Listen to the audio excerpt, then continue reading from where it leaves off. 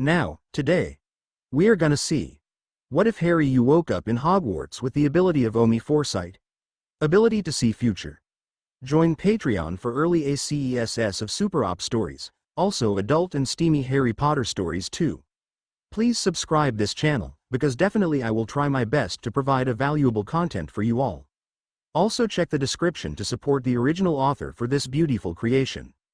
When I first came to in this new world, I found myself surrounded by a bunch of weirdo priests chanting some sort of spell. At the time I could do nothing but scream at the weird occult scene I found myself in. In later years I would come to learn that my mother had paid some charms masters a lot of gold to bless me with long life, something that seems to have evaded my family for generations. When I brought this to my mother's, for she was not my mom, attention, she would simply say, "Those whom the gods love die young," and I would be left to stifle a giggle at the irony of such a statement. After all, if the gods' love kills you, then is it their hate that brings you back?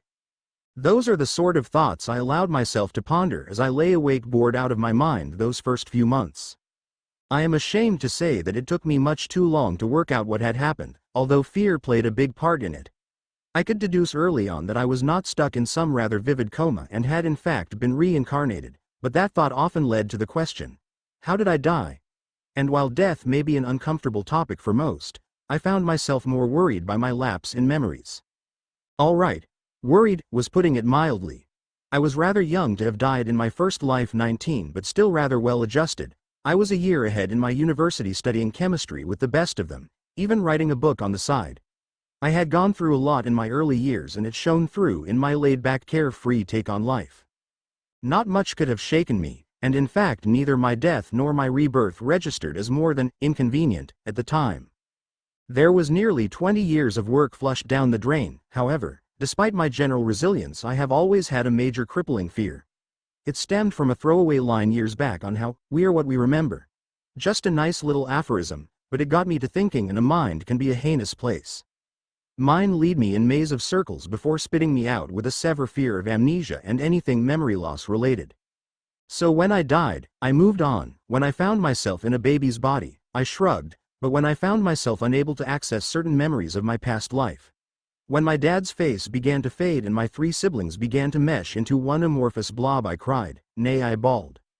I must have been a terrible baby, and it sure didn't help that whenever I let loose a whimper when I allowed my thought to stray from philosophies such as, am I reincarnated, or simply remembering the first few months of my life, to anything remotely related to my fading memories of competing in gymnastic meets. I found myself being rocked to sleep by the ugliest midget I had ever seen. It took me a while to come to the conclusion that the gods must have more than hated me, and unbidden a quote from a lecture long forgotten floated to mind about a girl named Cassandra with the gift of prophecy. Those whom the gods wish to destroy, they first make mad. It would cross my mind, religiously, every time something went wrong. For just like Cassandra, I knew exactly what was to come. After all, denial would only let me ignore what was clearly a house elf acting as my nanny or conveniently timed exploding light fixtures for so long. And denial would definitely not explain away the 2 faces peering down at me with beautiful locks I used to jokingly compare to my own, nor the way they so carefully introduced themselves as my big brothers, Siri and Reg. Yes, like Cassandra, I found myself with knowledge of a future most bleak, and just like her I found myself in the exact position to prevent people from listening to me. Truly, I nearly broke that year. If it wasn't for my 2 brothers and their constant attempts to make me laugh, I would have. For it was their unconditional love that allowed me to find a purpose, and in finding a purpose, a reason to more than live, but thrive. Born Amalthea Doria Black on December 19, 1970, I was the first daughter of Orion and Walburga Black, and I was the self-appointed savior of Sirius Orion and Regulus Arcturus Black. Baby or not, I now had a mission, and I'd be damned if I let anyone take my big brothers away. Well, there's the prologue. The next chapter should be a little longer, although I am going to keep the chapters between 1K and 2K so that I can update faster. Thanks for reading. 1971 N. Here's the first chapter of Disenchanted. It's a little longer than the prologue. I'm going to try and stick to short chapters like this so that I can update a chapter a day or so. The year was 1971. It had been a couple months since I first found myself in this nightmarish situation. Time is hard to grasp when I'm constantly left to myself in a crib with only an astronomically correct night sky charmed to my ceiling. People who say there are too many stars in the sky to count just aren't bored enough. I only know it's been a couple of months because Reg had a birthday party the other day, and from the whispered conversations I managed to learn that his birthday is in March and I was born in December, the 19th to be exact. I will say I'm happy to not have had my birthday changed from my first life. Over the past 4 months I've managed to come to terms with my new family. Of course I missed my own family. I mourned the loss of my mother and younger siblings, but having lost a father at a young age I knew better than to look a gift horse in the mouth. After all, I could have just as easily been reincarnated into an orphanage, or into a family like the Crouches. No matter what the books said about the blacks, the fact remained that Orion and Walburga, father and mother, managed to raise 2 amazing sons. Besides, I know I'm going to be a Slytherin. Every quiz I've ever taken, including Pottermore, has told me so, not to mention the fact that I simply like Slytherin. Obviously I don't buy into the whole blood superiority crap that I'm bound to be hit over the head with for the next few years, but I don't think that cunning and ambition are bad traits. In fact, for someone with knowledge of the future, they're perhaps the best traits. They helped me to decide early on that I'm going to prevent my brother's death's ambition, and I'm going to do so by establishing myself as a seer cunning. I had many nights to sit alone pondering just how I'm going to affect the story. In doing so I managed to work out just where I was, and I can tell you my shock when I realized how bad my timing was. It was currently 1971, granted it was March, but still I wasn't even able to sit up on my own yet. By the time September rolls around I'll be barely able to walk. Which will be very useful, as that's right around the time Sirius gets sorted into Gryffindor. When the first war is going full swing I'll be 7. Maybe 8, and no one would be willing to listen to my opinion, not when I can't explain how I simply know stuff. The problem seemed insurmountable at first until I remembered that I wasn't in the same universe as my first life. Here it is totally possible for an 8-year-old child to know things she ought not to, if she was, a seer. Now I've read plenty of fanfiction through my lifetime, so I knew well enough that telling people to listen, because you can see the future, will get you nothing but laughs, or in my case extremely odd stares, seeing as I hadn't said my first word yet, let alone a complete if irrational sentence. The only way this plan would work would be if I managed to convince my family that they thought of it. If they saw all the signs, and thought I was a seer, then when I came to them with my unexplainable feelings, or odd dreams, they would be more open to listening. My plan was actually rather simple. I only had a handful of things I knew about that happened in 1971, and nearly all of it had to do with Sirius attending Hogwarts. I knew I couldn't draw too much attention to myself, so I had to show my talents, like with all baby magic. Accidentally. A child of my age should have no concept of time, so if I were to say, see, Sirius heavily aligned with the colors scarlet and red, well, as a baby, how am I supposed to know that is in the future? And if, the day before he leaves for Hogwarts, I, accidentally, turn his hair scarlet and eyebrows gold, and then let out a cute squeal, well, that's completely innocent, right? I thought so. Now if only magic were that easy to control. When I first woke up in this world and learned that I was a witch, I expected to feel different. I always had this image of magic circulating through my veins, pulsing, and just waiting for a way out. I was wrong. Magic is far more subtle than that. In fact, I can say with certainty that half the time I forget I'm even a witch. Magic isn't tangible at all. It's like a flame. Get close enough and you can feel its effects, see them even, but you can never actually touch it. Accidental magic is even harder to explain. At first I thought it was simply wand-less magic, that kids hadn't been told how difficult it is and thus were not restricted by societal views on what their magic can and cannot do. However, over time I learned that it was more of a pressure release system.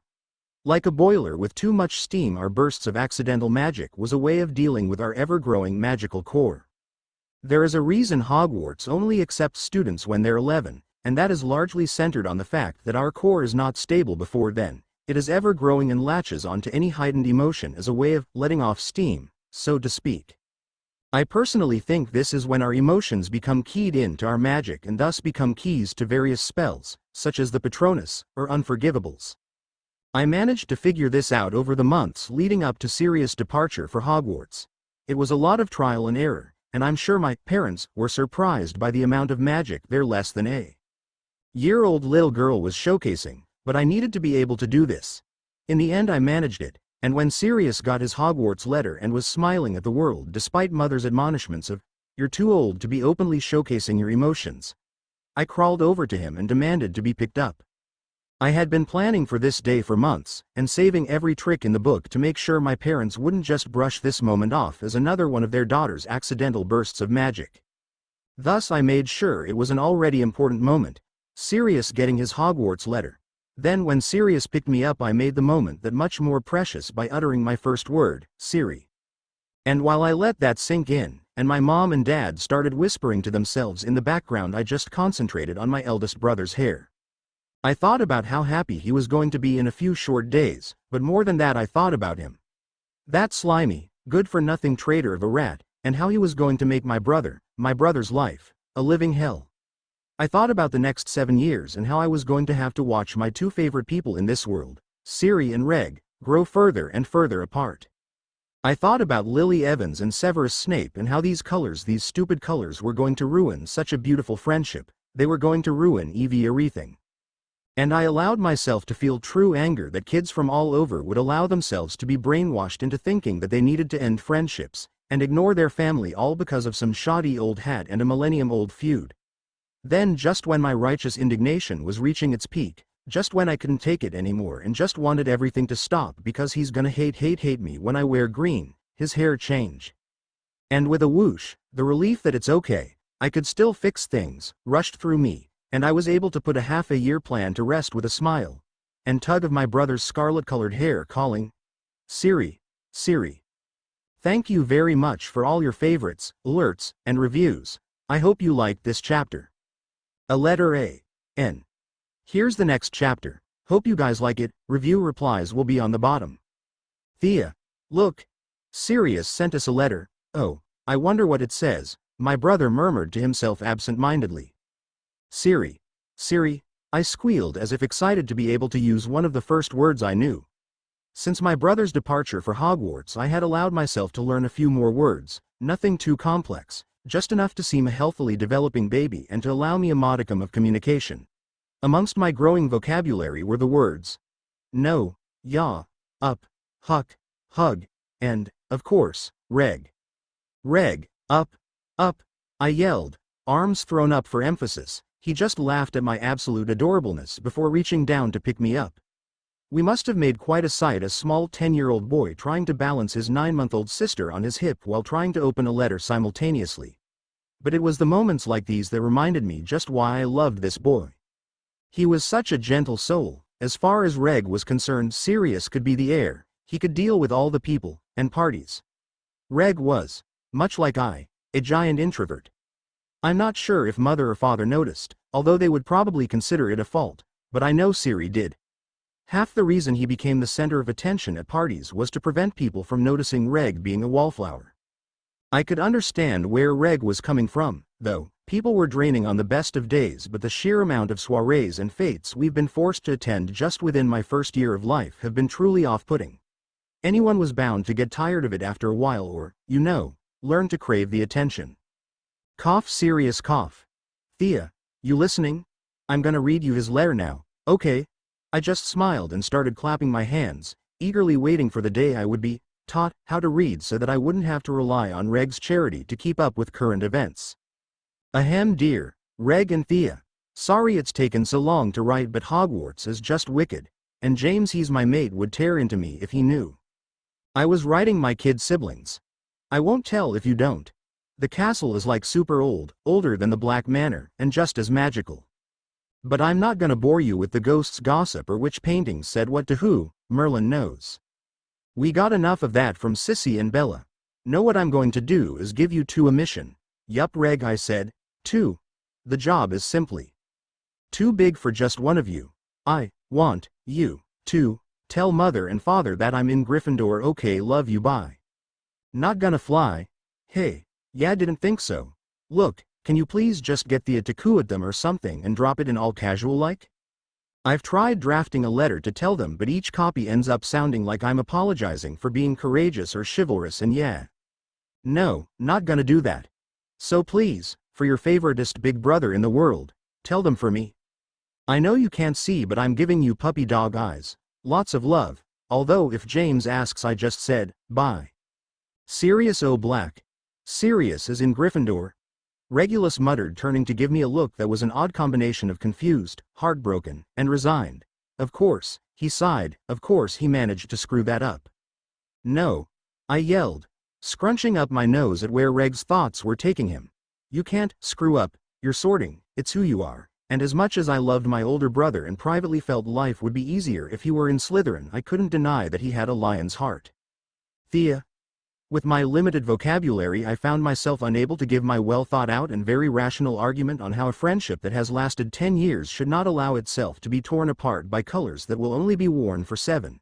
It reminded me of when I was in French class. I had the answer, just not the words. No, Reg. I repeated for emphasis. Siri, yeah, I smiled. You don't understand, Thea, Gryffindor's bad. Red is a no-no, he pulled a stern face. Green is yes, here he smiled. Arg. This is so frustrating. Why can't he just read my mind or something? No. Concentrating on Reg's short hair, I tried to congregate all my frustration of being misunderstood and ignored into one giant blob of emotions. Reaching deep down into my core to that dark part of me that was just slightly resentful at my brothers for their ignorance. It was just so annoying sometimes. Here I was, a grown woman with the knowledge to change the world for the better, being stopped because my brother was taught that red is a no-no since he was old enough to talk. It was harder this time to bring up the emotions needed for a burst of accidental magic. I liken it to reading a book. The first time you read through it, everything is so raw you can't help but cry. But by the second or third read through, the tears start to dry out. But, hard or not, it didn't change the fact that I need this to work. Not because it's good for the future, not because Reg should learn to be more open from a young age, but because no one should be led to believe that their core character is flawed. And I could already see how Mother and Father would use this as another way to pick on Sirius's flaws, and why can't anybody see that he hates rebelling? He doesn't want to be the black sheep, he just wants to spend his days hanging out with Reg and I. But he was raised to have black pride, and the first rule of the House of Black is, we bow our heads to no one. I could see in Reg's innocent whisperings the cruel insults of the future. How long before screw up wasn't tossed out lovingly like a kind reminder, but brandished as a weapon, a knife poised to stab him in the back. And as I watched the image of that perfect little family that I only just got and was starting to loose one by one crumble, I felt an emotion bubble up in the pit of my stomach. An emotion I've repressed for so long and so instinctively that I had yet to grow jaded by it. Panic. Unadulterated, uncensored panic, and as is often the way with these things, it was beginning to spread. No longer was I only yearning the loss of my fabricatedly perfect little family, but rather the fear that this little boy in front of me would one day wear a Death Eater's mask. That little Reg, little kind-hearted, house elf-loving Reg, would be forced to pilfer, torture, and murder, and if I was being honest, there was nothing I could really do, and I could feel the walls closing too close, too close, too close. Thea, and there was nothing to be done, and why did Sirius have to put this on my shoulders? Why did he have to be a Gryffindor? But then he would be miserable in Slytherin, and arg. This stupid feud is just so annoying. They're just colors for Merlin's sake. Just red-green, red-green, red-green over and over, and Sirius Reg, Sirius Reg, Sirius Reg, around and around in circles, and then bang. Thea. Reg called from somewhere far, far away. Mother, Father, come quick. Something's wrong with Thea. When I came to, it was to a bunch of flashing lights and an odd stiff feeling in the depths of my muscles. As if I had run a marathon and then fallen asleep without first stretching down. It took me a while to get my bearings, but when I was conscious enough to notice that this was not my room and was I at St. Mungo's, my healer decided to fill my parents in. I was still a little out of it, but I did manage to grasp the gist of the conversation. Something about me straining my magical core, and that a baby my age should not be feeling emotions acutely enough to be using my magic to this degree. And are they sure I'm being cared for in a controlled environment, because something is causing these outbursts and I don't seem to be abused or neglected, but could they please just run a few more tests? And on, and on, and on. Basically I realized that magic has a limit and does not automatically replenish itself. Who'd have thought? Over the next couple of hours my parents and the healers seemed to dissect every little thing I had ever said or done. It was like this that I learned that I was way too far in my development stage for a 9-month-old baby once again ops, and that the magic I seemed to be doing was odd considering my upbringing. Apparently I had never seen the color red before changing Sirius' hair. My parents' whispering suddenly made a lot more sense.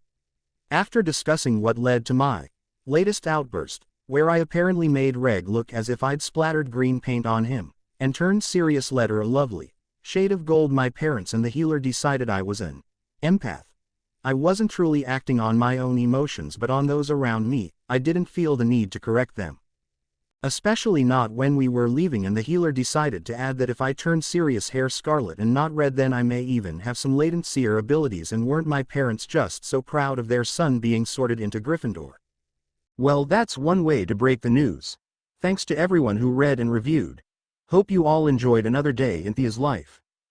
Below will be my responses to reviews. I'll do this so that I can respond to everyone, including anonymous reviewers, as I've seen a few other writers do so and think it's a great idea. So without further ado, Jolly Loser, thank you so much for both of your reviews. I hope you enjoyed this chapter too.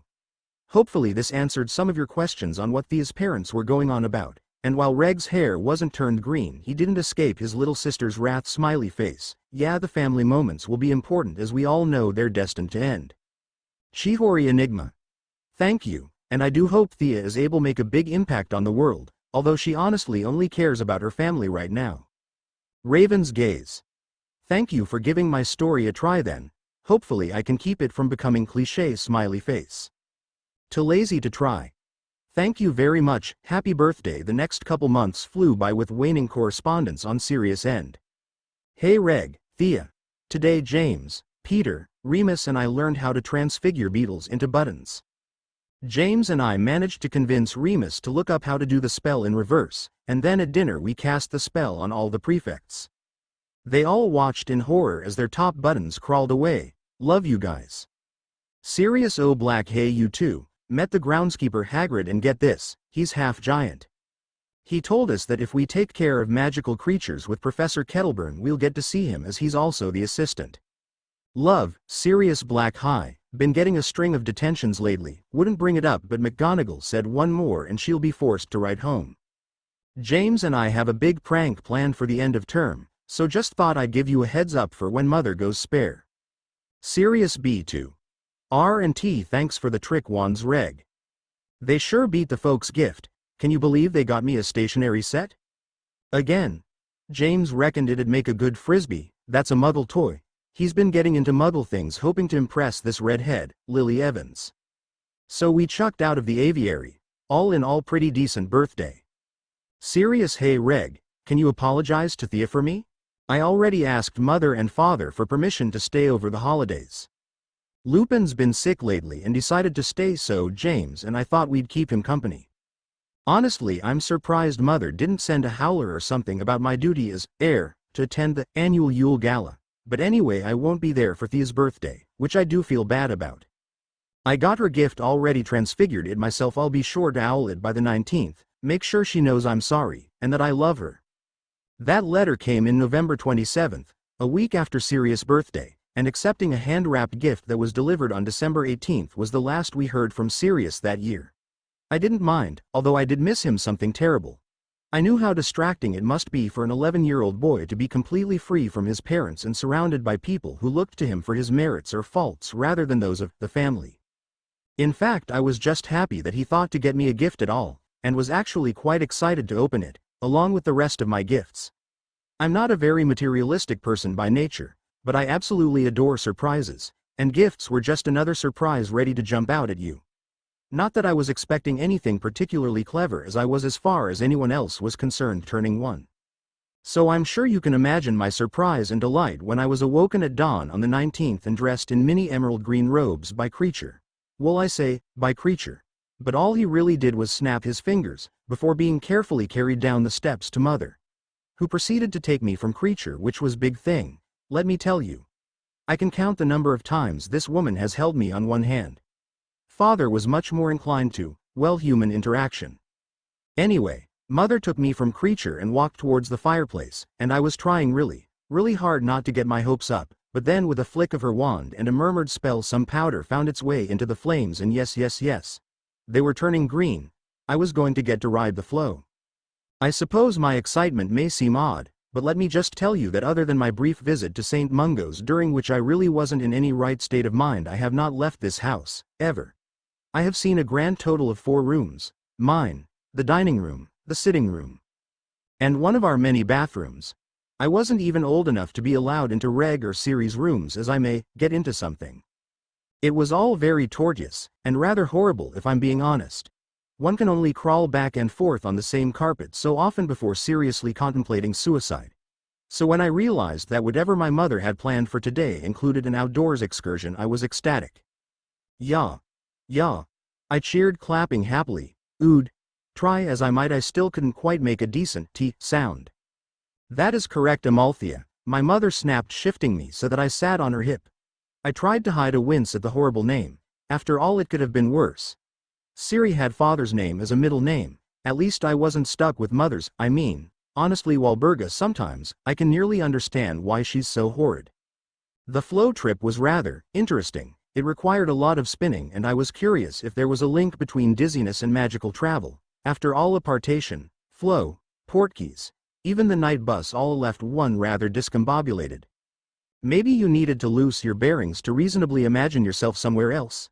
I know deliberation is an important part of all magic, but especially magical travel, but I'd imagine it hard to imagine yourself there when you can so clearly see, smell, and feel here. But I digress. When Mother stepped out of the fireplace, it was to a nice round of polite applause. It took me a while to recognize that I had simply went from one black estate to another. I snorted. My mother and I needed to have a serious discussion on what the word out meant.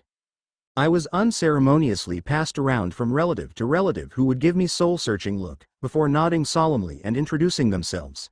It was all rather, well, traditional, and I was not quite sure how to feel about it. On one hand, parties were meant to be fun. They were about hanging out with your friends, gorging yourself on overly sugary foods, and receiving gift after gift. On the other hand, this clearly meant a lot to my family, and how odd was that I was getting to spend my birthday with my family, not just my immediate family either. I was used to that, my immediate family I mean. They would attend every birthday I had, in my first life, but the rest of my family, the cousins, the uncles and aunts, even the grandparents, they couldn't attend if they wanted to. It just wasn't feasible with them living on another continent and all. Besides, I'd been to Reg's party even if it was long ago, and he'd had a real typical birthday. So perhaps it was just this birthday. I was turning 1, and I don't know much about wizarding culture. Maybe that means something amongst pure blood families? I would soon come to realize that yes, the first birthday is an important one to wizarding families at large. I would realize this when I was promptly placed in a high chair with a bunch of, seemingly random, items scattered on the table in front of me. When the adults behind me started making rather loud guesses as to what I would pick, I finally realized what was up. Dolyanchi, that's what this was about. This was my first birthday, and in some bizarre twist of fate it seemed as if wizarding Europe, or at least the English families, I doubt only the blacks would partake in this tradition, have adapted a Korean celebration. The items in front of me each represented some future career or something, and in choosing one I would supposedly be choosing my path of life. Well, bugger. I'd yet to actually give it much thought, and I'm not sure just how much Mother Dear would feel the need to follow the tradition and ensure I end up on my chosen path. Luckily, all the gambling going on behind me gave me a pretty good idea of what each item meant. Quill. Scholar purple cloth. Healer charms bracelet. Architect galleon. Entrepreneur symbols. Entertainer brushes. Artist. Snitch. Athlete parchment. Ministry official. I was truly at a loss for what to pick. I had wanted to be a doctor my first go around, but had just decided I like science for the sake of science before I died, so would that be a scholar?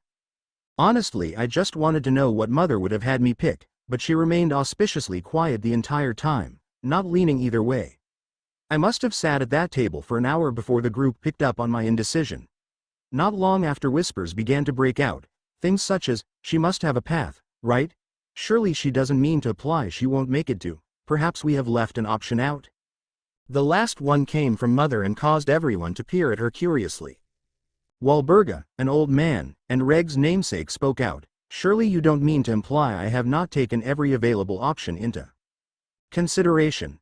Grandfather Arcturus was a regal man who stood much like I imagined Dumbledore would.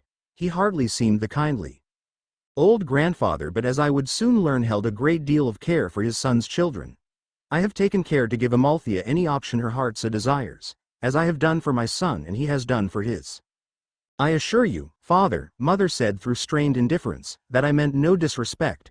I was simply bringing up the point that the options offered are generic, and while that is often enough, some information has recently come to my attention that may indicate a more specific option be made available.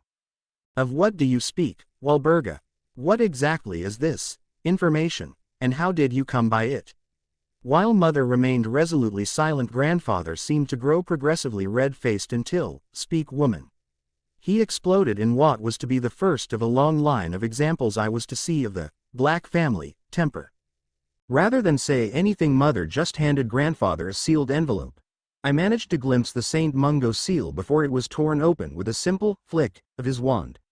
I watched, silently, as grandfather Arcturus read what I was sure was a summary of my empathic abilities.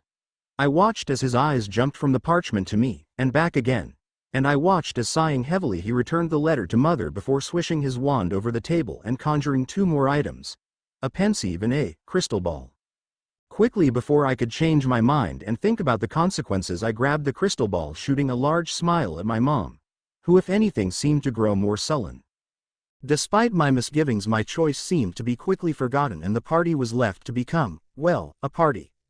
Cake was brought out and presents given, a vast majority of them new robes or simple baby toys, although I was rather disturbed by the house elf plushie complete with voodoo pins.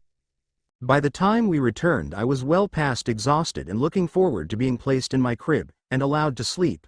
I was so tired that I had forgotten all about Sirius' gift and the fact that I hadn't seen Reg all day. Apparently my first birthday party was no place for a child, right? So when Reg walked in moments after I'd been spirited away into my crib by Creature with two badly wrapped gifts, I was extremely surprised, and this of course absolutely made my day. "Here, Thea," Reg called as he handed me a bundle of green gift wrap. "Creature helped me make it," he added sheepishly. I tore into the paper with reckless abandon only to discover 2 silver mitts and a knitted green hat that was just a little too small for me. At the realization, a blush seemed to completely overtake his face and I could only coo at how cute my brother was. "I'll get mother to resize it in the morning." At the sight of my laughter, he seemed to relax and handed me the next gift, in predictably red gift wrap, with a mumbled, "From Siri," before stepping back and peering curiously at the gift.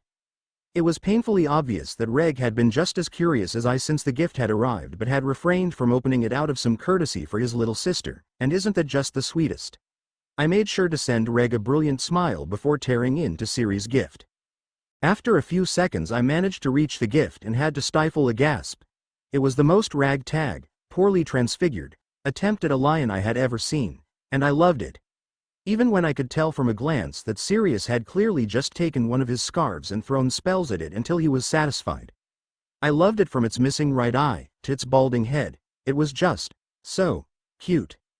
Unfortunately, my opinions weren't shared by Reg, who muttered derisively under his breath about how Sirius could have put in some effort and shouldn't be trying to corrupt me. Considering the color scheme of his gift, I wasn't too sure he had any place to complain, but I was tired and it was my birthday, and the last thing I wanted was to go to sleep with the knowledge that Reg was unhappy, so without any thought, I took my brother's slightly too small green hat and shoved on Leo's head. Yes, I already named him. I then held him up like Simba from The Lion King and began to chant, "Reg, Siri, ya."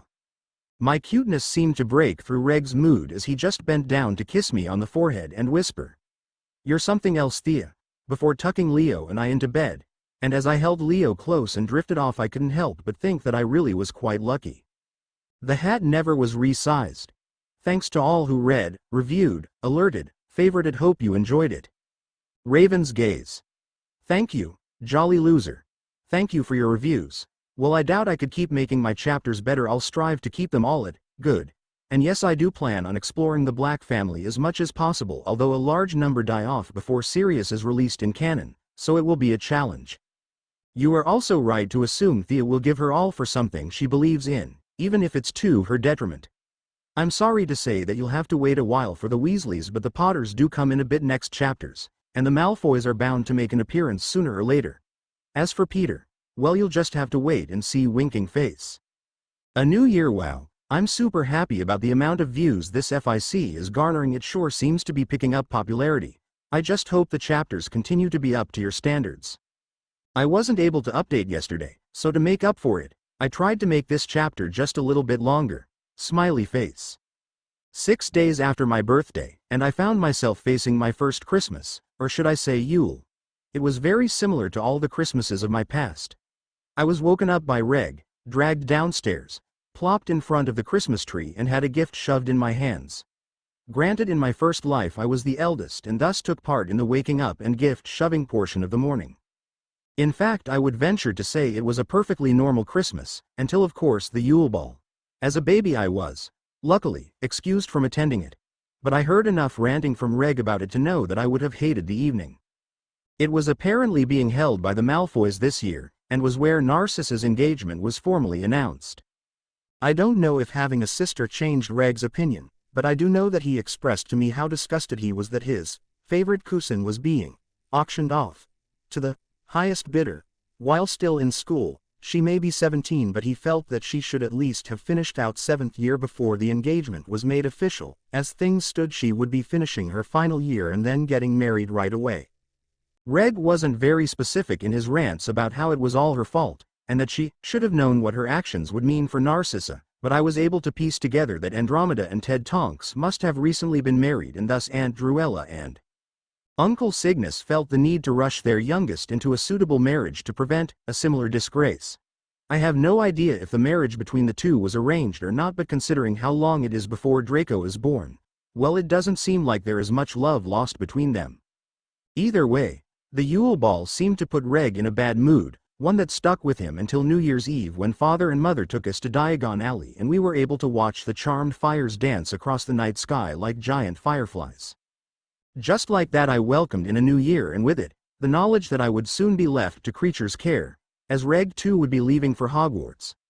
While I was eagerly awaiting Sirius' return, and meeting James, who had apparently accepted an invitation to spend a week at Grimmauld Place, I wasn't looking forward to the inevitable tension that would arise. When Mother had first heard from Sirius that he would like permission to invite Lord James Potter, of the House of Potter, for a few days, she was surprisingly accepting of it.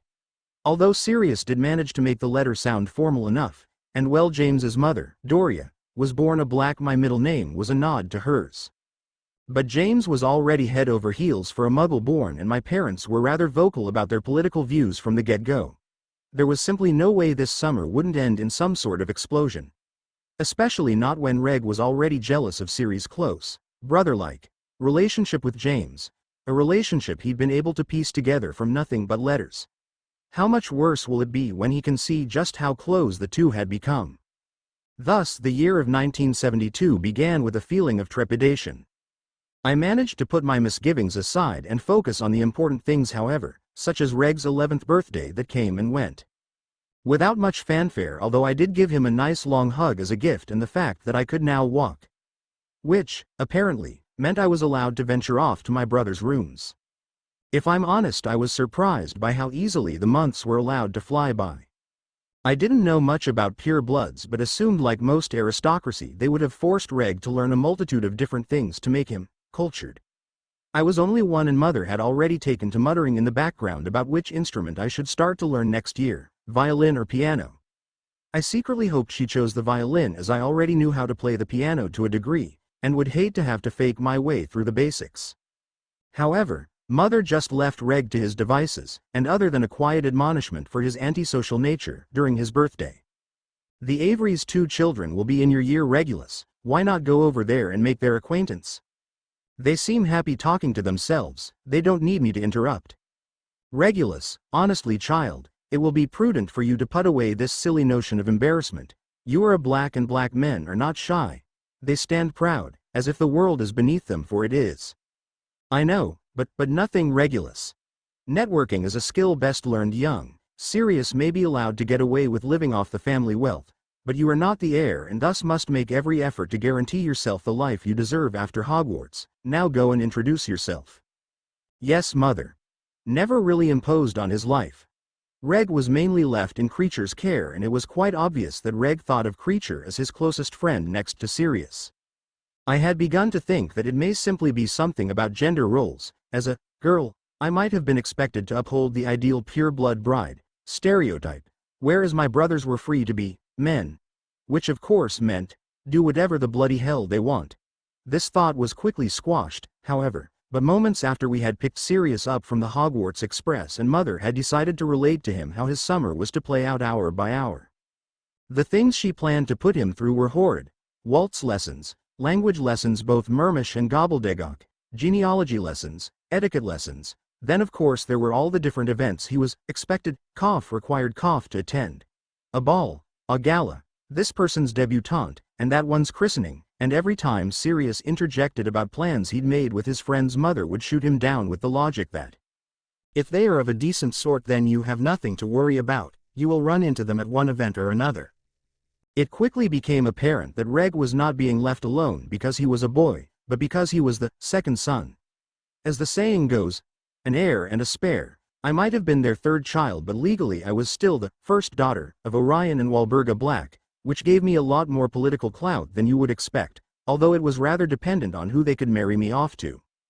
Either way, I may end up the mistress to a most noble and ancient house and needed to be trained accordingly. Likewise, Sirius was to be the master of the House of Black, so he too needed to be ready to take over should father die. Reg, however, had no real importance unless Sirius died or was disowned, and so was apparently not worth the effort to teach.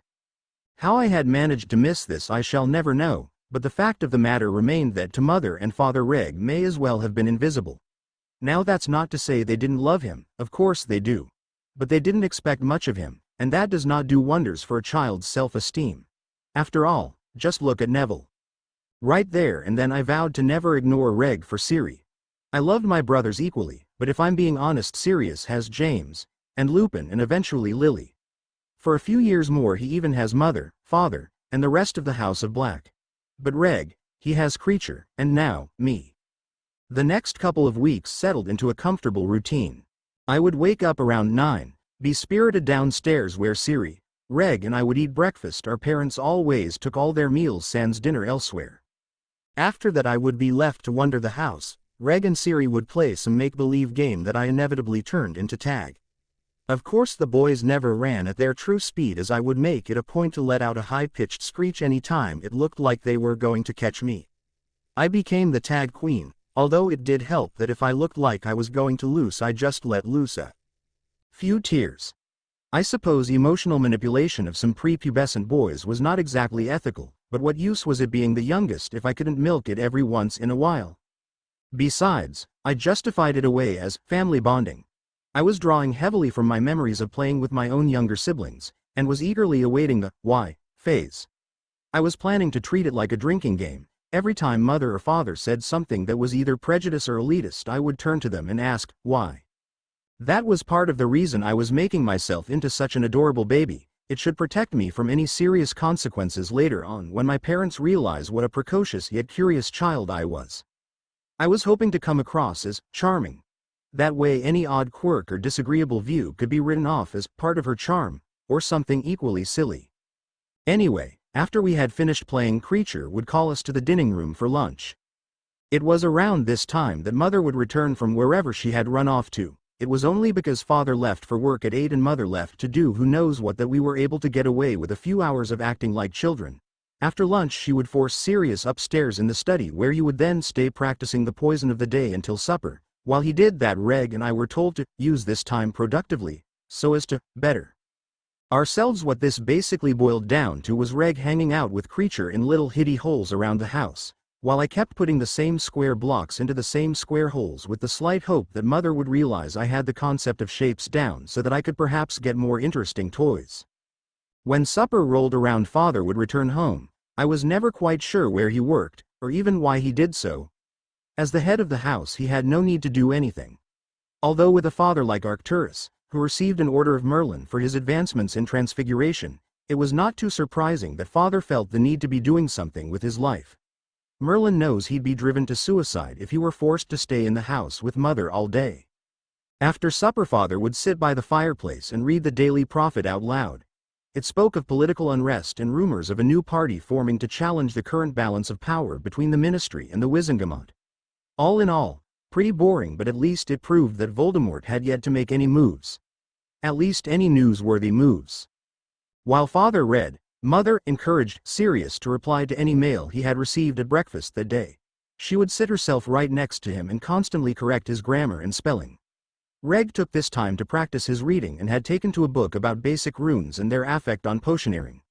While I made myself comfortable next to him, with Leo in my arms, and tried to capture the moment in my memory, which inevitably ended up with me asleep on the couch, only to wake up at 9 o'clock the next day in my crib again. This continued day in and day out until about 3 weeks before summer's end. The day started the same as any other. I ate breakfast, I played tag with my brothers, I faked a few tears, and Mother returned home. Only this time, instead of sending Sirius upstairs to the study, she sent him to his room so that he could change into his best robes. After all, we were expecting the future Lord Potter at any minute. Sirius changed so fast that I'm pretty sure he had Creature do it for him and was back downstairs before Mother had even finished talking, and it was a good thing too, for at that very moment our fireplace turned green. Thanks to all who have read and reviewed.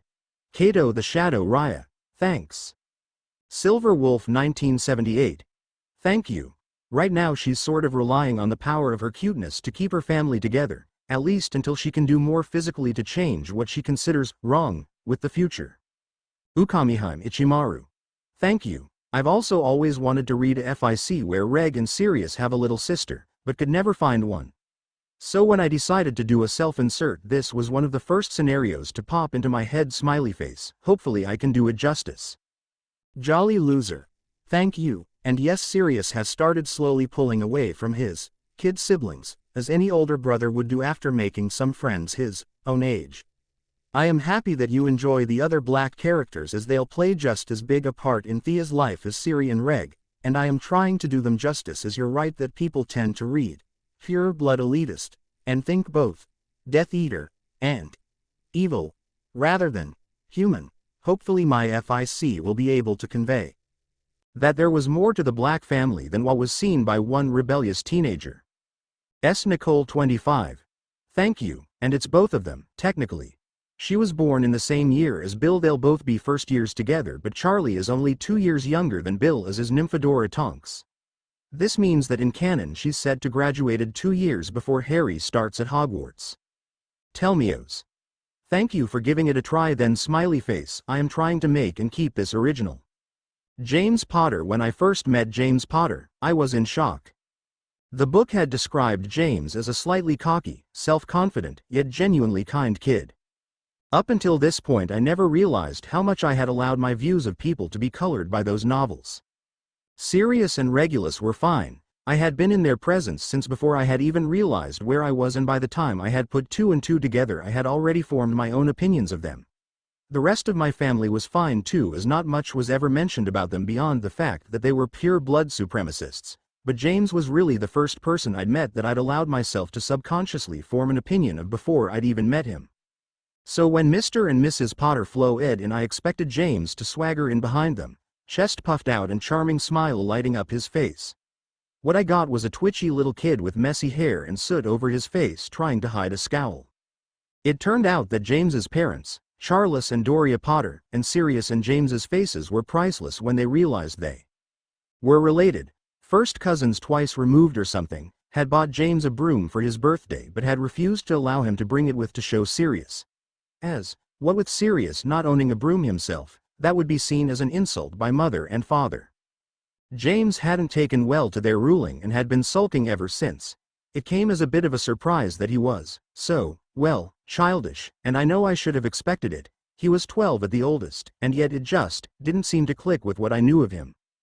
I mean, okay, sure, he was a prankster and a bully. I know he came across as arrogant, but for all the flaws I had imagined and rationalized my way through, it wouldn't do to hate on Sirius' best mate. I had somehow forgotten. Childish, honestly, I am not quite Sure, what I was expecting, but it still came as enough of a shock that I had managed to miss the entire conversation that went on between our parents before the Potters left and Mother dismissed us to go play for the rest of the day. In fact, I wasn't brought out of my stupor until Sirius made it a point to introduce James to us, which was when I had my second grade epiphany about the boy. Wow, mate, your sister's adorable. Hi there, Thea. Who's a good girl? You are. Yes, you are. He seemed to be under the impression that I was a dog. Over the next 3 weeks, my perfectly calm ritual had been thrown into utter chaos. It didn't bother me much at first. I am a very spontaneous person by nature, and the routine of my life had become rather tedious at this point. However, after the 30th attempt by James to get me to say, "Jamie," I found myself ready to kill someone. It didn't help that James had taken one look at Reg and decided he wasn't cool enough to hang with Sirius and him. Sirius had looked torn for a moment or two before telling Reg to go hang with Creature or something. I only got them to reconsider by bursting into tears every time Reg left the room. I was not letting them ignore Reg. In fact, I made it a point to crawl towards Reg as soon as I saw James heading my way. It was my subtle attempt at telling him, "You won't turn me against my brother." I had started this after he had taken to chanting Gryffindor at me under his breath. James, for the most part, was actually a rather charming kid, even if he did treat me more like a pet than a child. With him in the manor, Sirius had been let off the hook for most of his lessons, and as such always seemed to have a smile on his face. On the rare days that Mother forced Sirius up to the studies so as not to fall behind on his go obold gook, James was more than content to play with Reg and I. And the two seemed to get along surprisingly well. James, having accepted Reg as a sort of pseudo-Remus after a few days, was awarded by a lot of smiles from me. He seemed to pick up on that really quickly, that the kinder he was to Reg the more I would do for him. Whether it was allowing him to pick me up or trying my hand at his name, I had managed J by the time he left. In some weird twist of fate, it seemed that I was training him. Of course, the fact that Sirius was happy to see his best mate and little siblings get along may have had something to do with James's compliance. He did seem to adopt a sort of amused, resigned expression early on, so he may have just been humoring me. Either way, I made it a point to act extra cute. I will freely admit that I was abusing the fact that James had absolutely no immunity to my cuteness to my advantage. It helped that by being the only child of an elderly couple, James's was very accustomed to getting his way and so often didn't question anything I asked for, even when he really shouldn't have given me that third chocolate pudding cup. All in all, things seemed to be going well, too well, so it didn't come as much of a surprise when everything went to hell on James' last day with us. The day started the same as any other, with the only change being that I had decided to bring Leo down to breakfast with me. Today was James's last day with us, and as he had been extra kind to Reg and I last night, he had given us a crash course in transfiguration. I decided he had earned a right to be introduced to him. So when James had joined us at breakfast, I made it a point to call out to him, "Jay," before waving him over to show him Leo. James had waddled over and looked at my lion with a bemused expression before handing me a piece of bacon as if I was a dog who just performed a trick and needed a treat. If I was feeling up to it, I would have puffed my cheeks out and pretended to be offended, but honestly, I really wanted the bacon. I was still too young to eat such greasy food, according to Mother. So this was the only way for me to get some bacony goodness. After that, breakfast passed in relative calm, until the mail arrived. Turned out someone up there wanted a laugh, as today was when Reg's Hogwarts letter arrived. Today was also the day that Mother happened to be home rather than having tea with some old ninnies. So when Reg got his letter and James was there to congratulate him with a "That's great, mate, maybe I'll see you in Gryffindor," Mother was there to respond with a "Certainly not. One disgrace was enough, thank you very much," which of course got Sirius to leap in with a "What is that supposed to mean?" And before you knew it, Mother and Sirius had dissolved into an all-out screaming match about how there is nothing wrong with Gryffindor, and, of course, it's the house of mudbloods and blood traitors alike. Which quickly drew James's in, who tried to calmly state that there is nothing wrong with Muggle-born's Mrs. Black. Leaving Reg and I completely excluded, and looking over at Reg, I noticed just how hurt he was to be ignored right now. Now, of all moments. While he held his Hogwarts letter in his hand, he had probably been looking forward to this day for the past 11 years. I know I was looking forward to when I'd get my own letter.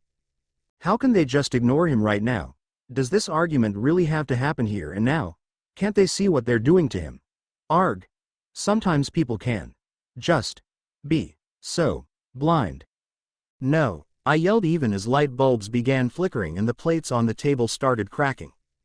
It had been a long time since I had truly lost control of my magic, but I couldn't find it in me to care that I could feel my energy leaving bit by bit. I didn't care that everyone was looking at me with a myriad of emotions playing across their face. And I did not care that I seemed to have introduced a mini tornado to our kitchen, because why should I care when no one seemed to care about Reg? I can't tell you exactly what I was thinking at that moment. I don't really think I was doing anything but feeling, if I'm honest. I'm not sure just what I would have done in my anger, but luckily I never had to find out because at that moment Reg had walked over and given me a hug. Whispering, "It's okay, Thea. I am okay," over and over and over again, until I was able to let go of all of my anger and just allow myself to drift off. That moment was a changing point in my life, as it was the moment I learned 3 very important things. 1. My magic responded the strongest to my anger. 2. I had apparently inherited the black family temper, as I couldn't remember flying off the handle like that in my old life. And 3. Regulus was perhaps the only person I knew, or would ever know, who truly understood why I did what I did, and said what I said, as he had been the only person to realize why exactly I had felt the way I felt.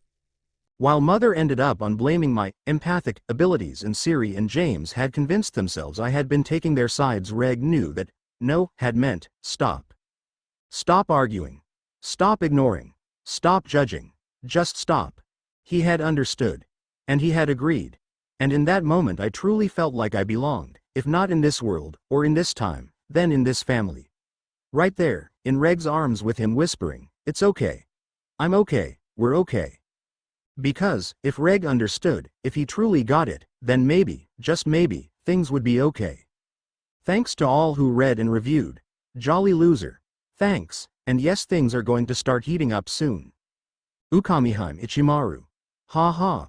Well, I'm happy you liked it, and as per your request here's an update today. Winking face. Raven's gaze. XD. Well, they certainly weren't impressed by him. Silver Wolf 1978. Here you go. Some Thea and James interactions, and don't worry, most people wouldn't have thought too much on Reg, but I needed some realistic interactions, and all we know about him is that he's the perfect son, which normally comes about when you're desperate for your mother, father to acknowledge you. Thus their non-existent relationship was born. It also helped to explain away his closeness to Creature. Guest. Wow, thank you very much. That is a great compliment that I'll try to live up to. S. Nicole 25. Well, you know, a little bit of treating her like a pet, an attempt or two at brainwashing her into a Gryffindor, and of course, ultimately, becoming her slave. Smiley face. In Memoriam A.N. This chapter is sort of an interlude. It gives us a better look at Thea's current psyche as well as setting the stage for a small time skip. For those of you who don't know, today is Memorial Day in America, so this chapter is also written as a small tribute to any and all who have suffered loss. Hope you guys enjoy. Calm and deep peace in this wide air, these leaves that redden to the fall, and in my heart, if calm at all. If any calm, a calm despair. In Memoriam 11, Lord Tennyson. You never know what you have until you've lost it. This is a truth that we all know, whether we understand it or not. I came face to face with this truth at a young age, when I lost my father. Anyone who has ever lost anyone close to them understands the pain I went through. Anyone else cannot possibly imagine, and I can't possibly do it justice in explaining it. But I can try. First of all, the death is never what hurts. There's too much shock, too much disconnect for the pain to truly set in. You're suddenly left with this image of what life was and this vague knowledge that it won't be like that anymore, and honestly, you can't understand what's to come. No one can. After all, who can envision a life they've yet to live? No, the death shocks you, jolts you from your complacency, and strikes fear into your innermost being with the knowledgeable that nothing will ever be the same again. But what hurts you is your life after the death. What makes you cry at nights is how everything is suddenly tainted. It's no longer, let's go to the park, but they used to take me to the park. No longer, I've accomplished this, but rather, I wish they were here to see. There's no more certainty. They're not there to say they love you, that they're proud of you, that they can't believe who you've grown up to be, because they aren't there to see who you've become. And that is why people say that the pain never truly goes away, even if days, months, years pass before it hits you again. Because it wasn't the death that got to you, it was having to live life one person too short. And every so often, when you least expect it, you'd find yourself in a new situation. Maybe you were going off to college, maybe you were starting up a business, or getting married. Either way, you found yourself in an unknown situation, and you can't help but let that little thought that you've learned to suppress but is always in the back of your mind slip through. What would they think, say, do? And then the pain hits you, all over again, when you're forced to realize that you will never know. And all of this is assuming no regret on your part. That you cherished this person before their death and that they died knowing you loved them. So when someone says, you don't know what you have until you've lost it, you'd do well to not brush them off. But the strangest thing about being human is that we know all of that and yet we do it anyway. How many nights had I lain awake crying about my father, swearing to myself I would never take a person for granted again? How long had that lasted before I allowed myself to yell at my siblings, to disobey my mother? How long before I shamelessly tore down the relationships I had worked so hard to guard immediately after that loss? Sure, I had allowed it to change me. I became more of a daredevil. I told friends and family alike that I loved them without any prompting. I started apologizing when I knew I was in the wrong. But I never stopped taking them for granted. I never thought about what life would be like without them. I never realized what I had. And now, they're all gone. Perhaps that was why I was so quick to attach myself to Regulus and Sirius. I had just lost everything and everyone I ever knew, and I was in shock trying to grasp the concept that as far as my life was concerned they were all dead. My mother. My sisters. My brother. My friends. Heck, even my cats. Everyone I knew was dead, and that thought, knowing what death meant, and equating that to the very people who had been my pillars in my past life, that thought was enough to break me. So when two innocent little boys introduced themselves as my big brothers, I grabbed onto them with a death-like grip. Here were two people I could love and be loved by, two people that could ground me. Here were two people that could be my pillars in this new world. And the fact that they saw themselves as my older brothers only helped. I had been the eldest amongst my siblings. I'd never had an older brother, let alone two, so I never felt as if Reg or Siri were replacing anyone in my heart. Not like mother or father. Friends I could deal with, you could always make new friends, but family was irreplaceable. Family was meant to be forever. It was just a fact as far as I was concerned, and such an attitude had led to me unconsciously distancing myself from mother and father. Even the way I addressed them spoke of this chasm. They were never my mommy and daddy, not how my brothers were, Siri and Reg. I never thought about what this dependency would mean for me in the long run. I felt some strain when Sirius had gone off to Hogwarts, but Reg had seemed to double the amount of time we spent together, helping to push the pain to the back of my mind. But with Reg gone, there was suddenly no one to distract me from my, admittedly, morbid thoughts. Thus, I came to realize how completely dependent I was on my brothers. Not only did they ground me, anchor me to this world, to this family, but they spoke to me, cared for me, included me. With Reg now at Hogwarts, Mother had begun to focus her attentions on grooming me into the perfect pure-blood bride. The time spent together should have allowed me to grow closer to the women, but if anything it only helped to cement her role in my mind as caregiver, or tutor, but never mom. About the only good thing that had come from the time spent with the women was the fact that by the time Reg came home for winter break, Sirius decided to stay at Hogwarts again. I was speaking in complete, if simple, sentences. Unfortunately, Reg was gone all too soon, and I was back to my depressing life of lessons and solitude. This static state of mother, father, and I coexisting but not living together became the defining characteristic of the next few years of my life. I had fallen into complacency once again, taken my life and the lives of those around me for granted once more, but I had learned my lesson this time around. And the second I started noticing the signs that things were changing, I snapped into action.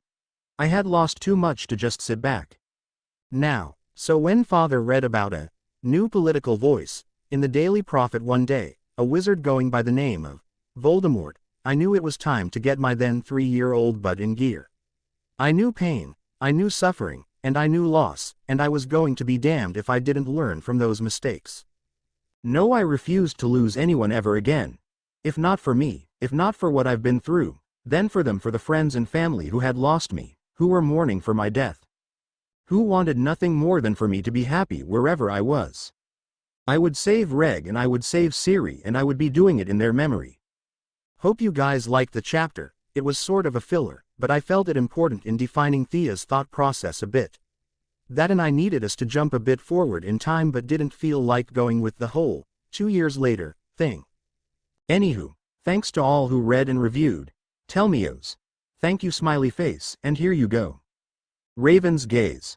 Ah, I should have written that. I'll have to find a way for Thea to get back at James in the future. Maybe an anonymous gift of a dog collar or something. I can see it now. James would be absolutely convinced that the gift was meant for Sirius until he points out that the collar has his initials, JP, charmed on XD. Thank you. Ukamiheim Ichimaru. Thank you, and yes, that was the beginning of the end, I fear. Unless Thea has her way, that is. Ha ha. As you can see, Thea's a little more than lonely, but she kind of brought that on herself. Nicole 25. Haha, James has definitely managed to get himself off the invite list. As for Sirius, he's bound to pick up on the bond between Reg and Thea, eventually, you know, when he manages to get his heads out of the clouds and actually take a look at what's going on around him. Winking face. Vivi Potter. Ah, thanks. Well, if she manages to change the future enough that James's survives for her sorting, then I'll be sure to include a scene about his reaction. Nightmares. A.N. Sorry for this update coming later than the others. I spent yesterday drawing the picture that is now the title picture of this FIC amongst other things. Hopefully this chapter was worth the wait. Malcolm X once said, "The media is the most powerful entity on earth, because they control the minds of the masses." I had never quite believed in the power of media growing up, despite the stories my mother told me of her childhood in a country that had blanketed their media coverage for years. I couldn't help it. America had always been so insistent on freedom of speech, that to try and imagine a life in which we weren't free to say whatever we wanted, a life in which the news couldn't be relied upon to at least make an attempt at being unbiased, was like trying to explain colors to a blind man. I knew, intellectually, that the Daily Prophet was not really independent of the ministry, but I didn't expect such blatant propaganda. Not that the change was immediately noticeable. It started out, as most takeovers do, very subtly. There had been talk for years about a new political party arising that wanted to protect magical traditions and culture, so no one truly questioned when the Prophet started reporting on how the party was gaining popularity. After all, elections were just around the corner, and who knew if one of these so-called Death Eaters were going to run for minister. The news was good, and people were interested. It didn't help that the figurehead of this party, a man going by the name of Voldemort, had managed to get the backing of a multitude of pure-blood families who both had the goal to make sure this endeavor had a serious chance at success and were old enough families to have chairs amongst the Wizengamot, which is a must in attempting to get any policy passed. People could smell that something was up, and wanted the Prophet to get to the bottom of it. After all, wasn't that the job of a paper? Thus, when the Prophet started phasing out other columns that just so happened to normally feature pro-Muggle or Muggle-born pieces in order to keep up with the people's demands, well, who were they to argue? When this continued for days, weeks, months, well, this party was just so interesting. Have you read that paper they published on how Muggles haven't truly changed since the Dark Ages? It simply must be true. Look at the facts. Vietnam, the terrorist attacks at Olympics, and all this Cold War rubbish. And before long the paper had gone from reporting news to gossiping about what the Death Eaters planned on doing next. The amount of support they managed to garner was, frankly, staggering. Even though I should have seen it coming, it wasn't like Voldemort was an idiotic or impatient man. As far as he's concerned, he's immortal, so why not take the slow and steady path towards victory? It's Tuesday that no one really sees war until it's upon them. But still, how was I supposed to warn anyone when the whole world was convinced that Voldemort was looking out for their best interests? It was around this time, about 2 months before my 4th birthday, that the nightmares started up. Before this I had managed to convince myself that everything was okay, that I was doing enough by sowing the idea of my being a seer. How else could my parents explain away the fact that I had known the Kent massacre was to happen months before it went down? Into my parents' heads. That somehow, although I hadn't quite gotten that far, this would allow me to fix everything that was to go wrong in my future. But the past year had managed to dredge up some old insecurities. After all, how much did I really know about the First War? And with these insecurities came the very real fear that I could, quite easily, fail at my self-appointed task. Thus, the nightmares. They were rather creative, and never the exact same as the other, but they all zoomed in on my fears of losing Reg and Siri. My fears of having them know I could have saved them but of my falling short. Or the worst, having them learn who I was and then reject me because, after all, I wasn't really their sister.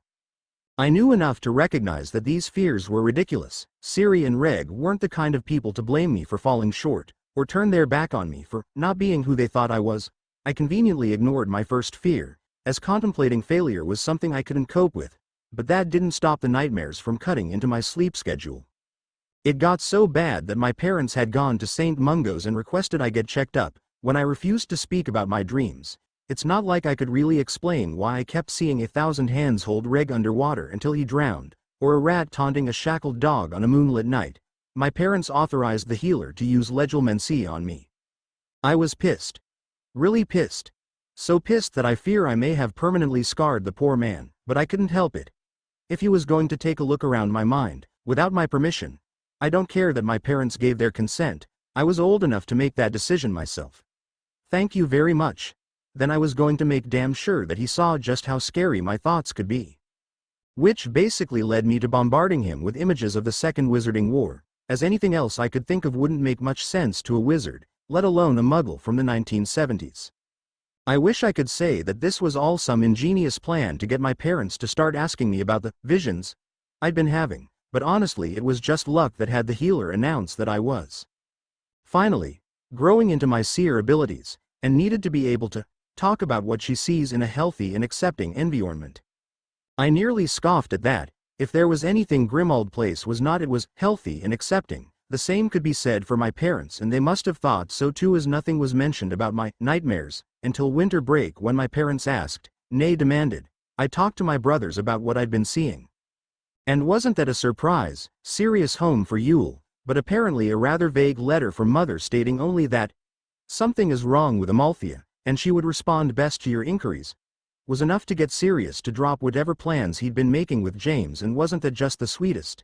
And rush home with Reg, who was equally concerned. Thus I found myself locked in a room with two overprotective brothers and a chance to finally make a difference, and I could just kick myself, because I had absolutely no idea what to say. Thea. Sirius called, snapping me out of my thoughts on whether to open with, war's coming, or, you both die. Thea, what did Mother mean when she said you've been seeing things? Did something happen that they're not telling us? I could only stare dumbfounded at my eldest brother. Even if it made perfect sense, he had never been home when I'd had my first freak out that had landed me in St. Mungo's, and he hadn't been to my first birthday where I had chosen the crystal ball. Neither Mother nor Father were the types to bring it up in casual conversation, and Reg, if he even knew himself, wouldn't have seen the point, having assumed Sirius already knew. Siri, I started cautiously, I'm a seer, I can see Dafur. I stumbled over the words, cursing my underdeveloped tongue as I went. Crash spinning around rapidly, I noticed that Reg had dropped the books he'd been holding in surprise. Huh, guess Reg didn't know either. Wah? Was his well-thought-out reply. Sirius managed a slightly more intelligent, since when? Tilting my head to the side, attempting to be deep in thought, I managed to drag out the suspense for a few moments before cheerfully replying with, I dunno, since forever, I dink. I nodded as if proud of myself. They said, Dad, I knew you was gonna be in Grin, your house, for you were dear. Although that wasn't strictly true, I doubted either of my brothers would feel the need to fact-check with my parents. This back and forth continued for a bit until Sirius suddenly decided that it was time to get to the bottom of why I looked like hell, which ultimately led to us discussing my nightmares. When Sirius asked me to tell them exactly what I had seen, that had scared me, so I didn't even hesitate. It didn't even cross my mind to be less than completely honest, or as honest as circumstances allowed, with my brothers. Not when sometime during our discussion Reg had sat cross-legged on the floor, and pulled me into his lap to show his silent support. Or when Sirius sat in front of me, arms crossed and scowl on his face as if he could protect me from my own inner demons. I couldn't lie when I was surrounded by the only two people who would actually care about how what I saw affected me and not them. So when Sirius said, Thea, I need you to tell me what you saw, everything you saw, and what you think it means. All I did was open my mouth ready to launch into a long overdue rant. Hope you guys enjoyed this chapter. Sorry again for the wait. Ukamihan Ichimaru. Sorry for the wait. Things have been a little hectic on this end, but I can promise you that the next chapter will be out real soon, as it's already mostly written. Hope you liked this chapter. Smiley face. Purple sky always. Thank you. I would imagine that depends on whether they are willing to accept the truth or not. A lot of people would prefer to live in ignorance after all. Raven's gaze. Thank you, jolly loser. Thank you. That was a big part of my reason for that chapter, to get to know Thea for who she was and not just who she is. I can't wait to get to those scenes too, even if they are a long time in coming. TT. Chihori Enigma. Thank you. Yeah, most self-inserts conveniently skip over the fact that to get there the character died, or they focus on how the character died and never on what the character was forced to leave behind, so I tried to be a little different. Smiley face. Fan. Thank you, Nicole 25. Thank you, and I do think that she would have been forced to accept her parents on a more personal level if they didn't almost encourage distance amongst their children. I imagine it would have taken a while, but that Thea would have eventually come to accept Walburga as a second mom, the way one might to an aunt they're found of or a close friend's mother. Visions A.N. Here's the next chapter. Hope you enjoy it. The plot's finally getting somewhere. Smiley face. An eerie glow painted the room no cave I was in with a green light. I could feel myself shiver at how wrong this place felt.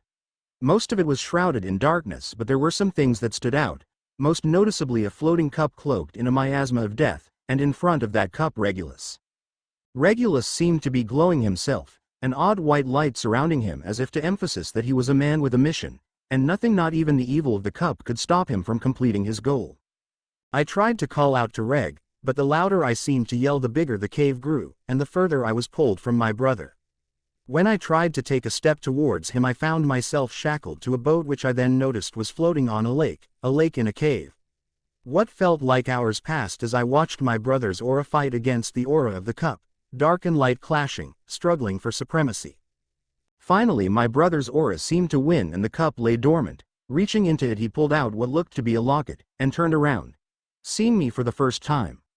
I expected Regulus to be happy, but he looked at me with nothing but hatred on his face. Reg. I tried to call out, confused. What's wrong? My brother began yelling at me, and although no words left his mouth the cave remained eerily silent. I could still make out what he was saying. What are you doing here? Going to get everyone killed? Done enough already. Just leave me alone. Reg worked himself up into such a frenzy that he didn't notice the dark aura seeping up from the locket in his hand, and stretching towards the lake. I tried to call out to him, but he would have none of it. He just kept ranting at me about how I should have tried harder and never let him join them. Nothing I said or did had any affect. Reg just continued yelling while slowly advancing on the lake. And the second his feet hit water, everything went to hell. The next minute there were hands, hundreds of hands, all pulling at Reg, pulling him into the lake and holding him there, and he wasn't breathing, and I couldn't move no matter how hard I tried. And then, they dragged Reg under, until I couldn't see him anymore, and I was still shackled to that boat for what felt like an eternity before the locket slowly floated to the surface of the water, surrounded by that dark aura once more. Wow, Thea. Sirius muttered, shooting Reg a worried glance. You've been seeing that, every night? I shook my head. No, that's only Defer's nightmare, Siri. Sirius seemed to pale, before motioning for me to continue. I was outside, in the middle of some forest, and it was dark around midnight. The only light came from the full moon overhead, illuminating the spring buds on each tree. I began pacing the forest, trying to find someone, or something familiar. Eventually I managed to spot a doe in a clearing. She was a beautiful thing standing there bathed in moonlight. For some reason I felt as if I could trust her, and she seemed to trust me because she brought her young fawn forward. I reached down to touch the young deer when I was startled by a growl. A giant wolf and dog were suddenly in front of us, and they were circling each other in a deadly dance. Looking at them I was so confused. Their emotions clearly screamed, protector. They both wished to protect the fawn, but neither wished it harm either, so why did they feel the need to fight? Just when they were about to lunge at each other, a stag in all his beauty charged between them, breaking up the fight. The next moment the scene changed. I was still in the forest, and the moon was still full, casting the forest in an otherworldly glow. But the leaves on the trees had changed color. It was clearly autumn, and the stag and doe were nowhere to be found. Instead, the wolf and the dog were glaring at each other from opposite sides of the clearing. I noticed a red string tied around the neck of each animal, and the string seemed to lead deeper into the forest. Following it, I eventually ran into a rat that had both strings tied to his tail. This rat seemed to be seeped in the same black aura as the locket from another time, which immediately put me on edge. But I was curious as to where the rat was going, and so I followed him, until we came upon a horrid sight. The doe and stag lay dead on the forest floor, their fawn nowhere to be seen. I turned to glare at the rat, for I knew he was to blame, when the scene changed once more. Suddenly I was in a kennel, forced to watch the dog being mistreated while the rat, silently, mocked him. I tried to yell that the dog was good. It was the rat. Can't they see? The rat was to blame? But no one turned to listen to me. It was as if I didn't even exist. Are you sure those were the animals, Thea? Sirius questioned me, deadly calm. A rat, a wolf, a dog, and a stag. I just nodded. Had Sirius completed his animagus transformation yet? I didn't think so. It should still be another year, but maybe they knew what they were going to transform into. And doe. I reminded him. She was wheelie pwat with her red coat and green eyes. Was that laying it on too thick? Meh, too late now. Sirius let out a laugh at that. So Proms ends up with Evans in the end? He'll be pleased to hear that. Crap. I thought. Sirius can't just go around telling people about my visions. I trust James, I do. But he's too trusting to have information like this. He could easily let it slip to Peter, and then Voldemort would know, and even if he doesn't, James would tell Dumbledore, who is only a slight step up from the Dark Lord on my list of who not to be noticed by. No, Siri, I yelled, swatting at him for good measure. I tell you and Reg, 'cause I wove you and I don, wan, you two to Jeed Hugh. But you can't tell anyone. Thea's right, Sirius. Reg whispered, entering the conversation for the first time. A seer, a true seer who can both see and remember events rather than just give a vague prophecy, is extremely rare. If it got out that Thea knew things, well, it could end badly, really badly. Ah, you worry too much, Reg. Who's gonna do anything to her? She's a black, she's about as protected politically as anyone in the country, and it's not like someone's going to just sneak in and snatch her up at night, right? Oh Siri, that's exactly what could happen. Apparently Reg shared my sentiments, as he just gave Sirius an, "Are you an idiot?" look, before sighing. Sirius, he began, slowly, haltingly, things are starting to change. I've been hearing things around the common room. Nobody is quite sure how or to what extent, but the Death Eaters are planning something. The prefects are already hinting that we may want to get in early before things start to heat up. I was shocked. I knew that Slytherin was always more in the know when it came to Voldemort, but for some reason I never thought that Reg would be privy to upcoming political unrest. And what did he mean, get in? Surely Voldemort couldn't have been recruiting already? Well, yeah, I'm not an idiot, Reg. They're obviously setting up to do something big, but that's just politic. What's that got to do with Thea? This time Reg openly called Siri an idiot. Honestly, Sirius, he sighed, sometimes you make me wonder, what? If Thea could predict the future, Regulus began, as if talking to a particularly dense child, then she could theoretically help the Death Eaters gain even more political power.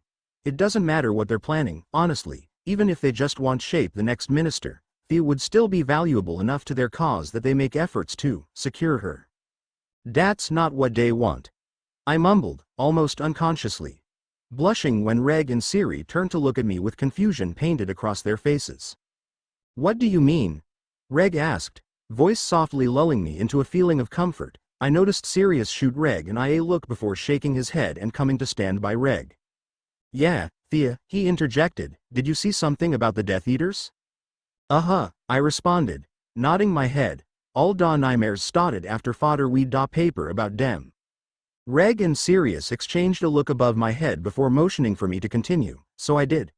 I told them about how I couldn't be sure, but the black aura that showed up in both of my most prominent nightmares reminded me of the feeling I would get whenever I heard the name Voldemort. When they asked me what I thought the Death Eaters were planning, I told them with all the certainty a near 4-year-old could muster. War. Thea, that doesn't make much sense, Sirius chuckled, uncertainly. Are you sure that what you saw wasn't maybe symbolic or something? Like the war means a difference of opinion. I just shook my head. No, that may be why da war starts, I conceded, but dear is gonna be a war Siri. I know dear is. Sirius didn't look convinced, but I just let it go. I couldn't make my brothers listen to me, and Reg at least seemed to be taking my words to heart. Da Death Eaters are da bad guys. I stressed, keeping an eye on Reg. If nothing else, I could make sure he didn't grow up idolizing the group. Something seemed to pass before Reg's eyes, but it was gone before I could possibly pin down the emotion. Whatever it was, Reg seemed to make his mind up about something. All right, Thea, he muttered, I hear you. It was a statement that should have filled me with relief, but looking at Reg's determined face, I couldn't help but tense. I was sure Reg had heard me, but I wasn't too sure that he had listened to a thing I said. Reg? I questioned, but he just smiled at me. Don't worry, Thea, Sirius and I will protect you. That's what I'm worried about. Yay for fast updates. I just want to thank everyone who read and reviewed, favorited, alerted. You guys are greatest. Less than 2 weeks and already plus 200 views. Hope you enjoyed this chapter. Raven's Gaze. Haha, here you go. I won't leave you to dangle off that cliff, winking face. Milk Bottle. Thank you very much for your review. I am happy that you think it's original, as that was a major point in my starting this FIC. Hope this chapter was fast enough for you. Ukamiheim Ichimaru. Haha, things are definitely starting to heat up, that's for sure. Telmios. Thea's been holding on to a lot, hopefully having her brothers know the truth, or at least some of it will make her life that much easier. Chihori Enigma. Thank you, Thea is sure trying her best. S. Nicole 25. Haha, yup, or at least Reg learns he dies. The effects of this chapter, however, are a long ways from showing themselves, unfortunately. Sirius I Interlude. Sirius Orion Black. Sirius Orion Black was not a complicated child. He loved his brother, he thought his mother was a few nuts short of a galleon, and he never really spoke to his father. These were the facts of his life that shaped his very nature. He was an attention seeker, because Reg hated the limelight.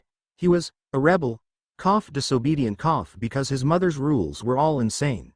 And he was a prankster, because he wanted his father to notice him as more than just the black family heir. But above all, Sirius was loyal. In a family of backstabbers, you sort of had to be. Extreme loyalty was the only way to convince yourself that you were different from the other crazies on the family tree. Attention-seeking, playful, rebellious, and loyal just about summed him up. Until his sister was born, and with her a whole other facet was added to Sirius's personality. He had become protective. It was his job as her big brother, after all. To protect Thea from anyone and anything that meant her harm. In the beginning it was easy. Thea was a naturally quiet child. The only time she ever seemed to coo was when she wanted something. It made Sirius's parents happy. A natural manipulator, they said. A shoe-in for Slytherin. But Sirius didn't think she did it on purpose, more like she wanted something and cooing was the only way she knew how to ask. He was just happy that she chose that over crying. Yes, in the beginning it was easy. Although there was that brief scare when he first started Hogwarts. Reg had written to him to say that Thea had done some accidental magic that ended with her in St. Mungo's. But it all seemed to work itself out, and by the time he came back everything seemed fine. If his parents occasionally glanced her way, well, he'd been gone for a year, maybe that was normal? Then James came to visit, and if anything, taking care of Thea became easier. After all, James fell in love with her, and he was the second most loyal man in the world next to Sirius himself. Thea now had 2 bodyguards, and Sirius chuckled when imagining the poor bloke who wanted to take his sister out in the future. The next few years passed in blissful ignorance.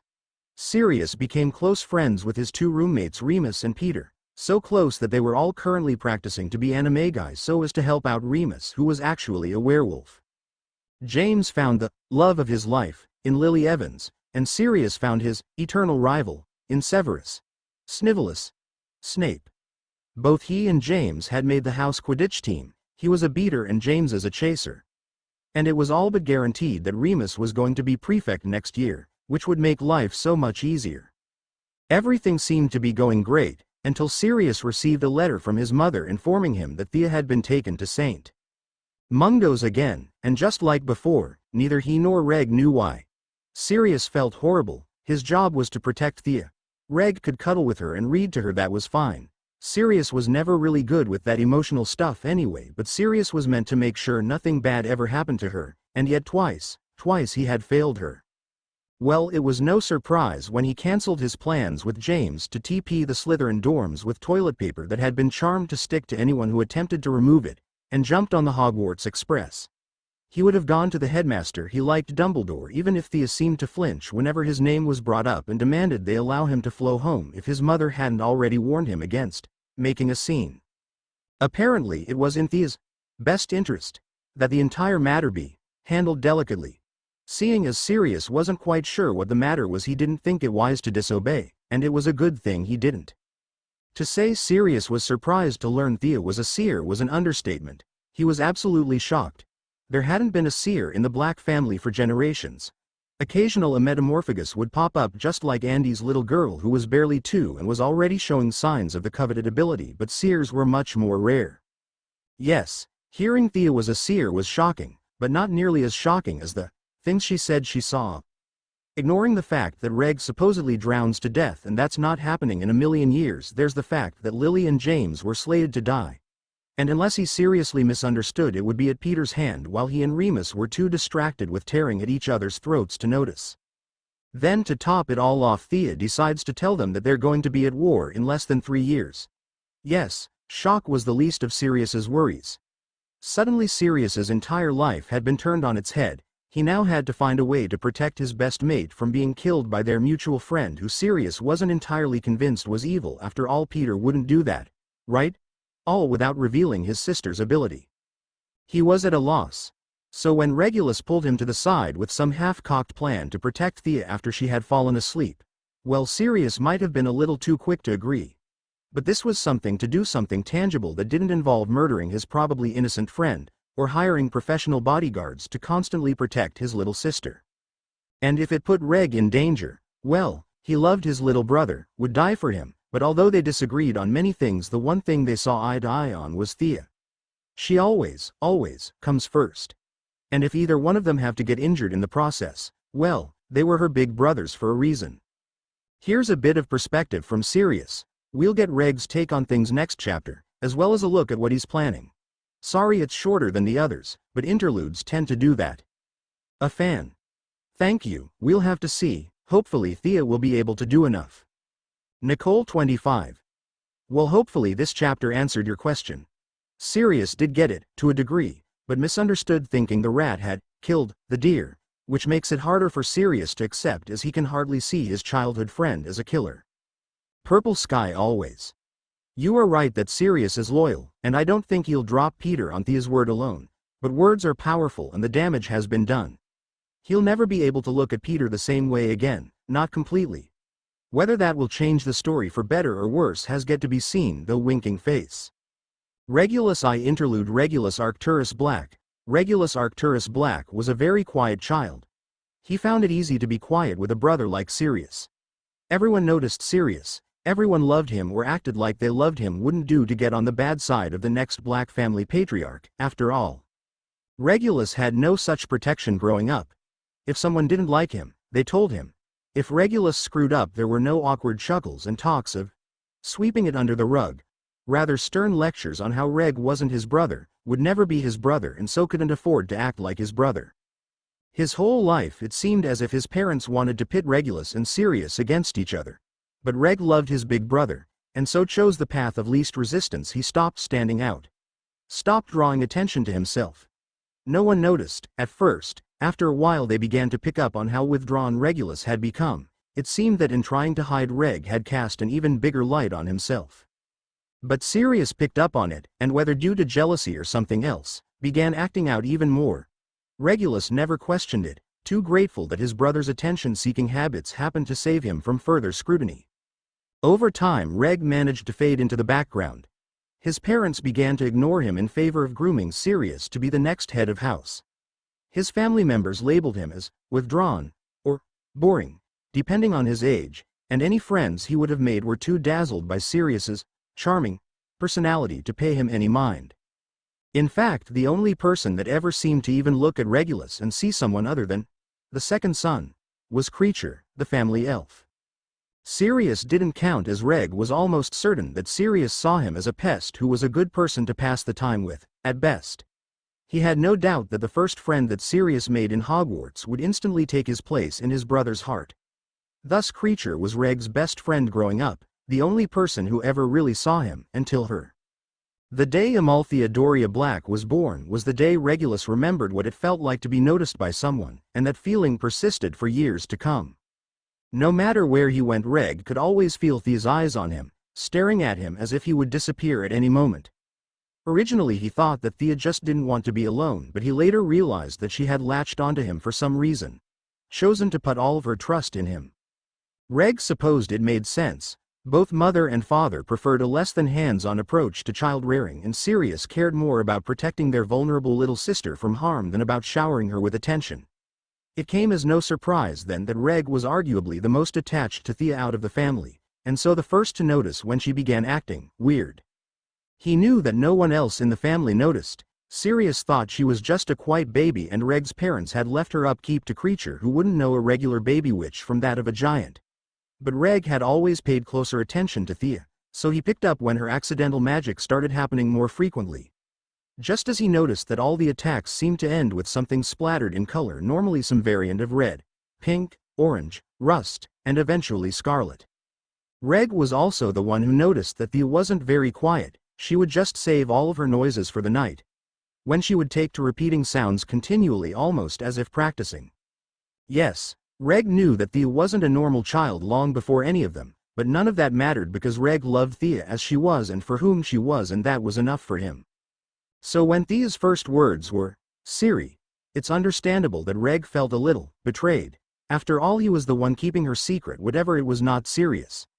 But Reg swallowed his pain and carried on, and was rewarded for his loyalty as over the next year Reg got to know Thea on a level that surpassed anyone else. Sirius was at Hogwarts and his parents were constantly busy, so Thea got left to his care. That's how he noticed that Thea never seemed to be all there. She was perfectly fine mentally. In fact, Reg suspected that Thea was something of a genius, but every so often Thea would seem to fade out, daydream almost, only to return later with tears in her eyes.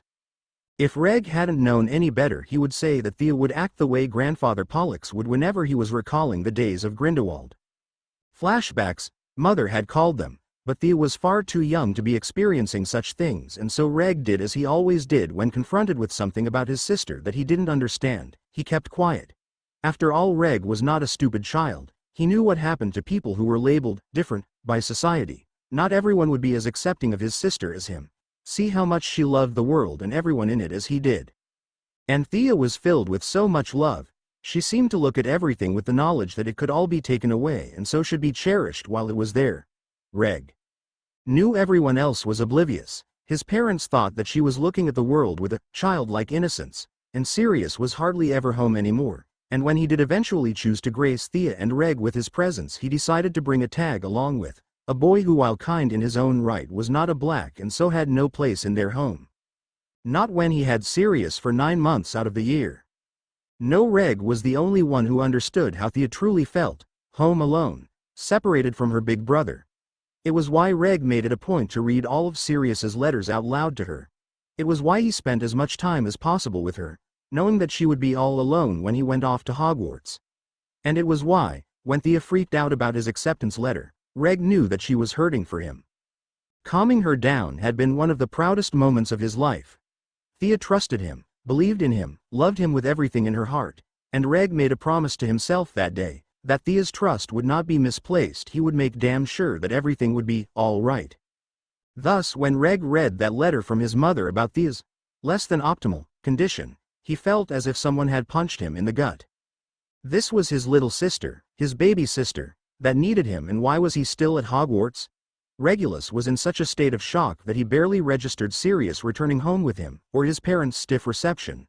All he could think was, what's wrong with Thea? Over and over again. His mind was going over every abnormal thing he had ever witnessed from his sister, wondering if they could somehow be related. Be the reason he was here, and if he shouldn't have perhaps told his parents, because what if she had been sick and he was the reason that they had only caught it now? And on his thoughts continued, spiraling out of control, until at last he came to with one sentence. I'm a seer. I can see da four. Crash. Reg startled out of his thoughts and briefly noticed that he had been carrying the same set of potion texts since leaving the Express, before zoning in on Thea and her recap of her dreams. Slowly Reg began to relax, with the knowledge that Thea was alright, was normal even. The quirks he had noticed weren't quirks at all, but rather signs of her gift, and seeing was a gift. Even if Thea didn't see it that way now. The rest of the conversation was eclipsed by his feeling of relief at the fact that his sister was okay. When he heard about his death, he managed to ignore it and Sirius's look of fear with the knowledge that he died and she didn't. The same when he heard her convoluted dream about animals that seemed to mean something to Sirius but was nothing but gibberish to Reg. The animals died, not Thea. It all came crashing down when Sirius suggested telling people about their sister's gift. No curse, it was back to being a curse. Thea may be safe, but it was a, for now, situation. As long as Thea held this ability, men in power would want to use it. There was a reason why seers were few and far between. They were either frauds or dead. No middle ground existed, not really, aside from pretending to be a fraud, but that's enough to kill some people. To know what's going to happen, warn those closest to you, and then be disregarded because of your reputation, would be hell. A hell Regulus would not wish on anyone, let alone Thea. Regulus tried to explain this to his brother, and he was happy to see that enough had gotten through that Sirius would be willing to keep their sister's secret for her. Reg knew that for all his faults Sirius was as loyal as a dog. If he said he wouldn't say anything, then he wouldn't, as simple as that. But any relief felt at one disaster averted was quickly quelled at his sister's revelation that they were standing on the precipice of war. Reg knew things were changing, had known for a while in fact. The older Slytherins had been whispering for a while about him. The new Dark Lord. Regulus would even admit to being drawn into their stories of a utopian world where all pure bloods could live without fear of Muggle corruption. Regulus was no fool. He knew such a world could never exist, not properly, but the idea of a world where Thea, Sirius, and he could live without the looming threat of another witch hunt. A world in which Thea's differences and his friendship with a house elf would be overlooked by virtue of their birth. Well, such a world was a dream that Reg didn't mind indulging in. So yes, Reg knew things were changing. But he was much too young and naive to realize that change does not occur without resistance. To realize that what he had been fed for the past 3 years was but propaganda intended to incite a war. A war that would be fought by the very children Reg attended school with. No, it took his little sister spelling it out for him to see it. They're da bad guys. And even then he wanted to ignore it, to close his eyes on this truth that he hadn't asked for and didn't want. And if it had been anyone else telling him these things, he might have done just that. Sirius might have done just that, but this was their sister. They couldn't just ignore what she was saying because it made them uncomfortable, not when Thea was forced to live with images of that future running through her head every night. If Thea couldn't block them out, then Reg and Siri couldn't either. It wouldn't be right. Which was why, rather than ignoring their impending future, Reg started plotting against it. He didn't tell Thea. She had enough on her plate, and Reg knew her well enough to know that she would try to stop him. But he told Siri. After all, he had to play his part without revealing what they knew, which is what would happen if he wasn't told. So Reg pulled Sirius aside after Thea had fallen asleep and laid out his plan. I'm going to act exactly as I have been all year. Huh? Sirius questioned, completely at a loss. Well, that's great, Reg, but it's not much of a plan, now is it? No, you don't get it, Sirius. I'm going to act exactly the same. That means no talking to you or your friends. No hanging out with mudbloods, and yes, using that word. No changing, period. If anything, Regulus continued, staring his brother straight in the eye, I'm going to act worse, and you're going to have to start publicly denouncing me. Sirius just stared at his brother as if he had lost his mind. So your little sister tells you a war is on the horizon and your plan is to what? Act like a douche.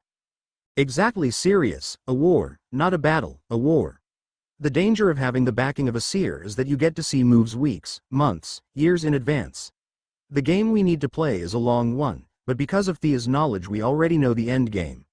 So why would I show my hand no when I'm in no position to make a difference?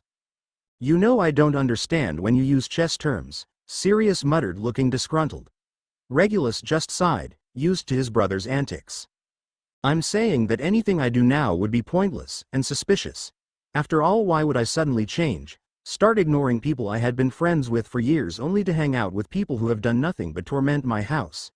It would make no sense. Rather, I should continue as I've been, show an interest in all this Death Eater stuff, tell my prefects that I'd like to get involved, become a spy. You can't, Sirius began. I'm the reckless one, Reg, and even I know that's far too dangerous. Not if I start now, Reg disagreed. That's the beauty of having future knowledge. A kid should have no idea that a war's on the horizon. There is no way that I could possibly be planning against them at age 13. Or so they'd think. And if I got in now, and you start making people think we hate each other, then it will seem like I have no connection to the light. How can I be a spy if I haven't said a single kind word to anyone good since I was a boy? See, we're playing a waiting game, Sirius. I'm in the perfect position to get really deep in. The young scorned, underappreciated black sun. They'll eat it up. Sirius made a non-committal sound, not completely convinced by Reg's spiel. But if I can't be seen talking to you, then how would you pass on any information to me? Through Thea, Reg continued. We can play it off like Thea refuses to choose sides between us. She's so young, she'll be what, 7? 8? When the war breaks out. No one would think anything of her keeping in contact with her 2 older brothers. And she's already a seer, so it's not as if either of us would have to feel guilty about putting her in danger by giving her important information. I don't know, come on, Sirius, Reg pressed, eager to be of assistance. This was something he could do, and do well. Reg had been playing a part all of his life. At least now his acting would mean something. I can do this. I know I can. And Thea needs us to take care of her. Mentioning Thea seemed to do the trick as something solidified in Sirius's gaze. All right, he said. All right, Reg, you win. You get to play spy. Thank you. Thank you everyone for reading and reviewing. Raven's gaze. Yes, I doubt Sirius will go after Remus this time around. The only reason Peter was discounted the first time around was because no one really expected much of little Peter Pettigrew. But the same invisibility will not be available to him this time around. Of course, that's assuming things even turn out that way, this time around. As I'm sure this chapter revealed, things will most certainly be changing. Haha, I'll make sure to get your James slap one of these days, winking face. Stromston. Sybil Trelawney was seen as a fraud largely because she was a fraud, at least in the eyes of the general public. It's true that her prediction came true, but the only real prediction attributed to her was hushed up by Dumbledore, so it's not as if any of her students knew about it. On top of that, the way the woman acted did not exactly add any credence to her words. Divination is a class at Hogwarts, one that has existed for years, so I have to assume that the wizarding world as a whole has not dismissed its merits. Especially when one considers that other creatures such as centaurs practice the art, and the sheer number of prophecies kept in the Department of Mysteries. That being said, I don't think Thea can keep up the pretense forever, although it does help that her first life was from the future, so that she does know certain facts about the world for many years to come.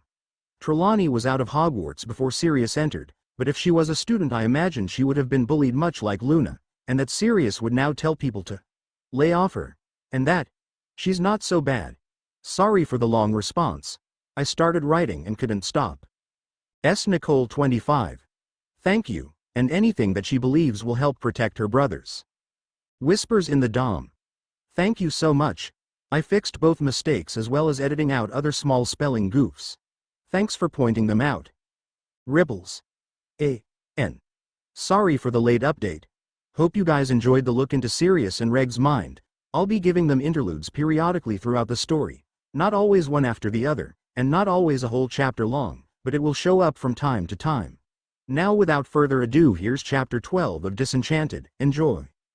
The rest of Yule break passed in relative peace. It was great having Siri home for my birthday, and I made sure to milk every moment of it. I think Reg may have gotten a little jealous with the amount of time I spent following Sirius around like a lost puppy, but he was just as bad as me spending hours alone with Siri so that they could do guy stuff, so he had no room to speak. Unfortunately, with my 4th birthday came the decision that I was old enough to attend the annual Yule Ball held amongst the top tier of pure blood families, and because Sirius was actually home for once, he would be joining Reg and I at the Malfoy estate. Now, the Black and Malfoys go way back according to Mother, even though Lucius was the first Malfoy to marry into the family in at least 6 generations. So Mother made it a point that we needed to be on our best behavior all night, or else. Not that saying we go way back with a family means much, as the Black family, like most purebloods, could trace a connection to nearly every other pure blood family out there. Cousin Bellatrix married a Lestrange, Cousin Narcissa a Malfoy, Uncle Cygnus a Rosier, Aunt Lucretia a Pruitt, Grandfather Arcturus a Macmillan, Grandfather Pollux a Crabbe, and Great Aunt Doria a Potter, and that was only going 2 generations back. In fact, looking at Harry's year alone, I can say with confidence that I am related to Harry, through Great Aunt Doria, Ron, through Aunt Lucretia, Draco, through Cousin Narcissa, Vincent Crabbe, through Grandfather Pollux, and Ernie Macmillan, through Grandfather Arcturus. That's 2 Gryffindors, 2 Slytherins, and a Hufflepuff, and I'm sure if I cared to look I could find a link to a Ravenclaw somewhere. My point being that the fact that Mother was so insistent that we maintain good relations with the Malfoys was rather suspicious. Not that telling us to behave was all that odd, that's typical Mother behavior, but in my past 4 years of life I had learned a thing or two about being a Black, and rule number 1 of the Black family was that we lower ourselves to no one. It's half the reason, I believe, that Regulus was the only confirmed Black to have become a Death Eater in the books. Cousin Bella doesn't count as she was already married. Mother and Father may believe in all that pure blood crap, and may have even pushed Regulus to join the Dark Lord the first time around, but they never joined because a Black bows to no one. Thus I was slightly disconcerted by Mother's constant repetition on how I should defer to Lord Malfoy. I was old enough mentally to realize there was an undercurrent to what she was saying, but young enough physically that she didn't feel the need to explain. It was really frustrating. My only solace was that Siri and Reg seemed to be out of the loop too. I caught some whispers from them hinting at the fact that they were both much older when they attended their first ball. I had no way of knowing if this may be a gender thing. Maybe girls entered the social scene before boys? Or a maturity thing. There was no doubt in my mind that I seemed more mature than a 4-year-old Siri or even Reg would have. Or perhaps it was something else entirely that I couldn't see. I simply didn't know. Hence the frustration. Regardless, Christmas Eve had me dressed in my best and first dress robes. They were emerald green, which, despite being an obvious nod towards our ties to Slytherin, were most likely chosen to bring out my eyes, which liked to fluctuate between a stormy gray blue and cloudy green depending on my outfit. It was rather pretty even if it was extremely stuffy and hot, and this was in the middle of winter, so that's saying something. After Creature had magicked my robes on, I was told to make my way down to the foyer where my brothers would escort me, via Flo, to the Malfoys' estate. This was to be Reg's first social event since turning 13, which evidently was the age in which a pure blood witch or wizard was introduced to society. In other words, today Reg was to come out, so that families could start, officially, introducing him to their daughters, for Reg was of marrying age. It was all really ridiculously old-fashioned. I mean, sure, it was only 1974, going on to 75, and we had a lot of social change to undergo as a nation, a planet, but we were still far enough along that we should be allowed to choose who we were to marry, at an age far older than 13. Although it was true that no one really got married before they were of age anymore, even if they were engaged after their coming out. Anywho, because this was to be Reg's coming out, he couldn't enter with Sirius and I through the foyer. Oh no, he had to be taken to the top of the staircase where his arrival would be announced to all, and where for the first time he would be referred to as Lord Black, rather than Master Black. There would be a lot of socializing and butt kissing, which basically translated to Sirius being on babysitting duty. I wasn't going to be able to spend this event glued to Reg's side, and he wasn't going to be able to spend it hiding in the shadows.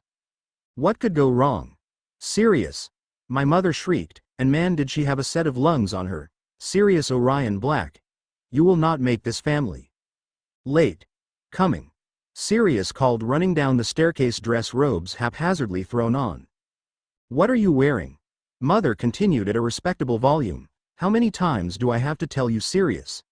You are a Black. The Black heir, no less. Your actions are a direct reflection on your upbringing, on me and the entire house. Sirius seemed to be doing his level best to ignore Mother's rant, not that I could really blame him, this was per course around here. Sirius ran a few seconds late because he was trying to make himself presentable. Mother yelled at him to hurry up. When he listened to her, he inevitably ended up looking like some street urchin, which of course ended with a half-hour lecture from Mother that only made us more late. I just sighed and made myself comfortable. Once Mother got started, there was no stopping her. Don't understand how I could raise such a rude and inconsiderate child. Today is Regulus's big day. He never held up the family last summer solstice when you insisted on coming out at the Potters' soiree. I told you that you didn't have to come, and who wants to go through with all these stuffy traditions anyway? Not that Sirius ever got the memo. The argument continued on for quite some time before Father, bless his soul, thought to intervene on Reg's behalf. Dear, don't you think we should get going? It wouldn't do for Regulus to be late today of all days, and the Malfoys wanted to meet Amalthea before too many guests arrived and their hosting duties pulled them away. Wait, what? Who wanted to meet me? You're right, Mother sighed before shooting Sirius. This is not over, look, which he returned full fold. I strongly believe that the two got into so many arguments because they were both so similar bullheaded and self-righteous to a fault. It didn't help that they disagreed on core ideals and didn't believe in compromise, or even discussion sometimes. It was their way or the highway. I was rather worried that Sirius would still be leaving for the Potters in 2 years despite my presence. There wasn't much one could do to convince a rebellious teenage son to live with a mother who was ready to disown him at a moment's notice. Not that Mother didn't love him, she just thought he was making all the wrong choices in his life for himself and his house, and in her defense she had no way of knowing that Voldemort would fall to toddler a few years after Sirius left. Not that it excused her actions. But I digress. After Father managed to get Mother to calm down, we made our way to the flow. Father and Mother let Siri and I go first, then they came next with Regulus following soon after. He quickly disappeared for some super secret waiting room that I would learn about when I turned 13 and Mother and Father turned to find our hosts.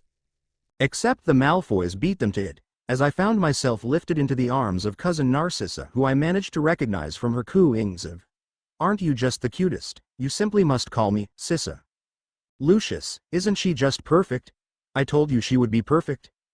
"Faux, wad?" I questioned, concerned. I didn't mind being held, I'd gotten used to it over the years, but I had just turned 4. I was no longer the baby Narcissa was treating me like. I was now a rather curious little kid who was really interested in what she'd be perfect for. "Dear, a man, whom I assumed to be Lucius, interrupted, I think little Miss Black would appreciate it if you put her down. I would too, you know how I feel about you straining yourself." "Oh, honestly Lucius. She doesn't even weigh a stone, I'm fine, I assure you. You needn't worry about me or the baby." The healer said I could still be relatively active for a few months yet. "Wait. What? Has it been confirmed then?" Mother inquired. "The gender I mean. When last you owled you said that you were still unsure." "Oh, yes, a boy. Isn't that wonderful? Just like we were hoping." "What? Should we continue our talks about the engagement?" Lucius interjected, silkily. "I am sure you can agree that a contract between Miss Amalthea and little Draco would be in everyone's best interest." "What, Amalthea Doria Black?" Mother screeched. "You are a lady, and a lady does not interrupt her elders." "Oops, guess I said that out loud. But this doesn't make any sense. Draco's not meant to be born for another 5 years, at least. There's no way my birth could have affected this, could it?" "Amalthea," Mother hissed, "what do you have to say for yourself? Sowie, Motor, Fader, Cousin Sissy." "It's perfectly fine, dear," Narcissa cooed. It was clear that she loved babies, or anyone small and cuddly enough to pass as baby-ish. I know I always hated when people spoke about me as if I wasn't there. I'll tell you what, why don't you go with Cousin Sirius here? While us grown-ups talk, and after we've gotten everything sorted out I promise to find you and tell you exactly what was said, deal?" "That's not exactly what I was freaking out about, but, I replied while she carefully lowered me down. "Amalthea, we do not say, We let our, yes, mean, yes, and our, no, mean, no. Honestly, who even taught you such deplorable language?" Mother questioned. "In my day such blatant abuse of language would get you sent to the rack." "Mother, in your day talking at all would get you sent to the rack. It was basically the Dark Ages." Sirius muttered bitterly, grabbing my hand and dragging me from the group of adults. "Come on, Thea. Let's see if we can't find someone worthwhile." I just let Sirius drag me around, too lost in thought to notice who we passed. The ball was just beginning and already things were going to hell. This was looking to be one hell of a day. So this is one of those chapters that just refused to get written. I can't tell you why it was being so resilient, but for whatever reason it didn't want to get out there. Hopefully my writing hasn't suffered from this small writer's block. Anyway, thanks to all who read and reviewed, you guys are the reason I write. Von Tyler. Thank you smiley face Tempest. Yeah, I can understand that frustration, although in canon James acted more like a brother to Sirius than Regulus did. But I agree that it was frustrating how he completely glossed over Reg when talking to Harry, because he was a Death Eater. Nan. Non-taken smiley face. Well, you have to remember that Thea doesn't. No, Reg is planning to be a spy. She's trying to change things by debunking who Reg thought the Death Eaters were from the get-go, hence her calling them bad guys. From her view, if Reg knows who they are, he won't join, and if he doesn't join, he doesn't die. But in real life, a plan never survives an encounter with the enemy, or in this case, an encounter with a little boy who thinks he knows better than his 3-year-old little sister. As for the point, well, Thea cast a pebble and the ripples won't be felt for a while, but they will be felt. Jolly loser. Wow, 4 reviews in one day. I won't be able to reply to everything here, but I'll try. Winking face. Oh wait, she's not a real seer, but since she's from the future, as well as having read all 7 HP books, she has enough knowledge to pretend she's a seer for a while. Her nightmares are real though, and they are about future events, hence why the Medi-Wizard thought her powers were manifesting after looking in her mind. 09XD, you don't have to justify Peter bashing to me, no worries. 10 haha. Well, things will definitely be different between Peter and Sirius this time around. As for everything else, we'll see. Winking face. 11 Mwahahaha. Yeah, Bill will be making an appearance, eventually. Yup, Reg understands Thea because of how similar they are. Chihori Enigma. That's true, he is only 13, it won't be easy for him, that's for sure. Whispers in the Dawn. Thank you, S. Nicole 25. It will translate to Sirius a little, even if he doesn't do it consciously. Keeping an eye out, he won't be able to turn a blind eye to any suspicious actions this time around. Debate for life. Thank you. That's true, it's hard to show any character development for other characters at this point, but hopefully I'll be able to work on that in later chapters. Chibi no Baka. Thank you. Here you go. Ukamiheim Ichimaru. Reg is her confidant, if not her favorite. It's hard to pick favorites amongst siblings than the brother she's closest to. But she's spent the most time with him, so it makes sense. Especially since they're both introverts, they understand each other best. She won't be attending Hogwarts with them, unfortunately. She's 10 years younger than Sirius, and 9 years younger than Reg. Woot, a fellow snake. Yeah, I understand. I hated how bigoted the other houses were. I mean, how is ambition by itself evil? What if I wanted to find a cure to lycanthropy or create a shield spell capable of defending against the killing curse? That would be ambitious, but not evil. Hopefully Thea will be able to convert all the other unbelievers out there. Winking face. Telmios. Haha, thanks. I'm happy you're enjoying the story. Yeah, things are going to be different this time around. Reg will have a hard time as a spy, but hopefully he'll find himself a natural. Yule Ball. Have you ever had one of those days where everything just went horribly, inexplicably, irreparably wrong? A day that seemed perfectly normal when suddenly, without warning, you were forced to live through a series of unfortunate events? One after another, you seemed to be hit with a curveball? Until you stopped questioning everything and just accepted it as one of those days? Well, I'm not too sure if my first Yule Ball could really classify as one of those days. I'm sure that it was perfectly enjoyable in its own right. But for the life of me, I can only remember the bad. Everything else was just a blur of colors and sounds. I clearly remember Sirius leading me away from our parents after the bombshell that was baby Draco and our soon-to-be engagement. I remember us finding a nice little AC love to just sit and watch people from. At some point in the night, I know Sirius had gotten me some pumpkin juice, or rather had gotten a house elf to do so. But aside from that, it's all rather spotty. However, a few key scenes did stick out, and they were what led me to label this ball as one of those days. Now entering. Master Regulus Arcturus Black, son of Lord Orion Cygnus Black and Lady Walburga Violetta Black. Brother to Lord Sirius Orion Black and Miss Amalthea Doria Black. Second son of the main line of the noble and most ancient house of Black. Born on the 27th day of the 3rd month of the year 1961 CE. Heralded some random man. probably of a lesser noble house who had managed himself an invite by volunteering to announce those wizards and witches who were to come out. Today we welcome Master Black as our brother amongst the Sacred 28 and would like to extend our gratitude at being honored as the first to address you by your new title. Lucius Malfoy spoke from his place next to Regulus, atop the foyer's staircase. The honor remains unto me, dear cousin, for the invitation you have extended onto myself. I was slightly surprised by Reg's address for Lucius. Tradition dictated that the host be referred to as dear friend, unless in the cases of direct familial lineage. By calling Lucius dear cousin, Reg was effectively claiming the Malfoys as both allies and family of the House of Black, publicly. I never knew Reg was so close to Lucius. Didn't he have a problem with him a few years ago? Chancing a glance at Sirius, I noticed his look of consternation before turning away and thus missing his aha moment. Sirius is confused too, so it must be a recent development. Maybe it's because of cousin Narcissa? She was always Reg's favorite, or maybe, no, it won't have anything to do with them. Reg believed me about them. I know he did. Then rise, Master Black, and take your rightful place as a lord of your house. Now entering, Lord Regulus Arcturus Black, son of Orion Cygnus Black and Walburga Violetta Blah. Man, I forgot how stuffy these balls were, Siri muttered from beside my side. It had been a few hours since we had separated from mother and father, and I was beginning to feel the strain of a late night on my, still rather young, body. It didn't help that I was an introvert by nature, and all of the sights, smells, and sounds were severely overloading my senses, while the large number of guests were slowly draining my energy. Honestly, I was surprised that Reg had managed to survive with a smile on his face the whole evening. Speaking of Reg, he hasn't come to say hi to us once this night. I pulled on Sirius's robes to get his attention, asking him if we could perhaps head over to Reg.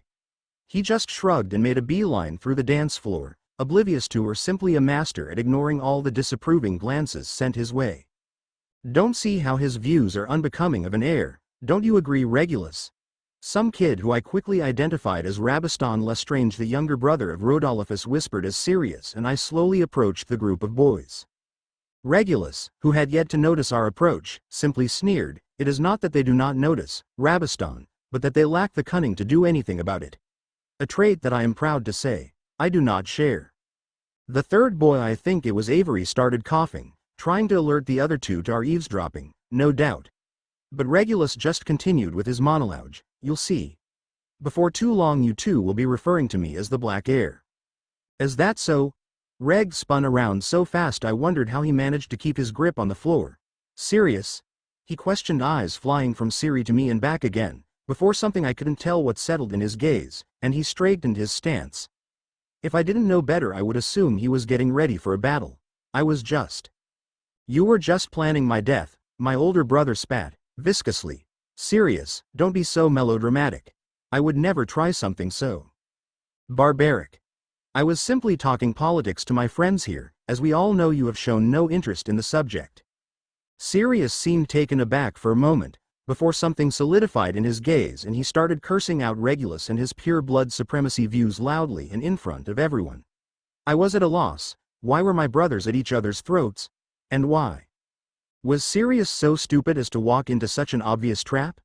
I didn't need to see the smirk on Regulus's face to know that he had just set Sirius up. Honestly, what was going on? Once again I must apologize on behalf of my son, Narcissa. Honestly, I have no idea what has come over him. Mother whispered, ashamed. It's perfectly fine. I know how energetic cousin Sirius can be. Even as a 7th year I managed to hear rumors about Sirius and that Potter boy. I'm just happy that Sirius has, been raised to, have such an open mind. Mother's face had grown more and more blank as Narcissa spoke. Rest assured. Sirius's political views are his own, and do not reflect the beliefs of the House of Black, and if he does not learn how to conduct himself in proper society, may not reflect the beliefs of the heir of Black much longer, either. Mother's threat seemed to completely fly over Sirius's head, who had taken to muttering, political views my ass. It's called morals. A conscience. You know that thing that whispers to you whenever never mind, I forgot, you don't know. I watched flummoxed as father dragged Sirius away towards the flow, with mother trailing after. Regulus began to lead me away, but not before sending a smirk over his shoulder towards cousin Narcissa, who seemed rather perplexed. At least I'm not the only one. Sirius Orion Black, I heard Mother scream the moment Reg and I stepped through the flow, in all my years. And we all know how long that's been. Been so embarrassed. Really? What? Do you just avoid mirrors as a general rule? Should be ashamed? I'm actually rather proud of myself. Isn't that what you're always saying? A black should never feel ashamed, because we can do no wrong? Your father gets through with you. At the threat of father's wrath, Sirius finally fell silent, and with him so did mother. Reg led me up to my room and called Creature to cast a silencing charm around my bed before leaving. He was in and out so fast that I didn't even get a chance to call him out on his behavior. Not that I had really cared at that moment in time. I was out as soon as my head hit a pillow. Before I knew it, the break had passed and Reg and Sirius were returning to Hogwarts. I still didn't know what had happened at the Yule Ball. They both seemed perfectly happy with each other the next day. In fact, the next morning after seeing each other at breakfast, they had both started laughing quietly to themselves, and the next day it had been as if nothing had happened at all. If anything, they seemed closer, as impossible as that sounded. I decided to put it out of my mind. I'm not a boy, but I can only guess that it was a guy thing. Besides, I had too many things on my mind to really concentrate on something as trivial as a fight between siblings. Mother had decided that I needed to get used to the idea that I would one day be a Malfoy, and so I would start having Sunday tea with her, Narcissa, Augustus Longbottom, and Estrella Greengrass at the Malfoy Manor. I didn't understand how they could expect a 4-year-old child who had barely started understanding what it meant to be a black to start wrapping her mind around the concept of also being a Malfoy. And it was most definitely an also. Mother made sure I understood that. No matter who I married and what they asked of me, the fact remained that I was born a black, an honor that they could never claim. Thus I had certain expectations that I would have to strive to meet even after my name had changed. Just look at Bellatrix. She may have adapted the name, less strange. But she continued practicing with the black family curses religiously, and was making a name for herself in the Aurora Corps. Even Narcissa was doing her blood proud by giving birth to a Malfoy heir so soon, and that's exactly what Mother believed. Narcissa was doing her duty by giving birth to Draco. I decided to refer to him as Drake, mentally, as I refused to believe he was the same Draco from the books. As far as my mother was concerned, any and all things I and any black accomplished in my life would be due to my black blood. It was actually kind of annoying, and if I were slightly younger mentally, I could easily see myself developing a need, a thirst even, to prove myself to her. I don't know whether she did it consciously or not, but it was easy to see how so many Slytherins were born to the black family line, if everyone was raised with the same expectations that Mother raised us. I'm still not entirely sure that the Sorting Hat wouldn't have put Sirius in Slytherin had he not asked to be put in Gryffindor, and I'm sure he asked, no matter what he said. Then again, cunning and ambition don't really describe my big brother. Perhaps he would have been a Hufflepuff then, if there were no stigmas on any of the houses. Loyalty is what he's known will be known for, after all.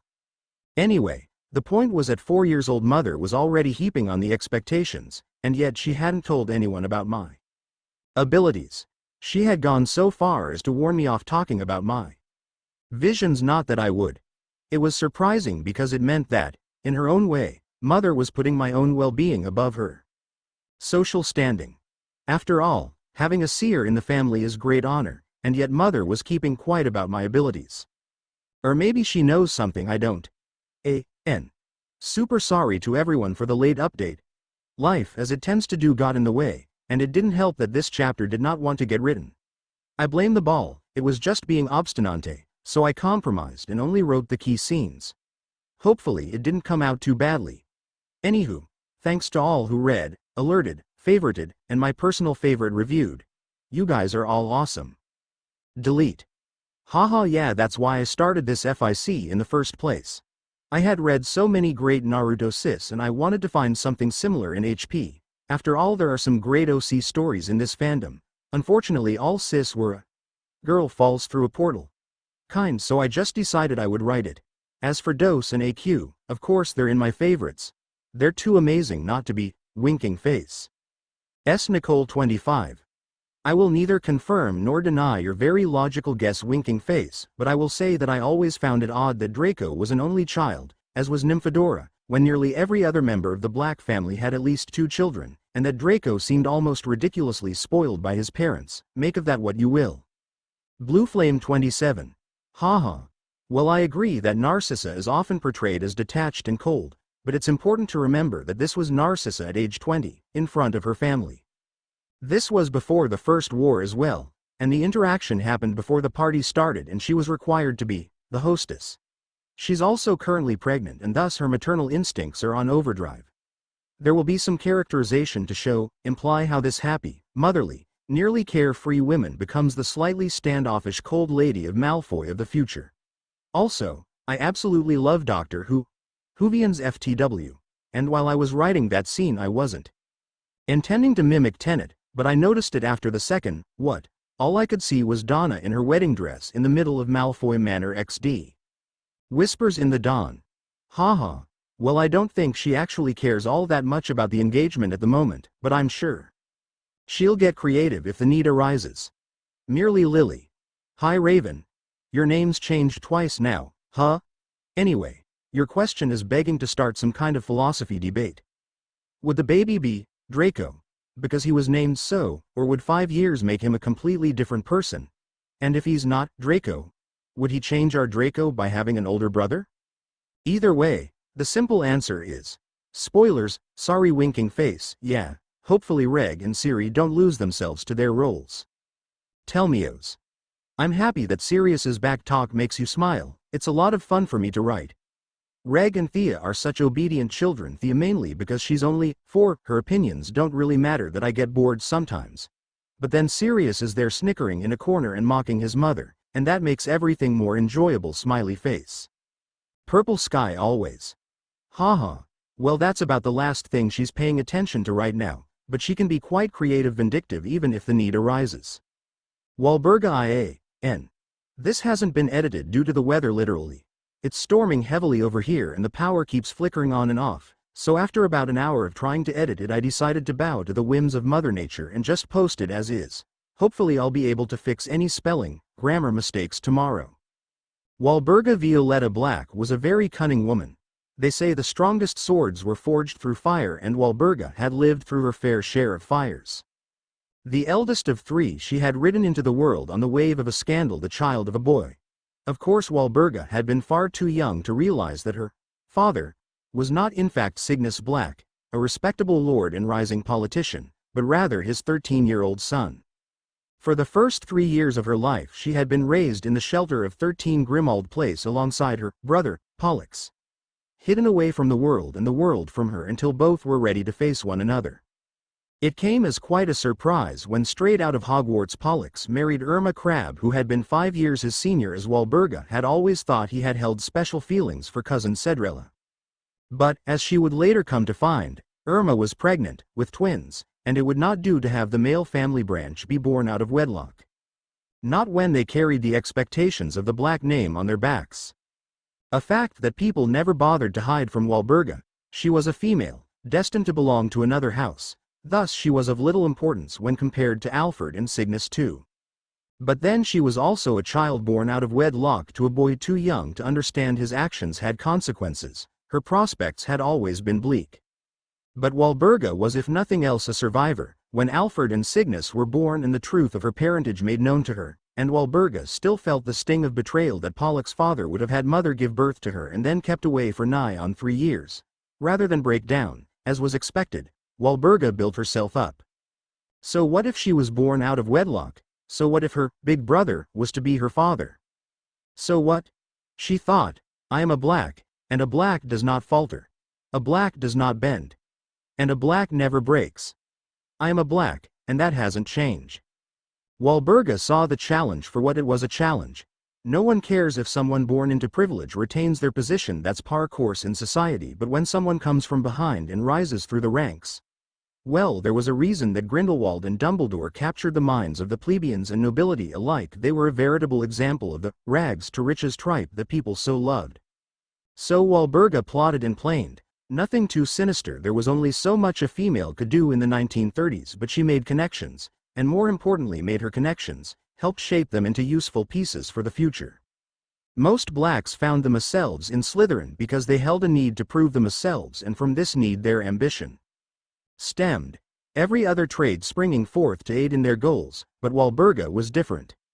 She was not terribly ambitious, she just wanted a life not tainted by the scandal of her birth, a life in which she could be a true pure-blood matron as was her birthright. No, ambition was not why she found herself in Slytherin, but rather her cunning and cleverness. Walburga saw the world as a chessboard. The people but pieces to be moved until the optimal result had been acquired. Not that she didn't care for the people in her life, but she had been betrayed very early and in a very base and personal way. To say Walburga had trust issues was, to put it lightly, a gross understatement. It was a mere stroke of luck that brought Walburga and Orion together. Walburga was the same age as Orion's elder sister Lucretia, and Orion was the same age as Walburga's two brothers. But Walburga had always felt closest to Aunt Doria, who had basically been Walburga's sister. So close, in fact, that Walburga had shadowed Doria in Hogwarts, even while making friends with Augustus and a few others such as that Tom Riddle who was a year behind her and yet 2 years ahead. Mentally, Walburga just knew that boy would make a name for himself one day. Walburga spent so much time with Doria that she was all but ignorant to Lucretia's existence. A child's ability to ignore her surroundings should never be underestimated, and may have continued on oblivious to her future best friend had Doria not come down with dragon pox halfway through Walburga's second year, leaving her severely companionless for a few weeks until she quite literally bumped into Lucretia. Lucretia was from the main branch of the Black family, and as a member of a side branch, especially considering her status, Walburga had little interaction with her second cousin. Thus, it had come as quite a surprise when, after running into each other and presenting themselves with the necessary introductions, the two had found that they clicked, for lack of a better word. They were both soon to be ladies of the House of Black, both elder sisters of annoying 8-year-old pests, and, most importantly, both female in a distinctly male-ruled society and house. The two knew, better than anyone else, that their days as wards of the House of Black were numbered. It was Lucretia who first suggested an arrangement between Orion and Walburga, after the whole Chamber of Secrets ordeal in their 6th year, when Walburga had realized just how close the school had come to closing, and with it any chance of her finding a halfway decent match. It had been one of those throwaway lines that friends often make without consideration of fact. You should marry my brother, so that we could become sisters in more than just name. It could have worked either way. Lucretia could have just as easily married Cygnus or Alfred. Although with every year that passed in which Alfred failed to marry, Walburga grew less and less sure that such match would have been successful, that any match of its kind would in fact succeed. But Cygnus and Alfred were branch mimibers. Even if they were blacks, to marry them would be to marry below her station. As the firstborn of the head of the House of Black, Lucretia could have anyone she wanted, and Walburga knew both Ignatius Pruitt and Abraxas Malfoy had been paying her more mind recently. But in the reverse, if Walburga were to marry Orion, well, that would not only cement her place in her friend's life but also elevate her status by a considerable margin. Of course, Orion was but a snot-nosed second year, and so Walburga put such thoughts out of her mind. It wasn't until a few years later, when attending her brother's graduation ceremony, did Walburga meet Orion again. At the time she was 21 and working as a secretary with the ministry, hoping to save some money for when she was inevitably booted from her ancestral home. Cygnus was to be engaged to Druella Rosier come next equinox, if he could manage to get up the nerve to propose, and Walburga was under no illusions that Grimmauld Place would pass to them once the union had been officiated. Thus it was that she had found herself, hair slightly disarrayed, rushing to the Great Hall to see Dippet, or had he retired, hand her brothers their certificate of completion. She managed to slip in before the ceremony had gotten too far underway. In fact, she had made it just in time to hear the head boy give his farewell speech. It was the first time Walburga had seen Orion speak in public, and although she would deny IR with her last breath, it was at that moment that she had fallen in love with her soon-to-be head of house. She couldn't help it. He had been so calm and collected, waxing poetically about his last 7 years in these hallowed halls, and how, just like the arithmancy symbol suggests, the years had been filled with a constant search and thirst for truth, a mystical and spiritual experience that he claimed helped to not only shape and guide who we were into who we are, but who we are into who we are capable of becoming. Walburga could not quite recall what her own head boy had said. She had been much too ready to graduate at the time, but to this day she doubted he had spun words as skillfully, and dare she say sinfully as Orion had. A half-decade after Lucretia had so innocently planted the seed, the thought began to blossom. I want to marry that man. Unfortunately, life is never that simple, and it would be a long and arduous path that saw the two wed, but eventually they were married, and after nearly 3 decades of living under the shame of her father's mistakes, Walburga found herself at peace. A peace she vowed to protect with every fiber of her being. She had lived under the shadow of a scandal for long enough to know she would never wish such a life on her children. She would raise them to be the perfect heirs they were born to be, and make sure they never knew the hardships she'd had to face growing up. At first she had perhaps naively assumed that such a task would be easy. After all, she was sure that she had been a rather calm child growing up, even if her father's snort of derision seemed to imply otherwise. In any case, Orion was so naturally quiet, surely their child would be too. In later years, Walburga would often laugh at the thought that there had ever been a time when she had imagined Sirius to be a quiet child.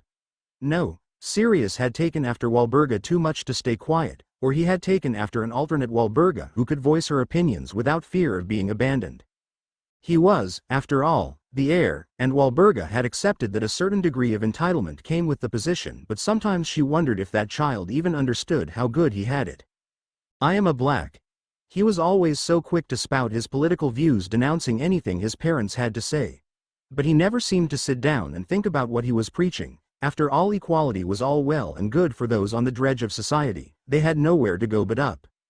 But to the elite, what did they get out of the deal except pain, loss, and suffering? Sirius had been raised his whole life to be the head of the noble and most ancient house of Black, and although Walburga would never admit so out loud, would make a fantastic head once the years had curbed his recklessness. But he wasn't much suited for anything else, not with his lack of ambition and drive. He could barely submit to parental authority. How would he be able to function in a job under a boss? No, Sirius was just a child pursuing the ideals of a man he viewed with hero worship. It was Walburga's job to prevent him from making egregious errors in life, and this certainly qualified. She would not let him throw his future away. A black does not falter. Then there was Regulus, a sweetheart who, much like his father, was of a softer shade. Regulus was not like his brother. He was not made for the pressures of being head. Walburga was no fool. She could see how her youngest son shied away from even the basest form of socialization. She had allowed him most of his childhood to hide in the shadow of his big brother. She was not so cruel as to force him to act the heir when he was not. Regulus she allowed to be a child, where Sirius was groomed to be the perfect heir by Orion. Regulus was cultivated to have the shrewd mind Walburga had forged in herself. While he need not fear being turned out, he was going to have to make plans to secure his future. Where Sirius was too enthusiastic, too vocal about his beliefs, Regulus was too quiet, too withdrawn. Walburga had to worry about Sirius making friends with the wrong sort, true. But she had to worry about Regulus making friends, period.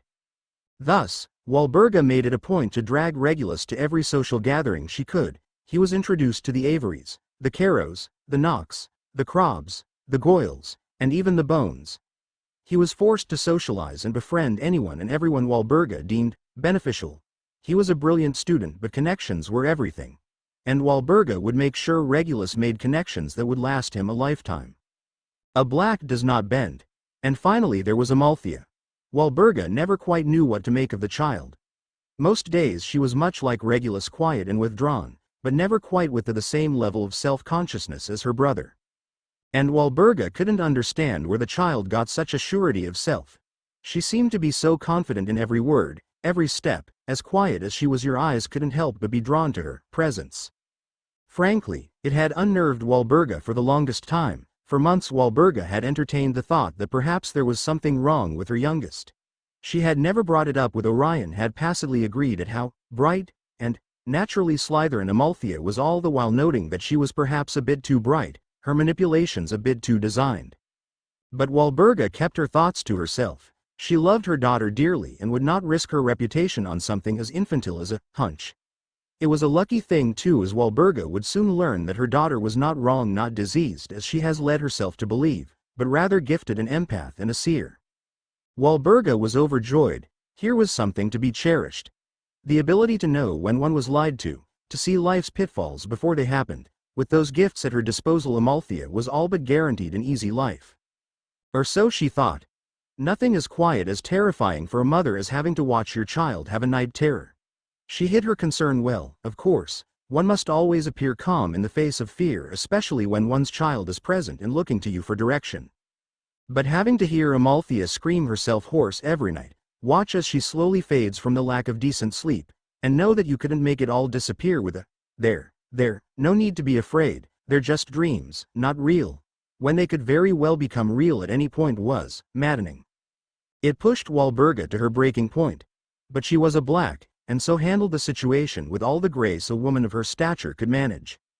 So that by the time Yule had ended and both Sirius and Regulus had seen themselves back to school, Amalthea was, once again, sleeping through the night. But she resolved to keep a closer eye on her daughter from then on. Perhaps it was time she joined in afternoon tea. After all, compared to her brothers, how much did Walburga really know about her youngest? Things were changing. Walburga could feel it. Things were beginning to shift, and for some reason her daughter was a part of the change. Walburga was not a fighter. She couldn't battle to save her life. But Walburga Violetta Black was cunning, and possessed a sword tongue forged in the fires of a scandal. When it came to words, she could duel with the best of them. Yes, things were starting to change. People were going to be tested. Relationships strained. And families broken, but Walburga wasn't worried because she was a black. And a black never breaks. So the amount of fact-checking I've had to do this chapter was just plain ridiculous, as was trying to give Walburga a believable backstory when the black family tree says she was born 13 years after her father. Ah well, I tried. Don't worry, next chapter's not an interlude to Orion's thoughts, we won't get that for a long time yet. But Walburga needed a bit of fleshing out. She's more than just the slightly screechy mother Thea has dubbed her. Anyway, thanks to all who read and reviewed. Whispers in the Dawn. Thank you so much. Yeah, that is always a challenge in this kind of FIC. You want the characters to do things, but they are young and naive with a limited skill set. There is only so much they can do without someone picking up on something. Ah, yes. I meant Auror, thanks for pointing that out. Purple Sky always. Yeah, plans are great. You've got to love their ability to move along plot. Winking face. Vivian Lestrange. Yay for giving things a try, and I'm happy you're enjoying it so far. Hopefully it will continue down a path you like. Blue Flame 27. XD, all I see are a bunch of wizards running around trying to figure out how someone bypassed their anti-apparition wards, and then the doctor shows up to pick up Donna 'cause leaking Huan particles. Can't be left alone now, can she? And Thea's just standing there looking at the TARDIS, contemplating all the plans for the future she'd made over the last 4 years, before saying, screw it, and ditching everyone to go travel through time and space with a madman and his box-winking face. Nicole 25. I doubt Walburga would arrange a match between a Weasley and Thea, as her great-aunt Cedrella was blasted off the family tapestry for marrying Septimus Weasley, but I'm sure she'll find someone, sometime. I doubt it'll be high on the to-do list after Voldemort makes his move, though. Hi TAN. I'm super sorry about the late update, but it was one of those, everything that can go wrong will go wrong months. In a nutshell, my computer crashed and with it all my chapters were deleted. Then a friend flew in from Macedonia, so I spent about 20 days with her, which was great but did cut into my writing time. Add to that job hunting and getting ready for fall semester and you have one late chappie. But it's here now, and that's what matters. Hopefully it's not too bad, but it just did not want to get written. On the bright side, chapter 16 is being a lot more compliant. I will say that over the past week I've started HXHFIC, so my updates will alternate with that. So expect an update around once or twice a week rather than every other day or so, as it was in the beginning. Without further ado, chapter 15. A month had passed since I had last seen my brothers. You would think that after 3 years of saying goodbye, I would have gotten used to it by now. But, if anything, it had only gotten harder what with the sharing of my visions. Yule had helped me grow closer to the two of them, even if just a little.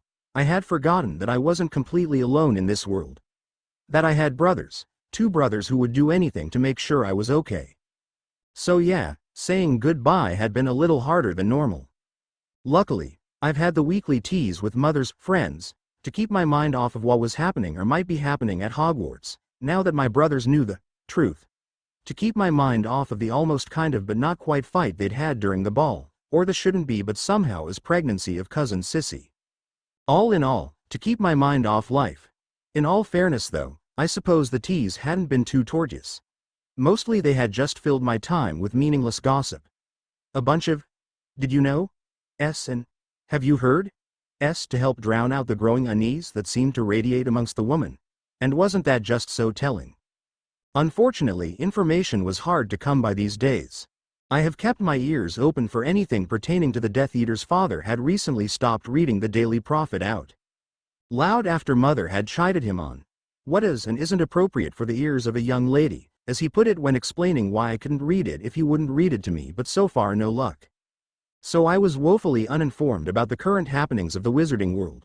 Which wouldn't bother me so much if I wasn't so sure that Mother's sudden obsession with hiding the news from me meant something was indeed happening.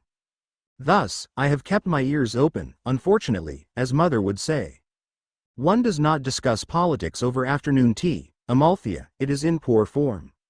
So the amount of information I had managed to accrue over the month had been limited to the possible engagement between Alice Pruitt and Frank Longbottom, the scene Bellatrix had caused when she went to St. Mungo's for some reason or another, and the healer they assigned her had been Andromeda. And the fact that cauldron prices were steadily rising. All in all, my month had clearly been filled with nothing but riveting conversation. Today was once again Sunday, and thus I was to attend high tea with Mother again. Maybe they'll let something important slip today, I hoped. Oh, who am I kidding? That is incredibly unlikely. I just pray that Siri and Regi are learning more than I am. Sirius Orion Black was having a problem, and for once it couldn't be fixed by pranking a couple of Slytherins.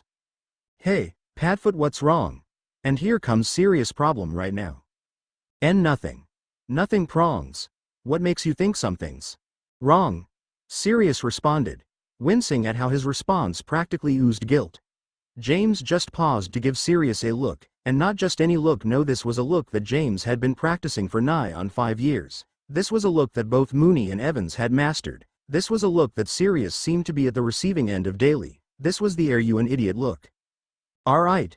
Well, I'm just asking, 'cause you've been jumpy ever since you and Reg had that row at dinner. What was that about anyway? I mean, I know you and Reg have been having problems recently, but you never went it in public like that before. Aren't you worried he'll get bullied if the older years know you guys are at odds? Sirius was slightly worried that the older years would pick on Reg. It was part of the reason that he had never allowed the Marauders to prank Reg and why they had instead pranked all of his would-be bullies. Sirius had been sending out a message, "My brother is mine." But honestly, the possibility of Reg being bullied did not weigh as heavily on Sirius' mind as the possibility of him being tortured. What the bloody hell was I thinking? Telling Reg it was okay to get involved with those murders. I don't care what he thinks, there had to have been another way. Surely we could have taken the information to Dumbledore or someone. He's got loads of experience dealing with crazy things, and I doubt this could be much worse. Padfoot. James called, causing Sirius to jump a foot in the air. Sirius, what's wrong? You've been jumping at shadows all week. Yes, Sirius had been a bit quick to react, but he couldn't help it. Reg had been getting paler and paler as the days had gone by, and as of last week seemed to have mastered the pure blood mask, as Sirius called it. Meaning he could no longer tell what his brother was thinking, and thus had no way of knowing if Reg was okay. Glancing at James, Sirius weighed his options. He had been avoiding James, who had recently gotten it into his head that Sirius was in trouble and needed his help, and so wouldn't stop pressing for answers. Which had of course only led to James being more persistent in his quest for the truth. Normally Sirius wouldn't hesitate to tell James in a heartbeat, and probably Mooney and Wormtail too. But this was different. This wasn't his secret to tell. But sitting alone with the information was killing him, and how could Thea and Reg do it and make it look easy? Sirius was perhaps one of the most loyal people you would ever meet, but he was also horrible at keeping secrets. I mean, look at what had happened with Snivellus. Remus was one of his closest friends, and he couldn't even keep his secret. Why did Thea and Reg think it was a good idea to tell him this? Sirius, what are you hiding? Gah! Sirius yelled, before turning down another hallway and sprinting away from James. I told you I can't tell you. Now, Amalthea, Mother began as we made our way to the Longbottom's foyer. I hope you are on your best behavior today, as your cousin has just finished her assignment and so shall be joining us for afternoon tea. Assignment? Why'd I have a bad feeling about this? I don't think you've ever met your cousin Bellatrix, but you'll be pleased to know that she shares your distaste for all things social. Mother continued as if she had not just dropped a bomb on my head and compared me to a homicidal maniac in the same breath. Great, I thought while trying to subtly slow down, and I can't even get out of this by faking sick or something. Mother would see right through that, as I've been trying to get out of these teas every week. It's a typical boy who cries wolf story, or well, not typical, but any and all thoughts on the subject promptly slipped away when I came face to face with my cousin. Now the House of Black had some good genes, and I'm not talking about magically but rather physically. It was just a fact, plain and simple. Sirius was hot, Regulus was hot, and judging by my parents, when I grew a bit I too would be hot.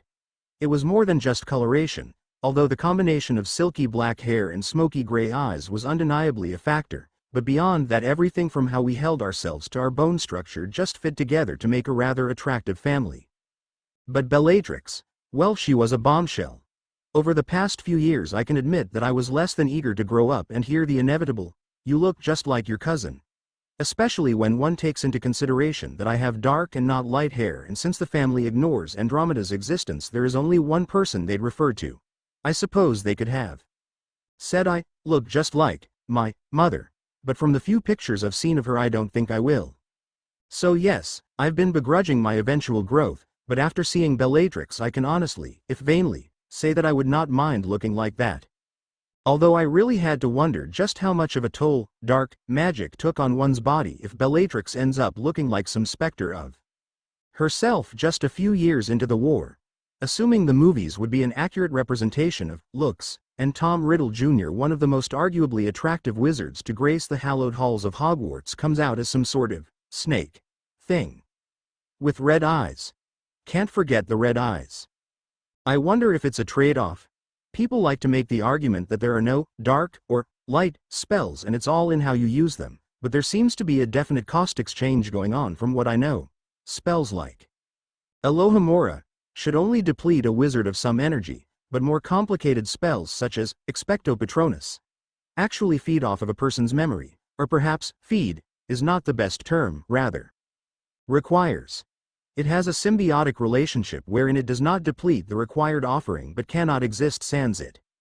Regardless, perhaps a dark spell is labeled as such because what it requires is something considered less than ethical. Perhaps it not only needs magical energy but physically energy too. If it could find a way to tap into the ATP cycle in cells and actually siphon energy away, that would explain the advanced aging, and I'm getting ahead of myself. I should leave well enough alone. I'll have all the time in the world to research this when I'm in Hogwarts and being forced to study magic theory.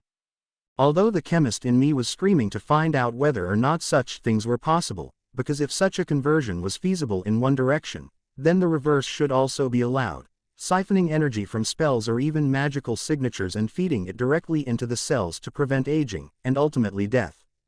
Oh, the calculations needed would be immense. But I knew it was not completely impossible. After all, Nicholas Flamel created the Philosopher's Stone, and isn't that exactly what it did?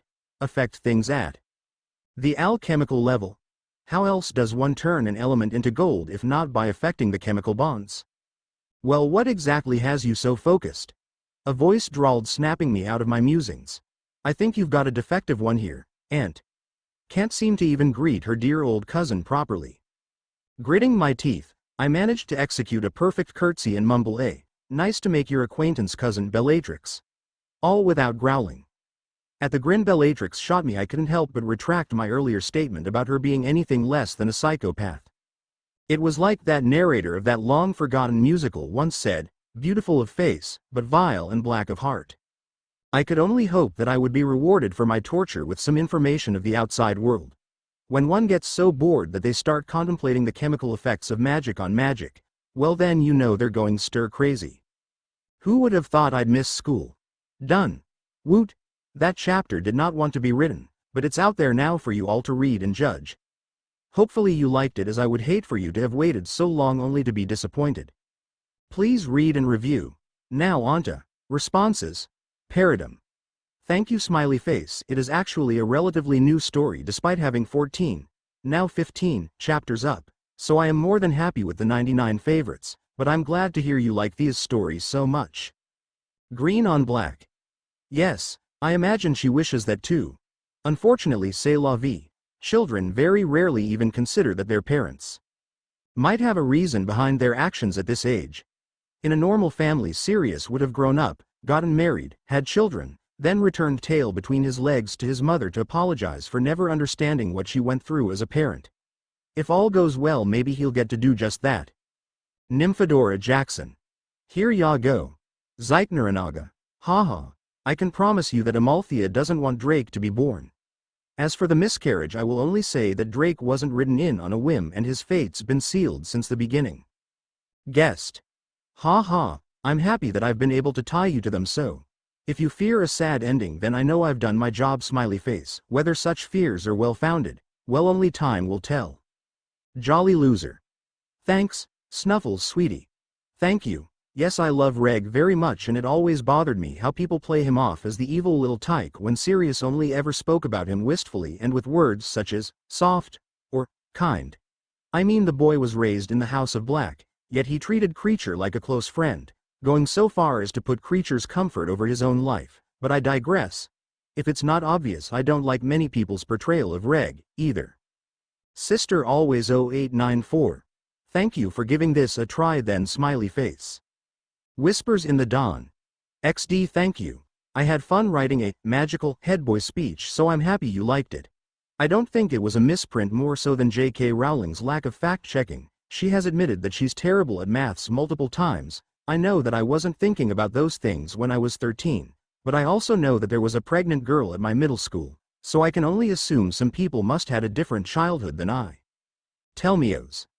I imagine Thea will get upset with them, but she'll see the genius in it, eventually, maybe. Purple Sky Always. Ha ha, yes, she's just a mother in the end. Chihori Anjima. Thank you. Smiley face. S. Nicole 25. If she takes an interest in Charlie, then I think she's fine. It's my understanding that unless she actually marries him, or has kids with him, although that's debatable as they could be raised blacks, she won't be disowned. In some ways the magical world is very archaic, so I imagine they'd view marriage as belonging to the husband and by extension his house. If it was the reverse and a Weasley was marrying into the Black family, I don't think it would be as bad. Merely Lily. XD, yes. Mission accomplished. Lol, but really that's very encouraging to hear, as that means that I managed to flesh out Walburga's character successfully. Friends. The first time I met a kid my age was completely by accident. Something had come up with cousin Narcissa, and so the Sunday tea had to be cancelled. Whatever had happened was important enough to warrant both mother's and father's presence, and yet I was not allowed with them. Normally, during such situations I would be left to Creature's care. However, Creature was needed in Malfoy Manor too, or rather, wanted in the manor. Mother had a thing about using someone else's house elf. She claimed it showed poor breeding and a lack of money, two things the Black family most certainly were not. Thus, I found myself in need of a babysitter, and it just so happened Uncle Ignatius volunteered. Something about a nephew and dragons. I wasn't really paying attention at the time, too busy trying to figure out what had the whole family up in arms over at the Malfoys. Even cousin Bellatrix, and it was a struggle to acknowledge her as such, had Flo Ed in, pushing back some assignment until after whatever it was dealt with. Nevertheless, I found myself in Uncle Ignatius' care tout suite, and as my parents Flo Ed out another family Flo Ed in. It seemed that my uncle had graciously offered to watch the two eldest children of his nephew who wanted to spend the day with his wife. I was convinced he had omitted this fact from mother when offering to watch me, or made to imply that they were from the McKinnon's side of his family, as I don't believe, no matter what the emergency, that mother would agree to me spending the day in the company of two Weasleys. William, Bill, and Charlie Weasley were an interesting sort. They were my first glimpse as to where I should be developmentally, as well as being my first chance to make potentially useful friends for the future. I know that sounds horrible, to look at two boys barely 4 and 2 years old and think about networking, but the fact remained that this was my life. A life that wouldn't just end with the hopefully destruction of Voldemort this decade, and should, Merlin forbid, Voldemort survive to wage a second wizarding war, it would be nice to have some people I could entrust my back to. Besides, one grows up to be a curse breaker and the other a dragon tamer. Who wouldn't want to be friends with them?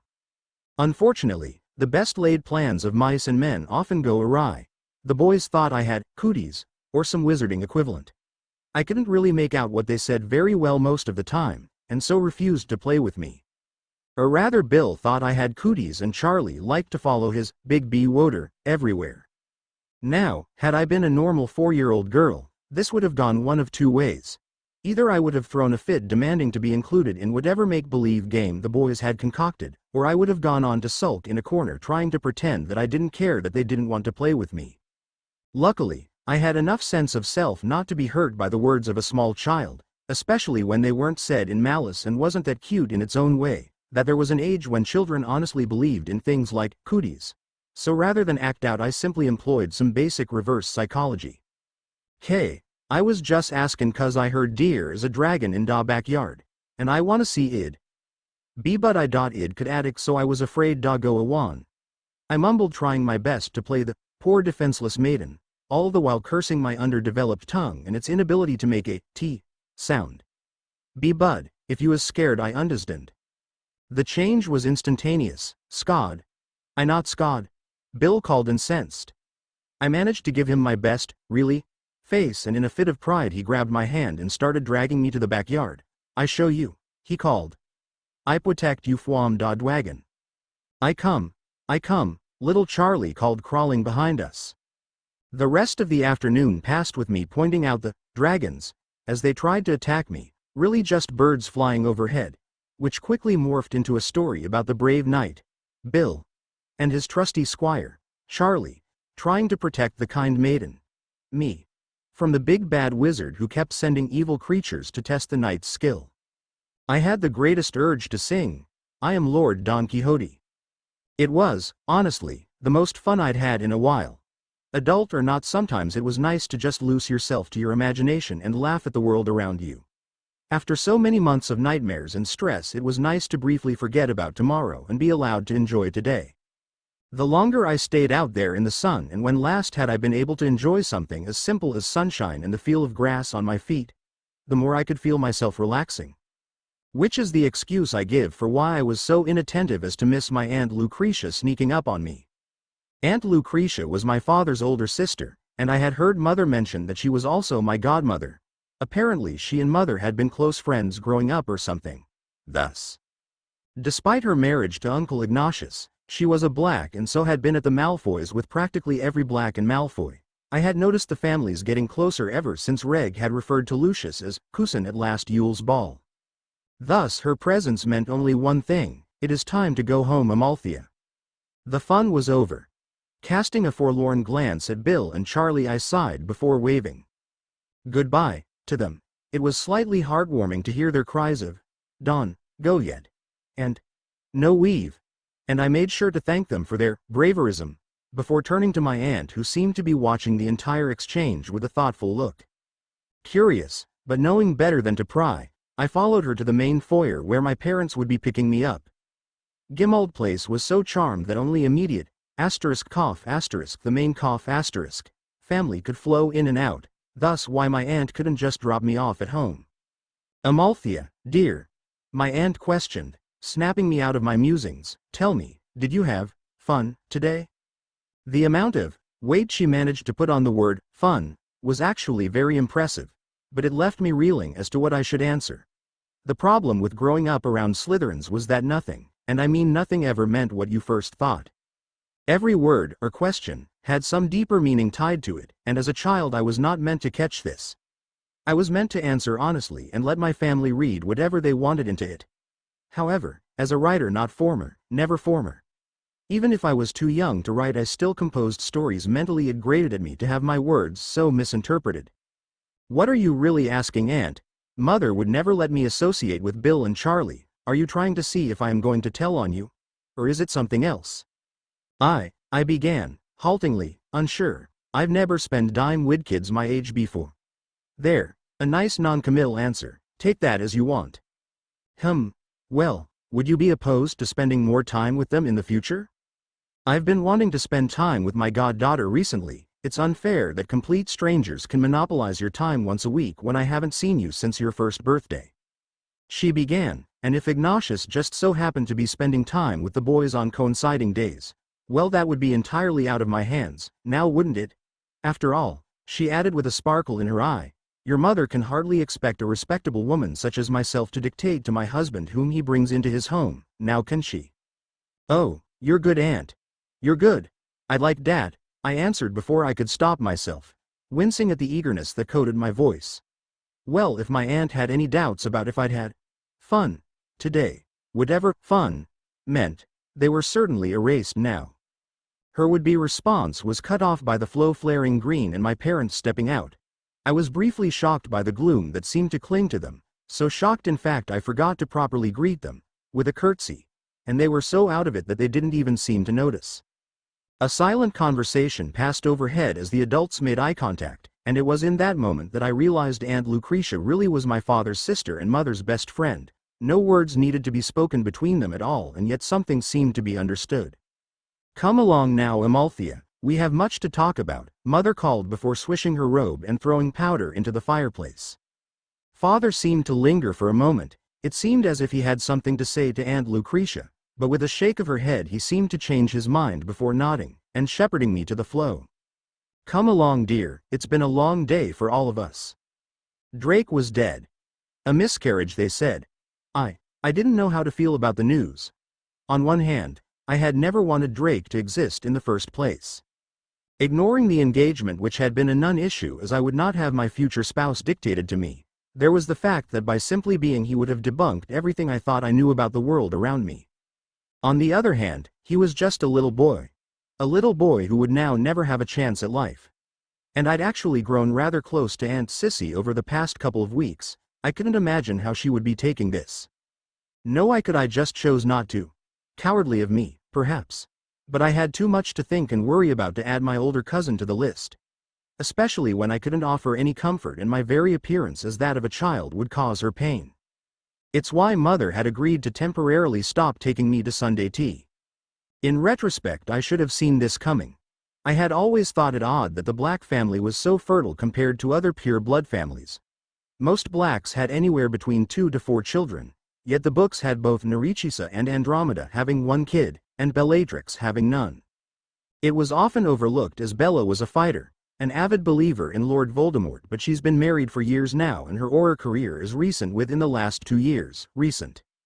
In fact, judging by the amount of acceptance she's received from the family, the same family that has done nothing but preach to me how the duty of a witch is to her wizard, mainly in the bearing and rearing of his children, I wouldn't be surprised if Bella can't have children at all. It would certainly explain part of her hatred towards Andromeda, who had not only had a child less than a year after being married, but had given birth to a metamorphagus. I should have seen this coming, but I hadn't. I'd misread the signs. Assumed that Draco's late birth was due to a lack of trying on his parents' part, due to a lack of genuine affection, not some biological quirk. Drake was dead. And I hadn't seen it coming.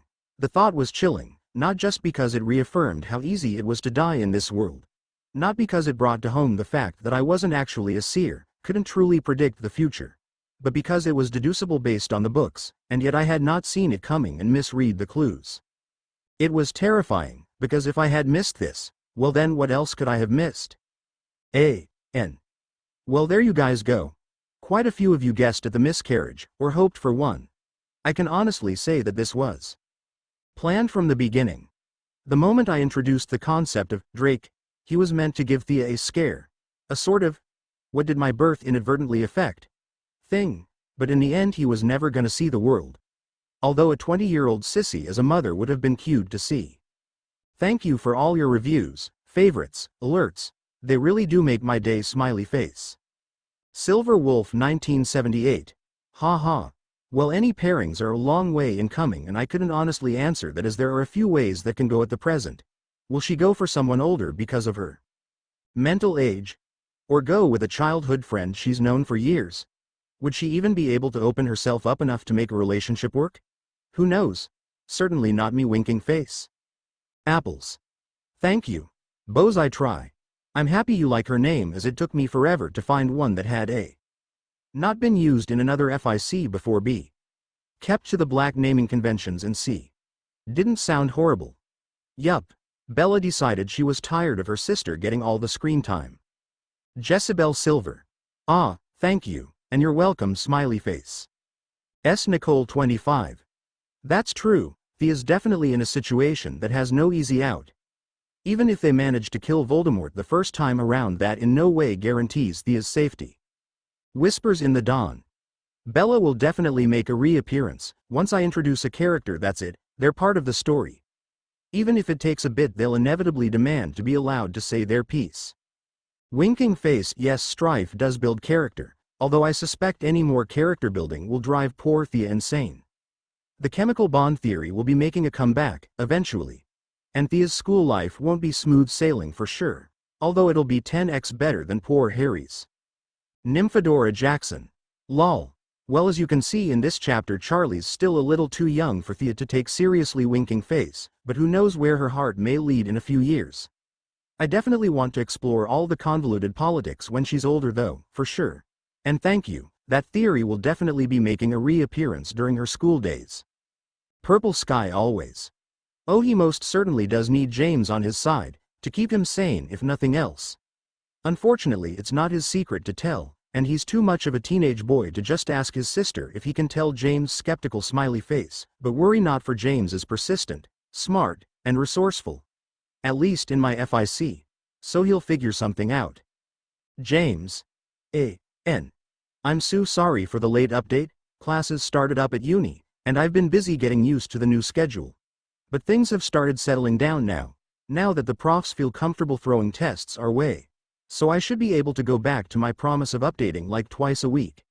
So here's the next chapter. I sort of feel horrible cause you guys waited so long, and this chapter's, well, it's not my best, and it's short. But it is important, so don't feel like it's a filler. Anywho, without further ado, the next few months passed in a blur. Our flow had never seen more action. It seemed as if everyday father had to go into work or mother had to visit cousin Sissy and help with the running of Malfoy Manor.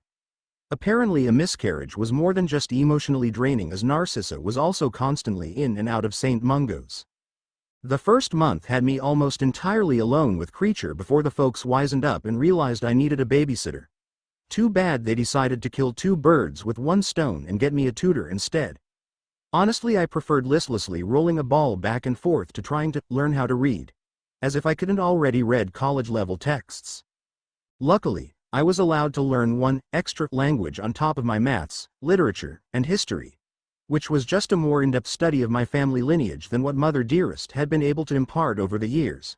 I even had options as to what I got to learn. I was allowed to choose from the 10 magical languages: Mermish, Gobbledygook, Japanese, Latin, Parseltongue, Latin languages, Troll, Chinese, Saxon, or runes. After asking my tutor to briefly go over them all, I couldn't let on that I already knew what Latin and the like referred to. I slowly began to weed certain languages out. Chinese, Parseltongue, and Saxon were very specific in pronunciation. That and my tutor admitted to not knowing Parseltongue, so those were out.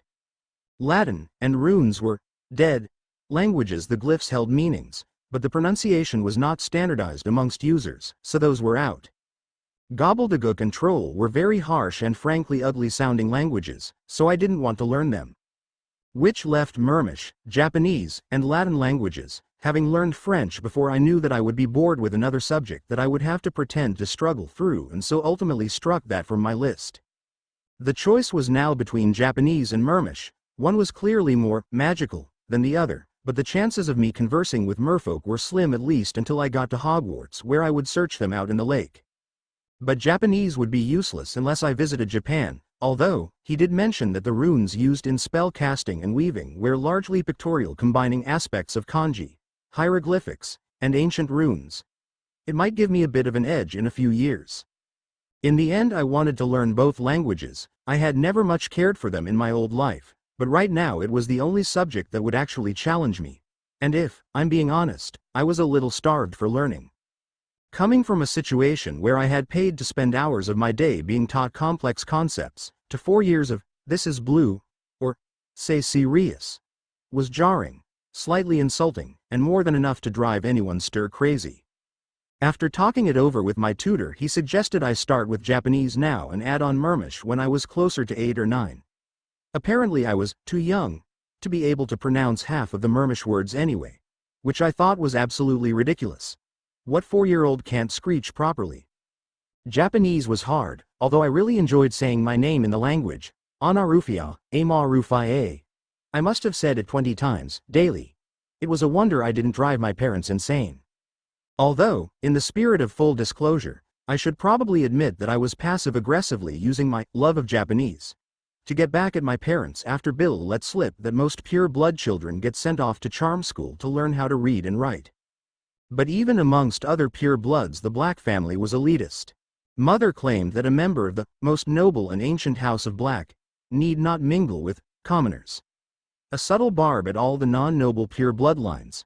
I wouldn't have cared so much if this hadn't been a way for me to meet more kids my age. Bill and Charlie were great, but they only highlighted the fact that I was starved for attention, and I'm an introvert, so that's really saying something. As it stands, all the kids, respectable enough to hang out with me, and not be murdered by Mother, would only see me at social events where it would be improper for me to leave my parents' sides. Thus, creating this ridiculous image of me in their minds. I wouldn't be Amalthea Black, but Miss Black, eldest daughter of Orion and Walburga Black. I doubt half of them would even know my first name. And, with the Black family reputation, any kid who didn't enter charm school will probably be warned away or kept away from me by those respectable wizards and witches once I've entered Hogwarts. Luckily, I was not completely void of company. Aunt Lucretia had managed to convince Mother to allow me to visit every so often, and, true to her word, I would always find Bill and Charlie out in her gardens. Over the course of the last few months, I'd been able to spend, maybe, 10 days with the boys. Not too much, but better than my completely antisocial existence prior to such. These meetings were slightly tainted by the knowledge that I didn't know why my aunt was allowing them. A normal child may have accepted such a kindness at face value, but I knew my aunt would not lie to both her brother and best friend without a very good reason, which leaves two options: either my parents know about my hanging with the Weasleys and have decided to allow it for whatever reason, or my aunt truly has something planned. I wouldn't care, except that I have no idea which one it is. Having been kept so busy, I had managed to put thoughts of my brothers and their knowledge of my visions out of my mind. Thus it came as quite a surprise when I received a letter from James. No, not a letter, rather a howler. At first I stared in shock at the ticking piece of mail. Even as smoke started pouring from the envelope, I couldn't help but question if this was what I thought it was. I mean, I had never actually seen a howler, so who's to say this isn't just some charmed piece of mail? I wouldn't put it past James to be so impatient as to charm his letter to react to not being read. But as I broke the seal and the letter magical floated to face level, rearranging itself into a parody of a mouth, I realized that yes, this is a howler, and yes, I was about to have my eardrums attacked. Luckily Mother and Father weren't due home for another hour. The only remaining question was why he was sending me one. Pissed. Thea. This is Jay. The howler whispered, in a very carrying voice. Hope it's not too loud. I just really needed to get a letter to you, and I didn't know if you could read yet. That actually made a lot of sense. Wow, James, I'm officially impressed. It's about Sirius. And with that one sentence, I was immediately all business, pushing aside all traces of sarcasm and humor. He's been acting strange ever since he came back from break. He's suddenly really twitchy, and he keeps sending worried looks at Reg during dinner. Which is odd, 'cause the two of them had a major they've been, at odds. Recently. Nothing bad, don't worry, just, typical brotherly ribbing. Yeah. But trust me when I say he shouldn't be sending Reg looks during dinner. That's not all either, he keeps avoiding me, and not in the, I'm pissed so leave me alone way. But in the, I've got a giant secret that I'm dying to share, and it's killing me not to, but I gotta keep quiet, way. If you know what I mean. Anyway, I'm running out of space, so I'll just end with. Please tell me what's wrong. Is it his parents? Is something wrong at home? I know something's up and I want to help. He's my best mate and he's killing himself keeping this secret. Thanks, JPS. Just 'cause I'm not there doesn't mean you can't stop practicing. My name is Yamis. Mess. And with a flourish the letter tore itself up into little strips, landing in a neat pile in front of me. Oh, Siri, I thought with a sigh, why didn't you just tell me you needed to tell James? Although, thinking about it, Reg and I did make it seem like the end of the world if Sirius let this slip. Which it kind of could be. Honestly though, I'm surprised the pressure's getting to him. If he was alone I'd understand, but he should be able to talk to Reg. Unless there's something more than just ribbing going on. But no, that makes no sense. They may be different people, but they're actually really close. They wouldn't be in a serious fight. Not when they know a war is on the horizon. Maybe Sirius just needs someone he can relate to better. Merlin knows Siri and Reg could not approach a problem more differently. But, am I willing to trust James with such a big secret? Such a big risk? I have no doubt that he would give his life for Sirius, but loyalty does not necessarily equate silence. After all, they say the road to hell is paved with good intentions, and James was willing to put his family's safety in his hands. He trusts him. Who's to say he won't trust him with this? Gah. Sigh. In the end it's not really a decision. If Siri is really in such a bad shape that James managed to figure out how to question his 4-year-old sister, then there's only one thing to do. Thus determined I made my way to the study, where I had been taking my lessons, and where all the parchment was located, and grabbed one piece of parchment and an envelope. Then in my best 4-year-old scrawl, which was slowly shaping up with all the calligraphy lessons, I wrote on the outside of the letter, JAYGIVE2SIRI. I then moved on to the letter itself. CREUCAN telephone LYAMS. Only jam S. Cringing at the ink splotches and varying letter widths, I quickly sealed the letter in the written envelope and ran to the owl that was waiting by my bedroom window.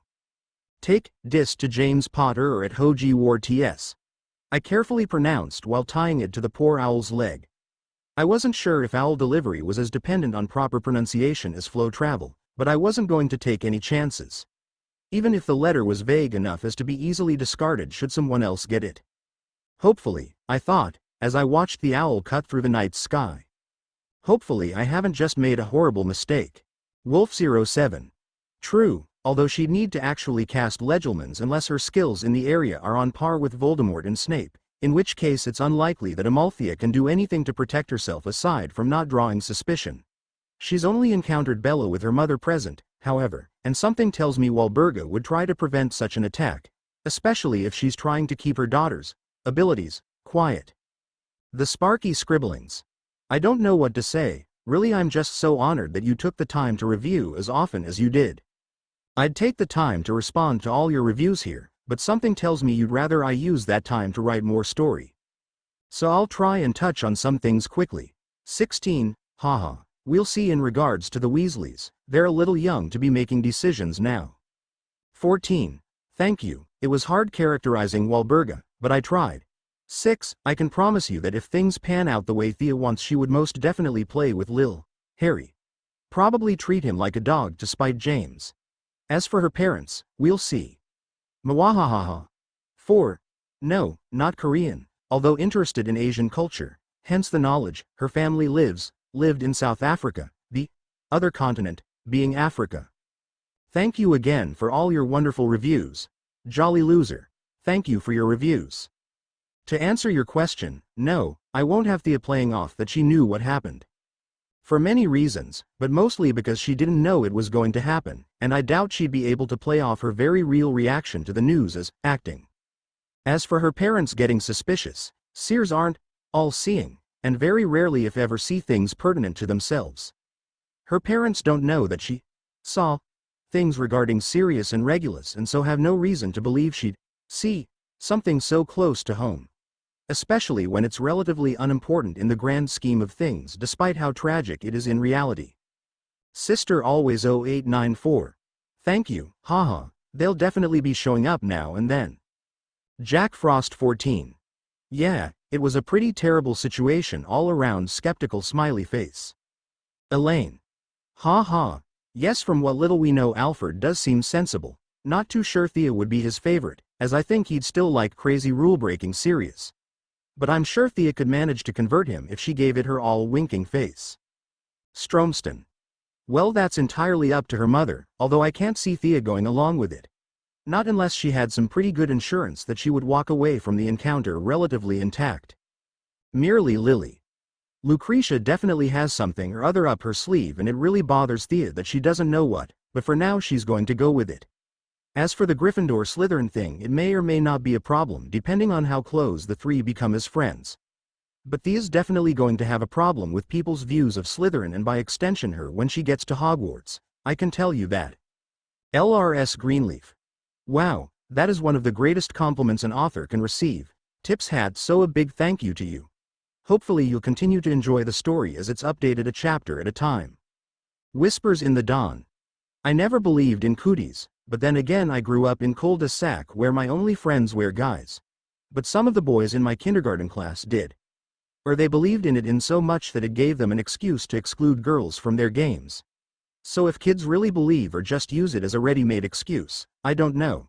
But it's not only in books. Thank you, and yes, poor Narcissa. S. Nicole 25. Haha, that's true, the problem may not be Bella's at all. Whether or not she's sterile I don't know. The books never touch on it, beyond the fact that she was married without children and her sisters only had one. But this may have been due to any number of things. She may have simply not wanted children. Or, we know she was partial to Voldemort, she may have not given her husband enough attention for them to reasonably expect her to become pregnant. But Thea thinks her being sterile makes sense. Although Bella's a Slytherin and may just be using the misconception as an excuse to be out on the front lines with all the men. Silver Wolf 1978. Ha. Yes, a lot of people want her to end up with either Charlie or Bill. We'll see a bit down the line. They'll definitely be in each other's lives, because as you've noticed they'll be attending Hogwarts in the same year. Not that I planned that or anything, winking face, but don't get your hopes up too soon, as they could just as easily end up being best friends. Daily Prophet. The first time I saw cousin Narcissa after the miscarriage was also the last day of the boys' school term. I knew because I'd been keeping track of dates as my maths homework for my tutor. It was all very surreal. I had been taking my last lesson with my tutor until after summer. Turns out I didn't have to keep to Sirius' crazy schedule, and he had been explaining to me different assignments that would help me keep up with my Japanese classes. When all of a sudden my mother burst in, door slamming behind her. Now Walburga Black was a lot of things. Loud, abrasive, and sometimes just plain rude, but she was not uncouth. She would never burst into a room like a common mudblood. Her words, not mine. Not when a fireplace was in every major room including the library, where we were, and she could just flow in. So from the moment the library doors flung open I was on guard, but nothing could have prepared me for the disarrayed look she had, or the obvious signs of exertion: heavy breathing, flushed cheeks, perspiration, and shaky limbs. Did mother run here? But that doesn't make sense, and what's that emotion in her eyes? Is she worried about me? Amalthea, she whispered, clearly shaken by whatever she had just been through.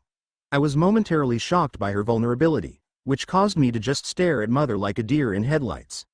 Apparently my time lost to shock was all she needed to compose herself. In an amazing feat of proper upbringing, mother pulled out her wand, muttered a spell that took care of her disheveled look, and adopted a perfect pure blood mask. Amalthea? She questioned, voice much more sure this time. Go and tell Creature which clothes you would like for him to pack. We are leaving for Malfoy Manor in 5 minutes and we shall remain there for a fortnight. I just continued to stare at mother, as if I couldn't quite wrap my head around what she was saying, which makes sense, because I couldn't. Why? I questioned, confused. Mother opened her mouth only to glance at my tutor and close it again. He took this as his cue to leave and bid me goodbye before nodding at mother and making for the door. Again I had to question why he didn't just use the flow. Did he not want to advertise his next location? Amalthea, mother called, snapping me from my reverie. Honestly, child, you are moving as slow as a streeler. Hurry upstairs, or resign yourself to the fashion sense of a house elf. Realizing that mother had no intention of explaining anything, I made my way to Creature, who, if left to his own devices, would pack me 14 identical, pink frilly dresses with bright orange shoes to match. And considering everything I own is either green, blue, or gray, to match whatever mood my eyes were in that day. There was no guarantee his dresses would even fit me. I didn't fancy having to ask the Malfoys for anything, even if it was just asking their house elf to resize my clothes. Sirius was fidgeting as he sat his final exam of the year. He had been since he read the Daily Prophet that morning. He didn't make it a habit of reading the Prophet, not because it was depressing, but because it wasn't. The Prophet had been all sunshine and rainbows, despite the fact that Sirius knew things were picking up, A second year in his house, some girl, Amy something or other, lost her whole family to a freak accident last week. She was certain there had been no foul play, but Sirius wasn't so sure. The fire she described had sounded an awful lot like one of the curses he'd read about in the Black family library. Back when his mum was convinced the heir to the most noble and ancient house of Black needed to know all the Black family spells. The fact that said spells were illegal in any semi-sane society seemed of little consequence. Luckily the lessons ended when he'd been sorted into Gryffindor on account of the fact that he was too reckless to keep what he was learning secret, and his housemates wouldn't be able to appreciate the nuances of the gray cough dark cough magic like Slytherins would have.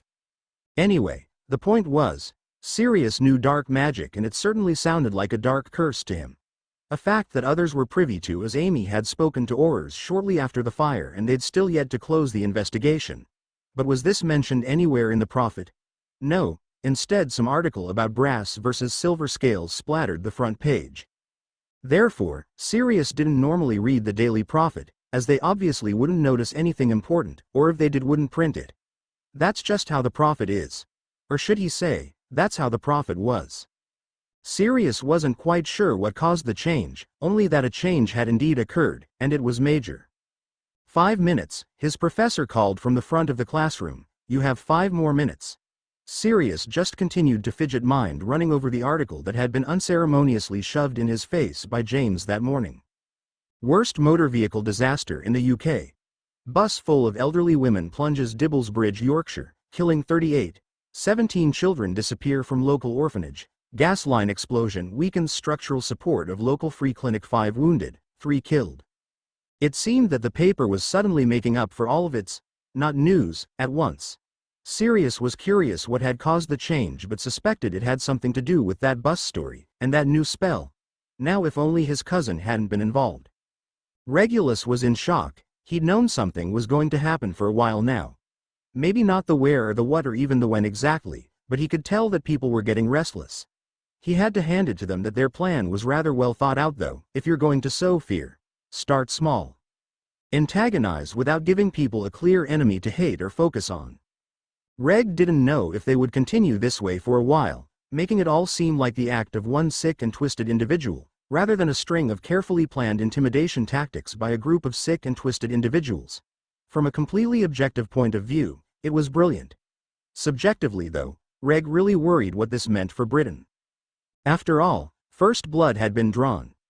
Disappearances may have happened before, the occasional murder here or there, but this was the first one that he had allowed them to take credit for. The first move that he wanted associated with them. That meant the game was afoot, winter was coming. As soon as Creature was done I ran downstairs, eager to find out what exactly had my mother so worried. She didn't give me any time to question her, however, grabbing my hand the second my foot touched the floor and dragging me to the door. Now that was perhaps the most surprising thing Mother had done all day. In all 4 years of living in Grimmauld Place, I had never, and I mean never, placed a foot out the front door. That may seem weird, but anywhere I was cleared to visit could be reached via the flow. Not to mention Grimmauld Place is located smack in the middle of Muggle London. Mother would never lower herself to stepping into Muggle London, even if it meant never leaving her house out of her front door. Yet, that's exactly what Mother did. She grabbed my hand, pulled me out onto our porch steps, and then before I could get a good picture of what the front of my house looked like apparated. Or, well, I assumed that's what she did. I was much too concerned with the sudden vertigo I'd been hit with. I no longer knew up from down, left from right. There was no point of reference and no sense of reason to all the sights and sounds of which there were plenty, even if only as streaks of light and blips of noise. A bark here, a smash there. In a word, it was disorienting. Having read the books where they described the act of apparition as possessing the singular feeling of being squeezed through a straw, I was surprised to note that while I could see where one would get that idea, I would have to politely disagree with its validity.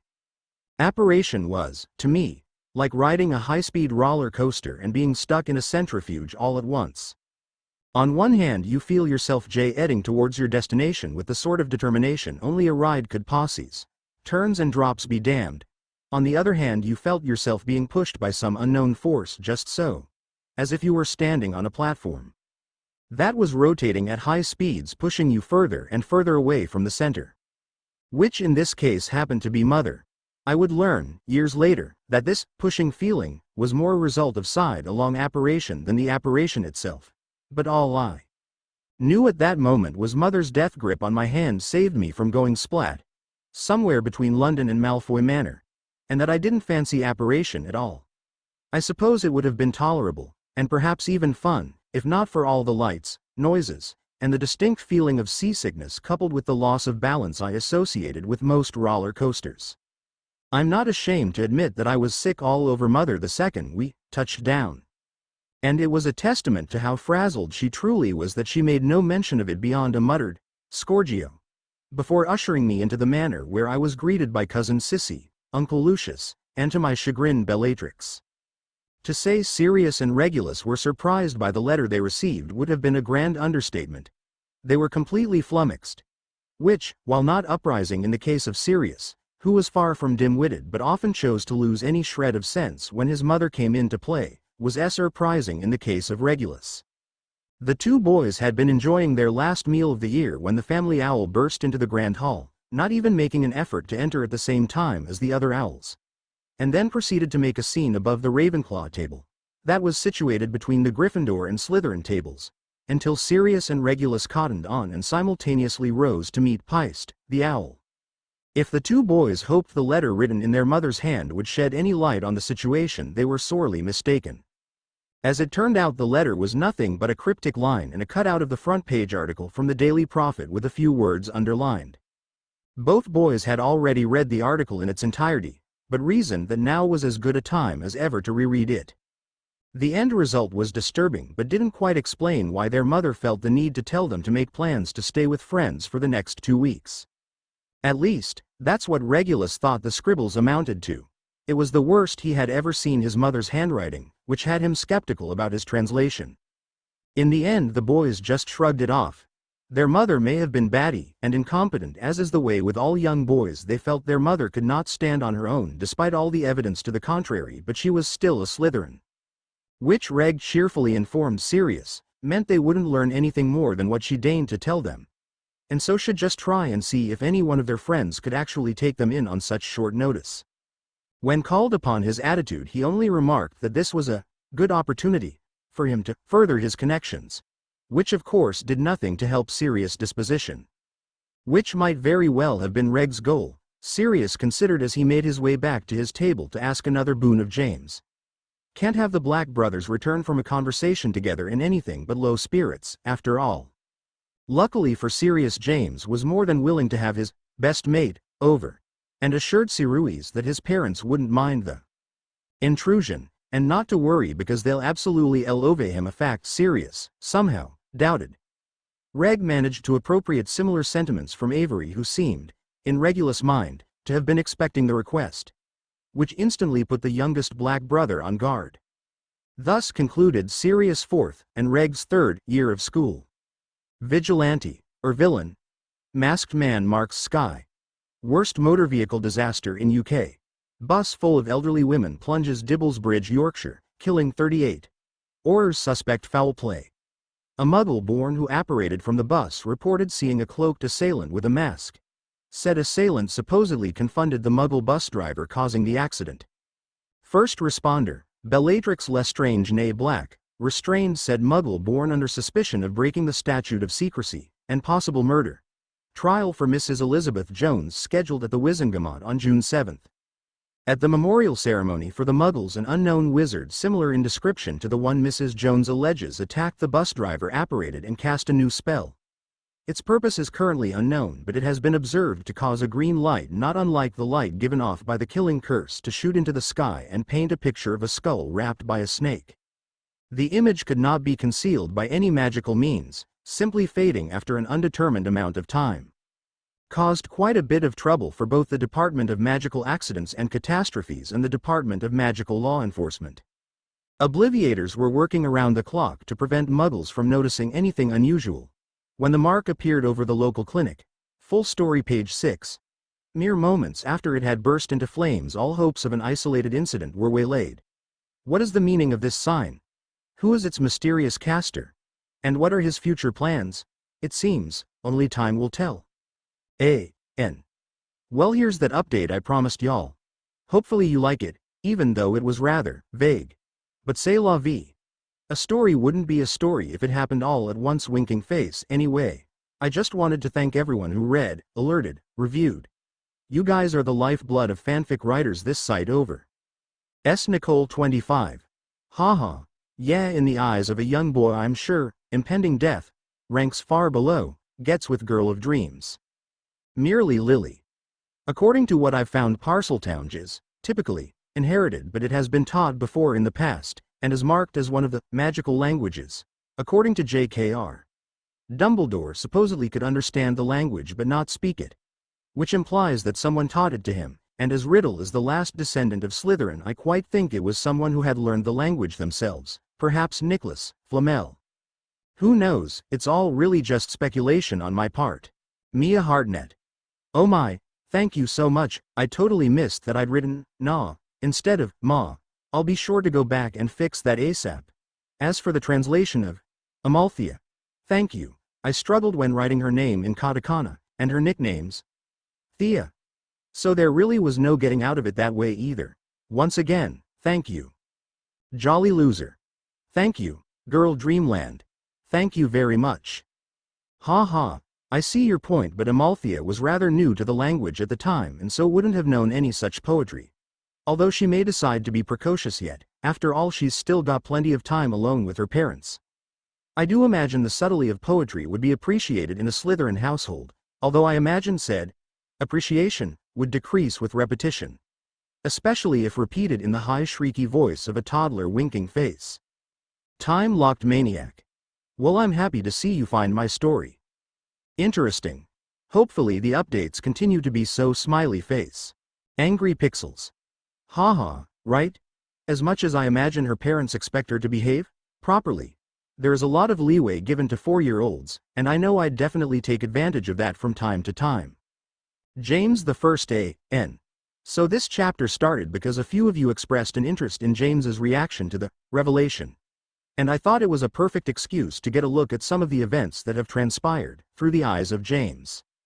Of course, once he got started he just couldn't stop, and what was left was this monstrosity of a chapter that is double my average chapter length, and easily the longest chapter in this FIC by far. On a side note, this is now the 3rd chapter in this FIC to have James somewhere in the title. James Potter in Chapter 6, James for Chapter 17, and now Chapter 19 as James the First interlude. James Charles Potter. Love is blind. Friendship closes its eyes. Friedrich Nietzsche. James Potter remembered very clearly the day he first met his future best mate Sirius Black. The two boys had happened to be sharing a compartment while they rode to their first year at Hogwarts. The first thing that James had noticed about Sirius was how surly he was. Being an only child of 2 elderly adults, James just couldn't understand what the kid's problem was. After all, they were going to Hogwarts, which was only the greatest magical school in all of Great Britain, and likely the world. At the time, James couldn't imagine a better life than being able to run around with kids his own age, climbing trees, trying to fly on school brooms, etc. James's parents loved him very much, but their age often prevented them from interacting with their son on a more physical level. Thus he was eagerly awaiting the chance to live up to his age, if not his name. He knew that he wasn't crazy either, cause the red-headed girl with pretty eyes and her greasy-haired friend both seemed equally excited for school to start, which left Mr. Surly as the odd one out. The second thing James's noticed about Sirius was how similar the sulking boy looked to his mother, which was apparently enough of a connection for James to feel the need to start a conversation with the boy. Hey, what house do you think you'll get into? The boy's answer surprised James. Not only did he look like his mother, he thought he was destined for the same house she'd been in. James's knew all about Slytherins, or thought he did. His mother had told him all about her time in the snake pit, about how they spoke a special kind of language, which she jokingly called Slytherinese, that relied heavily on layered meanings. If you find yourself having to deal with a Slytherin, James, his mum always said, make sure to do 3 things. Assume 1. Anything obvious in their speech is a distraction. 2. Anything overtly appealing they offer you as a bribe, and 3. They know what they want, and know themselves well enough to know what they'd sacrifice to get it. In retrospect, she was probably trying to talk them up in her own, odd, way. But to the honor-bound mind of an impressionable 6-year-old such cheating was evil. Especially when compared to his father's house of Gryffindor, where dwell the brave of heart. Thus, James always found himself partial to the den of lions and said as much to the sulky boy before inviting him to join the house. James had no idea how the sorting actually took place. His parents stubbornly refused to say a word on the matter, tradition, or some other such nonsense. But James was sure personal opinion factored in somewhere. The sorting would prove James right twice over. Not only did it listen to Sirius' plea to be sorted on his merits, and not the family's, but it also took James's opinion on the other houses into consideration when trying to choose between Hufflepuff and Gryffindor. Ultimately, James's adoration of the Scarlet Gold House won the hat over, and with a "better be, Gryffindor," the hat let James go, but not before warning him that the very thing that stood as his greatest strength also doubled as his greatest weakness. It was also the one reason the hat gave for its clinging so closely to the choice of Hufflepuff: loyalty to one's friends. At the time, James had no idea what the hat was on about. After all, wasn't that what friendship was? Unwavering, unquestioning loyalty to someone? Over the years he began to suspect that the hat meant he shouldn't be loyal to people who didn't deserve it. Like how Evans was ridiculously loyal to that greasy-haired git Snivellus, despite the fact that the creep spent all his time talking to wizards like Mulciber and Avery and making up curses and dark spells. James thought that he needn't have worried though, his friends deserved loyalty. Sure, Remus was a werewolf, but that didn't make him bad, and poor little Peter was slightly slow at times, but he knew how to keep a secret, which just left Sirius. From an outside perspective, Sirius was the one person in his dorm that he should have trusted least, but in truth he was the one person James trusted most. This was probably because Sirius shared his view on loyalty. If someone was your friend, then they were your friend. As simple as that. Which meant, no doubting them, no hurting them, and no turning on them, regardless of circumstance. That's probably why it came as such a shock to James when Sirius started avoiding him. At first James thought he must have been imagining things. After all, Sirius? Avoiding him? It didn't even sound sane in his head, but as more time went by and Sirius' attempts at escape took a turn from made-up excuses to leave, to blatantly running away, James was forced to face facts. Sirius Black, his oldest and closest friend, was avoiding him, and he had no idea why. With this revelation came a million questions, none of which James could get Sirius to answer. James was not an idiot, despite what some of his fellow classmates assumed. The Marauders only existed, in fact, because James didn't feel challenged in class. Not that he understood that. He just knew that class was boring and easy, while pranking was fun. So why not plan for one during the other? Half the things the Marauders came up with required magic way above 4th year, after all. So, no, James was not stupid, and his completely intelligent self quickly picked up on the fact that Sirius only started avoiding him after winter break. A break, might he add, that Sirius had spent with his family. Something James was quick to note Sirius would never do willingly. James had only met Sirius' family once, back when he was 12, and his experience had been interesting, to say the least. The visit had started with James sulking. His father had bought him a new broom for his birthday back in March, a racing broom, and he had spent all of break practicing on it. After all, if he wanted to try out for the open chaser position come 2nd year, he'd need all the practice he could get. It was one of the first things James grabbed when he was told to pack for his stay at the Blacks. Sirius had been complaining about not having a broom, and James was more than willing to let him use his so that he could get up the practice needed for trying out for the beater position that'd open up come 3rd year. It seemed perfectly logical in the eyes of the 12-year-old, but his mum, ever the Slytherin, had gone on and on about how this was an implied insult, or some other such nonsense. And, honestly, James, haven't I taught you to be more socially aware than that?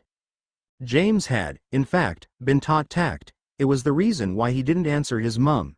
A yes would have resulted in punishment, and a no in punishment and etiquette lessons, but when it came to Quidditch he tended to have more of a one-track mind. A fact that wouldn't really change until the end of 3rd year, when James's interests would include Quidditch and Evans. Not that it was in any ways his fault. If Evans didn't want blokes chasing her, then she should make an honest effort to look less beautiful. After all, James couldn't be held accountable for any actions caused while under her charms. Charms? Get it? Because she's so good at, oh never mind? Point is, James was less than pleased that his mum had vetoed his brilliant idea, and so sulked all the way to the Black's house, where he found out his mother was Sirius' mother's aunt, which made his mum Sirius' great aunt, and Sirius his first cousin once removed, which he knew because he did pay attention when his mum droned on and on about genealogy. Thank you very much, and continued to sulk until his parents were long gone and it was just him, Sirius, and the two little kids. At first James hadn't been sure what to make of Sirius' younger siblings. He was used to hanging out with people his age or older. To suddenly be faced with two kids younger than him, well, it was a change. He just wasn't yet sure if it was a good change. James ended up deciding to ignore the two in the beginning. After all, he was there for Sirius, not them. He was sure Sirius would rather spend time with him too. Not only was James, but Sirius was always complaining about his family. Thus James was slightly surprised by Sirius' reluctance to leave the kids alone. After some prodding on James's part, was Sirius watching the kids? Would his mum be pissed if the kids weren't included? And some bull on Sirius' part about wanting to spend time with them. James stumbled across the truth. Or, what he thought was the truth. Sirius didn't trust Regulus to watch Thea. It made perfect sense. In James's slightly warped worldview, Thea, as Sirius insisted she was called, was just a baby, and Sirius was her big brother. James conveniently forgot that this was a fact shared by Regulus, so of course he was protective of her. James couldn't even blame him. She was just so cute with her little tufts of black hair, and her sparkling gray-blue eyes. Not to mention how she would babble sounds to you as if she were actually having a conversation, and the words she were imparting were of the utmost importance. James's solution to the problem was simple. Include Thea in all their games, and if he managed to get Thea to say his name, all the better. He had heard her say Siri or Reg a couple of times, so he knew she was capable of it. She just seemed to refuse for some reason. It was at that point that James began to suspect manipulation on the part of Thea. She hadn't made any effort to conceal it either, what with her bursting into tears every time James ushered Reg out of a room and immediately clamming up the second Reg re-entered to save her from the evil tyrant. That was James. James thought it was really cute that a 1-year-old baby thought she could outsmart him with all his wisdom as a 12-year-old. But he did conceded to let Sirius' brother hang with them, if for no other reason than because he was used to hanging out in a group of 4. 3 just didn't feel the same, and James's wasn't even sure if Thea really counted as a person. More like a slightly intelligent pet. The 3 weeks that James spent at Sirius' home were the 3 weeks that cemented their friendship. James had always known that Sirius had a less than stellar home life. It had been obvious in everything the boy said. "Who wants to be in Slytherin? I think I'd leave, wouldn't you?" James asked the boy lounging on the seats opposite him. "My whole family have been in Slytherin," Sirius said without a smile. In everything the boy did. "What are you doing?" James asked as he peered over Sirius' shoulder in their dorm. "Trying to draft a letter for my brother. I need him to break the news of my sorting to Mother." "You call your mum, Mother, and how do you mean, break? Gryffindor's a great house." Sirius just gave James a, "You don't know my mother" look, before returning to the parchment. In everything the boy was. "Why are you trying so hard in McGonagall's class?" James questioned, throwing himself onto his bed. "Don't tell me you're scared of her?" "PFT, Sirius laughed, before going back to poking his scarf with his wand, as if. "It's just," he continued, slowly, "I sort of need to learn this spell, and I figured McGonagall would be willing to help if I actually did her work for once." "Spell? What spell?" Sirius motioned with his hand to a book open on Remus' desk. James didn't even question the fact that their bookish friend owned a standard book of spells year 3, nor the fact that Sirius had appropriated it for his own purpose. "It's the one at the bottom of the page," Sirius continued, "the one about locking a basic transfiguration." James made a non-committal HNN before questioning Sirius' motives. "It's for my sister," Sirius mumbled. "I'm gonna be missing her birthday. She's turning 1 and I feel really bad, so I figured I'd transfigure her something. You know." "Well, if you feel so bad, Why don't you just go home for break? I'm sure Remus and I can manage the prank without you. Sirius went really quiet before shaking his head. I don't feel nearly bad enough to return there. In the end it was just really obvious. But James, having grown up in a loving home himself, had never really understood Sirius' home life. Not until the last day of those 3 weeks. It had started off the same as any other day, with Sirius tearing into James for being reckless with his siblings. James always thought it funny that Sirius could be so hypocritical, talk about the pot calling the kettle black when it came to his siblings. After all, it wasn't that dangerous. Sure, he may have let Thea hold his wand, but he was only teaching her basic transfiguration, just beetle to button kinds of things. No need to get all defensive about it. Anyway, Sirius was just tearing into James when Regulus walked in, which immediately shut Sirius up. Apparently he didn't want to let his siblings know what a mother hen he was, or something. Regulus looked suspicious at the sudden lack of talking, and who wouldn't? And James was about to tell him that no, they hadn't been talking about him, it was just Sirius being an idiot, when in crawled Thea, holding a raggedy lion that James recognized from Sirius' attempts at transfiguration last December. Thea turned to him with an expression that could only be described as constipated, although James suspected she was going for heavy concentration, before calling out, "Jay," in a way that James interpreted to mean, "Come." Laughing at the idea of Thea ordering him to come, James made his way over, but not before grabbing a piece of bacon off of his plate. She had been eyeing it, and who was he to deny someone bacon? Especially after she had finally made some progress on his name. Good behavior had to be encouraged and all that. And if Thea just so happened to glare at him with the cutest little pout when he gave it to her, well, that certainly wasn't his intent, just an added benefit. When he made his way over, Thea simply motioned to the lion and started talking really fast. Amongst the garbles, James was able to make out the term "wayo," repeated several times. Sirius helpfully supplied that they think she meant Leo, and that it was her name for the lion. James thought it was a lot like naming your dog, but figured it was just a black thing. After all, their family had named their house elf Creature, and family owl Pest, so Leo the lion fit right in. It also stuck with their thing about stars. James felt lucky that the Potters only felt the need to name their children after past kings. Thea continued to regale James with incomprehensible stories about Leo until breakfast ended and an owl arrived with the post, right as Mrs. Black walked into the kitchen. She was the one who noticed the Hogwarts letter and handed it to Regulus with a "congratulations" before turning to leave. In retrospect, so much could have been avoided had James waited for her to get out of earshot. But he didn't know any better at the time. And so, innocently, turned to Regulus as said, "That's great, mate, maybe I'll see you in Gryffindor." The simultaneous groaning by Sirius, Regulus, and, "Would you believe it?" Thea, clued him into the fact that he had said something wrong long before Mrs. Black responded with, "Certainly not, one disgrace was enough, thank you very much," after which it was just an all-out free for all. "What is that supposed to mean?" "You know perfectly well what it means, Sirius. I know my children, and I know you could have been placed into Slytherin if you were so inclined. The fact that you chose not to is a disgrace." James winced. "There's nothing wrong with Gryffindor," Sirius considered with the air of someone who's wanted to say this for a while but could never think of a way to bring it up. "Of course there is," Mrs. Black responded, astonished. At Sirius' challenge to name one thing, she went on a complete and unnecessary, in James's opinion, tirade. "Not only is it the house for the reckless and short-lived, but it houses all kinds of degenerates, mud-bloods and blood traitors. Why, in my years, it even housed a half-giant. Luckily he was expelled, but still, to have your name associated with such a house? Disgraceful." James jumped as if struck. He knew that the Blacks had different views than the Potters. His mum had specifically told him about how traditional they were. She'd asked him not to be too hard on them, claimed that she believed much the same before meeting his father, and then went on to say something odd about catching flies in honey and vinegar. But his mum had left out the fact that they cursed.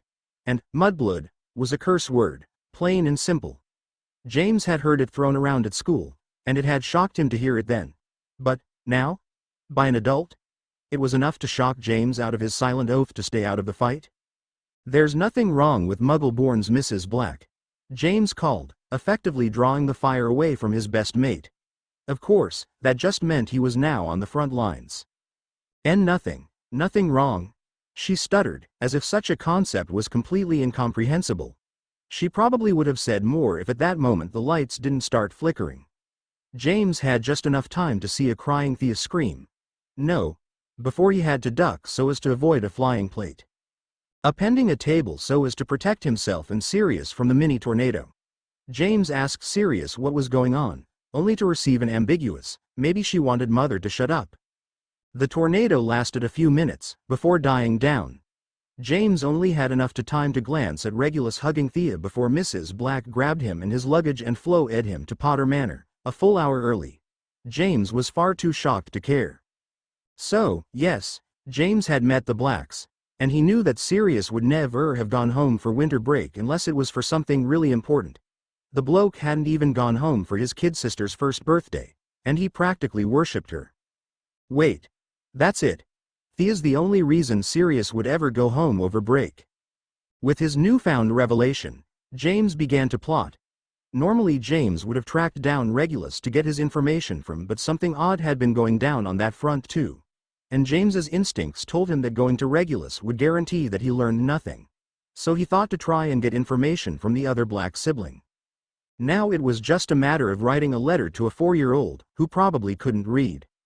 About a week after James's decision to contact Thea, he had a revelation. Or, well, perhaps, revelation was too strong a word.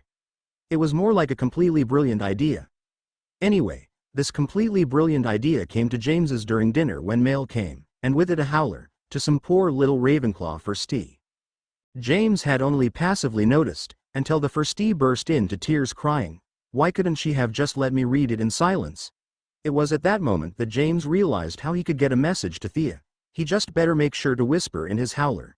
If it was enough to bring an 11-year-old to tears, what would it do to a 4-year-old? It took a few more weeks before James was able to go to Hogsmeade and buy some charmed paper for the letter. He couldn't wait for work on the map to be finished so that he wouldn't have to wait for pre-approved visits to get into the Wizarding Village. James thought that getting the paper would have been the hardest part, but he didn't account for how hard it would be to actually draft the letter. He tried his best to make it seem nonchalant, and to not mention any fighting between Padfoot and Regulus. It wouldn't do to have her worried about her brothers after all. But James suspected that he was less than successful. He worried for hours after sending the letter. Had he done the right thing? Was he even on the right track? What if the problem wasn't with his family? What if Sirius' problem was with James? And so on and so forth. Luckily Thea responded swiftly, if oddly. But by then James was far too invested to care about the odd instructions and quickly tracked down Sirius, stopping him from running with "I have a letter from Thea." Which worked better than anything James had tried all semester, and he made a mental note that Thea was Sirius' Achilles' heel. Which was only fair that he knew, as Sirius already knew how to use James's fondness of Evans to win arguments.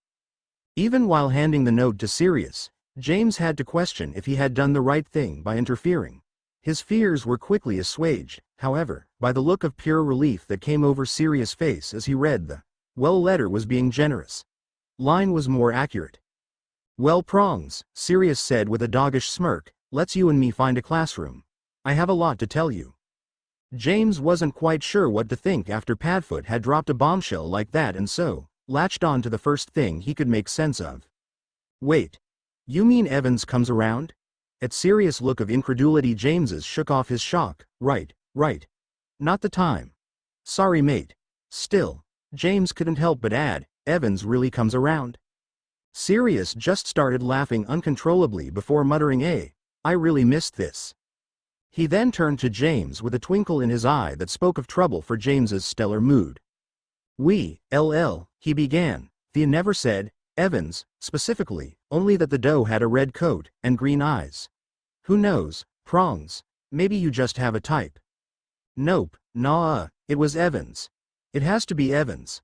I absolutely refuse to get with a girl that's not her, but especially one that looks like her, James added stubbornly, so there. If the stupid Vision wants to be right I have to end up with Evans. I don't think visions work like that James, but by then James had already moved on to the next order of business, so there's really going to be a war? Sirius grimaced before nodding. Technically, he added, I think we're already at war, it's just neither side's declared it. Huh, well that sucks. Sirius once again started laughing, going on about how they'd needed James's directness during break when they were facing this revelation themselves. Yeah, Sirius agreed, that sucks, about sums it up. James agreed, so what are you guys gonna do about it? The next few moments were spent rehashing Sirius and Reg's plan. James agreed to help Sirius keep an eye out for Reg, and pushed for Sirius to keep James's involvement out of any discussion between the two. Sirius didn't understand why he shouldn't tell Regulus, and James couldn't think of how to explain the concept of jealousy to the obtuse boy. So they ended up deciding via coin toss, which James won, much to Sirius' chagrin. The next problem that came up was not so easily diverted. James wanted to tell Remus and Peter. He felt that the two should be warned of an upcoming war. Sirius' argument that it wasn't their secret to spread was quickly vetoed by James, who claimed secrets shouldn't exist amongst friends. Ultimately, it was Thea's letter line ** that read like a warning, and Sirius' insistence that ousting Thea as a seer would be like ousting Remus' lycanthropy, that swayed James. He agreed to keeping it secret, but only, and this he emphasized, because he didn't want Thea to get hurt. He still didn't believe Peter would turn on him. Which was fine by Sirius, who wasn't too convinced of the fact himself. Thus James suddenly found himself in the know, and realized that it wasn't much different than before, except now Sirius was talking to him again, which was really the most important thing, James thought. Besides, together they could take on anything. There you go, hopefully you liked the glimpse through James's eyes. If so, or if not, please review, alert, favorite etc. smiley face. Merely Lily. XD you caught the reference, haha. Yes, I imagine it would be incredibly difficult trying to learn the language of the serpents, and I doubt any snakes you practiced with would be particularly helpful. But it'd be a great intimidation factor in duels and such. Marie. Your wish is my command, bows guest. You reviewed in CHP 14, but hopefully you're caught up, or see this when you are caught up, as I have no other way to contact you. Thank you very much for your review. It's true that my story is littered with typos, and you have correctly surmised that I do know better, I just didn't edit enough, or got lazy, or any number of things. As it stands currently, I'm more interested in updating new chapters than editing old ones, but I will take your advice to heart and start making my way through them. I find myself needing to reread my chapters anyway for continuity, so I might as well edit it while I'm at it. Anyway, just wanted to thank you for your review, and your rating, smiley face. Chibi no Baka. Mwahahaha, my evil plan has worked, lol, but seriously, don't worry, I'd be more worried if you weren't confused, because that'd mean you picked up on something that I didn't intend to put down. This chapter won't really clear up any confusion, but that's coming, eventually.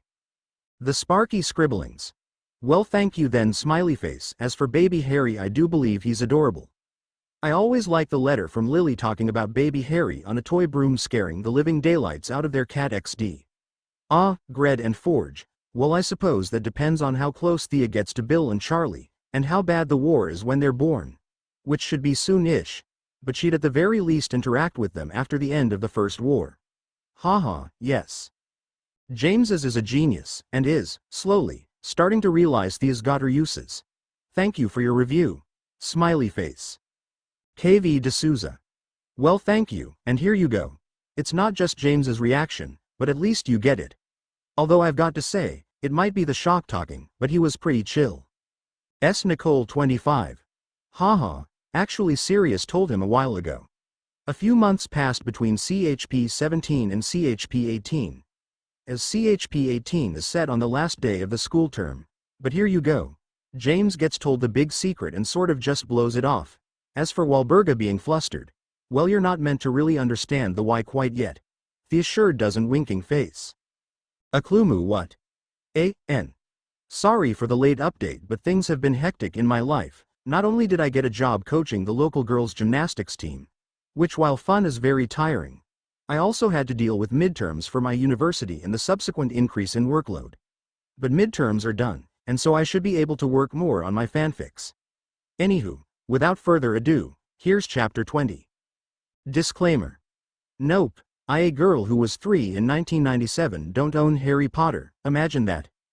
One of the oddest concepts to come to terms with when one is transitioning from childhood into adulthood is the idea that your parents, in all their wisdom, have only ever been able to do what they think was best for you.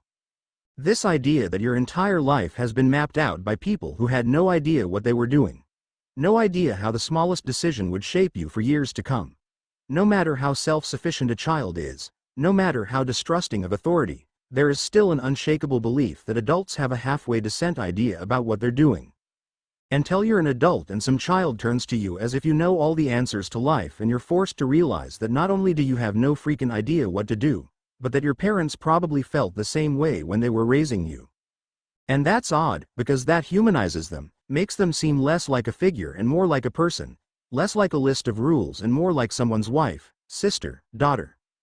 To realize that your parents aren't perfect, that they make mistakes, is an incredibly difficult concept to wrap your mind around.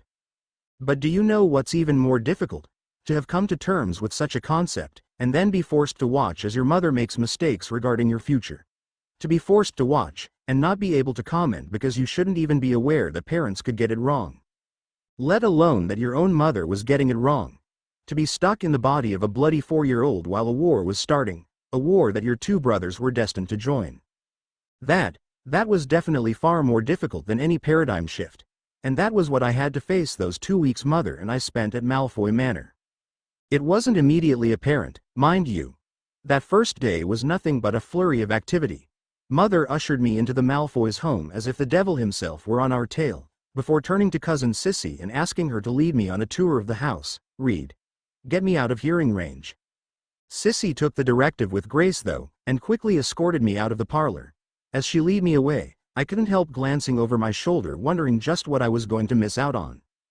Walburga waited for her daughter to clear her line of sight before whirling on her niece, that day's article in her hand. "What is this?" she yelled, brandished the damnable piece of evidence like a sword. "What were you thinking, you foolish child?" Bellatrix, who had been watching her aunt with a sort of calm detachment, narrowed her eyes at the insult. "Why," she drawled. "Like a cat waiting to pounce, are you so upset?" I was careful. "You read the paper, none of it can be traced back to me." "It's not you I'm worried about." "No, of course not. You know better than that." "But if not me," Bellatrix purred, "then, who?" Walburga didn't stiffen. She was much too experienced for that, but she did casually, too casually, drop her arms to her sides. A move Bellatrix quickly picked up on. "Come now," she continued, twirling her wand in a silent challenge. "What has got my dear aunt in such a state? Surely it cannot be this article?" Bella continued as if Walburga hadn't been raving about it but moments before. "I thought it would be a nice surprise. I do know how you love surprises." "Not," Walburga spat, eyes flashing, "when they endanger my family, when they endanger your family, Bella." "Danger? From who? Didn't you read it?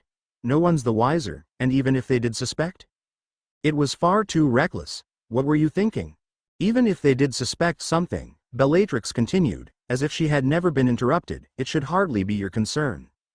They've no evidence, they'd never be able to trace it back to me, let alone you or whoever it is you're trying to protect." Walburga just stared at her niece in shock. Was she really so arrogant, so cocky as to believe the Ministry wouldn't figure it out? Wouldn't tie this to her? And then, oh God, if the Ministry started poking around her home, started looking into their records, what would they uncover? What would they think about Am?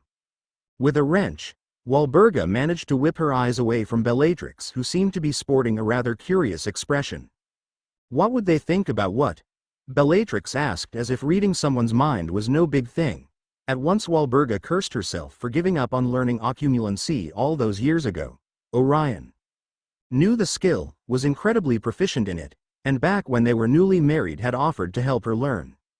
She had agreed, eager to learn anything if it meant understanding her husband better, but had soon given it up as a lost cause. She didn't have the temperament for it, he had said. She was more suited for legilimency, for attacking one's mind, than the subtle passive aggressiveness that was occlumency. The observation had been simple, relayed to her in that no-nonsense way that was so Orion that she hadn't even thought to contest. And when he had admitted that it was her passion that had attracted her to him in the first place, well, she found it hard to begrudge herself this weakness. Now, however, staring down her niece who had inherited that same passion, that same fire, and poured it into her pointed mental jabs, she couldn't help but regret not forcing herself to overcome such weakness. No matter, Walburga thought, raising her eyes to once again meet those of her niece, the best defense is a good offense. And that thought was the only warning Bellatrix got before Walburga turned her spell against her, prodding her mind, sending mental daggers her way, all the while verbally tearing into her. They don't need evidence to search, Walburga lectured, only to convict. All it takes for the ministry to grant a search warrant is the suspicion. Here she glared at Bella, of evidence, of information. So when you so carelessly threw curses at those muggles and don't deny it, I'm not an idiot, I know what first responder really means, curses that belong to our family and can only be learned with the express permission of my husband. You threw us into the line of fire. Bellatrix just crossed her arms like an unrepentant teenager, but Walburga was not done. Now instead of sitting at home with my 4-year-old daughter waiting for my sons to return from school, I'm stuck intruding on your sister's hospitality while Orion rushes to cleanse the house of any trace of dark magic and artifacts before those idiots at the ministry can get a warrant approved. Bellatrix sneered, that's why I did it, Aunt. To show them, all of them, our power. The Blacks are one of the oldest pure blood families. We possess magic others can only dream of. We are strong, we are mighty, and we used to be influential. Now look at us. Hiding from the ministry like a frightened child. Cowering as if we are guilty of some crime? Dark magic? Dark artifacts? She advanced on Walburga. What makes them dark? You know as well as I do that what Uncle is doing right now is wrong, is sick. Hiding our heirlooms, our heritage, and why? Because it'll offend some mud-blood sensibilities that a proper wizarding family has a cursed cabinet? Or a spelled amulet? Those aren't dark, Bellatrix ranted, they're old, they're symbols of where we've come from. Of what we've endured. Toujours pure, since the Middle Ages, since those filthy muggles forced us to make such devices just to keep them from wiping us out. We used to be celebrated. Our curses were the things of legend. We started the Black Plague. And now we are ridiculed and reviled, because of what? History? Because we won't throw out the manuscripts and documents of our ancestors. Well, I won't stand for it. I refuse, Bellatrix all but shouted. It was uncomfortably quiet for a moment as the two headstrong women glared at each other only to be interrupted by a cough. It was at that moment that Walburga recalled Lucius hadn't left with his wife. I think, Lucius began carefully, conscious of the tension in the air, that Lady Black agrees with you, Bella. Bellatrix. He hastened to correct when said witch glared at him. We are all on the same side after all. He continued, shocking Walburga, who wondered just how far things had already gotten. If they were so openly discussing sides, she would have just preferred a little more tact on your part.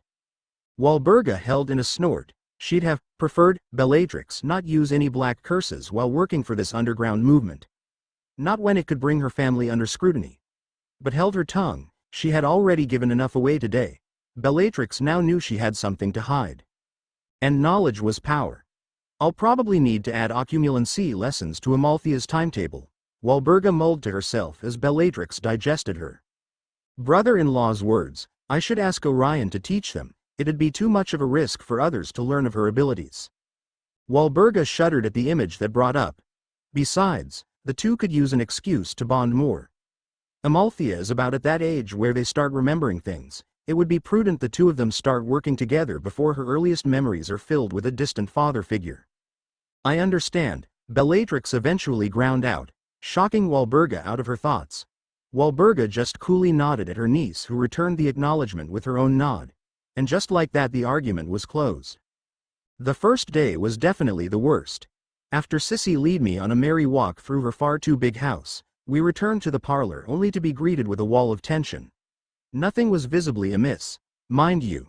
Cousin Bellatrix was casually talking to Lucius while Mother sniffed at the topic, adding in a yes or ridiculous every 2 seconds. At first glance everything seemed okay, but then you would notice the tension in their postures, the way both women were angled so as to face away from each other, and yet were still in each other's line of sight. You'd notice how their hands were casually resting by their wand holster, in the case of Mother, or outright holding their wand altogether, in the case of Bellatrix. You'd notice, in a word, the atmosphere, and knew that everybody was the furthest thing from relaxed. Luckily Sissy seemed used to such an atmosphere, must have come from growing up with Bellatrix, and in fact must have been expecting it, as I can imagine no other reason for her house elf to have prepared dinner so early. But it worked, and whatever spell had been cast on the room was broken.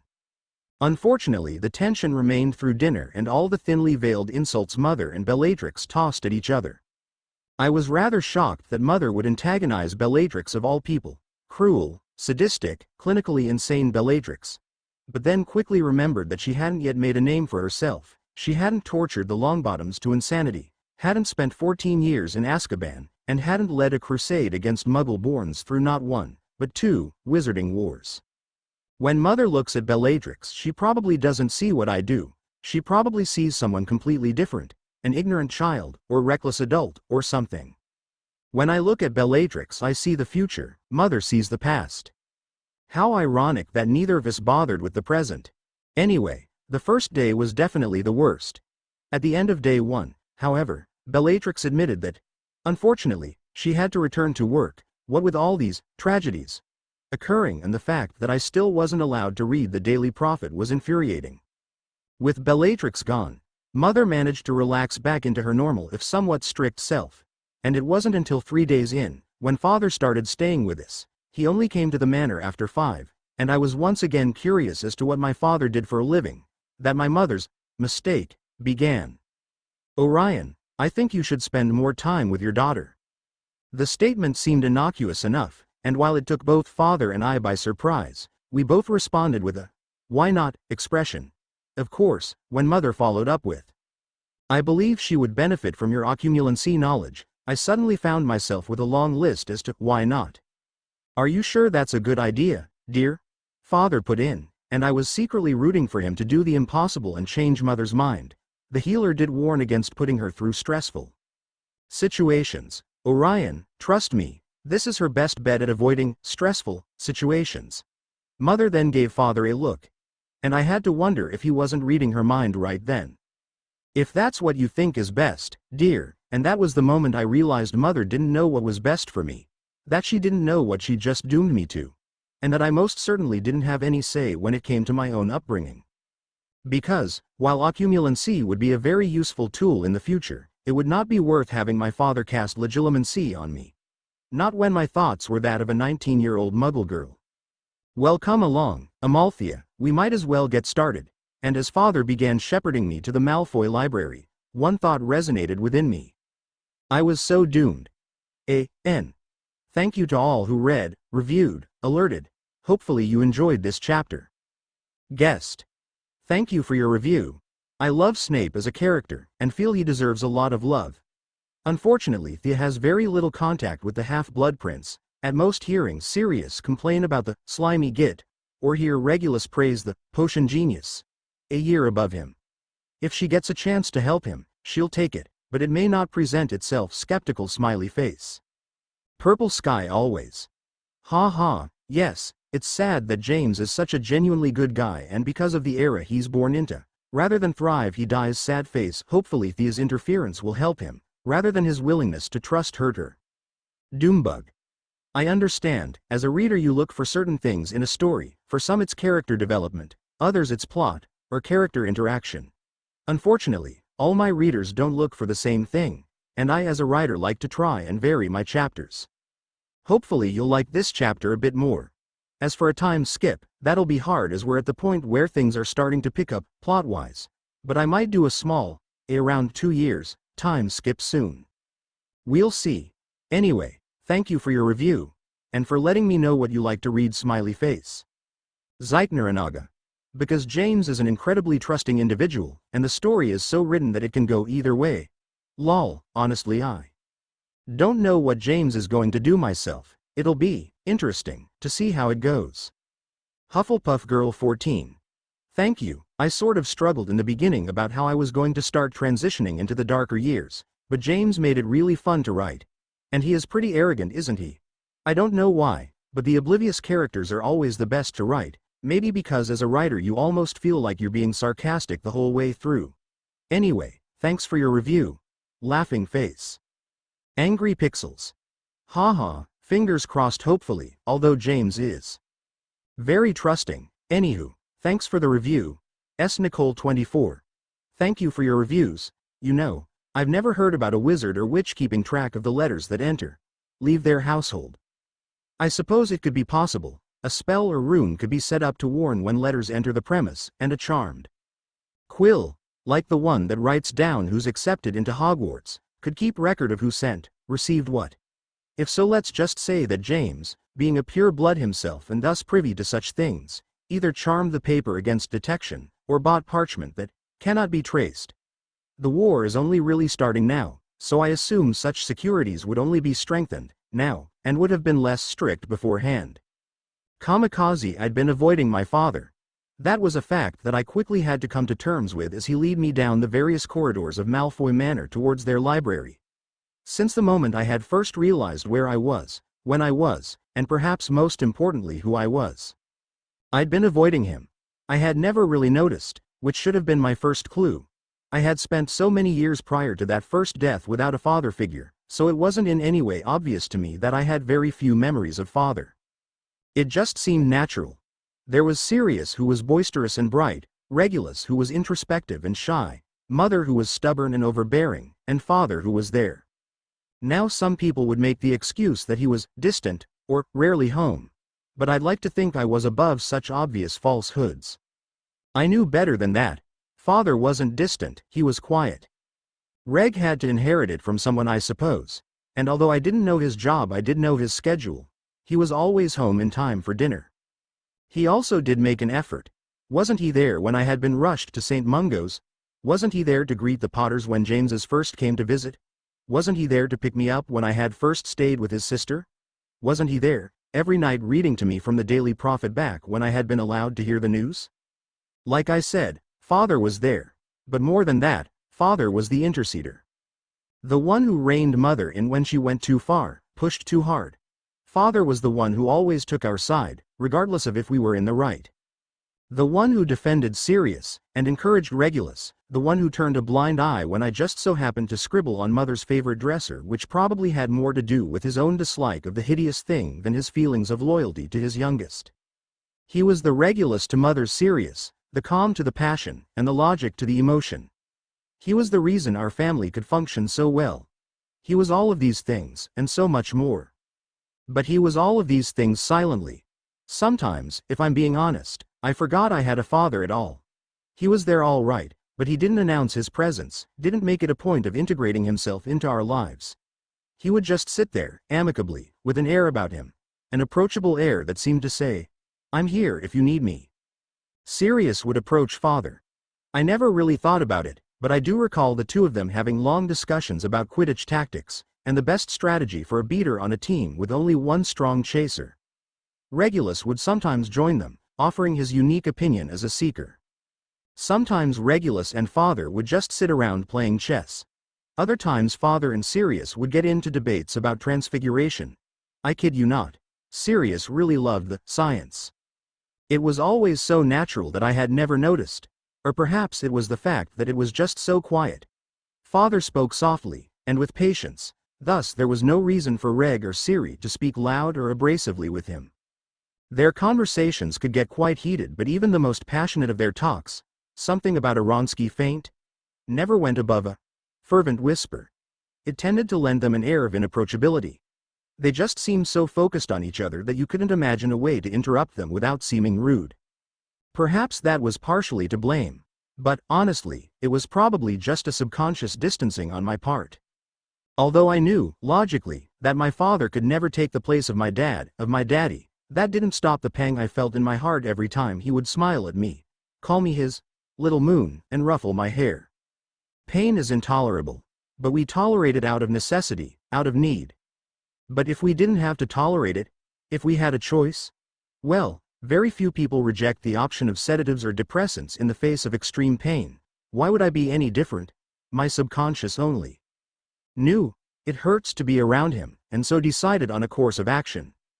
A course of action that ended up with me feeling tired around the times my father came home from work, or had me talking to my brothers during the one meal we all shared. It was all to protect my heart, but in the end it was for naught, because the realization that I'd been avoiding my father sent shocks of pain to that very organ. Especially when the realization came from such an innocuous thing as my father. It'll be nice to get to know each other, right Thea? Using my nickname. The first thing father did when we made it to library was to explain, very clearly, that I was not going to even think about attempting occlumency until I had the theory down packed. Apparently it wasn't as benign an art as I thought. Father made it a point to highlight some of the injuries that could occur from improper understanding of the technique, severe mood swings being amongst the most mild, and splintering or encaging one's psyche being amongst the most severe. And I briefly had to wonder how many of Harry's outbursts in the 5th book had been due to puberty, and how many had been due to his shoddy occlumency practice. The knowledge that I wouldn't be learning the practical part of the art quite yet, and by extension wouldn't be facing legalemancy, yet was a relief as much as it was a burden. It was a relief because, well, that was simply one less thing to go wrong. It was a burden, however, because it was just one more thing to worry about. Whoever said, out of sight, out of mind, had obviously never stood in the shadow of an impending fear. Out of sight only meant constantly obsessing about in one's mind. So while father quoted some old dead guy, human behavior flows from 3 main sources: desire, emotion, and knowledge. I slowly began obsessing. If not today, then when? Tomorrow? Next week? Will he even give me a warning? How far will he push? What will he look for? What will he see? How can I stop myself from thinking about the important things? The future? The fact that I'm not a seer? That I've been reincarnated? That I wasn't supposed to exist? That I'm just a mug? I'm thinking about it right now? Needless to say, I didn't pay attention to a word of that first lesson. The next 2 weeks passed in slow, agonizing torture. Every day father would take me to that library and lecture me on the fundamentals of occlumency, and every day I would squirm in my seat wondering if today he would choose to bring out his wand. You would think my worry would somehow prevent me from learning, and indeed I had wished that was so I was meant to be, for after all, it shouldn't have been out of the realm of possibility that this was simply above me. Unfortunately, it was a lot harder to pretend you weren't learning something than it was to pretend you were. And I had definitely been learning. 2 weeks of non-stop lecturing would do that to a child. I had been learning, and thinking, and planning, and, above all, praying. Praying that my spark of an idea would, somehow, magically, work.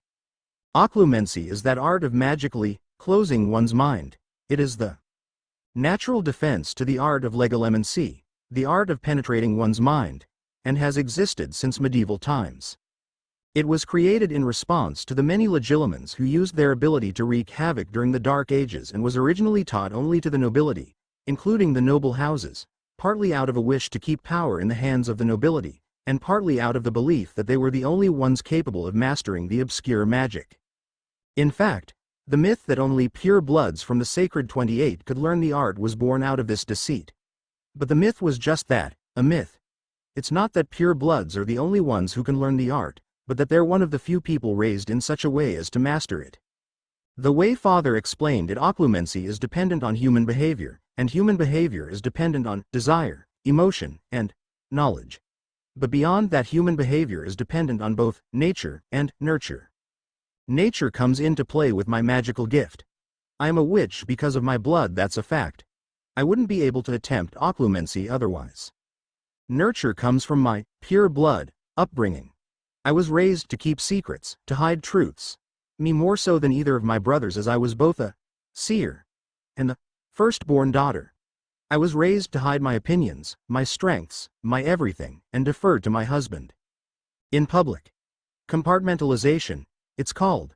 The ability to separate and isolate one's own psyche into distinct compartments. This was the key to mastering occlumency.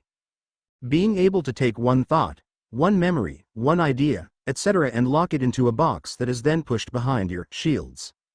A master would be able to do this so seamlessly that a legilimens wouldn't even recognize there was a gap. Because a master wouldn't block their minds from an attack, they would just hide away their valuables.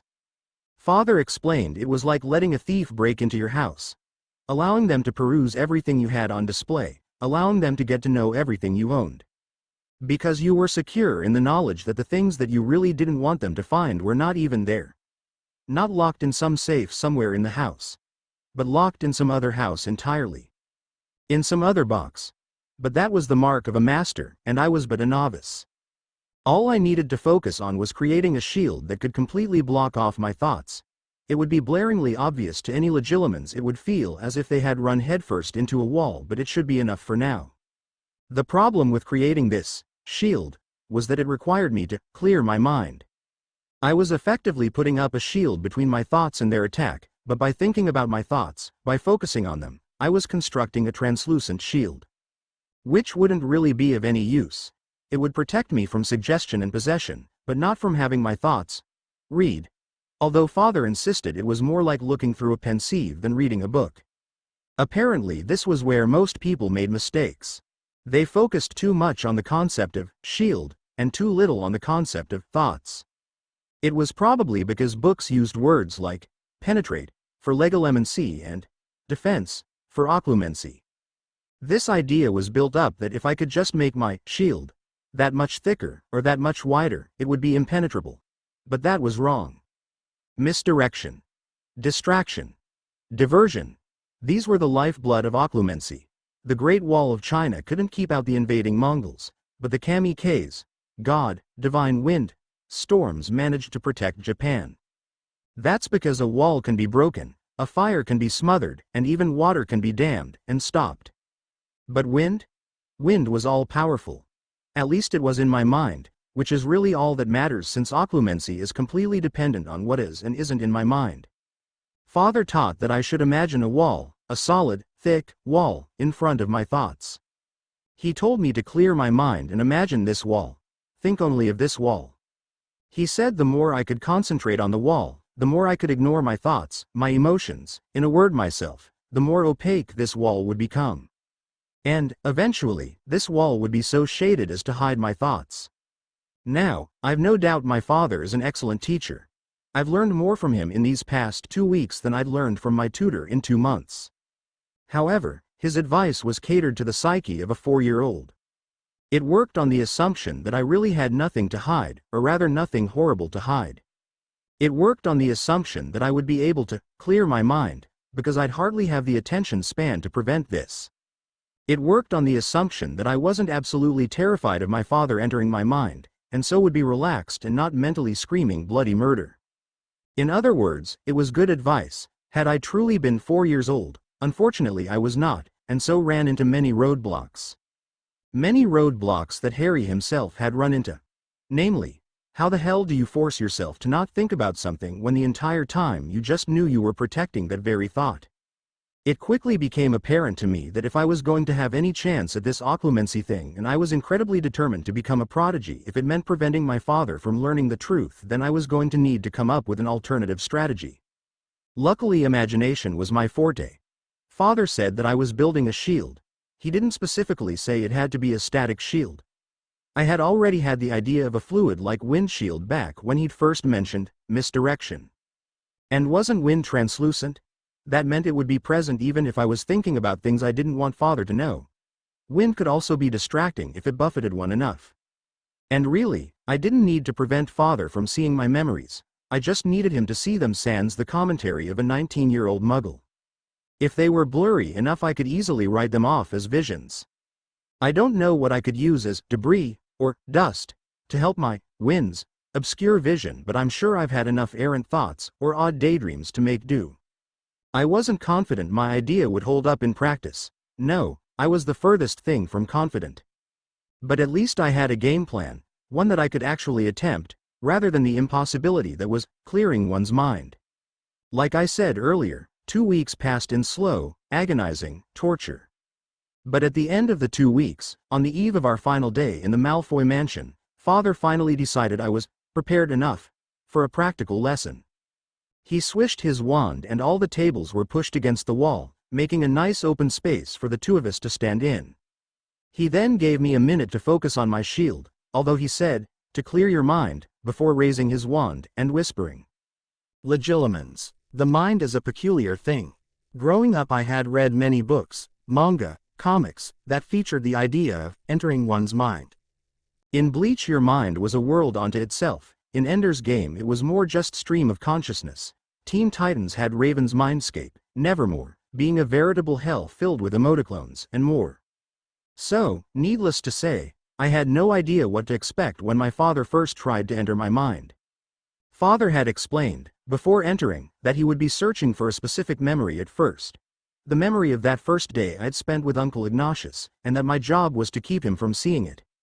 This was meant to be the easiest type of attack as it was both pre-announced and targeting a specific memory.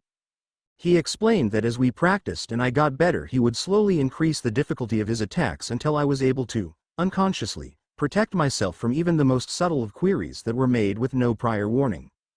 He said that if we continued practicing every day, it seems that occlumency practice has replaced my old, read the Daily Prophet, time I should be able to keep up a constant shield by my 6th birthday. And if I was willing to continue my practice, I should have the skill mastered by the time I entered Hogwarts, in 7 years. Seems 7 is the magical number.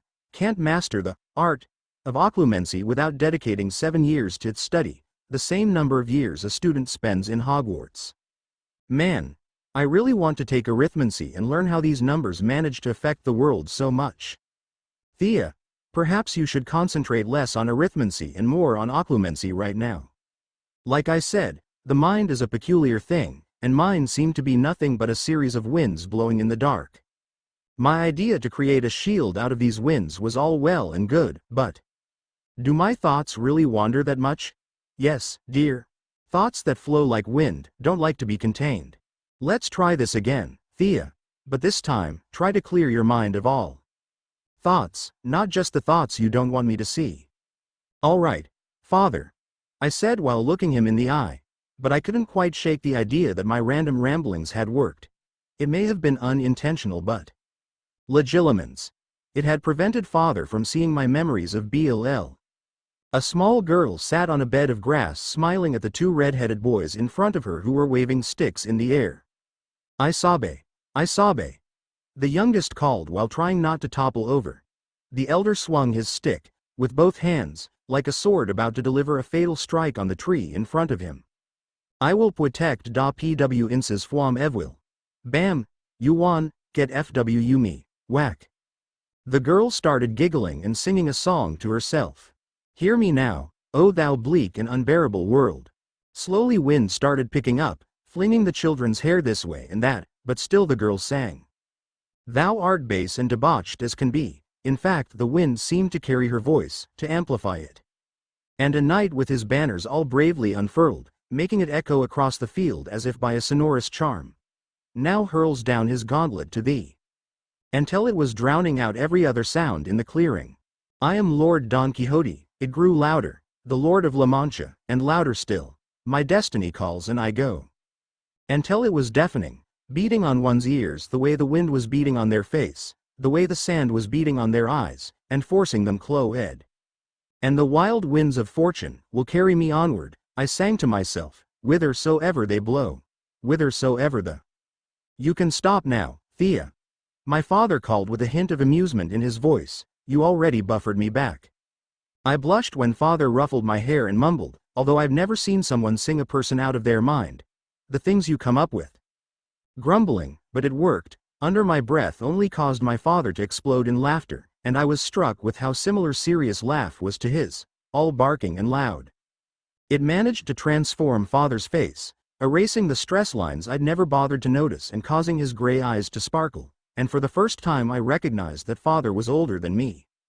This might seem like a stupid observation, but I had spent the past 4 years with the knowledge that I was the younger sister of 2 boys that were truly 9-ish years younger than me. To suddenly realize that my father was older than me, that he was actually old enough to be my father had I not been reborn, it was weird. But a good weird. Father might not have the fate of the world on his shoulder, and knowledge of the future. But he wasn't a child. He wasn't someone I needed to coddle, someone I needed to protect, because he was there to coddle me, to protect me. He was my father, and while I couldn't let my guard down around him, it was still nice to realize that he wasn't an enemy, and that I didn't have to keep treating him like one. Come on, my little moon, your brothers should already be waiting for us at home. And as my father grabbed my hand, and a pang shot through my heart, I couldn't help but think that maybe, just maybe, I could tolerate this pain. I could lower my walls. Maybe, just maybe, I could let another person in. Okay, Daddy. Because Lord knows I was breaking by myself. A.N. Phew, this chapter's done. Let me tell you, it did not want to write itself. You don't know how many times I was tempted to just give up and crank out a chapter about Orion's past, even though I don't plan on writing that for quite a few more chapters. Or the number of times I planned on ending this chapter before Thea actually faced Legilimens. But it's done. Hopefully it lives up to all of your expectations. It was definitely interesting trying to segue from Thea's mind, as we've only ever seen occlumency through the mind of the Legilimens. Even when Snape used Legilimens on Harry, he just turned it around on him, rather than creating a defense. My theories came from information released by JKR about why Draco would be a better occlumens than Harry, and the very few chapters in which the art is mentioned throughout the books. December will be crazy busy, but I'll try to at least update within a month, as I've done with this chapter. Thanks for all the alerts, favorites, reviews, they keep me going. Firefly's Melody. Thank you very much for your wonderful compliment. I do strive to not make too many grammatical errors, as I was actually taught grammar growing up. Not being sarcastic here. A lot of people actually grew up not knowing how to use a semicolon versus a comma, and so have no excuse not to. Hope you enjoyed the chapter, and worry not. I will definitely see this story through to its completion. Merely Lily. It is spelled occlumency. Thank you for pointing that out. I'll probably not fix that until the stories much further along are completed, but at least now I won't keep making that mistake.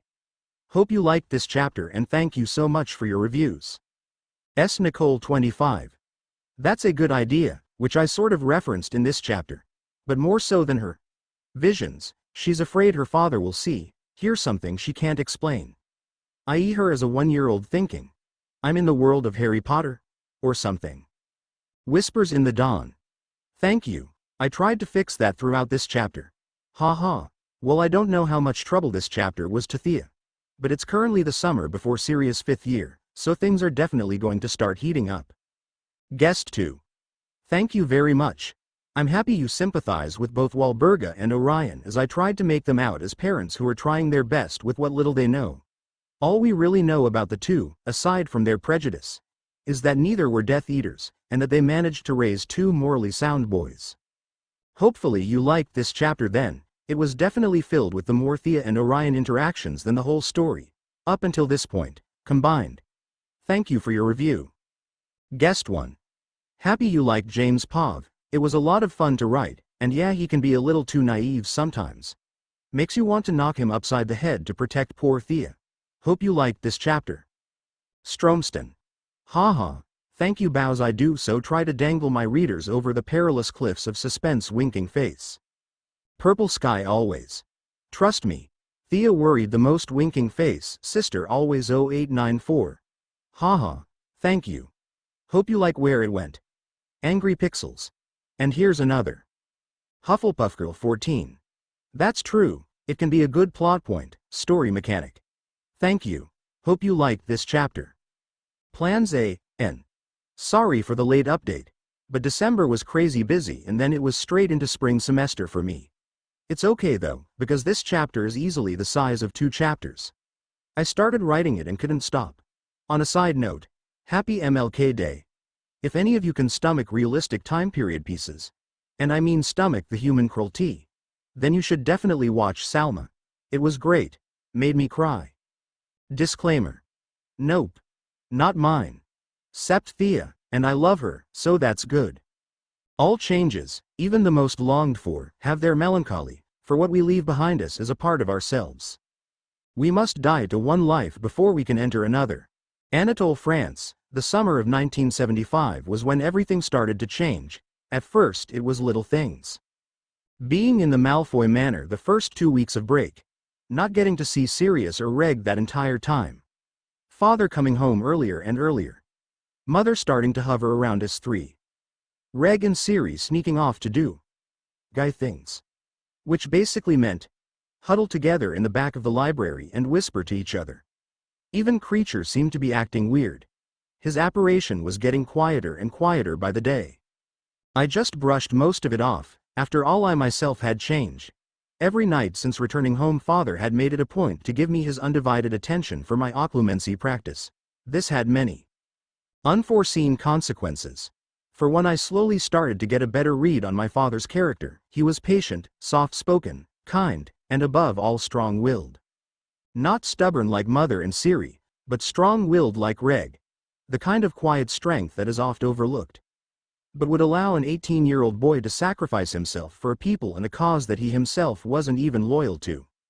Another consequence, however, was that Father started to get a better read on me. A few weeks of practice were enough for me to hide my surface thoughts and feelings from anyone who was just browsing the outer ring of my mind. But by then my father had already felt and seen enough of my thoughts, emotions to be able to guess at what I thought, felt. This was disconcerting as it meant he sometimes knew how and why I felt a certain way before I did.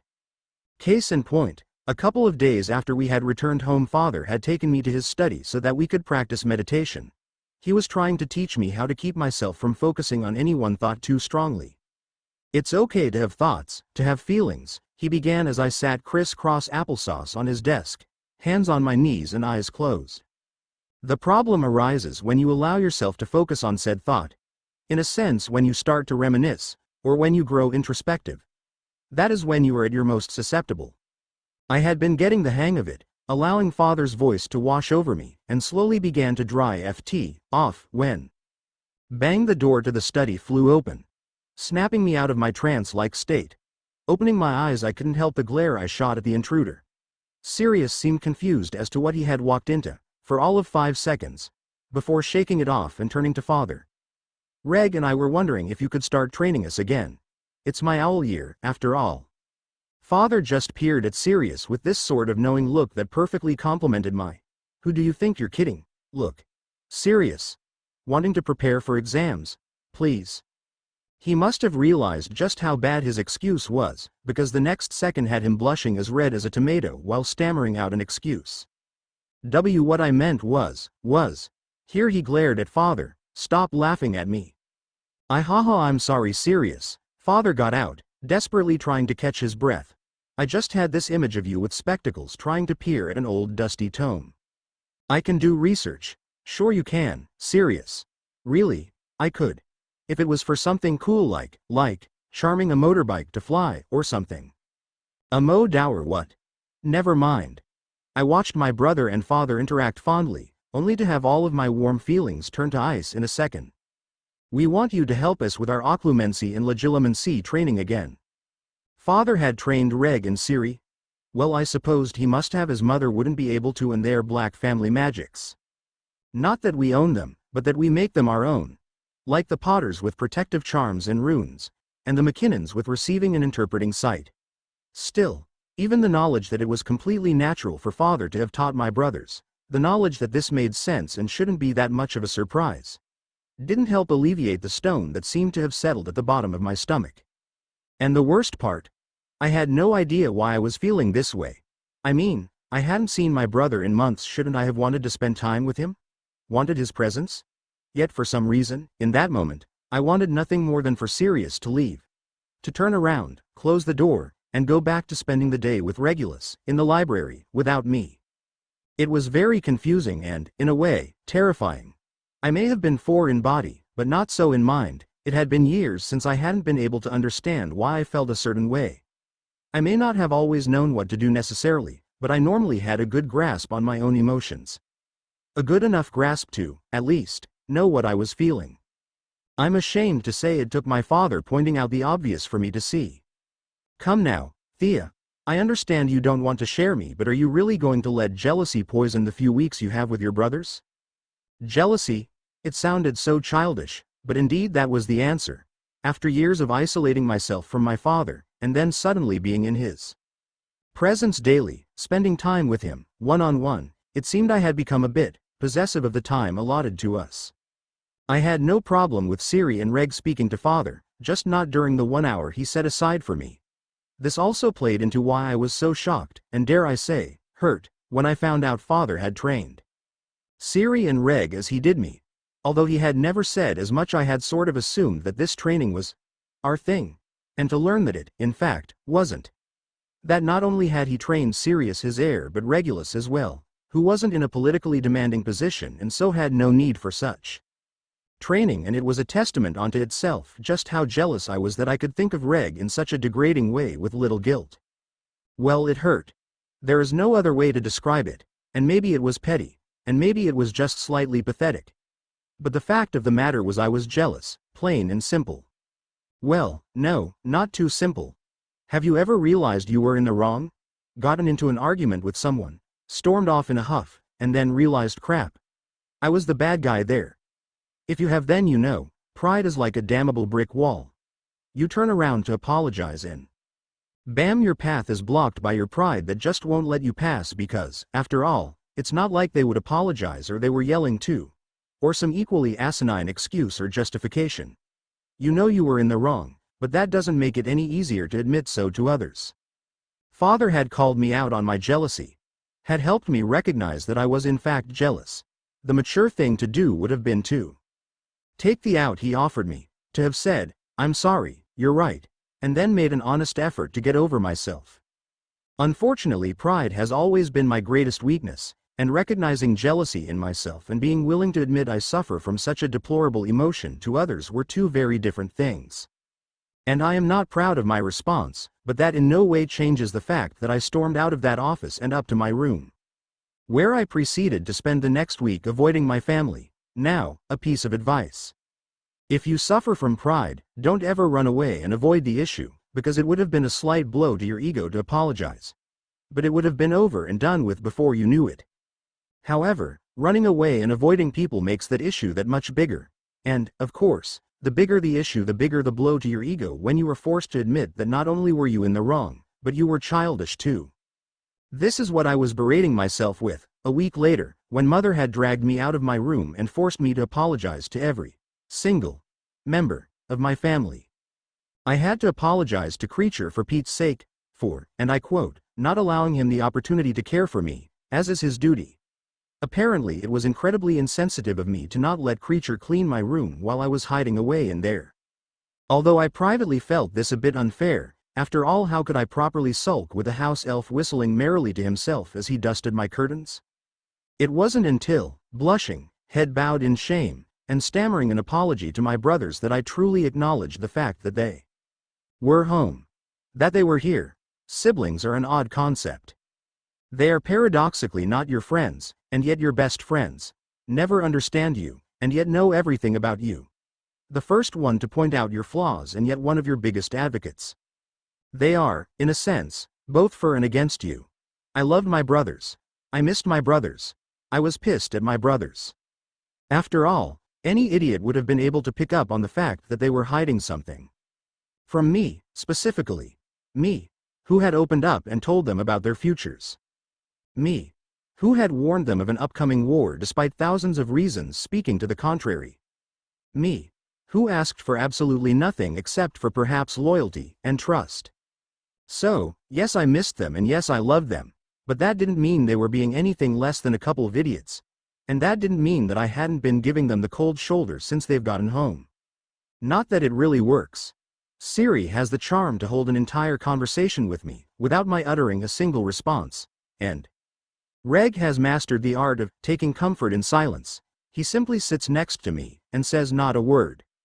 Still, the realization that the only words I had spoken to my brothers in the past few weeks, outside of social necessity, "Please pass the butter," was an apology delivered through clenched jaw and wrinkled forehead, struck me hard.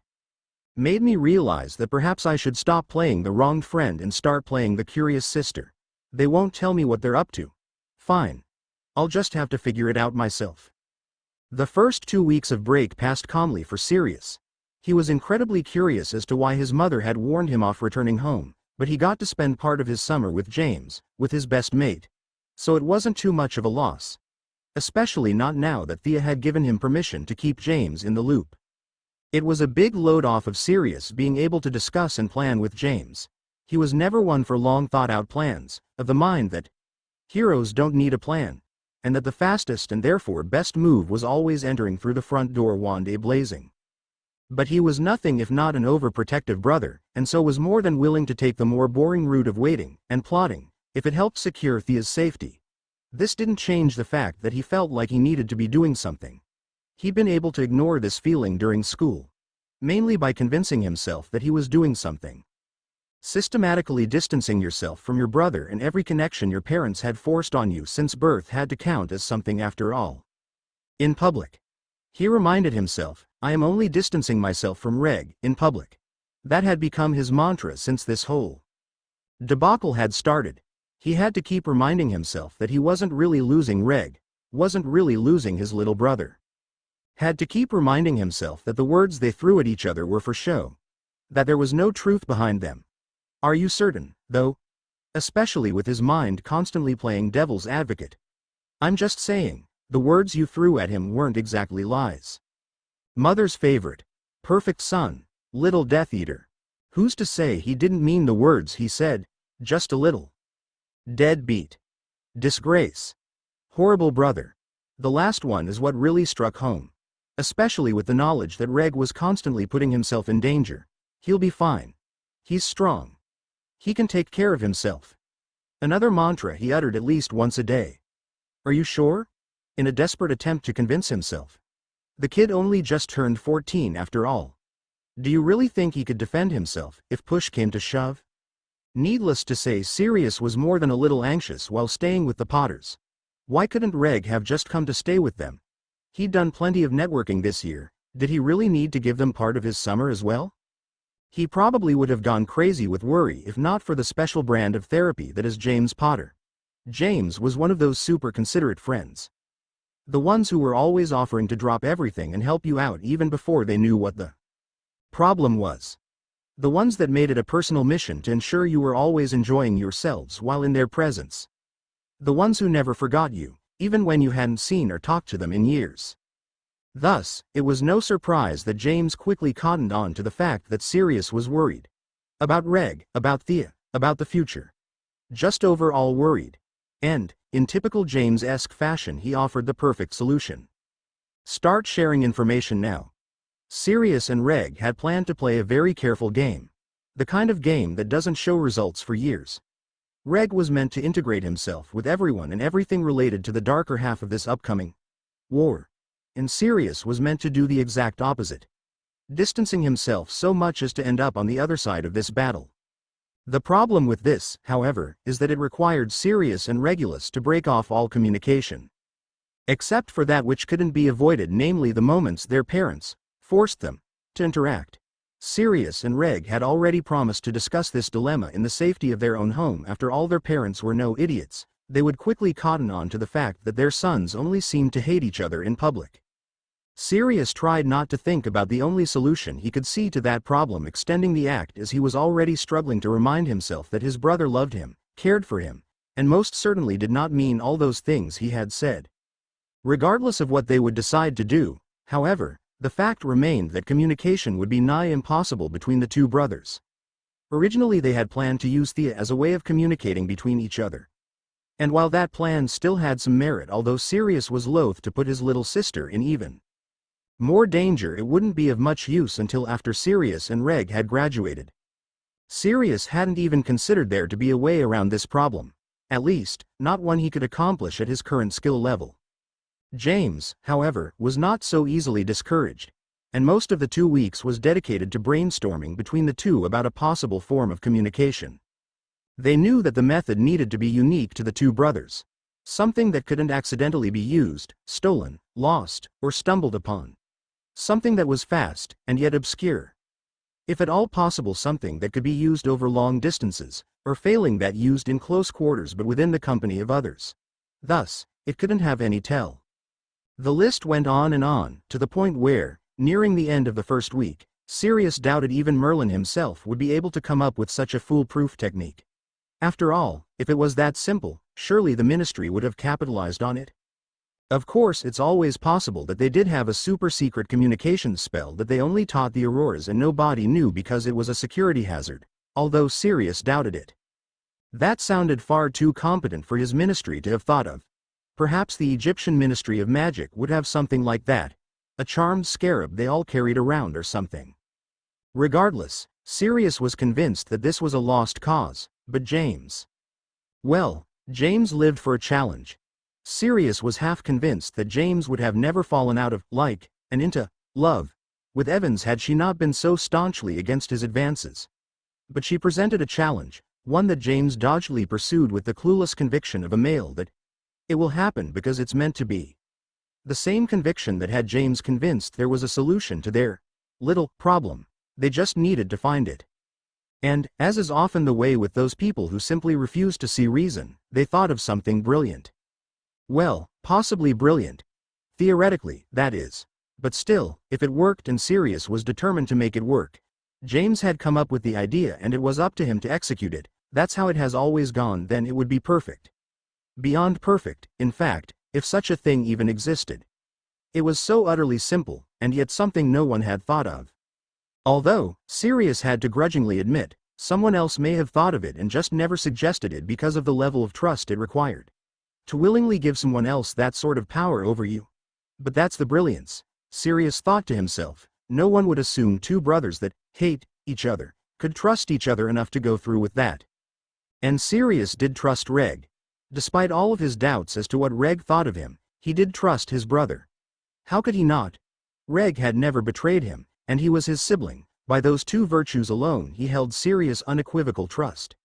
Siblings may fight, and claw, and scream, and punch.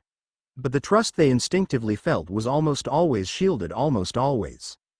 But Reg had never broken Sirius' trust, and so he had it. Sirius was just curious as to whether he had Regulus' trust. When Regulus had first suggested becoming a spy on his little sister's behalf, he had done so with the full knowledge of what he was getting himself into. Or so he thought. Regulus wasn't one to make such decisions lightly. He had taken everything into account. The risk he would be placing on his own well-being. The risk he would be placing on the well-being of those closest to him. Heck, he'd even allowed himself to consider what would occur should he fail. Should he be ousted as a spy and brought to the Dark Lord himself? Regulus was a fairly good accoutrements. He had taken to the art like a duck to water. Unlike Siri, who thrived as a legilimens, but he knew his limits. If he were brought before the Dark Lord, well, they say the road to hell is paved with good intentions. So, yes, Regulus knew what he was getting into, but in all his plotting and planning he had seemed to overlook a very important aspect of his goals. Namely, he had prepared himself for physical harm, but had by and large neglected to prepare himself for all the psychological harm he would be facing. And there was a lot. Regulus, despite his many faults, had always been a rather self-assured child. Most would assume it was the opposite when comparing him and his brother. But the truth of the matter is Sirius was the one with self-confidence issues, and while Reg had nowhere near the surety of self that his little sister held, which was to be expected, if she had to deal with the strain of knowing such a future for years, she'd have had to come to terms with where she stood in said future ages ago. He was still a rather confident child, but still shy. Always shy. Yes, Regulus knew where he stood in the world, and he accepted it. He was not the Black family heir, he knew this and he was fine with this. He had no wish to receive that mantle, not when he could see what the weight of the title did to Sirius daily. He was the second son, the spare. And that was okay. That just meant he was free to pursue whatever life he wanted. Regulus had noticed, even as a young child, that those furthest from succession always seemed to live the most fulfilling lives, and had sworn to himself that he would never lose sight of that fact. Never forget that nothing gold can stay. It was a key part of his character, and yet 3 months fully immersed in the underbelly of Slytherin and they nearly had him doubting his own convictions. It was subtle, and if Regulus hadn't been previously warned by both Sirius and Thea, who was perhaps the more important one, seeing as she held no bias, that his house would be attempting to turn him, well then he seriously doubted he would have noticed. It was so subtle. Just a whisper here. A word there. Nothing concrete, nothing said directly to him. Always a throwaway line amidst another conversation, but always pushing the same idea. You're so smart, Reg. You deserve more, Reg. Why don't they notice you, Reg? Always a compliment, and the put down. Ah, but you're just the second child. It's true that you are awfully shy. It's not like you try to stand out. Very careful, very deliberate. Trying to feed an inferiority complex that Regulus wasn't even aware he possessed. Trying to push an idea that Regulus had never even wanted. You should be the heir. You'd make a great heir. You deserve to be heir. Trying to push a life that Regulus had always rejected.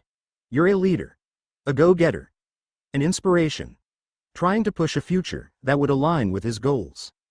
Trying to fight mental conditioning, even when you know it's occurring, is incredibly hard. Trying to fight said conditioning, while pretending it's working, with no one to talk to about your struggle, while simultaneously putting on a show of hating your brother? Well, hard doesn't even begin to describe it. Needless to say that Regulus was more than exhausted come the end of his 3rd year. And he had only been at his spying thing for 5 months. So when his mother had urged him and Siri to stay with friends for the first 2 weeks of summer, he was incredibly tempted to join his brother at the Potter estate. So very tempted. But that would be as good as writing off all of his work in the past months. Never mind that James's mother was a black, and that it was completely possible that his mother would have ordered him there. All his housemates would think is that their groundwork could be uprooted in such a house, and so wouldn't even begin to trust him. Until they'd relayed it. This would of course set Regulus back months, as well as being highly tortuous to endure. And so he swallowed his wishes and asked Avery if he wouldn't mind his staying over for 2 weeks. This turned out to be much less painful than he had thought. It turned out that one of Avery's classmates, a Severus Snape, would be spending the first month of break with Avery himself. And while Regulus originally had his doubts, he knew nothing about Snape excepting that he hated his brother. It soon became apparent that they were unfounded. Snape was brilliant. And that was a compliment Regulus rarely felt the need to give, but he truly was. Only 15, and yet he could already brew every potion Hogwarts taught, even at Newt level. He readily admitted that he was often so bored in potions class that he used the time allotted to them to experiment with the potion, and see if there was not a way to improve upon it. He wouldn't share any of his findings, not that Regulus expected him to, but his grades spoke for themselves. Then there was the fact that he had the uncanny ability of being able to create new spells, that actually worked. These he was willing to share with Regulus, but only a select few and only on a quid pro quo basis. Which basically meant that he would teach Regulus what he knew of spell creation, including some spells only Snape knew, and Regulus would return the favor in the form of basic occlumency lessons. Snape seemed certain that he could grasp the art fairly quickly, and Regulus agreed to help him starting next term. And thus a mutually beneficial partnership was born. Regulus was just sad that they could never be friends, not truly. Not while even his interests in Snape's abilities were founded on a lie. He was interested in what kind of unknown spells would be thrown his brother's way, and their counter curses, and not so much interested in learning how to use said spells himself.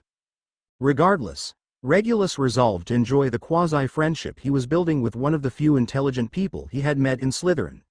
Besides, Snape may not even join the Dark Lord, as it seemed he was being put through the same initiation process as Regulus himself.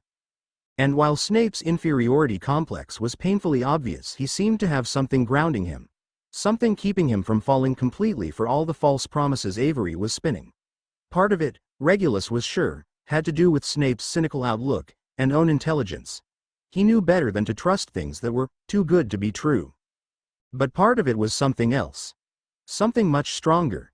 Regulus had Siri and Thea to keep him grounded, and it seemed Snape had his own anchor. Although Regulus would be damned if he knew who, or what. I suppose I could always just ask Sirius if he knows anything. They're mortal enemies, after all. That implies a certain level of knowledge. Regardless, Regulus' first 2 weeks of summer passed with much less strain than he expected, and all too soon he found himself in the familiar shadows of his home. "We need to talk." Both Sirius and Regulus called the second they saw each other in the foyer. Sirius had walked in the front door nearly the exact moment Regulus had flowed in, and catching sight of each other at the same time, the words just flowed out. The two brothers paused at their unintended synchronization, before chuckling at the coincidence and heading towards the library. Once in the back corner, Regulus pulled out his wand and cast an incantation Sirius had never heard before, Muffoliato. "There," Regulus called while pulling out a seat and turning to face Sirius. "Now no one should be able to eavesdrop on us." "What spell was that? I know I tend to sleep in class, but I'm pretty sure I would have remembered such a useful charm." Regulus just scrunched his brow in consternation before sighing. "Actually, that's part of what I need to talk to you about." Sirius just stared at Regulus curiously. It had been months since he had seen his little brother wear his options so openly on his face, and it helped calm Sirius to realize that his brother could still relax so completely in his presence. Maybe they really were fine. "I'm teaching Severus Snape occlumency." Or maybe those ruddy Death Eaters had finally managed to scramble Reg's brains. "You're what?" Sirius yelled, only to be shushed by Regulus. Keep it down. The spell may muffle our voices, but it doesn't stop people from seeing how we react. If anyone walks in right now, we'd have a lot of explaining to do. Yeah, well. Why don't you start explaining then? Why are you helping Snivellus? Sirius sneered, but despite his words he managed to calm down enough to pretend to be having an amicable discussion with the brother he hadn't talked for half a month. Well, you mean besides the fact that I'm currently undercover and trying to win the trust of nearly every possible Death Eater in my house? At Sirius' deadpan stare Regulus continued, fine. Well, Snape, no matter how much you hate him, Sirius is a genius. He's already producing his own spells, and I have no doubt that if the Dark Lord does manage to bring him over, that they'll become par course for any new recruit training session. So I've struck a deal to teach him the basics of occlumency if he teaches me some of his curses, and their counter-curses. Which I would, of course, then teach you. There were a million things Sirius could have chosen to focus on from that little spiel. But only one thing seemed to stick with him. How do you mean, if, Sirius began, only to roll his eyes at Reg's lost look. You said, if the Dark Lord manages to bring him over. Well, Regulus began, as if speaking to a particularly dense child. Snape doesn't seem much interested in the ideals of the Death Eaters. He's much too smart to say so, of course, but I think he actually disagrees with them on a very fundamental level. I think he hates Muggles, but not Muggle-borns. That's actually what I wanted to talk to you about. I was wondering if you knew what was keeping him from joining. Maybe we could use it or them to pull him to our side. But Sirius was no longer listening. Lost as he was in his thoughts. Regulus just watched as the blood slowly drained from Sirius' face before he dropped his head in his hands and groaned. He's still an annoying git, he muttered, and he shouldn't have been snooping. He got what was coming to him. But Reg could easily pick up on the waning conviction in his brother's words. It was obvious that whatever he was talking about, he was trying to convince himself he was in the right, trying and failing.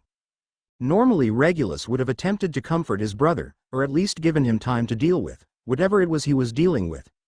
But they would be expected to grate the rest of the family soon, and so Sirius didn't have the luxury of losing it right now.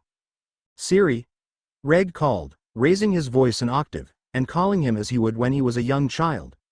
This seemed to temporarily snap Sirius out of whatever funk he had sunk into, and with a shake of his head he was back with the world of the living. Sorry, Reg. What were you asking? Just if you know who or what could be keeping Snape from joining. Sirius pulled another face before sighing and reluctantly admitting. Evans. Evans? Regulus wondered incredulously. Lily Evans? The Muggle-born that James is obsessed with? One and the same. Sirius sighed, don't ask me why, or how, but the two somehow are childhood friends. And despite their sorting they still consider each other best friends. Or, well, up until about 2 seconds ago I'd assumed Evans still considered him a friend and that he was just stringing her along as a sick joke. Regulus vehemently rejected the idea. No, you don't understand. How thorough these guys are, Siri. They get inside your mind, really in there. And they plant a seed of doubt, and then they water it. All of them. If it wasn't for you and Thea they'd have me, no doubt. Snape's a year older than me, that means he's been exposed to all this that much longer. If he's still able to fight their influence, without even knowing what they're doing, well, he must care for Evans about as much as I care for you too. Left unsaid was the obvious. That he must love Evans, just as much as the Black siblings loved each other. Regulus was trying to wrap his mind around the fact that Lily Evans of all people was keeping Snape on the straight and narrow. Just who was this Muggle-born? Regulus understood, intellectually, that there was nothing wrong with Muggle-borns. Their magic was just as good as his, and while it grated at him that they made a mockery of his culture, in ignorance, he reminded himself, he could still accept their place in his, know their world. That didn't mean he could grasp what others saw in them. He realized that he was probably very biased, and dare he say bigoted, when it came to this point. But he couldn't help it. Muggle-borns were born and raised in a completely different culture, in a Muggle culture. A culture so ignorant that they burned their own in an attempt to kill his people. He simply didn't understand why everyone was so quick to forget that, so quick to forgive that. He had no intention of starting a war over the point. And definitely no interest in starting a crusade. How would that make him any different than them? But he didn't think he could honestly befriend a Muggle-born. Not unless they made an honest effort at assimilating his culture rather than at changing it. Maybe this Evans girl was different. If she'd managed to catch the eye of both James Potter and Severus Snape, she must have been something special. If nothing else, Regulus decided to give her points for not turning on her friend just because he'd been sorted into Slytherin. That was more than most pure-blood wizards were prone to do. His musings were brought to a grinding halt when Sirius decided it was his turn to share. James and I came up with a way to communicate even when surrounded by people. Regulus' head whipped up so fast Sirius was briefly worried that he'd gotten whiplash. What? How? We'd be cogged at Eve would it woe how? Chuckling, Sirius began outlining the plan he and James had painstakingly thought up. Well, there's a lot to it, but, basically, we use Legolemon. What? Well, James and I figured that we should use the one thing we can be confident that nobody else our age could best us in, and you know that there's not a single student at Hogwarts, our years or otherwise, who could break through our occlumency shields. Father would have never allowed it. So what James suggested is when one of us has something they need the other to know, they start an argument that ends in us trying to curse each other. Sirius paused to see if Regulus was still with him, and the boy nodded impatiently, curious as to where this was going. Well, me starting an argument with you, for example, Sirius continued, would be a hint that I have something you need to know. I'll be focusing on the memory. I want you to see the whole fight, and you just need to silently cast Legilimens to see it. If we practice enough, I'll be able to recognize your signature and vice versa, so we can make sure we're not silently letting anyone else in. This way you can see the memory and everyone would just think I hit you with a stunner or something. And an Everate isn't dangerous, so even if you were accidentally brought to the infirmary you'd be fine. Regulus stared at his brother, stunned. It was perfect. Too perfect. Stubbornly he ran the plan over in his mind, trying to find some fault in it. Some little thing that could be exploited. Anything at all that could come to bite them in the butt later. But Sirius was right, very few people knew the ancient mind arts, and fewer still would be able to cast them silently, and if anyone did notice them throwing around the spell they would assume it was as attack. After all, who willingly allows someone into their mind? Amongst a duel of all things? It seems somehow impossible, but Regulus really couldn't find fault in the plan, except. And how exactly did you plan on learning how to silently cast Legilimens? Ah. Well, Sirius fidgeted. I haven't exactly figured that part out yet. Regulus just sighed, for that was so serious. No matter, they were together again. If only for the next 2 months. They would figure this out. They had to. A.N. Hope you liked this extra long chapter, and it lived up to your expectations. Next update should be sometime early February. Of course, if it's done earlier it'll be up earlier. Thanks again to all those who reviewed, favorited, alerted. You all truly make my day, and encourage me to keep writing. Now for responses. Ash remains. I'm happy you think so. She can be a little cutie when she wants to be, and even when she doesn't. Seeing as she takes herself so seriously. Thank you very much for your review. Hope you enjoyed the chapter. Trees of the Wild. Thank you very much, and your wish is my command. Bose. Seti H. Black. Oh noes. Don't be disappointed, here you go. An extra long chapter just for your enjoyment, winking face, and Thea and I thank you very much. Perfection June. Well, it's been a bit of a wait, but here you go. And thank you very much. I have way too much fun theorizing about magic, I must admit. I am just going to go crazy when Thea actually makes it to Hogwarts. Anonymous, please. Thank you very, very much for such a wonderful, and nice, review. I am happy that you like the characters, mechanics, and how the plot is interacting with canon, as those are the things I've been really concentrating on. Hopefully this chapter will live up to your expectations, and thank you again for such a nice review. S. Nicole 25. Orion is an enigma in this story, as nearly every other major character has been given a chapter or so in which their thoughts are revealed. He'll get his own, just not anytime soon, as I think he works best bathed in mystery. Thea doesn't really know him, so neither does the audience. As to how he'd react, well, you'll just have to wait and see. Winking face. Annie. So you wish, so shall it be.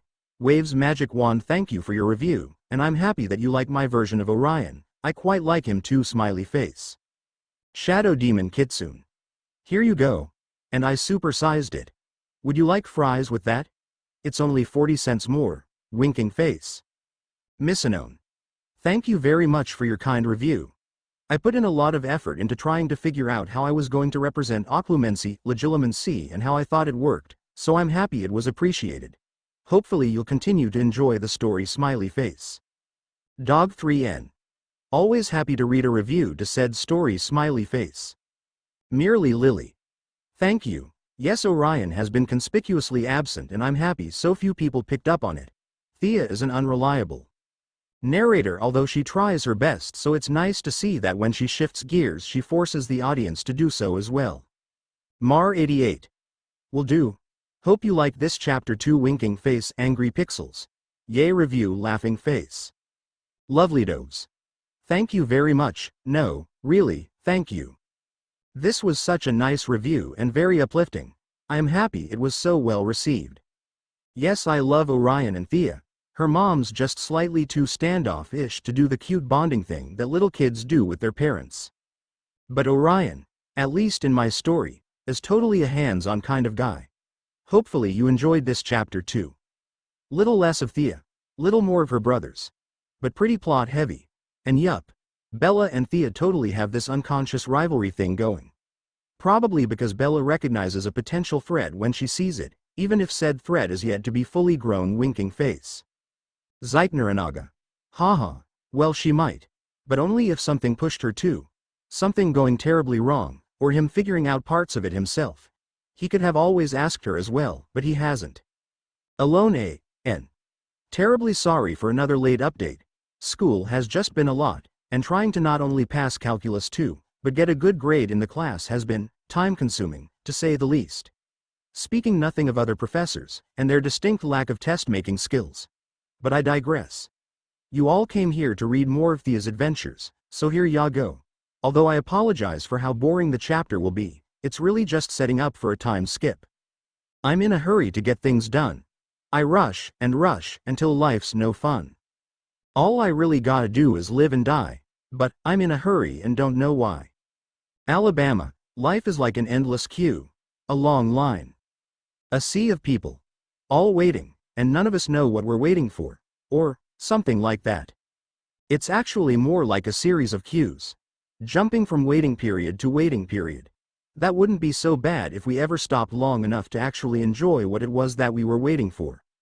It's like that long-forgotten play. We wait. We are bored. A diversion comes along and what do? We let it go to waste. My life before I became Thea has become a bit jumbled over the years. Like an old moth-eaten tablecloth that has started fraying at the ends, and fading in certain parts. There are things that I knew with absolute certainty that are nothing but feelings, now, nothing more than nudges, feeding my intuition. Despite this, one thing I know rather depressingly is that my life had been but one big waiting game. Waiting to start school when I was 5. Waiting to get real grades when I was 8, and to go to middle school when I was 11. Waiting to start high school after that. To finish high school. Waiting to go to college, to earn a degree, to get a job. In a sense, waiting to start my life.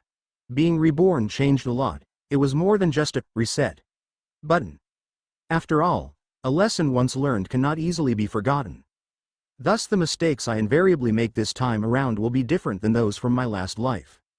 I wasn't simply playing through a video game a second time. I was playing another game entirely relying on the knowledge I'd picked up from the first game, but fully aware that said knowledge could act as no more than a guide.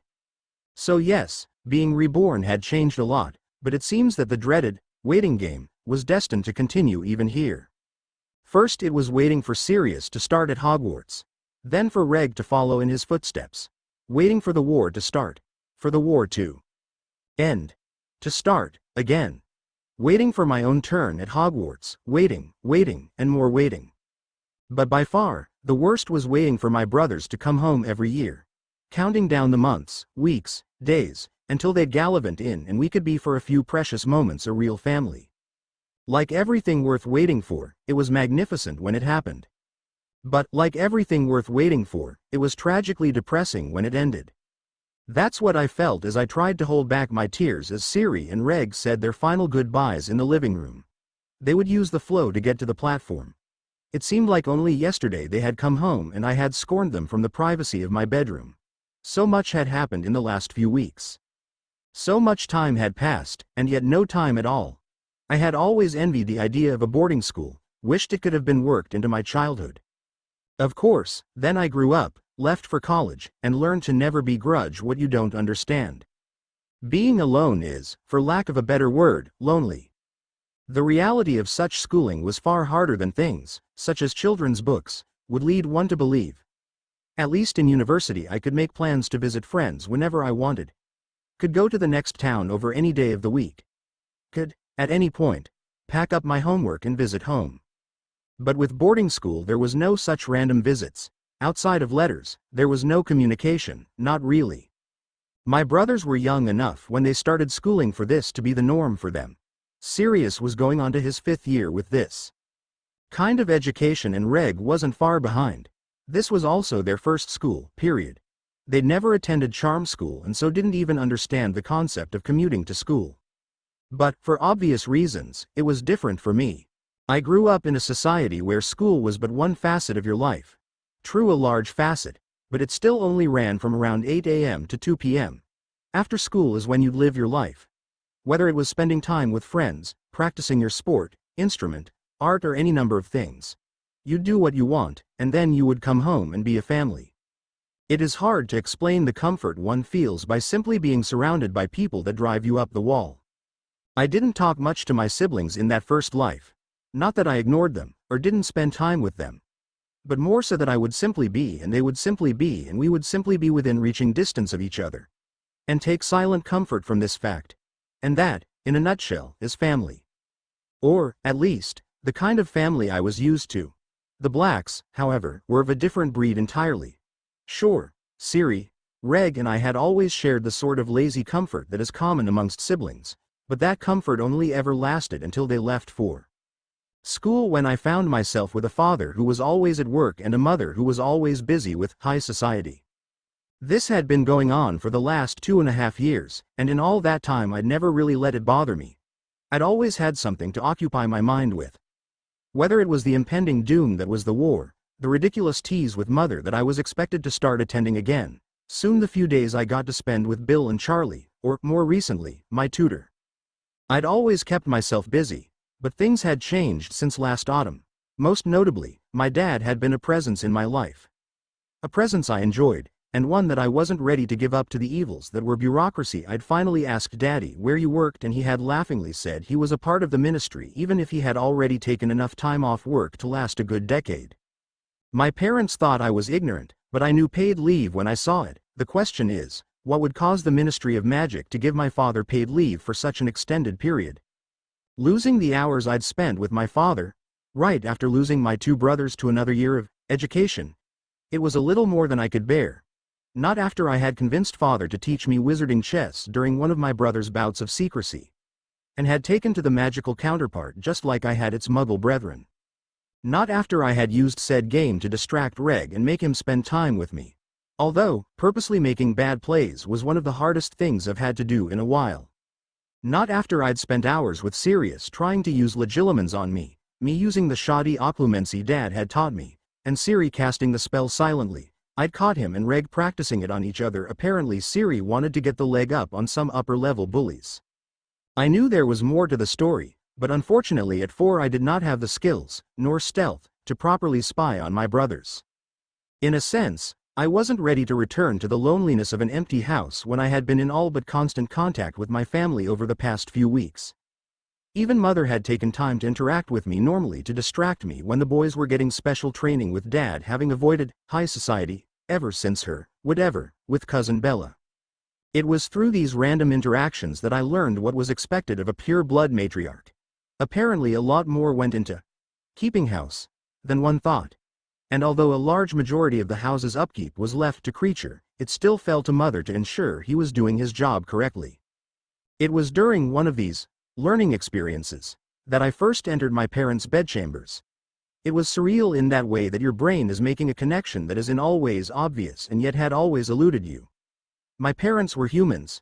Humans slept. Ergo, my parents slept. In the house. In a room. It was completely obvious, completely normal, and yet something that took me by surprise. The same way you never really believed teachers slept at school, but that never stopped the shock when you saw them out of school doing such mundane things as grocery shopping, or watching a movie. In my past life, my parents' bedroom had been a place of sanctuary. A place to go when faced with a particularly bad nightmare. A bed to lie in, when forced to leave school early due to the flu. A room, in a sense, that represented the protection I intrinsically felt when in the presence of my parents. It had always been open to me. Although the room had belonged to my parents, it had been my right as their child to enter and exit it as I pleased. When my friends came to visit, it was the only room that they were barred from entering. When we had guests over, it was the room they would send me to in order to fetch my mom, as they wouldn't want to intrude.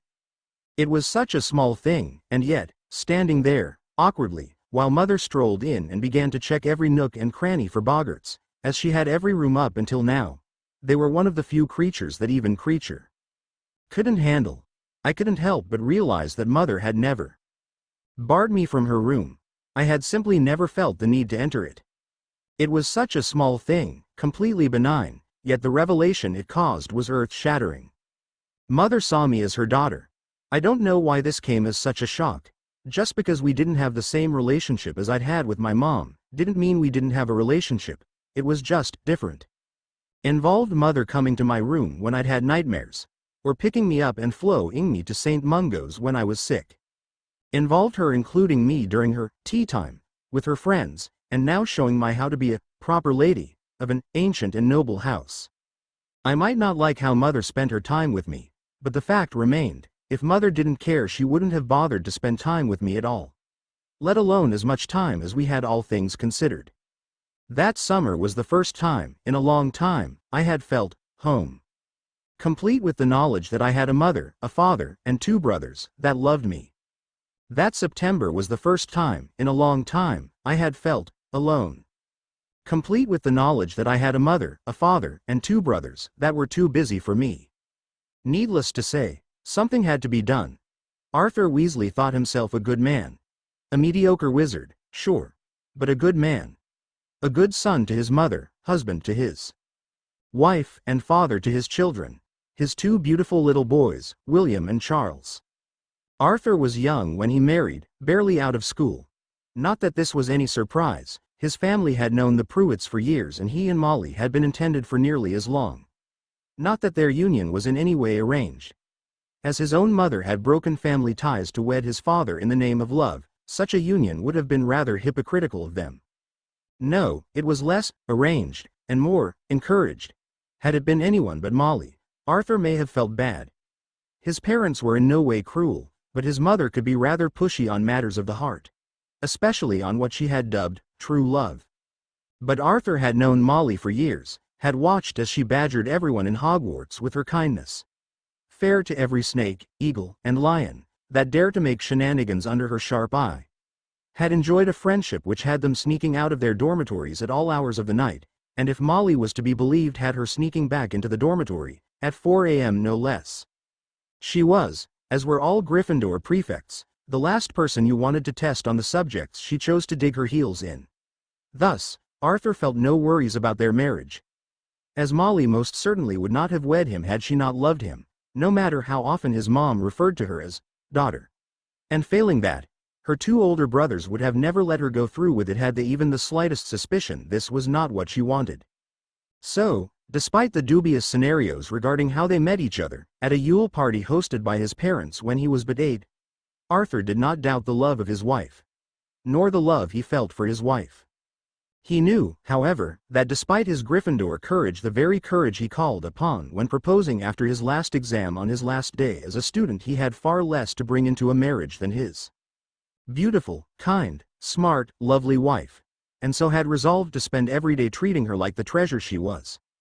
A promise he had managed to keep despite the struggles of finding a job in the ministry that did not require he give up his unique hobby. A hobby born from a friend sneaking in such a curious device as a PEHN, back in 2nd year. Completely muggle, the device actually stored the ink within the quill. It allowed for all manners of ease when taking notes. As one did not have to deal with an ink well, nor the messes caused by running ink or splotches. It was the discovery of this device and the knowledge that such things could exist and yet no one knew that had spurred Arthur on, making him one of the first pure bloods to have taken, and passed, Muggle studies at the Newt level. Arthur had been so excited to get his scores, and eager to discover how his knowledge could help bridge the magical Muggle divide, only to find that very few occupations actually required any knowledge of Muggles at all. Much less knowledge of their contraptions, as they were so called.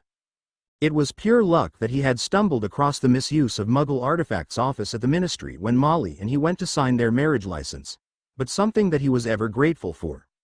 So yes, Arthur knew he was a good man.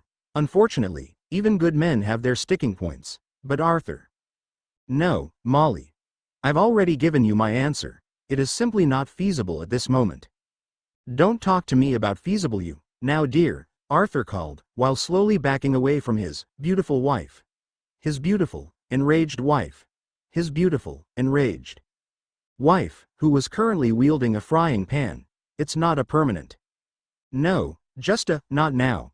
You know how tight we are on money, what with the Ministry cutting our budget again. We wouldn't be tight on money if you didn't keep paying for these raids out of pocket. No.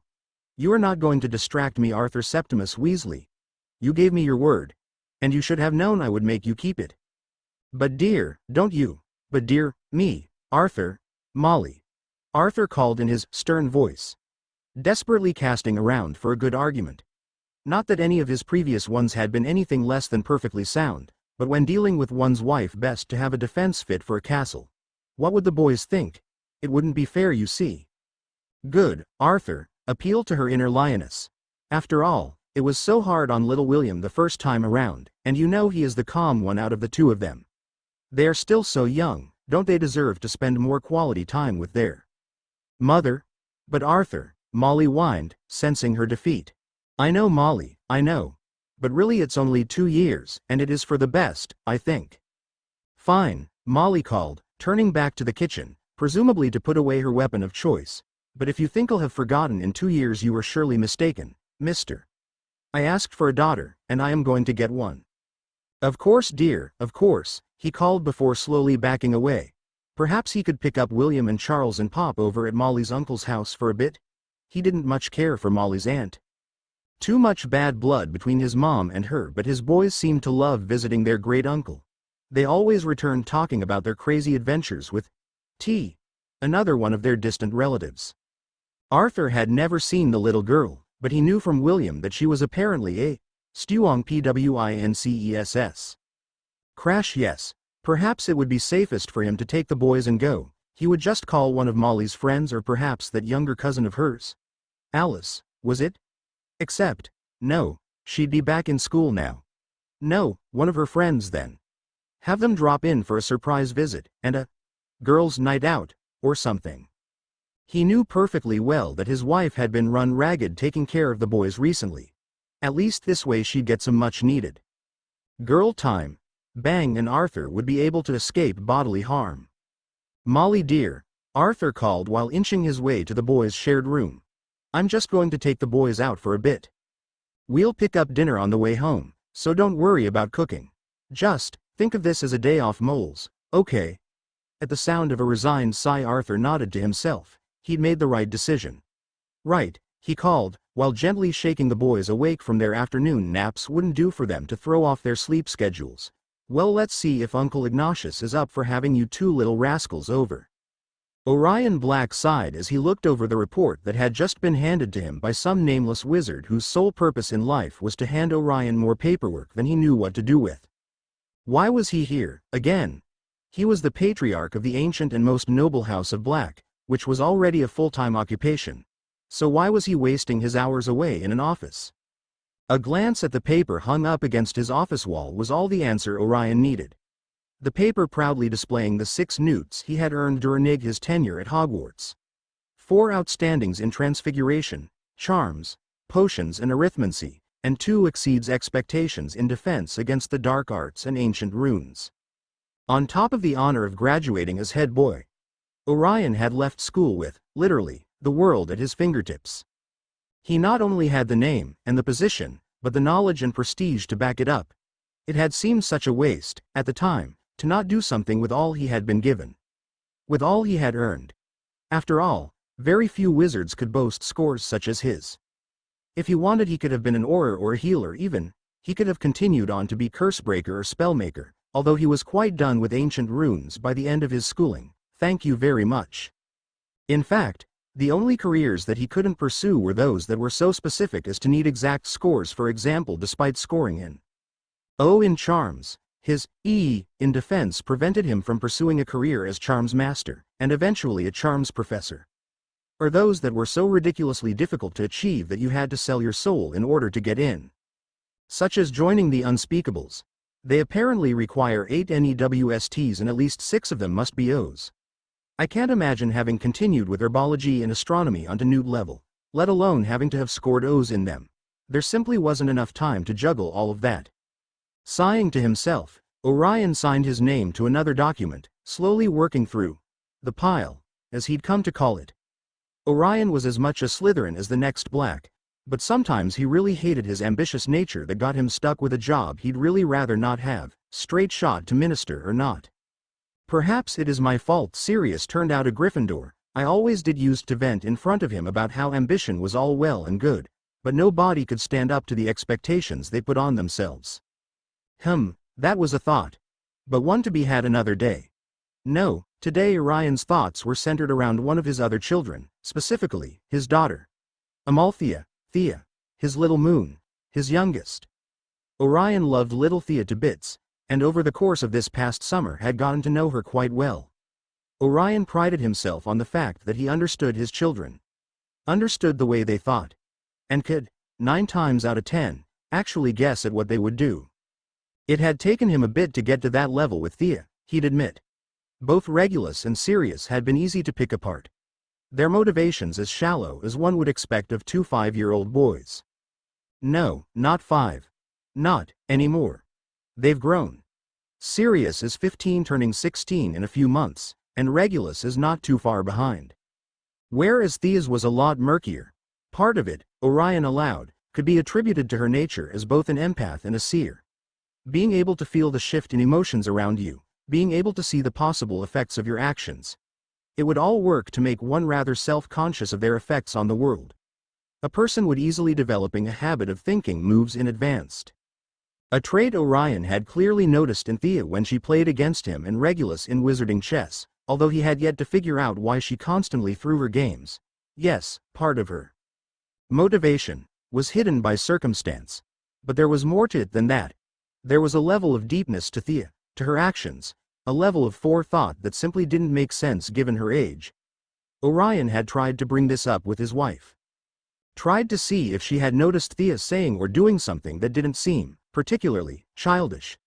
But she had brushed him off, had laughingly informed him that women were simply more complex than men, and not to worry. But Orion was worried. Orion had been spending a lot of time with his youngest, and had gotten to know her rather well. And what he had discovered astonished him. Thea, for all her cuteness, was, for lack of a better word, a genius. In fact, Orion wouldn't be at all surprised if she wasn't empathic or a seer. If she hadn't simply been able to deduce how those around her would feel or act, to predict what would happen based on what she had seen. Oh, she tried to hide it. But that in and of itself was a major tell. That she was able to recognize that she was smarter than was normal for her age. Recognize that this being discovered could be problematic for her. Recognize that she would need to keep this hidden. And then convincingly act on this. It was all rather hard to believe. And if Orion hadn't spent the better part of the past month, literally in his daughter's head, he may have been inclined to believe she wasn't a child at all. But, alas, her memories all pointed to her being a child, being his child. And genius or not, Orion was determined to keep her safe. Which is why I have been pushing her so hard with her training. Both Regulus and Sirius weren't able to even make an attempt at hiding their thoughts until a good 6 months into training. And while Thea still has to rely on tricks and distractions to keep her thoughts hidden, the fact remains that her thoughts do often stay hidden.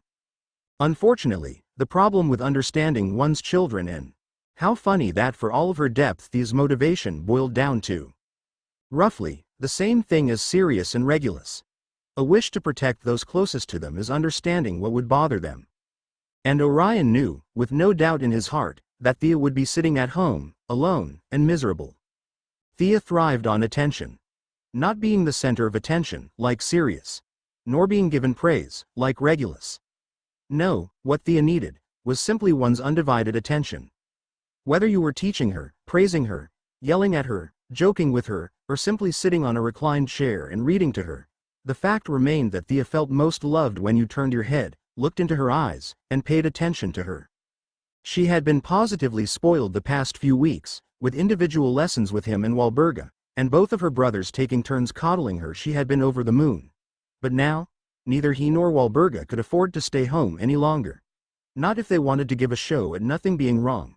Nothing to see here, after Bellatrix's ill-thought move.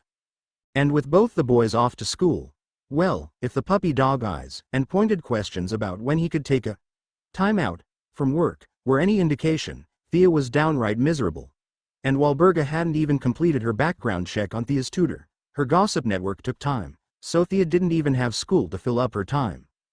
This isn't right. I can't afford to take off for more than an hour, but Thea can't be stuck in that house with Creature all day. Not when she's as smart as she is. She'll drive herself insane. There's nothing to it. I'll simply need to call in a favor with Thea. My little moon always seems happy after spending a day with her aunt. I'll just pop home, pick her up, and flow to the Pruitts' estate. If nothing else, it'll give her a change of scenery. Mind made up, Orion finished signing his name to some bill about keeping something. It mattered not, and made his way back to Grimmauld Place, a small smirk stretching across his lips. He couldn't wait to surprise Thea. A.N. Hope you liked it. Like I said, this chapter is more of a setup for time skips. I will say that, wow, there are a lot of characters in Harry Potter. Perhaps the hardest part of this FIC is keeping everything straight in my head. Who said what to whom, when, why? Who knows, who doesn't, etc. So, please, if at any point you run across a scenario or sentence that you think doesn't make sense in Thea's timeline, please point it out. I do try and reread chapters, but there comes a point where a story simply gets too long for it to be feasible to reread everything, let alone before every new chapter. Thanks once again to all who alerted, favorited, reviewed, etc. You guys are amazing. Now on to responses. Not so slim sh4 die. Thank you very much. It took a bit longer this time, but here you go. Purple sky always. Thanks. The legilimency idea took me forever to work out, so I'm happy you like it. Smiley face.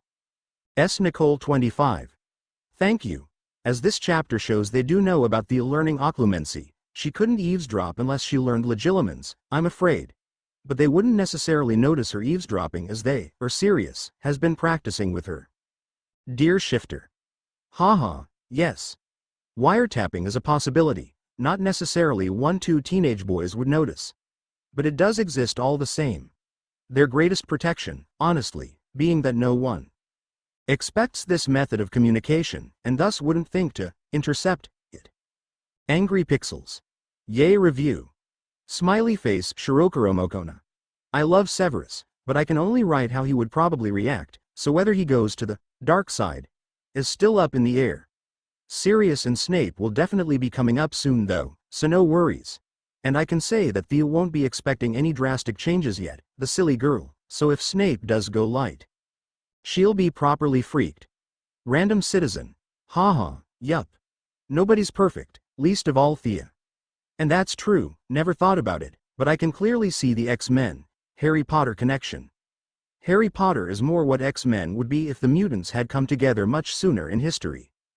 Come together and hidden themselves from society. Fate's mask. Thank you, very much, smiley face. Ash remains. Thank you. I do think character development is very important, especially in a story such as this in which the plot is basically being pushed by the main character. And pride is often a flaw in those characters that believe they can change the world, mainly because they believe they can change the world. It is just often not capitalized on by the author. Which is a shame really. Faults are what make for interesting interactions. Smiley face. And yes, Thea was born in 1970, she'll be 8 in the year 1978, which is when Reg will be 18, and Sirius 19. The war will, officially, rage from 1976 to 1981.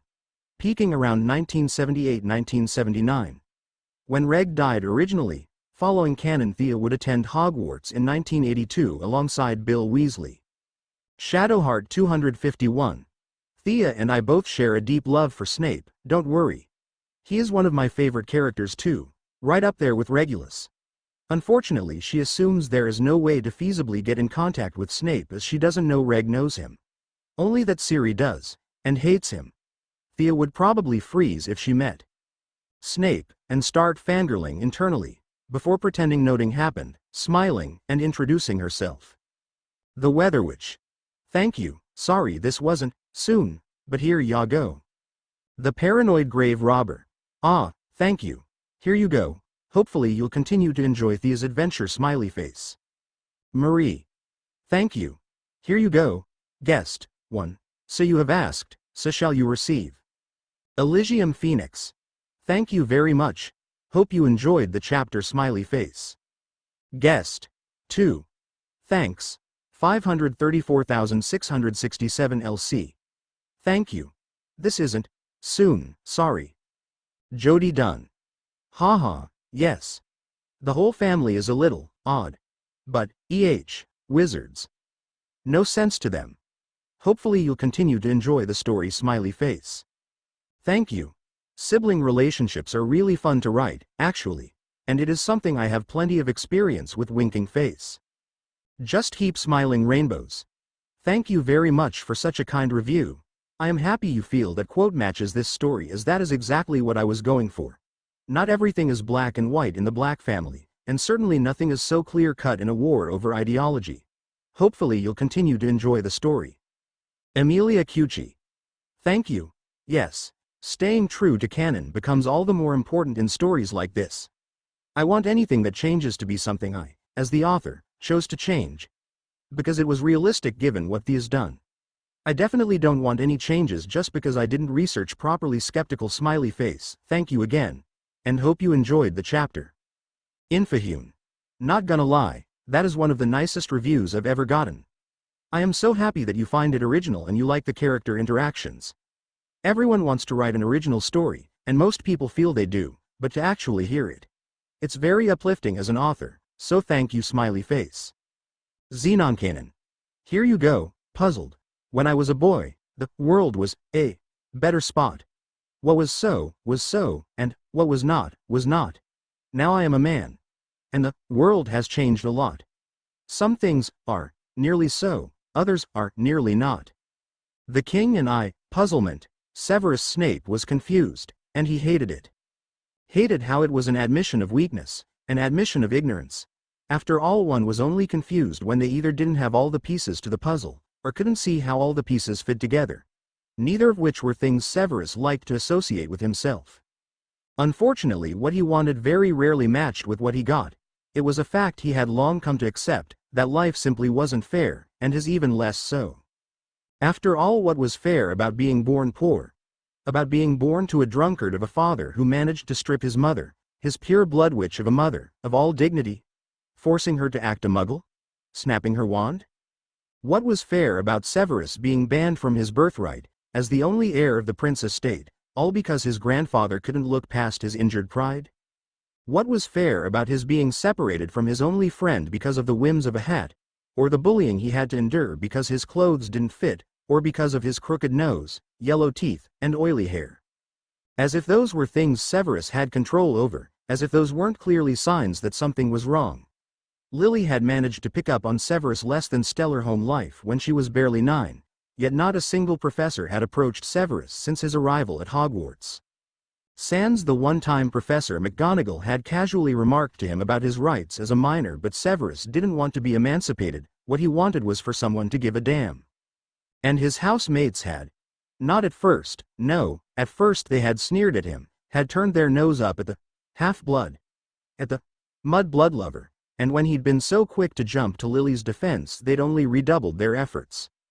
That was the first lesson Severus had learned about being in Slytherin. Never let them see what makes you tick. Never let them know you care.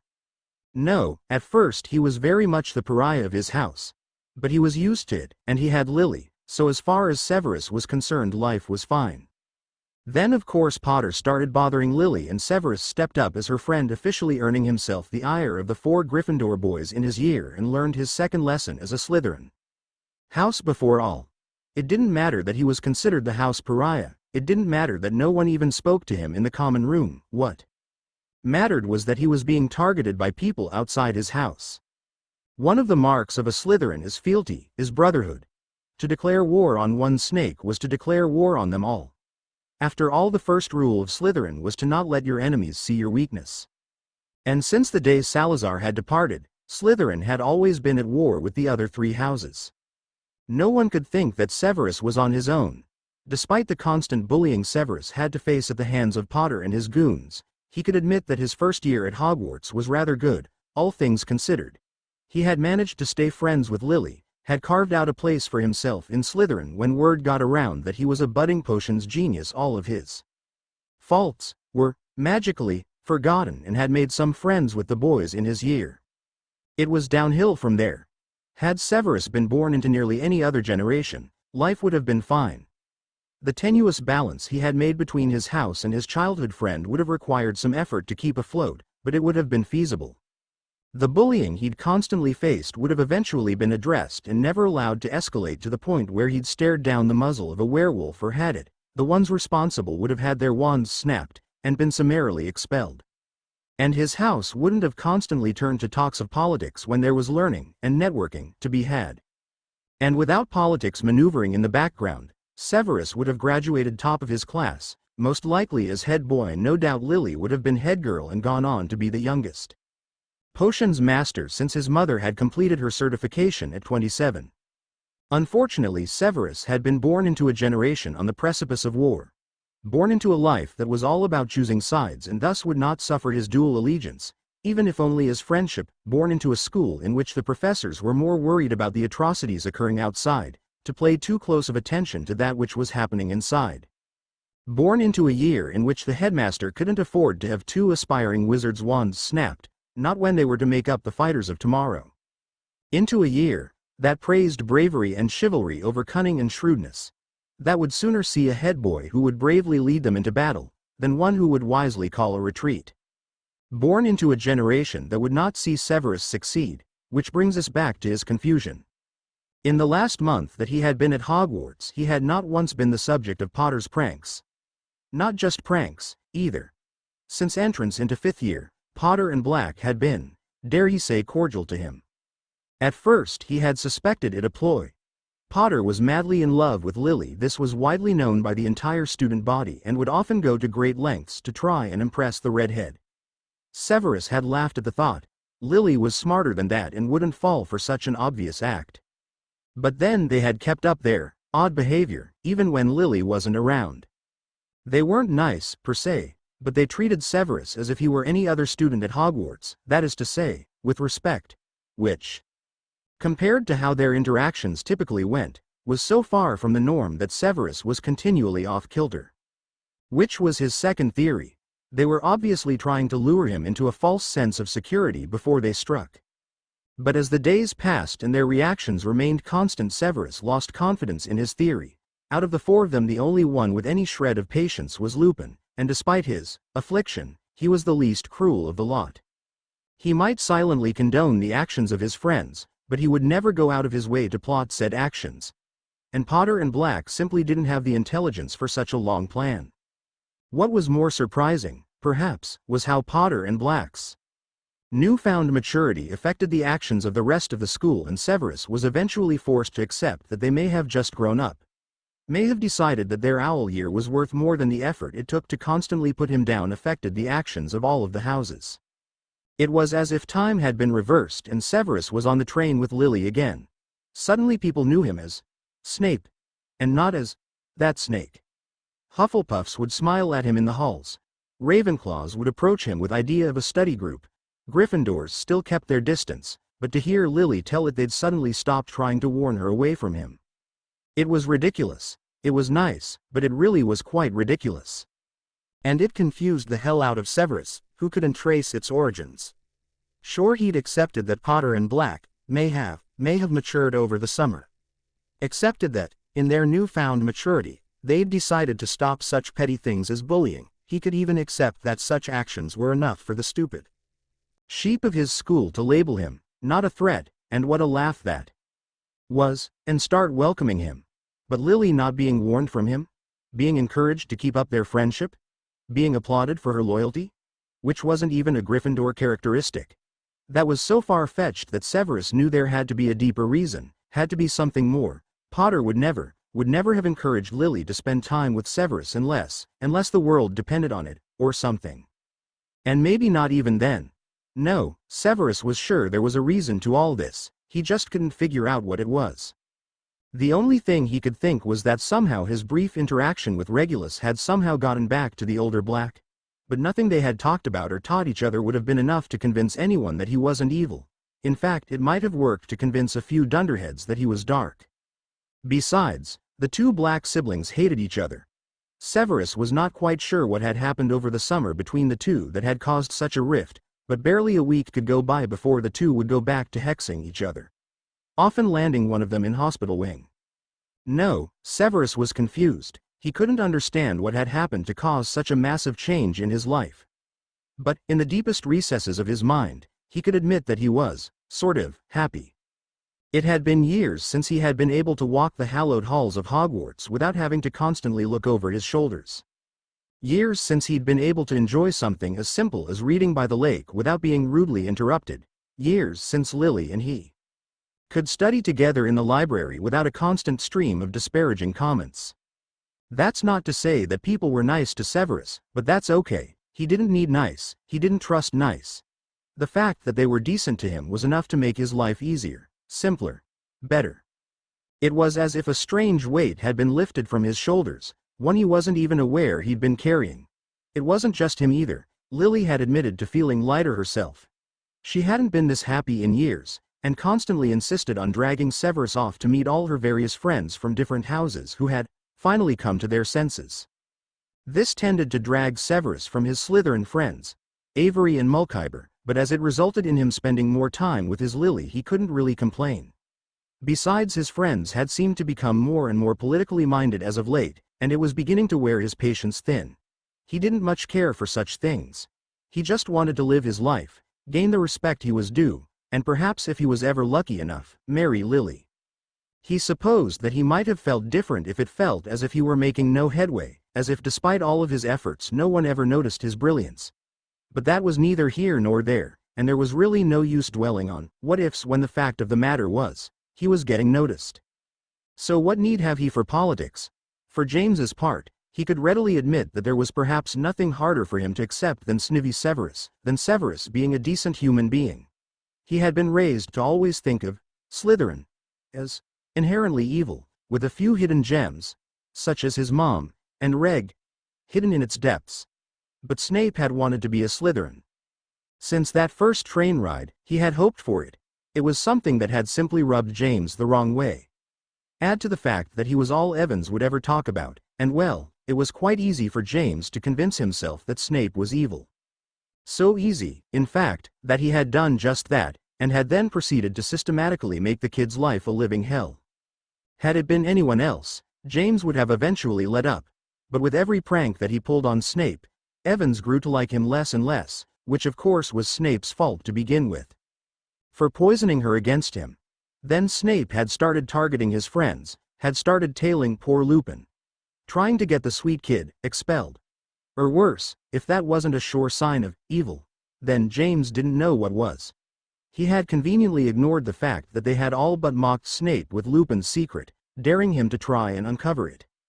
James wasn't so far gone as to condemn Snape to death, and had gone out of his way to save the Git's life when Sirius' joke had gone just a little too far, so it wasn't as if James hated the guy. He just really disliked him. Which is why it was so difficult for him to accept the fact that he may have been wrong, that Severus might not have been the evil Git he had been led to believe. Had anyone else tried to tell him that, well, James would have laughed in their face. But this was Sirius. The bloke nearly hated Snape as much as he did, and Sirius would never lie about something like this. But even knowing that Snape was less than evil wouldn't have been enough to change James's actions, not on its own. Knowing that his Treating him decent might very well keep the Git from joining the Death Eaters, however, might be the very thing to tip the scales in the good guy's favor? Well, it was always easier to sacrifice things when you could convince yourself it was for the greater good. The fact that little Thea had already seen Evans and he hooking up didn't have anything to do with his decision. No sir, not at all. Still, it took everything he had to change how he treated Snape. Only the knowledge that Sirius was going through the same struggle helped him pull through. And if Evans had stopped going out of her way to avoid him, well, that was just an added bonus. Barely a month in and James couldn't help but think that his 5th year was sure shaping up to be different. Have you ever felt like your life would make great TV? With a convoluted plot, crazy side characters, and everything? Ever just take a second to sit back and realize just how scripted life could sometimes feel? Almost as if it was going to play out just so. And suddenly you have an epiphany. You see that moment when everything seems to line up and you can almost see exactly how everything will play out. Like a season finale. And you're just kicking yourself for not seeing it sooner? For not trying to prevent it? For being so busy dealing with all those crazy side characters to never notice the whole convoluted plot just conveniently setting itself up in the background? Yeah? Welcome to my life. In retrospect, I should have noticed something was off ages ago. I mean, it hadn't completely gone over my head. I had questioned Aunt Lucretia's willingness to hide my visits with Bill and Charlie back when she'd first suggested it. And I suppose I'd always expected that something was going on, what with that being the exact memory Father had first chosen to focus on during our practice. But, I mean, I knew Father was a Slytherin, I knew Aunt Lucretia was a Slytherin, and I knew what it meant to be a Slytherin. But despite all that, I had never, for a second, believed that Father knew. Knew everything. Okay. That's a little melodramatic. Father's not all-seeing, although no doubt he wants me to believe so, and he doesn't know everything. He doesn't know I'm not really a seer, or an empath, or his 4-year-old daughter, for that matter. But he did know about Bill and Charlie, and all our clandestine not clandestine meetings. In fact, if I read the situation correctly, Father more than knew, he'd orchestrated it. Not so that I would have friends. Not so that I would have a way to act my age. Not even so that I would build up a sense of camaraderie with my aunt. No, it was all so I would have a secret. A secret I wanted to protect. Apparently that was the Black family trick to mastering occlumency at such a young age. As well as the family trick to why we were all such terrific liars. We were literally raised for it. I couldn't understand. I mean, intellectually I could see where Father, Daddy, had been coming from. If I had a secret that I didn't think he knew, something that I didn't want him to know, well then I would try that much harder to keep him from finding out. It wasn't even that ethically unsound, as one could argue that the child was in the wrong for keeping secrets in the first place. And it's not like I felt betrayed or anything. If Father and Aunt were to be believed, this was all but a rite of passage for the children of the main line. One of those family secrets that even Mother wasn't privy to. No, I wasn't hurt, but I just couldn't understand. It was simply so far from what I'd understood to be good parenting, from what I'd been raised to believe was normal, was sound. I mean, who orchestrates an impressionable child's life like that? Makes them believe at the age of 4 that lying and secrets were fine as long as you could protect them? As long as you weren't caught? Who makes that a family trait? Something to pass down? I just really couldn't wrap my head around it. Luckily I wasn't the only one dealing with shock. Poor Arthur had been dropping off Bill and Charlie right when Daddy and I had entered via the flow. My first thought when I saw him had been something along the lines of busted. My second thought, wow, he's hot. Which was actually funny because Daddy was definitely better looking, but well, he's my dad. And he's like an older version of Siri and Reg, who I could admit were hot objectively but didn't really classify as such simply on virtue of being my brothers. Besides, I was used to the whole aristocratic faces. The pale skin, the sharp noses. Used to the Black family coloration of, surprise surprise, black hair and gray eyes. My eyes were perhaps the prettiest in our family in recent years, being able to change color as easily as my emotions, flitting about from gray to green to blue, and back. Much like how Sissy's hair was the prettiest our family had seen in a long time, on virtue of it being different. The Weasleys, however, were a bright conglomeration of brightness. Arthur Weasley was young, 24 or 25, he stood tall at nearly 6 feet and wore his red hair short, Perhaps in defiance of the whole pure blood supremacy thing. His blue eyes sparkled with mischief and his fair skin was dotted with freckles. But all this he was born with, all this was simply handed to him. No, the things that made Arthur bright were not so easily labeled. Perhaps it's his smile, that dropped in father's presence but still shone through his eyes, or his clothes so patchwork and individual. Or maybe still his body language. He slouched. He actually slouched. What I wouldn't give for such freedom, such expression. Unfortunately, such actions were unbecoming of a noble such as myself. Whatever it was clear to see how he had managed to raise 7 wonderful children, and easy to see how his kids had felt comfortable enough to chase after their dreams no matter how difficult and no matter how odd. Of course all of this was dimmed by his current expression, an odd mixture between confusion and disgust. Weasley. Father greeted as if he and Arthur were longtime friends, tipping his head in acknowledgement. Black. Arthur parried, adopting father's less than hostile tone. I hope you don't find this rude, but what are you doing here? Why, dropping my daughter off, of course. A push and I was no longer hiding behind father's legs. This is Amalthea Doria Black, but surely your 2 boys have informed you. They've been playing together for ages now. William and Charles, I believe. Charming children, if young Thea is to be believed. At Thea, Arthur's expression cleared. A dawning look of understand crossing his eyes. Yes, yes, of course, how foolish of me. Thea.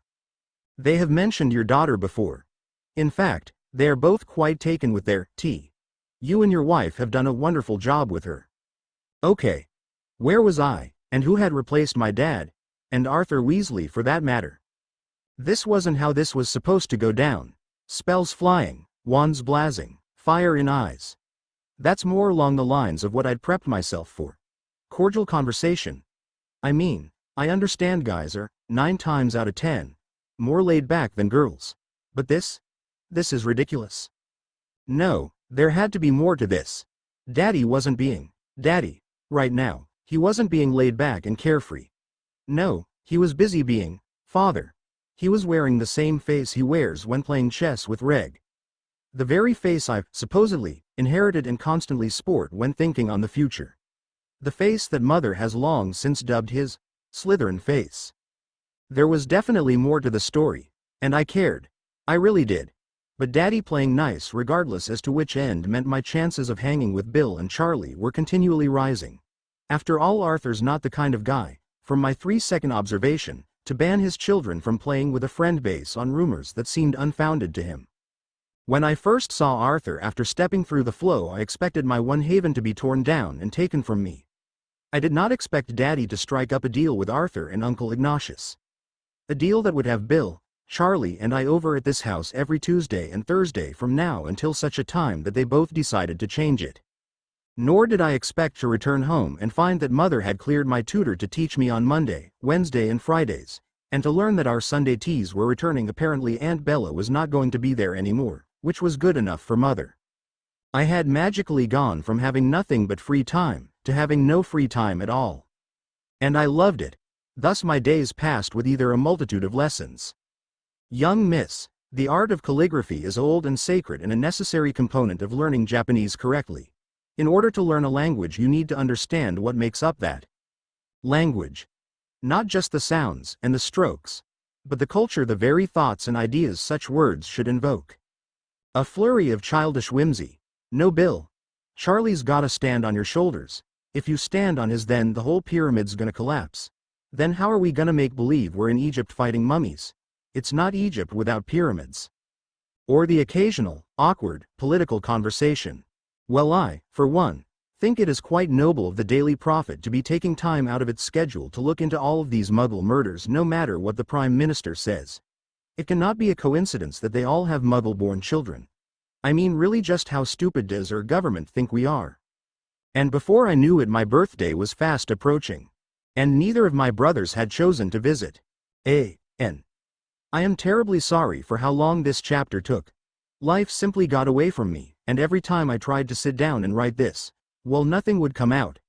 To those of you who have suffered writer's block before, you should know, it was simply a matter of waiting and writing other things until inspiration hit.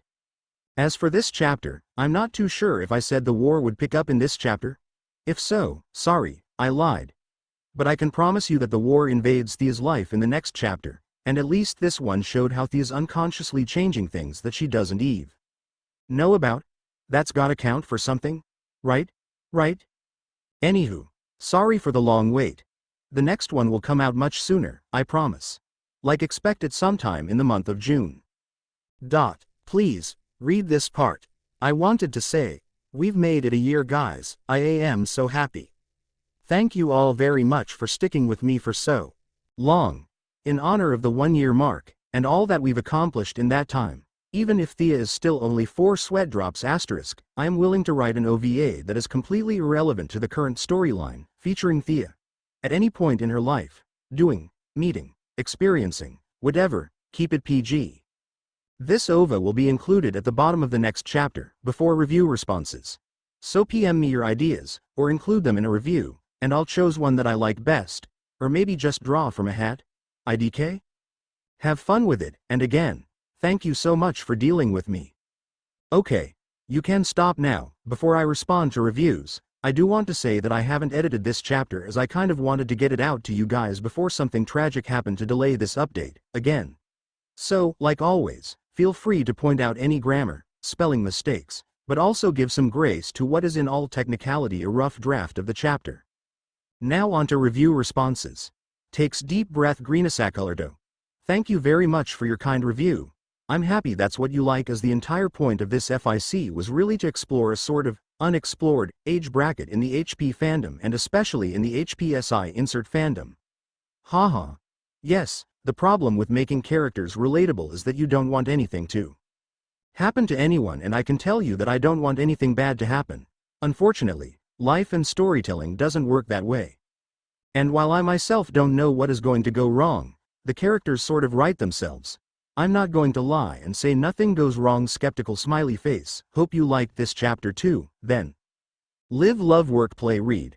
Laughing face. Happy to have made you happy, then. Hopefully you enjoyed the update you ordered. If not, we don't exactly offer refunds, sorry. And thank you very much for taking the time to review. Gee. I'm sort of assuming you've read up to here. If not, you'll eventually get to this point. Nay? Thank you very much for your reviews. Not going to lie, made me laugh so hard I had to show my sister. Don't think I've ever been called a little good shit before, but I liked it.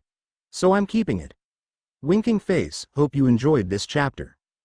Tadawaki 2000. Well, this was a chapter with more than just Thea's POV, but she was there. Hopefully you liked her part? If not, she's getting a lot of screen time next chapter. Which makes sense, it being her B-day and all. Thank you very much for your review. Guest, whom I assume reviewed both 05, 01 and 04, 28. If you reviewed other dates, well, I have no way of knowing. Thank you very much for your review. As per your request, I have included an update with this response. If it is not to your satisfaction, well, I regret to inform you that we here at Authors Anonymous practice a strict no return policy while I'm in an odd mood. But, really, thank you for reviewing smiley face. White Ivy. And she loves you, despite having never met you. That's just the kind of person she is. And thank you for your review. It is always nice to hear you've written a likable character. Smiley face. Avariana. Well, it'd be a stretch to call this soon, but it definitely falls under more chapters, and, hey, 5100ths is pretty good, right? Yeah, my professors never seem to think so either. Winking face. Thank you very much for your review, and hopefully you liked this chapter. KK Sambo. If you like the whole what if scenario, then this is totally the FIC for you. Which makes me happy, as most of this FIC is about all the little things Thea has affected without even realizing as seen in this chapter, sort of. I'm happy that you like the whole the blacks have a younger sister thing, too, because I've wanted to read a FIC like that for ages, and eventually decided to just write the damn thing myself. So it's nice to know it's liked. Thank you very much for your review, and I hope you continue to enjoy Thea's story. Ifahun, you have no idea how much I smiled reading your comment. It is just absolutely mind-boggling to me, as an author, that you think so highly of my FIC, and yet it is so encouraging? Is that the word? Well, it is now, I suppose, seeing as I've chosen to type it. It is so encouraging to see that what I want to happen most the audience connecting with the characters is one of the things that draws you to this FIC. I make no promises about my future updates, I have no way of knowing how they'll be received, but I will strive to continue producing chapters that you, and everyone, will enjoy. Thank you again for such a kind review. Emilia Cucci. Haha, it's funny that you thought they'd be fine, because, despite how I'd set it up, I never really expected them to clash. They're both a little too laid back for that. As for their wives, these two are rather henpecked. Things definitely would have been different had Molly and Walburga been present, known, etc. Thank you for appreciating all the background information, just that alone makes the research worth it. And thank you for your review. Hopefully, you enjoyed this chapter. Smiley face. Louise Mao. Thank you very much for giving this FIC a try, then, I'm happy you find it original, as I have strove, to make it so. I won't take full credit. The idea of reincarnation into a baby with memories of the past is a plot device inspired by a famous Naruto fanfic, Dreaming of Sunshine. Everything else is me and me noggin though. I'm happy you appreciate the unbiased black family. I've always loved Reg, and a big part of writing this FIC was me wanting to do him justice, which slowly spread to wanting to do his whole family justice, which just sort of took off from there. Tabia. I definitely plan on continuing this, no worries. I've already had arguments with myself about things such as what newts Thea will take, so this FIC will be around for a while yet, although I don't even know what the world is going to look like by that point. I hope you continue to enjoy, nay love, this story, and thank you for your kind review. Anita03. Thank you for your review. I offer you more bows. I pray it helps hold you until the next installment of Draw Gone Ba LLZ. I am in quite the odd mode today. I'm sorry. Please ignore my oddness. Ghost. Oh, it's a ghost, runs and hides lol. If I had to make a guess, and I don't even know myself at this point, I'd say that Thea's father is perhaps the most likely to figure out anything Thea does. Because, she doesn't see it, but she's just like her father. Happy you're happy winking face. I've left so many random references to random things in this FIC, it's not even funny, but it's always great to read people catching them. Thank you very much for your review. Hopefully this chapter was enjoyable. Amy Rose 99. Thank you very much for giving it a shot. If you expected a cliché story, I'm happy to have exceeded said expectations. Smiley face. Hopefully you'll continue to enjoy Thea's story. Ian 58. Thank you. Smiley face guest. Whom reviewed, 0525. Thank you for all your reviews. I am sort of using common sense here to assume that you were the same guest that reviewed chapters 1, 4, 5, 6, 14, and, of course, 23. Seeing as the reviews all came on the same day, and in that order, and the alternative seems far more unlikely. So, under that assumption, I just want to say thank you. As an author I am happy every time I get a review, but I also resign myself to the fact that I will most likely get a review for my newest chapter and that chapter alone, regardless of whether or not my FIC brings in new readers, so it is always super encouraging to get a slew of reviews like that. It also gives me a good feel of which chapters are the best received, and such.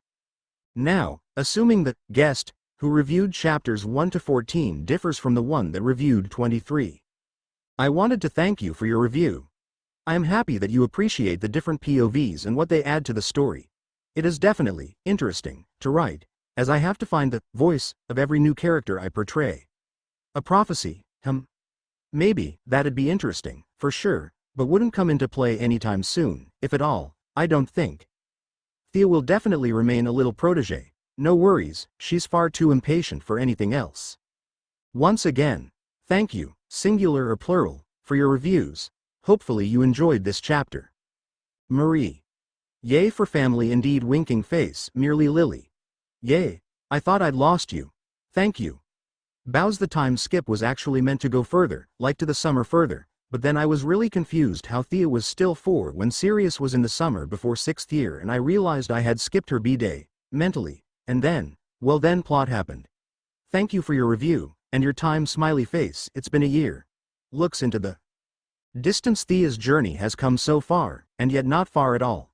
Wow. I think I've told like 5 other reviewers this, but I'm in a really odd mood. So please forgive any excessive oddness. The Lazy Princess. Thank you very much, here you go, more, hopefully you like it winking face. Pookie Luff's Sushi. Ah, I love Orion myself, he's just so chill. It's refreshing to write. Thank you for taking the time to review, hopefully you liked this chapter. Lee for short. I am happy you love Thea and Orion's relationship. They're two cuties. That are too cute, lol. Don't know why I felt the need to add that pun there. Anyway, just wanted to thank you for your review, while simultaneously delivering you a new chapter. So here hands chapter over. Silver Wolf 1978. That might work, it'd be a pretty convoluted timeline, but then again, so's the entire HB plot. Thank you for your review, and for sticking with this FIC for so long. Hopefully you enjoyed this chapter, even though it fell nowhere in the realm of soon. Rigadon 3. Thea didn't actually end up interacting too much this chapter asterisk sweat drops, but she will do a lot of interacting in this upcoming chapter. Thank you very much for your review and your sympathy for calculus, which I passed. Hopefully you enjoyed this chapter. Shirokuromokona. I'm happy you are starting to see Orion and Walburga. Worry not, it is only constant repetition that has taught me how to spell her name, as human, as parents, as that means I am doing my job correctly. I'm also happy you laughed at Arthur's situation, as that implies you understood his situation, which apparently not a lot of people did.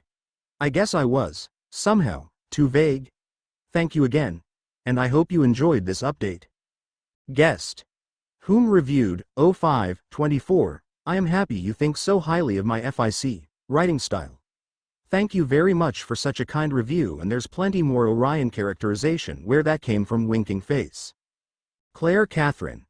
Thank you very much for giving my FIC a try, then, I'm happy that my summary brought you in. Even if indirectly, as it's always hard to know, as an author, if it is doing its job. I am also happy that the story resonates so strongly with you and that you feel it flows smoothly within the constraints of the world Rowling has built for us. Hopefully it continues to do so. Thank you very much, once again, and I hope you enjoyed this chapter. Guest. Whom reviewed, 0523. Thank you very much for such kind words. I will definitely keep updating, worry not, it might just take me a bit of time for some chapters. Ors v. CPM 534,667 LC. You're welcome for updating. Thanks for reviewing. And Orion says, thank you, I know. Cupcake Loopy. I am happy you liked Orion's thought process so much. Thea will definitely be interacting more with Bill and Charlie, now that Orion has openly allowed her their friendship, not that her mom knows, so there's that. Arthur's real reaction to Thea's heritage will probably be revealed in the next chapter. This was less a reaction and more of shock. Lightsbane 1905. Yup.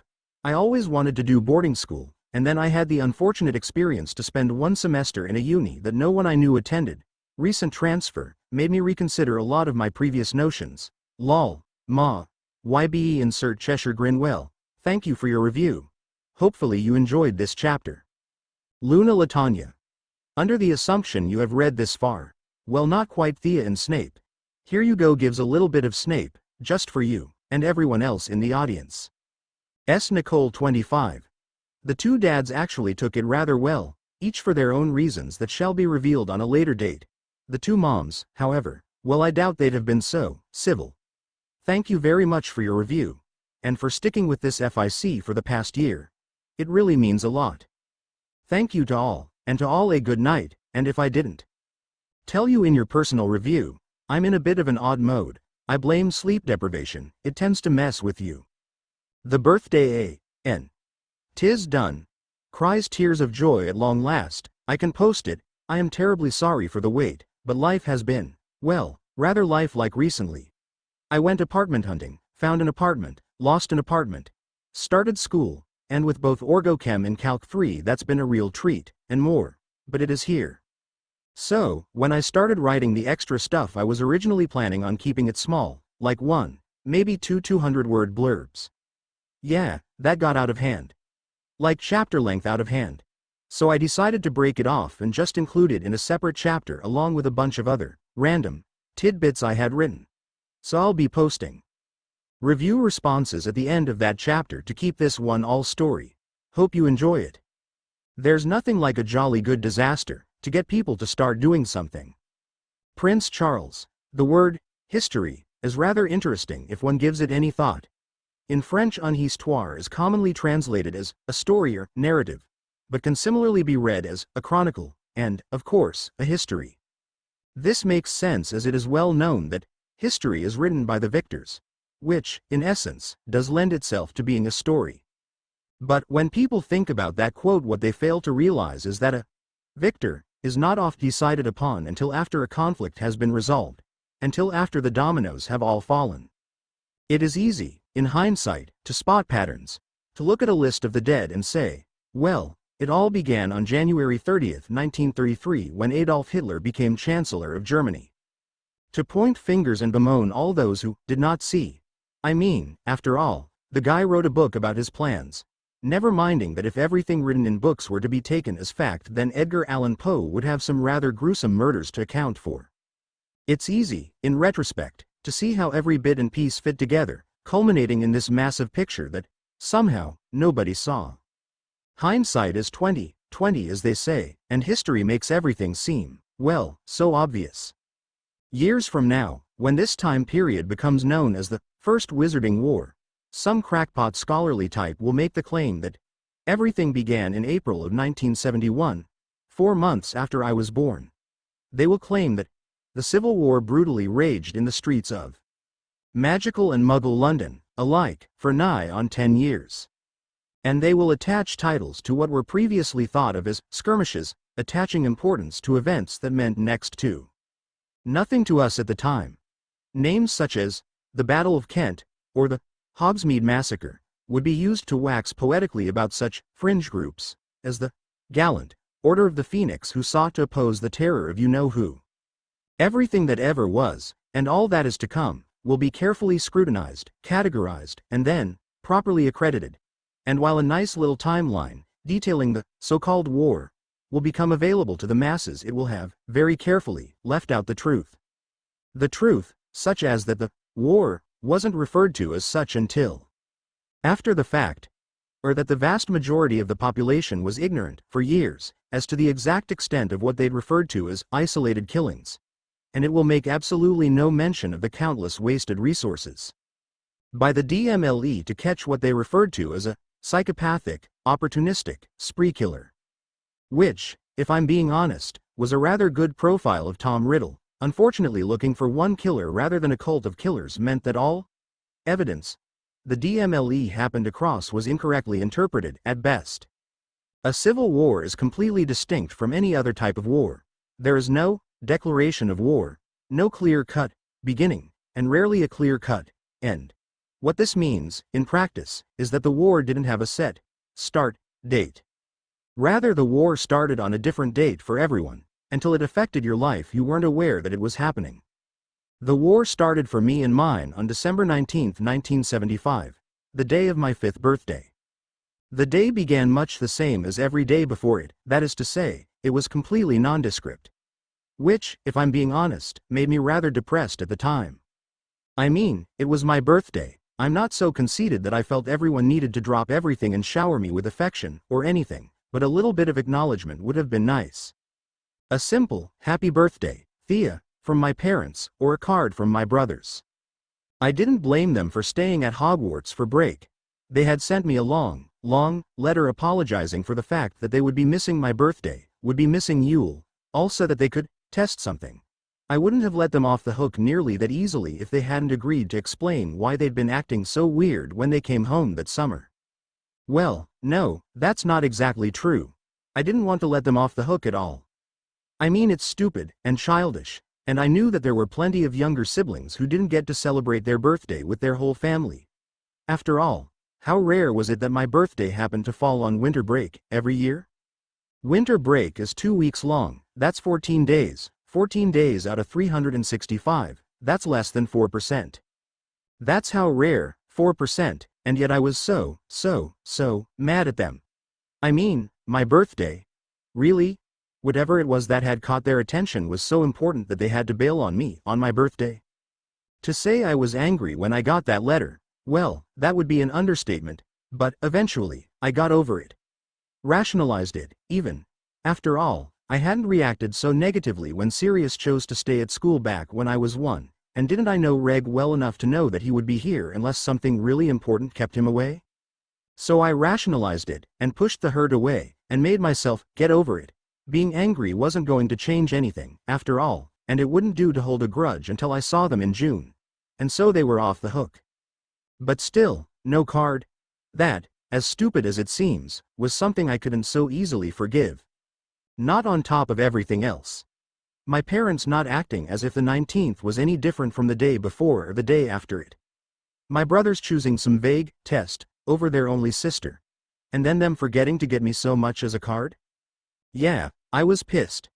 Bellatrix dusted off her old astronomy tome, pieces of an abstract plan forming. It had been far too long since she had been able to do anything for her love, so, being gifted with the honor of planning their next raid, she had resolved to do something truly memorable. She was more than ready to get back into the field. Rabiston and Rodolphus had been having all the fun lately. Having gone so far as to invent a game between the two of them, muggle baiting. They'd called it. Or, well, she'd called it when telling the Auror's office about what she had noticed at the crime scenes. And Bellatrix couldn't help but wonder at the dysfunction that was the ministry. Honestly, nigh on 5 years and they still hadn't managed to pick up on the fact that they had a mole in the DMLE, let alone that she was the mole. It was just further proof of the wizarding world's decent. Back when Ignatius Tuft was minister, such a thing would have never been tolerated. At the slightest suspicion, everyone under his command would have been doused with veritaserum and taken in for questioning. As was the no-nonsense way of witches and wizards for centuries. Then the muggles invaded with their sensibilities, and priorities, and constitutions, delicate or otherwise. Bellatrix could remember, with great clarity, the day that Mudblood Nobby Leech took office, not least of all because it was the year she had started Hogwarts, and great-great-aunt Belvina had passed away. From disgust, Bellatrix was sure. And now the DMLE wasn't even allowed to use the unforgivables without express, written permission. Bellatrix was surprised that a Dark Lord hadn't risen sooner. When the only thing standing in one's way between total control and mediocrity was an agency that was adverse to using deadly force? Well, it really was a wonder that the crime of wizarding Britain didn't run amok. It was only the horrors of Azkaban that kept people in check, although Bellatrix privately thought that made them cowards. She did not fear Azkaban. In fact, she welcomed it. Let those fools that called themselves warriors cower at her fealty. At her strength. She was a black, and a black never falters, never bends, and never breaks. Bellatrix had no fear of Azkaban, because she knew who she was, and what she stood for. And no Dementor could take that away from her. It was what made her so terrifying. The fact that she was so set in her goals. When a person had a clear view of what they wanted, they developed a clear view of what they'd do to achieve it. In a war, this became a devastating advantage. Bellatrix never faltered. Never. She knew what she would do to help her lord achieve his dreams. Achieve their dreams. And so had no need to falter. She was willing to kill. And so she killed. Her opponents, however, well, they tended to hesitate. And Bellatrix just laughed as their hesitation cost them. It was their own fault. Yes, she never faltered. Which was half of what made her so deadly. The other half was that she very rarely cared. Not that she was incapable of feeling. Oh no, Bellatrix felt things quite acutely. She felt things with more clarity than most. It was what drove her. Her hatred. It was also what made her spell casting so deadly. Intent was 9/10 of spell, after all. So, yes, she felt, but she very rarely cared. About society, about morals, about such abstract concepts as right and wrong, she didn't care about any of it. Not even a little. What was it to her if someone was begging for their life? Pleading for mercy. They didn't deserve the life they had to begin with. Mudbloods. They had infested her world. The life they had built, the jobs they'd acquired, all of it belonged to wizards and witches alike. It was not theirs to have, to posses. So who cared if she took it from them? Permanently. Not her. And the muggles? Well, they should have known better than to get in her way. They were vermin. Nothing worth less than the dust of the filth beneath her feet. Bellatrix would not allow anyone to stand in her way. Not muggles, not mudbloods, and not blood traitors. Flipping her astronomy book to the lunar appendix, she couldn't help but smile at the dates she read. Well, Aunt, she mewed, I hope my cousin enjoys the little present I'm sending her. Good gifts are just so hard to find, after all. Bill was beyond excited. He and Charlie were getting to go to Thea's birthday party. Not that she knew about her party. His daddy said it was a surprise, and that Bill couldn't let Thea know they knew about it. Not until they saw her at the party. Bill didn't think Thea would like that all that much, but he trusted the adults to know what they were talking about, so he kept quiet. Bill had never been to a friend's birthday before. His mother had said that when he starts charm school next year, that he would likely be invited to plenty of birthday parties. And that he would in turn have to invite them all to his party. He wasn't too sure how he felt about having strangers at his not-yet party, even if his mother assured him that they wouldn't be strangers by then. Still, it seemed like a nice idea, having such a big party. But charm school was a whole year away, and his birthday even longer still. And Bill couldn't wait that long to celebrate with friends. Which is why he was beyond excited that he was invited to Thea's party. He didn't think he would be, or rather, Thea hadn't thought he would be. She had been very careful about telling him, of course about her birthday, she didn't know about the party. Had stressed how much she wanted them there, and how, if it was up to her, they would be there. But had then pulled the ultimate kid card, the trump of all trumps. The one thing that had instantly allowed Bill to understand why he wouldn't be spending Thea's birthday with her. My mom wouldn't say, yes, her mother. No kid could argue with their mother. This was a fact that Bill knew with every fiber of his beings. In the depth of his bones. If Dad said, no, he could be persuaded. He could be poked and prodded and bothered until he either snapped, if you ask one more time, or changed his mind. But if Mom said, no, it was no. Full stop. So Bill had been really surprised when his daddy told him that he and Charlie were invited to Thea's birthday party. Her surprise birthday party. But he had been far too happy to really question it. He'd been bouncing off the walls since his dad had informed him, and had all but dragged his dad to Diagon Alley, to pick out her present. He'd wrapped it himself. And was now pestering his father to take him to meet Thea. After all, it was today, and Bill couldn't wait to see the look on Thea's face when she saw that he and Charlie were there. Dad, is it time yet? William, it's only 5 in the morning? The day of my 5th birthday I was morose. There is no other word to describe it. I was sullen and sulky and ill-tempered, and all those other equally valid synonyms. And the reason could be summed up in 2 words. My brothers. I completely, and utterly, blamed them for my mood. Which, I'll admit, was rather unfair of me. I mean, they were how many miles kilometers away, when my parents were just down the hall. Shouldn't I have blamed them instead? After all, they had no such excuse. But, unfortunately, emotions and logic rarely mix. So, morose I was, and morose I would stay, until that night. Birthdays are an odd concept. Looking back on it now, there are only a handful of birthdays that I remember, and they all stood out in some way or another. My 18th a bonfire, winter solstice, celebration. My 13th when my family flew 19 hours to surprise me. And my 3rd complete with bouncing castles, a clown, and time with my mother. That's it. 19 years of life, and 3 birthdays stand out. 3. If anything, I remember other people's birthdays more so than my own. As odd as that is. It just is. I wish I could say that was one of those things that I managed to change with my second chance, but I didn't. I couldn't. That is, was, not something that I could just change. Which is just a long-winded way of saying that my 5th birthday was one for the memory books. One of the handful of birthdays that I would always remember.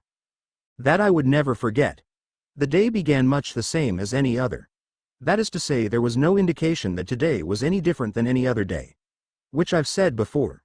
But it sort of really pissed me off. So it kind of bears repeating. Sorry. But, yes, same as any other day. I woke up. Had breakfast with my parents, a bland breakfast. Mind you, not even a good breakfast. During which Mother outlined my day for me. I would spend the majority of it in the study, with my tutor. Yay. Before she and Father, Daddy, why are you leaving me to my boredom? Departed. Leaving me alone. I cried.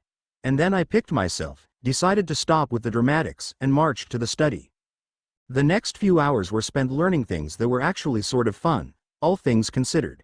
If I hadn't been in such a piss-poor mood, I'm sure I would have picked up on the fact that it was less of a tutoring session and more of a babysitting session. I learned how to play Exploding Snap, which I actually found rather boring. I preferred trump games, bridge, hearts, spades, thinking games. Not matching ones. Even exploding matching ones. But it was still a nice experience. Exploding Snap. Reading fairy tales from Beetle the Bard. It was rather anti-muggle though. Learning a Japanese card game known as Karuta, which I couldn't play until I had managed to memorize 100 famous poems. I got through about 20, it was fun if hard. All in all, my tutor did a wonderful job of teaching me in a way suitable for one's birthday. Not that I picked up on it. No, I was completely convinced that everyone had forgotten what today was. Completely and utterly convinced. Which is why it came as such a surprise when Mother and Father, Daddy and Mommy came home early around 5 o'clock to take me to Uncle Ignatius for a family dinner. I was too happy at the idea that they had not forgotten my birthday to even question anything. So, with a smile on my face, I said goodbye to my tutor, promised to memorize the other 80 poems, so we could play a real game, grabbed my daddy's hand, and immediately dashed for the flow. Missing the look of soft fondness that passed over both their eyes. Sirius felt terrible. Beyond terrible. He felt absolutely, positively, terribly awful, and it was all Reg's fault. Okay, not really. It wasn't anyone's fault but his own. But Sirius would never have agreed to stay behind with the rest of the gang if he'd known that Reg was staying too. He wouldn't have agreed if he'd known that neither of them would be there for Thea this winter. Or, he'd like to believe he wouldn't have agreed. But the truth is that Sirius didn't really have much of a choice. Not like Reg, who literally had no choice to hear Reg say it. He was all but threatened to remain at school this go-around. But didn't have a choice, in the sense that he would have gone down in history as the worst friend ever, if he hadn't stayed. After all, Sirius had given his word. He had promised James and Remus. So while he felt almost sick to his stomach that he was choosing his friends over his sister, the fact was that he didn't really have much of a choice. And on her birthday too. It killed Sirius. But there really was nothing he could do. After all, James, Peter, and he had been working on this since second year. And they had finally gotten to the point where they were relatively certain that they could all complete the transformation. And the fact that the full moon fell on winter break this year, it was too perfect. The absolute best testing situation they could hope for. It would allow them a chance to see just how much control they could garner over Mooney while the majority of the school was away, and, therefore, safe. So, yes, Sirius felt terrible, but he was sure Thea would approve if she knew, and that was what he held steadfast to. That, and the knowledge that the Rents had listened to him, had planned a party for Thea, and had invited actual kids to it. Surely that would be enough for her to forgive him? God, Sirius felt terrible. Orion was rather proud of himself. Not only had he managed to convince his wife to throw a surprise party for Thea, they had to do something to take her mind off the fact that her brothers weren't coming home for break, but he had also managed to broach the topic of Thea's best mates. Weasleys, Orion, just when were you planning on telling me that our only daughter managed to befriend a couple of blood traitors? Now Walburga, dear, just calm down and we can discuss this like rational adults. Calm down. Do not tell me to calm down. Of course, it took quite a lot of finagling to get her to agree with his reasoning, but eventually she had folded. After all, Walburga knew Orion well enough to know that he never did anything unless it was founded on very sound, very secure logic. All the more where his little girl was concerned. So it had taken a bit, but eventually Walburga heard what he was saying. Mainly that with the way things were heading, it might be a good idea to at least attempt to be neutral. Strong leanings either way would only come to bite them in the ass, later, after all. Besides, in the long run they really should stand opposite Bellatrix and her posse. After all, they had a seer for a daughter. There was only one situation in which she would be able to lead anything even remotely resembling a normal life. And it did not come about by severing her ties with the people who would one day willingly die for her. Convincing Walburga that it was in Thea's best interest to stay friends with William and Charles was a challenge, but doable. convincing Arthur that it was in his children's best interest to remain friends with Thea. Well, that was an entirely different matter. Which was half the reason Orion was so proud of himself. Orion had known Arthur's father Septimus back in the day. They hadn't been in the same year, Septimus being around 6 years older than him, 4 years younger than Cedrilla, but that mattered little as they had come to know each other on the Quidditch pitch, not in the classroom. There was little Orion could tell anyone about Septimus beyond the fact that he had been a wicked good keeper back in the day and was one of the few, very few, people who could beat him in wizard's chess. How that would translate to his son, Orion had no clue. Luckily he had known his first cousin, once removed, and it was she that the redhead seemed to favor in temperament. That is to say, he was the opposite of temperamental. Thus Orion had foolishly believed it would be easy to convince Arthur of his plans. A matter of simply extending an invitation to, say, a birthday. Which, in hindsight, was rather ignorant of Orion. Sure, the man may be calm, but that didn't mean he was anything less than absolutely thorough when it came to his children's well-being. Especially considering the fact that he was a relatively new parent, didn't have the experience of raising 2 teenage boys to fall back on. If Arthur had more Slytherin in him, then it would have been an easy enough sell, talks of alliances and matches and subtle hints here and there would have been all that was needed. As a Gryffindor, however, certain things needed to be spelled out for him, and in such a way as to not insult his sensibilities. People were so touchy nowadays. But it mattered not, for Orion was a politician, and one of the few things a politician knew how to do, and do well, was change their vernacular to suit their needs. That is, they could speak the language of the people, whatever people they happened to be speaking to at the time. Won't you please consider allowing your boys to attend Thea's party? We can hold it at Lucretia's place if you feel too uncomfortable elsewhere. I understand well that these are dangerous times. I'm not too sure. I mean, I just don't want them to get hurt. They're far too young to be getting tangled up in all this nonsense. What nonsense? I'm simply inviting them to a child's birthday party. I'm not asking you to sign a marriage contract. Merlin knows my little Thea is pig-headed enough to refute such a thing on principle. Alone. A light chuckle. Yes, from the boy's stories I did get the feeling that she was a little rebel. Quite like your mother, I'd say. I beg your pardon? I mean no offense, of course. I quite liked cousin Cedrilla. Father was always ranting about grandfather's temper. He regrets that she was disowned, you know. Really, it is all so stupid. Family is family, after all. Blood is thicker than water and all that.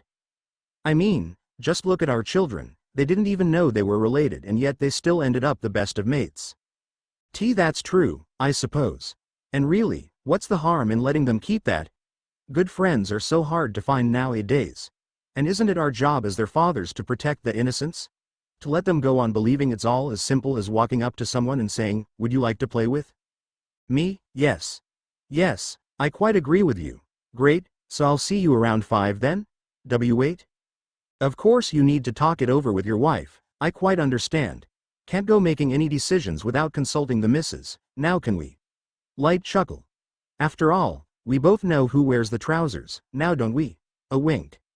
Well, this was a lovely conversation. Thea will be ever so surprised. I can't wait to see the look on her face when she sees William and Charles.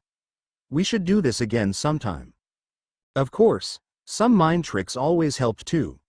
What were the muggles calling it these days? Psychology. Well, anyway, the point was that Orion had managed to plan a rather amazing party, gotten both Thea's mother and the father of her best friends on board, and then managed to keep the whole thing under wraps. In fact, Orion had gone one step further. He had stopped referencing time about a week leading up to Thea's birthday, and had completely disregarded referencing her birthday at all. So Thea would have no idea that today was actually her birthday. It was perfect. He had let her tutor in on his plan and asked the young man to teach Thea in such a way that she would be able to enjoy the time it took Walburga and him to prepare the party over at Lucretia's. All in all, he was beyond excited. He just couldn't wait to see the look on her face when she realized she'd been had. Yes, Orion was rather proud of himself. I jumped. Stepping through the green flames of my aunt's flow, and hearing the jumbled yell of surprise. It was all I could do to stifle my eek. So yes, I jumped. But that was it. I stopped moving after I froze. Catatonic. I just couldn't compute what I was seeing. A surprise party. For me. But, how? Who? Honestly, who? This was something so far out the norm for my family that I was legitimately tempted to pinch myself. Elvis has left the building. I think I might have frightened my parents with my complete and total lack of response. But, really, there wasn't any other way I could have responded. I mean, I'm normally pretty good at taking things in stride. But there was crazy, random happenstance, and then there was completely and totally out of character. I don't think I can quite capture how shocked I was. I suppose the only way to explain it would be through an analogy. All right. Imagine you had a dog. Now, this dog was your dog. All right. You loved this dog, and you took care of this dog, and most importantly you knew this dog. This dog didn't act the same way every day. That would be odd, but it still followed normal, dog-like rules. Now, imagine that you were taking this dog for a walk, and it was being very dog-like, chasing squirrels, sniffing other dogs' butts, rolling in the grass. When all of a sudden, it freezes. And you think to yourself, that's odd. But then you shake it off, because it's not really odd. Surely there was a logical explanation for it. Now imagine that this dog, your dog, just suddenly stands up. Just raises itself onto its hind legs like it's an everyday occurrence, and turns to you with a suffering air. Really, your dog bemoans, "I've grown quite tired of chasing squirrels, greeting my fellow brethren, and re-establishing my territory. Would you mind terribly if I retire for the evening?" Exactly. So, yes, I froze. But the cure for coma by surprise is, apparently, an even bigger surprise, because with a "Hey, Thea, over here," I began to thaw. "Bill?" "Woohoo, Thea, it's me. I'm next to Doc Cake." It really is Bill. What's he doing here? He was invited, it turned out. Both him and Charlie. According to them, my dad had approached theirs and the two knuckleheads had known about this for weeks. I wasn't sure whether to be pissed at them for hiding this from me, or impressed at them for hiding this from me. Not that it really mattered. The truth was that I was far too happy to contemplate any negative emotions, anger or otherwise. Not when I got to hang with Bill and Charlie, on my birthday, in front of my mom. That was the most important part, hands down. I don't know what Dad said to get her to accept it, but the fact was she had.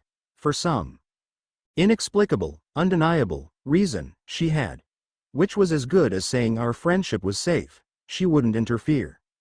Which was a major load off of my back. The party was a major hit. A ridiculous amount of fun, from the presents. "See, Thea, I got you a book, 'cause I 'membered you sayin' you like him. The Tales of Beetle the Bard. Thanks Bill, I'm happy to have my own copy. Dare great, my fave right one is Da Hoppin' Pot." Really? I raised my eyebrow. Wasn't that one a little anti-muggle for his parents to be promoting? What do you like about it? Da Pot, silly. It taught a Da wizard to be nicer. Cool. That was not the story I'd grown up hearing, perhaps. This gift might be better than I thought. Better not let Mom catch me with it. To the cake. A snitch.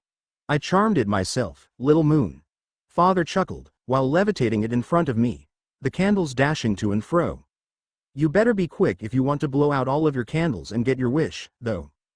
To the general atmosphere, you were right, Orion. Amalthea really needed this, didn't she? It's hard to remember, when she's looking at you with those eyes that have seen other worlds, but she really is just a kid. She needs the chance to relax every once in a while. I only hope it can last. It didn't. It makes sense in a sick, ironic, sort of way. All good things must come to an end and all that. Murphy's Law, everything that can go wrong will go wrong. In retrospect, considering the political climate, my parents really were taking a major risk. Not only by openly associating with a family of blood traitors, but by choosing to celebrate my birthday on the 19th of all days. There are some who would argue that we were tempting fate, that we should have known better. That we deserved it. To those people I have but two words to say: screw you. I was 5. War or not, I didn't deserve anything. No one deserved having their birthday party turned into a platform for a psychotic group of ne'er-do-gooders. No one deserved the kind of fear, the kind of unmitigated terror I was forced to live through for those few split seconds when I could just see everything going to hell and oh my god, oh my god, oh my god, just kill him, please, please. It would be a mercy. The scariest part? There was no warning. No wards went off. No sounds of apparition rang like gunshots. No spells flew. Just laughter and joy. And a cloud parted, and the screams began. They had infiltrated the party. I don't know how, although I do have my guesses. It was an open invitation to family after all, couldn't risk offending someone. And Uncle Ignatius had to be very careful with the sort of magic he allowed working as he did with magical creatures so it wouldn't be too hard to infiltrate if one knew when and where to be.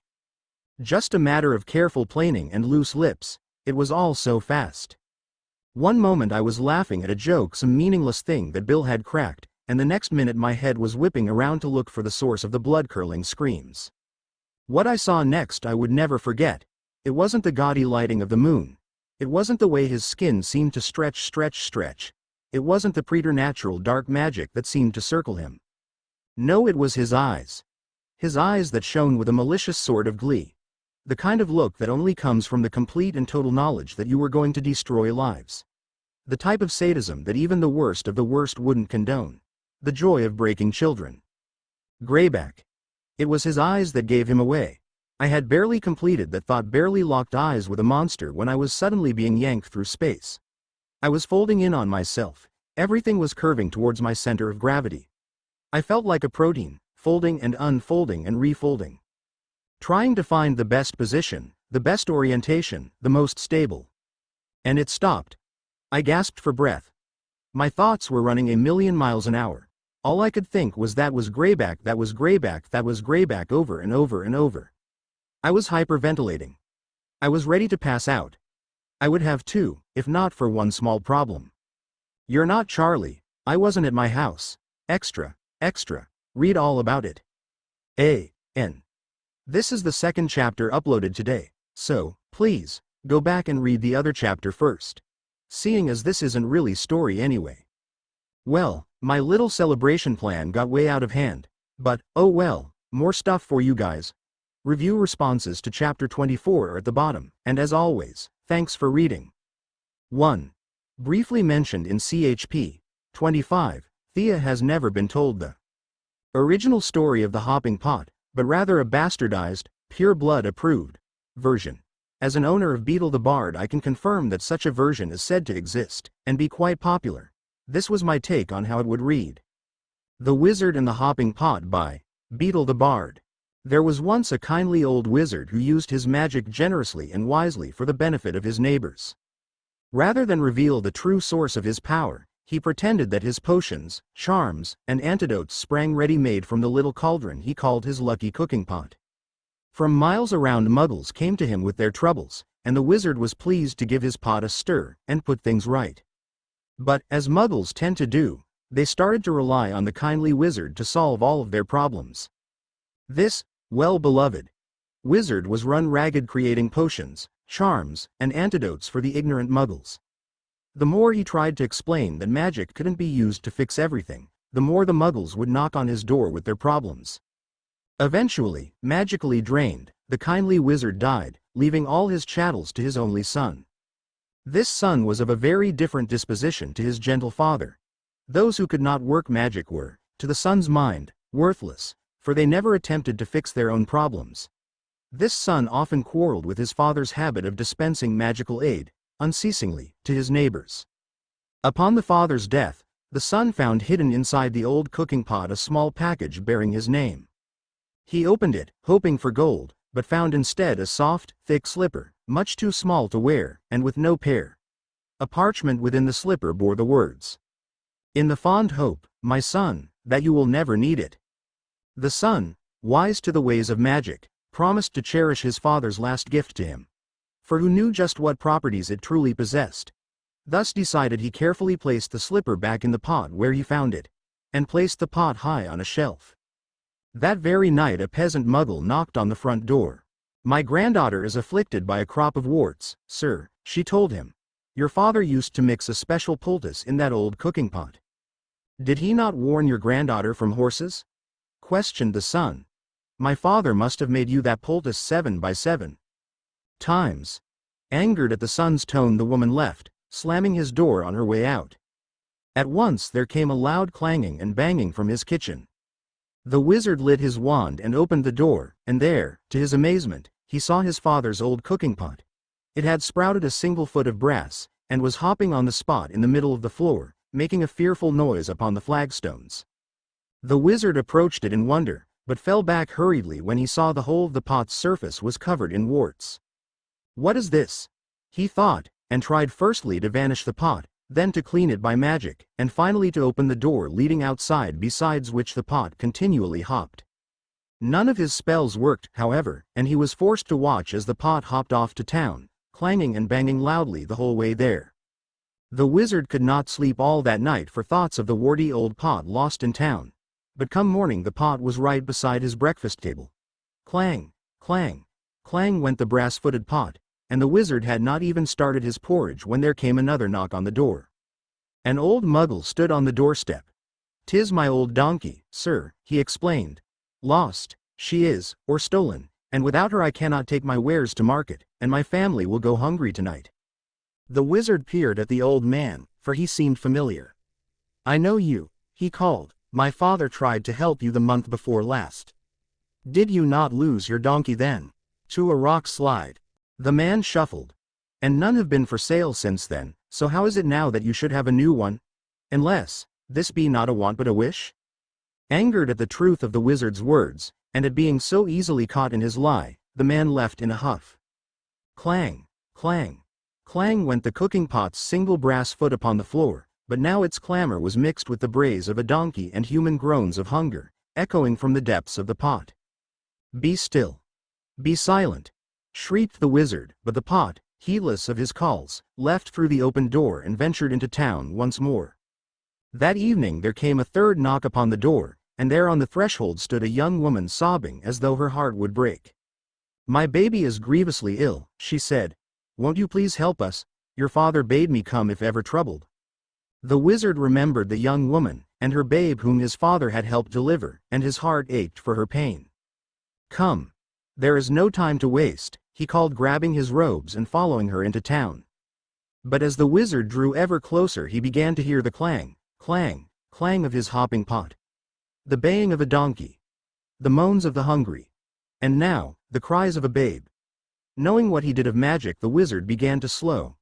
"My pot has only mimicked the dishonest," he thought. "Why, then, would it mimic the cries of a babe?" When he drew closer still, he began to notice the eerie silence around town. "What happened here?"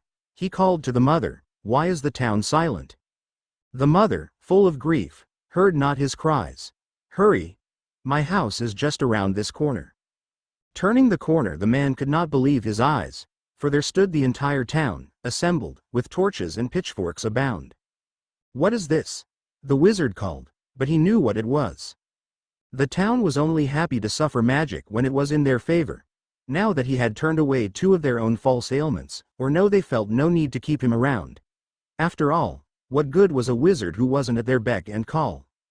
The next minute the crowd began to advance on the wizard, and just when he feared he would have to reach for his wand he began to hear it. Clang, clang, clang, it was his hopping pot. Salt tears cascading from it, moaning with hunger, baying and bucking like a donkey, covered in warts, and hopping on its single brass foot, the pot hopped into sight.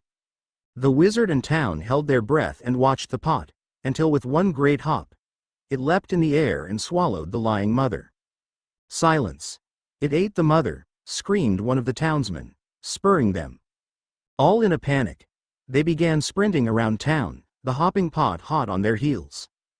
Gulp! There went the butcher. Gulp! There went the baker. Gulp! And there went the candlestick makers. They were twins. One by one the people of the town were gulped up by the wizard's hopping pot. Until at last the mayor approached the wizard. "What is going on?" he begged. "Why has your father's pot turned on us?" "I suppose," said the wizard, "that it has decided you have taken enough out of it, and should rather put into it, now." The mayor stared at the wizard in confusion, finally realizing that perhaps magic did not work as the town had always believed. That perhaps magic wasn't the cure for everything. And that, just perhaps, magic should be left to the magical.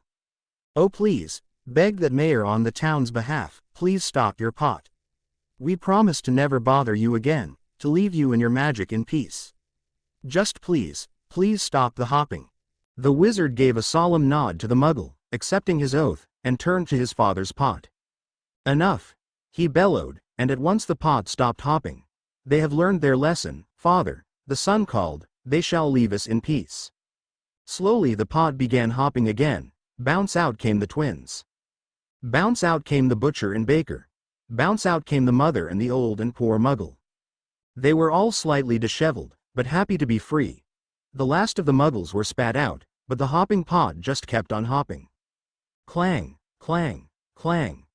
Then, out of nowhere, the poor muggle rushed to the wizard to thank him, and with her words the warts vanished.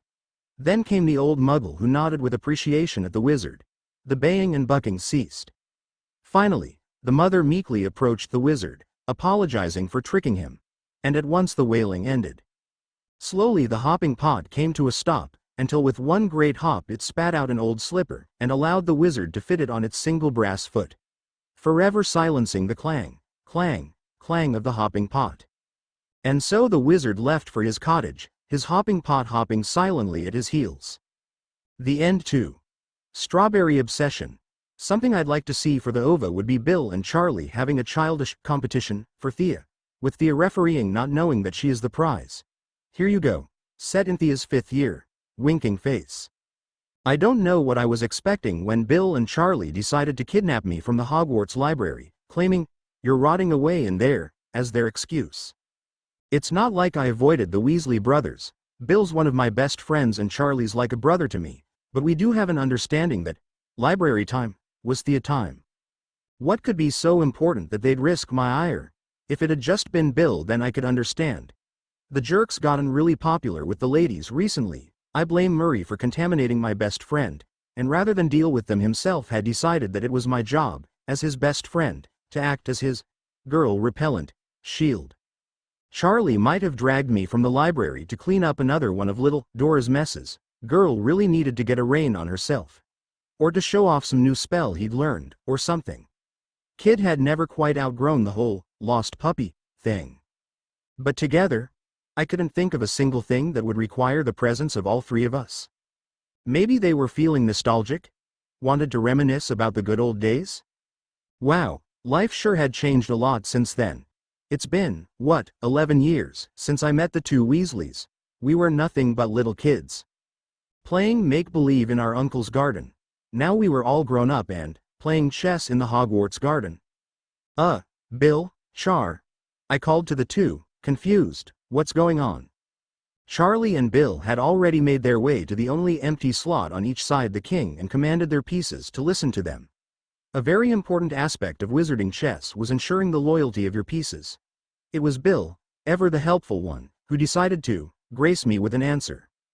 We got into a fight. Huh? Charlie and I, he clarified, motioning to his brother who was standing stiff as a board and looking anywhere but at me. We go into a fight, well, more a debate than anything. It was getting pretty bad, so I suggested we evoke the pact. Suddenly everything made sense. The pact was some stupid promise I'd made the three of us make back when everything was going to hell, and I'd had no idea just where we'd end up if we even would. Emotions had been running high, and it had been easy to get into rows about the stupidest of things. Bill and I had once had a row about whether or not denoming should be illegal, when we were 6. I decided enough was enough, and apparently they'd agreed, seeing as they were all gong-ho about my idea.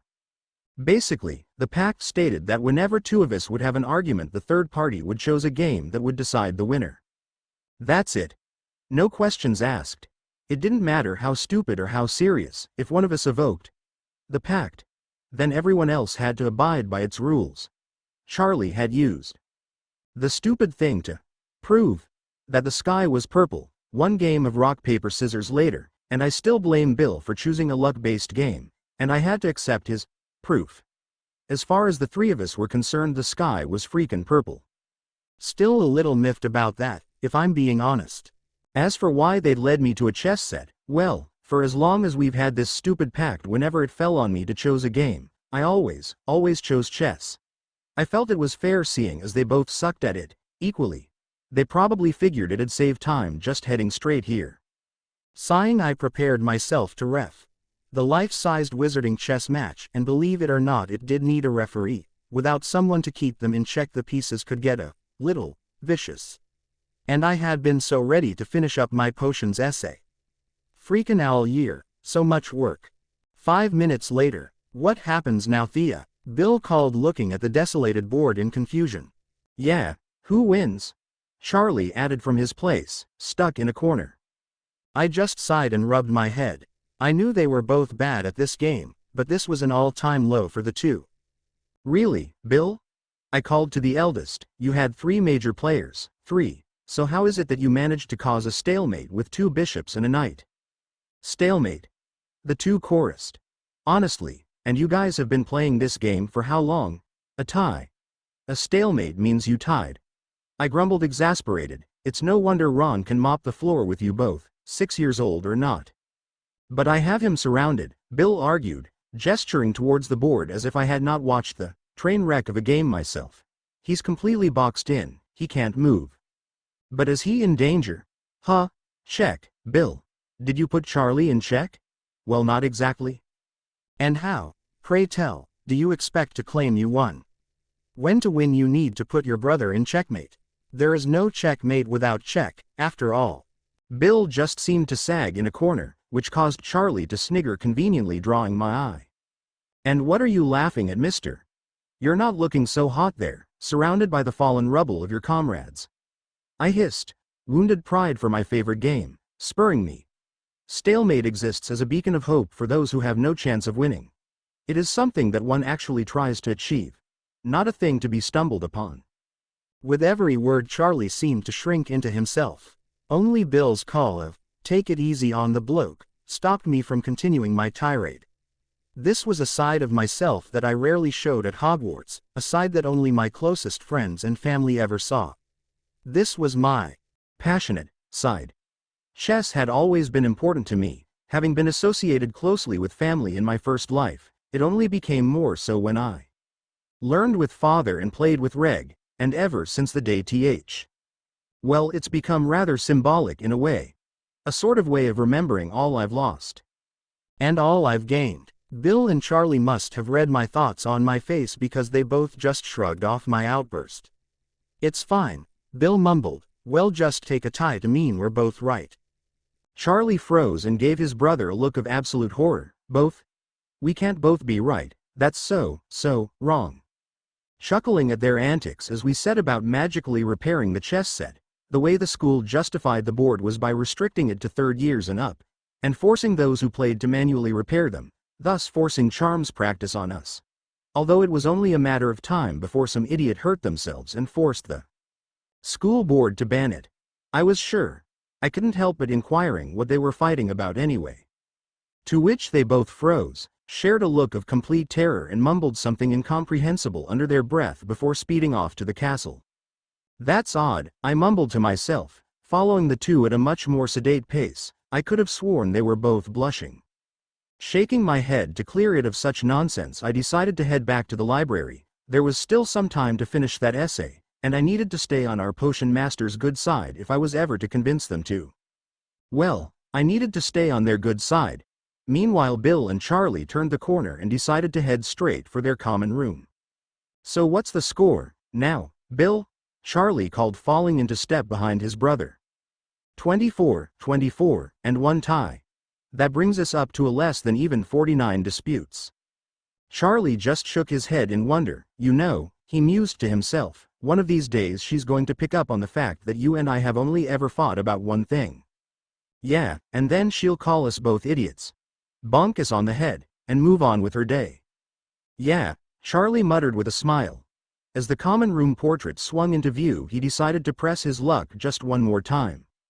Still, he muttered, a mischievous light entering his eyes, I say she likes me more. 3. Guessed. How about a scene where she and Charlie meet, and she is with the Death Eaters, but Charlie is with the Order? It would work too. Say R was taking her out for the day, and then they meet Charlie, who was being looked after by G and F for the day. Not my best work, but I tried. Rare were the days that Regulus and I spent time together. With the escalating of the war and all that crap with Sirius, it just seemed like my brother was growing ever more distant. So when he told Daddy that he wanted to celebrate his 17th birthday by taking me out to Diagon Alley for the second time in my life, I was rather, well, shocked, is a bit of an understatement. Flabbergasted. Yes, that sounds better. It's not how any of us expected Reg to spend his big day. We all knew he despised parties, but surely he had some friends he could invite over. Everything was sort of wibbly-wobbly at the moment, but I doubt a birthday celebration would really tip the scales either way. I mean, nothing could be as bad as my 5th birthday had been. Still, I suppose I should be grateful that he was making an effort to spend more time with me. I sure hope it's not because he blames himself for what happened with Siri. We all knew it was coming and Siri made it very clear that he still loves all of us. To this day I know not how Reg ever managed to convince the rents to let up on their lockdown. I suppose he must have given a very convincing argument, because for the first time in months I was allowed out of the house. The day would have been perfect. I had my freedom. I had my brother. I had free rein to spend as long as I wanted in Flourish and Blots. Yes, the day would have been absolutely perfect, had I not run into Charlie. Now, that's not to say that Charlie was the problem. Oh no, we still got on like a house of cards. He's one of my best and only mates, after all. No, Charlie was fine, his escorts however. Well, let's just say that Fabian and Gideon Pruitt were less than pleased when their nephew decided to run up to that black girl and force them to interact with His Royal Highness, as they called my brother. Yeah, I wasn't exactly pleased to meet the Pruitt brothers myself. In any other situation I'm sure we would have gotten on swimmingly. Everyone compared Fred and George to them, after all, and I love a good joke. Not at my expense, though. And definitely not at the expense of my brother. I was incredibly loyal to my family, so when the two Pruitts pulled a face at having to stand so close to Reg, I conveniently overlooked Reg's scrunched up nose as if he had smelled something rotten and glowered at the two. I may have also, perfectly innocently mind you, asked Charlie, loudly, why his uncles were being such meanie heads. And, didn't they know it was wrong to treat people bad, just cause they didn't like what family they're from? People can't help who their mommies and daddies are, you know. I think the irony of my statement nearly made the two blow a gasket. I know Reg had a real hard time trying to keep his face neutral. His eyes showed that he was cracking up on the inside. Still, he had to keep up appearances and made it a point to correct me. Now, Thea. He'd called all phony-like. You know that is not entirely accurate. It is a fact that some people simply are better than others. What happened next was, well, let's just say if Charlie and I weren't there I had no doubt that these grown men would have thrown away their wands and resorted to the age-old argument winner of fist meet face. But Charlie and I were there, and conveniently located between the two parties, so as to discourage any scuffles from breaking out. So my brother responded with all the poise expected of him. "Come, Thea," he called as we made our way to the nearest apparition point. "It's clear our presence here is unwanted. Say goodbye to your friend, we are leaving." Reacting instinctively, Gideon, or was it Fabian, grabbed Charlie and pulled him behind his leg, as if I was going to hurt him. As if I was going to harm one of my best friends. So my sass may have been a little uncalled for, but it did feel good to see their looks of astonishment moments before Reg apparated us away. "Why are you so mean to me and Reg? Charlie always said you guys believed people should all be treated the same. I'm people, so why do you treat me so different?" All in all, I'd felt it was a very successful outing. Even if Reg didn't let me buy that new Mind Arts book I had been eyeing. 4. This was born out of my impatience. I want Thea to be at Hogwarts so bad so that I can start theorizing about magic, and letting her get into crazy shenanigans. That I might have, written the beginning of a textbook whistles asterisk. Yeah, I'm weird. Introduction to Arithmancy by Alexander Wenlock. Preface. When I was first approached by a coworker about writing a beginner's guide to arithmancy, I was lost. A guide to arithmancy? Why? How? I was lost because I had never learned arithmancy from a book. It has been a legacy in my family since my many greats aunt discovered the magical properties of the number 7. I had grown up surrounded by the principles of happy primes and complete squares. I could calculate binomial probabilities in decompose partial fractions without so much as a thought. The nomenclature and symbols were as familiar to me as English. Yet, to the majority of those who have picked up this book, that is not the case. In fact, I will be justly surprised if any of those terms meant anything at all to you. But arithmancy lends itself to text far more easily than other magical subjects. In artimancy there are no wand movements, or pronunciations to muddle through. Beyond the generic, infinitimia, spell which shall become your closest friend over the course of this text, there is very little that is overtly magical about the subject at all. Most of your time will be spent with a quill, inkpot, and piece of parchment. Despite this, however, you should never underestimate this subject. For with those very tools I have helped to develop some nasty counter curses, break through some truly inspiring wards, and even predict some rather useful discoveries. It was my uncle who tipped Dumbledore off to the fact that there were most likely 12 uses of dragon's blood. And arithmancy does this all by following one simple law: predictions follow precedents, precedents follow patterns. Arithmancy is the art of quantifying the world. It is the art of reading numbers and patterns. The art of discovering the magical properties of said numbers. And, yes, the art of numerology. As such, some view it as a branch of divination. But I disagree. After all, divination can be summed up in one word: guesswork. But can it really be called a predication when there is a precedent of a pattern? If I were to write a series of numbers on the board, 1, 2, 3, 4, 5, 6, 7, 8, underscore, and ask you to predict the next number, you would all choose 9. Why? Because it follows the preset pattern. 9 makes sense, it can be supported. Divination is looking into the bottom of your tea, and guessing at what comes next based on what the universe is telling us. Arithmancy is calculating the most probable answer based on pre-established and verifiable patterns. It is, in a sense, quantifying divination. After all, nature lends herself to numerical patterns all the time. Sequences, especially. When I was first approached, I was lost, but I quickly came to the conclusion that the simplest way to teach a beginner arithmancy was to teach you how to think like an arithmancer. And I shall endeavor to do so in every chapter. But my greatest, and only, piece of advice I shall give you now, so that you have no excuse later in the text when you are struggling to remember the rules of causality or the priority of primes. This is not a practical course. This is not a theoretical course. This is not a mathematics course. This is a language course. The sooner you can grasp this, the sooner you shall be on your way to mastering one of the most difficult and most rewarding of magics. Alex TW5. Read above. Most if not all of the text is taken from Harry Potter Wikipedia. I was too lazy to reword it, and I give credit where it's due. Ministers Through the Years by Bathilda Bagshot IV, Appendix. Minister Nobby Leach was the Minister of Magic between 1962 and 1968. He was the first Muggle-born Minister of Magic to ever hold office. Several of the oldest members of the Wizengamot resigned government posts in protest of his appointment. He left his post in 1968 due to a shady plot, of which Abraxas Malfoy was believed part, that resulted in his contracting a mysterious illness.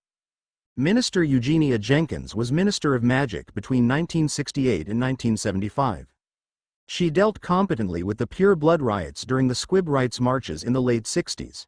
However, when confronted with the first rise of Lord Voldemort, she was ousted from office, being deemed inadequate to the challenge. Minister Harold Mincombe was Minister of Magic between 1975 and 1980. He was seen as a hard-liner, and placed even more Dementors around Azkaban, but he was unable to contain what seemed like Voldemort's unstoppable rise to power. And that's all, folks. Below is all the responses to all your wonderful reviews. Thank you so very much for reading, alerting, favoriting, reviewing. Countenance. Thanks, Ash remains. Yeah, it's sad. Unfortunately, her brothers are getting pretty buried under all their self-appointed tasks. I'm really happy that you enjoyed Snape's characterization. He's one of my favorite characters and I did work hard on that chapter. Smiley face. 534,667 LC. Thanks smiley face, angry pixels. You and me, both. Angelic Fluffle. Haha, still loving that change? Pookie Luff's sushi. Haha, yeah, I don't pick and choose. If someone takes the time to review my story, I'm darn well going to take the time to respond. Thank you very much, smiley face. Lee for short. Thanks, hopefully the chapter shed a little light on her brother's absence. It really was out of their hands, not that Thea knew that sad face. Thanks for the update. S. Nicole 25. Thea's life is definitely getting busy. The whole Snape, James, Lily thing will definitely see a resolution. I'm pretty sure where I want to take it, but really, the characters write themselves at some points. Unfortunately, her brothers really couldn't bail. Ors v. Thank you. I'll be sure to go back and edit that when I do a sweep through of my story. After I actually finish it, that is, debating 'tis fun. Hopefully you enjoyed this chapter now that we are starting to get somewhere. Goldspark 1. Thanks for the reviews. Yes, can't wait to see Thea become a little Slytherin mastermind. Shirokuromokona. I do love Sev, and I love spreading my love of Sev. He is far too bullied by far too many. I was always really angry at Lily for ditching him even if I could totally understand her mindset, so, at the very least, I'ma give the poor guy a fighting chance in my FIC. Lol. James is kinda a prat. But he's a growing prat. Little sprinkles of maturity shining through here and there. Smiley face. Anita 03. Yes, Thea is affecting so many people without her knowledge. It'll be funny to see her reactions when things start snowballing to the point that they become noticeable. She'll probably freak. Thanks for the update. And yay for Sev, love. The Hungry Rainbow. Thanks for your review. I'm happy that you like that about my FIC, as it really was a major aspect I wanted to focus on when I first set out. Not only fleshing out characters that were shoved at us with both a 2D, quite literally in the sense of Mrs. Black, and biased outlook, but also building a comprehensive world. It's all well and good that Harry, a boy who grew up in a different society, didn't catch all the undertones, but a native. They were bound to notice a thing or two. Thanks again. Hopefully you'll continue to enjoy this FIC. Strawberry Obsession. Hope you liked this chapter, and your OVA, extra. Whatever. I didn't do Thea seeing the burrow, because, well, that's coming up really soon. But I kinda combined all your other ideas. Any age works. Well, okay. How about they've been fighting at every age? Winking face lol. Lots of Weasley love this chapter. Thanks for the review. Raven Blanchard. Winces yes, poor Reg indeed. I do not envy him his position. You were right on the money with your guess, although they weren't going to be so open with their allegiance, still this chapter most definitely changed a few things. Guest. Oh no, don't die. I made this one extra long, so please hold on. Elena. I do know how hard that is. Half the reason I wrote this FIC is because I couldn't find another like it. That's what they say after all, if you can't read it, write it. Thanks for your lovely review. Hopefully you enjoyed this chapter too. X Darkest Angel X. A brilliant idea, but one best left for when she actually does meet Sev. Winking face. Bertram Wooster. Wow, thank you so very much. That definitely ranks up there as one of the nicest reviews I've ever received. I don't think there is anything more uplifting to a writer than to hear. It's not even the story, it's your style of writing. This definitely made my day. Hopefully you'll continue to like my story and writing style, and please be sure to thank your friend on my behalf. I never imagined people would recommend my FIC to others. Thank you again. Amelia Cucci. Thank you. This one was less ripple and more tidal wave, but that happens too, Guest. It was far from my best work, but hope you enjoyed your OVA. Thank you for your review. Trees of the Wild. Haha. How much more drama will Thea be introduced to before school? Lol. Well, I think this chapter firmly answers that with a lot. As for the other questions, well, most of them I'll have to tell you to just wait and see. Winking face. Her age, though, she's about 10 years younger than Sirius, 9 years younger than Reg, so unfortunately they won't be in school together. More's the shame. Thanks for your review. CKP. I most humbly accept your quarrel-less comment and express my deepest gratitude for your well-wishing. It is my hope that this subsequent installment remains true. Alas, I fall short in the art of frequent updates, and so must offer my sincerest apologizes for the late manner of this message. Respectfully yours, Yuki Gliding 1. Thank you smiley face. Smexy Bananas. Ah, thank you so very much.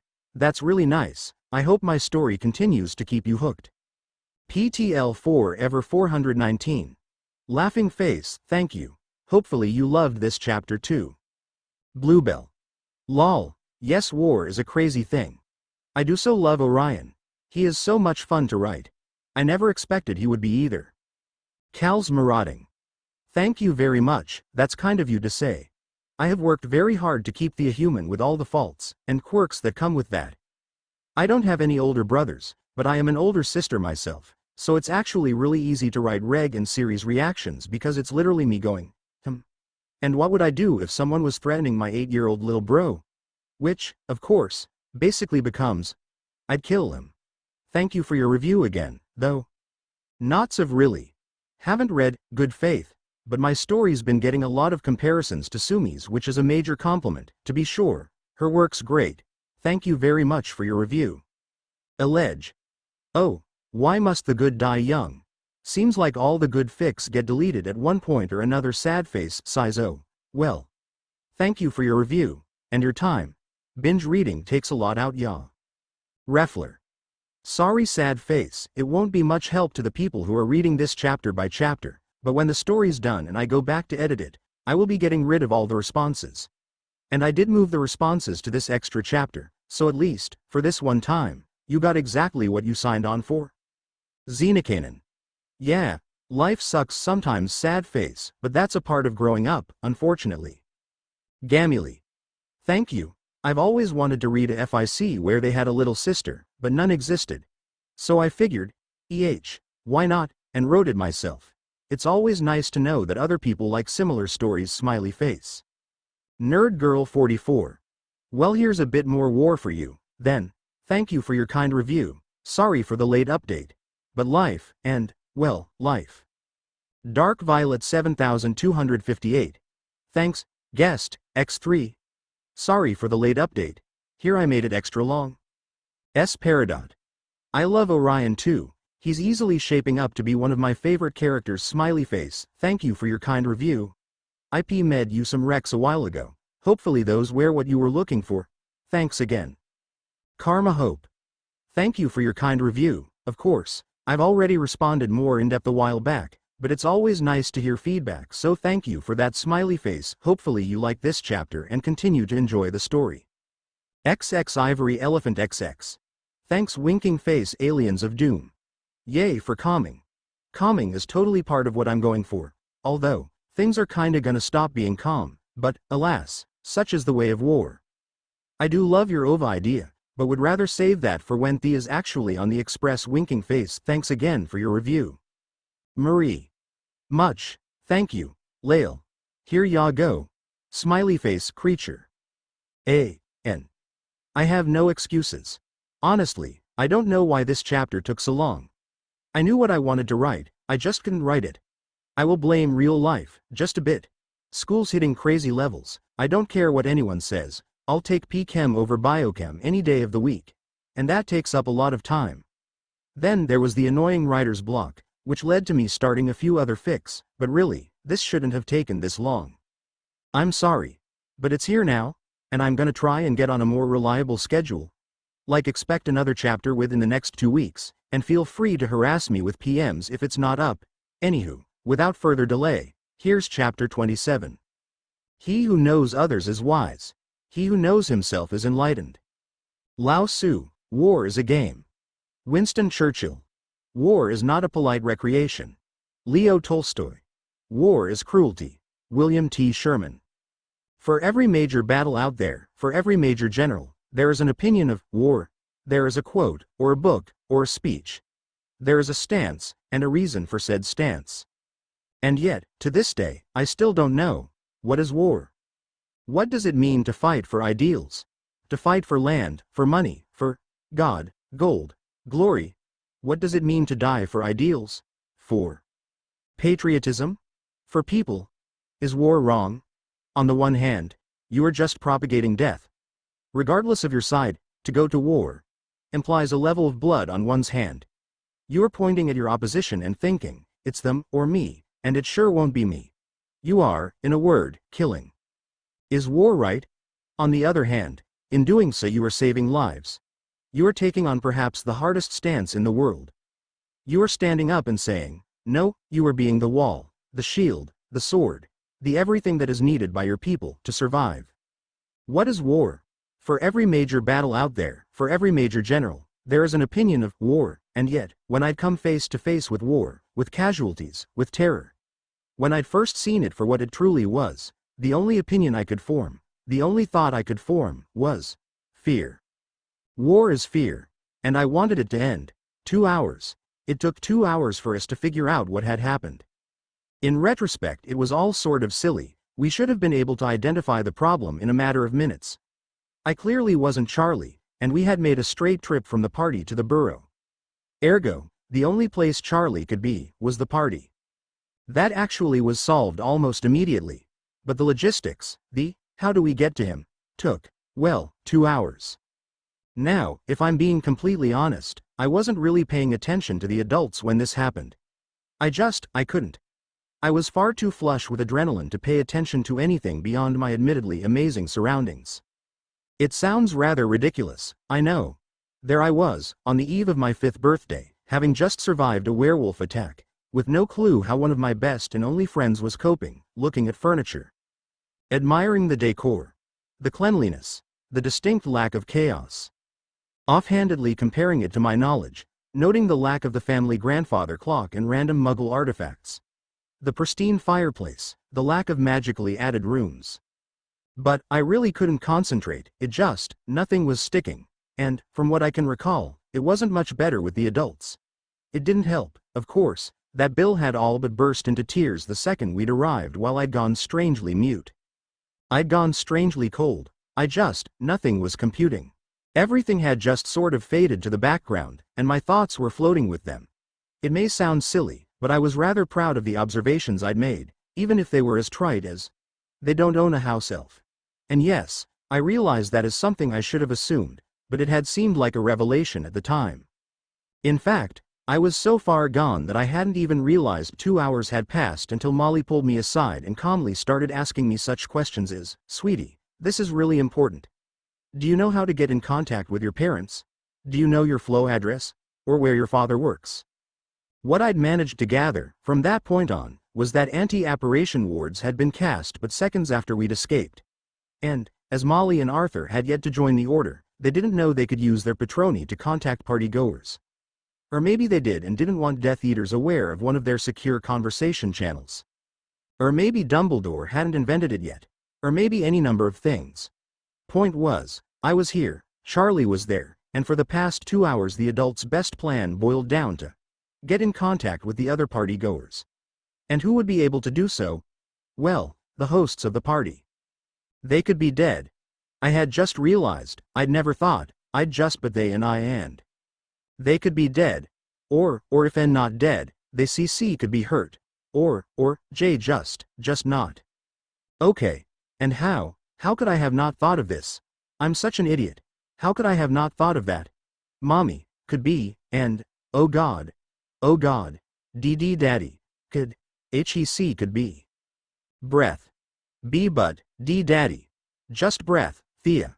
That's a good girl. In. Out. In. Out. She called, voice slowly soothing my rapid heartbeat. Good, now listen to me. Your dad is fine. He is a fully trained wizard, more than capable of defending himself.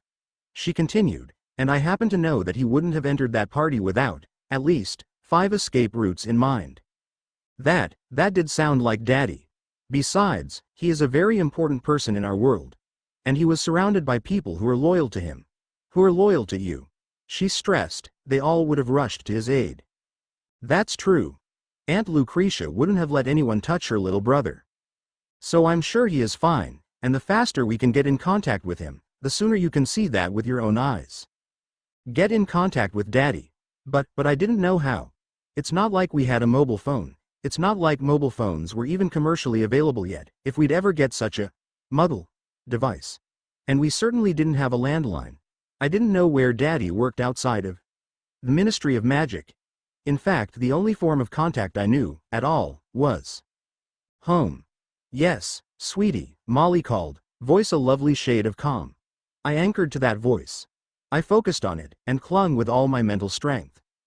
This might work, this should work. I can flow home. A look of surprise seemed to cross Molly's face, but I was too far gone at this point to notice. Because, for the first time in 2 hours, I was thinking.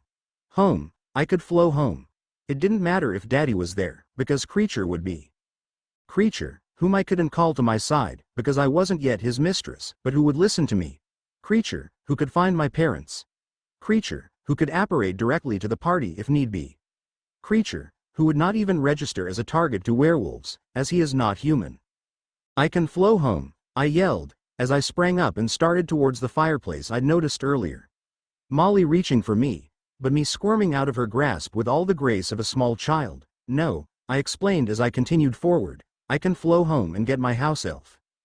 Because, as I'd noticed, they didn't have one. Regulus was worried, terrified, actually. And he didn't know why. There was nothing off about the day, aside from the fact that he was here, at Hogwarts, when he should have been there, at home, aside from the fact that Thea was turning 5 without him. Aside from the fact that he'd been all but threatened to stay for the break. Aside from all of this, there was something distinctly wrong about today. And Regulus couldn't put his finger on what seemed off. It was something in the air, he decided, some kind of charged feeling. If Regulus was more attuned with the Muggle world, he may have referred to it as some type of potential energy, but the potential to instigate what, that was his question. Which led him, for the first time in forever, towards the Gryffindor common rooms. Despite being one of only 3 Slytherins who had stayed for break, despite being one of only 18 students, Reg had barely seen Sirius all break. This was largely by design. Regulus was, well, there was really no other word for it, pissed. He was downright pissed at Sirius. Why hadn't he gone home? What wasn't he sharing? Reg had been all too quick to explain why he had to stay. And really, learning your brother-in-law had sold his soul to the man who may very well kill your little sister wasn't exactly the best bit of Yuletide news. Nor was being all but threatened by said brother-in-law to not step a foot off of Hogwarts grounds this winter, as a test of loyalty, you see. And yet Sirius' only response was, I can't. That's it. No explanation, just, I can't, Reg. I can't. Reg hadn't even realized what had bothered him, truly bothered him, until much later. By which point it was already too late, the students had all left for home. But, it just seemed so stupid. Cousin Sissy had gotten Lucius to keep him at Hogwarts, for his own safety, he was assured. But Regulus hadn't made very many enemies in his young life, which meant he wasn't a target because of that name. Which meant his whole family could be a target. Reg was sure that Sissy would warn Thea and his parents, but it wasn't the same. It felt like they were doing nothing. Like they were little boys just playing pretend, playing hero. And that terrified him, because the danger Thea faced was very real, and no amount of pretend would combat it. It bothered him, because there was literally nothing he could do, without completely throwing away their plan. But Sirius didn't have the same restrictions. Sirius could have gone home. Could have been there for Thea. He could have, but he didn't. And he didn't even have the decency to explain why. What are you doing here? The fat lady called, with more disdain than Regulus thought possible from a portrait. I'm here to see my brother, he responded, calmly. If only to make her look all the more petty.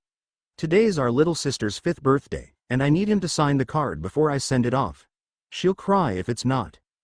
From both of us, you see. That was a load of hogwash, but it sounded believable, and gave Reg a legitimate excuse to be there. Something that needed to be established in a gossip-driven place like Hogwarts. After all, wouldn't do to have the past few months go to waste, just because he was seen being chummy with his blood traitor brother. HMPH, nose in the air, the lady mewed, password? I shan't let you in without it. He could feel a headache coming on, and he should know, he'd gotten plenty of them recently, but this one would not be legitimacy-based but rather stress. He actually knew the password, he wouldn't be much of a future spy if he couldn't work out that much. But it just seemed ill-advised to waltz into a den of lions. Even if the only people still there were Sirius' band of merry men, and a first year. Still, perhaps they were in the common room. Then they would see Reg as soon as the portrait swung open, he wouldn't have to take so much as a step, then. And he could always claim that he was lording over his superiority if someone questioned him. He could already hear himself, the portrait was just so smug, I simply had to prove how bad a defense she was. Well, if you don't know the password, I shan't let you in. Yes, he rather thought he did have to do this. Petrificus totalis. What? The password, if I'm not mistaken. Petrificus totalis. Now, Hurry along and swing open for me, won't you? The look of absolute fury was the last thing Regulus saw before she swung away, and he was subsequently assaulted by the color red. Apparently, surprisingly enough, adults weren't willing to let you go charging off by yourself right after a major attack with just house elf as an explanation. And despite my best attempts to impress upon them the urgency of the situation, they still weren't content to let me leave without a thorough conversation. In fact, I'm rather certain they'd had plans to not let me leave at all, to maybe get me to explain my plans and, if deemed feasible enough, to follow through with them, sans the 5-year-old child. Unfortunately for them, you had to be keyed into our flow network in order to cross over, and even if that weren't the case, it's not like Creature would have listened to any of them. He would have assumed they were thieves and acted accordingly. Still, the adults weren't exactly happy with the arrangement, and for the first time in a while I'd been reminded of what it meant to be a child. Now, Thea, remember what we've discussed. You're to grab your house elf and come straight back here. Yes, Mrs. Weasley. I've given you some extra flow powder in a satchel so you needn't go off and look for any. Don't bother explaining things to Creature, is it? Just tell him his master needs him, and to meet you here. You do remember where we are, don't you, dear? Yes, Mrs. Weasley. I repeated, keeping my most attentive of faces trained on her, lest she ask me to recite her address again. Can you repeat it back to me then, dear? Just once more to make certain you've got it. Mission failed. Yes, Mrs. Weasley, I mumbled, sending the other adults a pleading look. This is the burrow. It's in Ottery Street, Catchpole, and then, because I was quite done with this, I added, in Devon, England. Third planet from the Sun, Earth. The Orion Arm, Milky Way. Second largest galaxy, local group. Virgo supercluster, universe, and that's as far as Daddy would go. Don't let it ever be said the blacks didn't know their astronomy.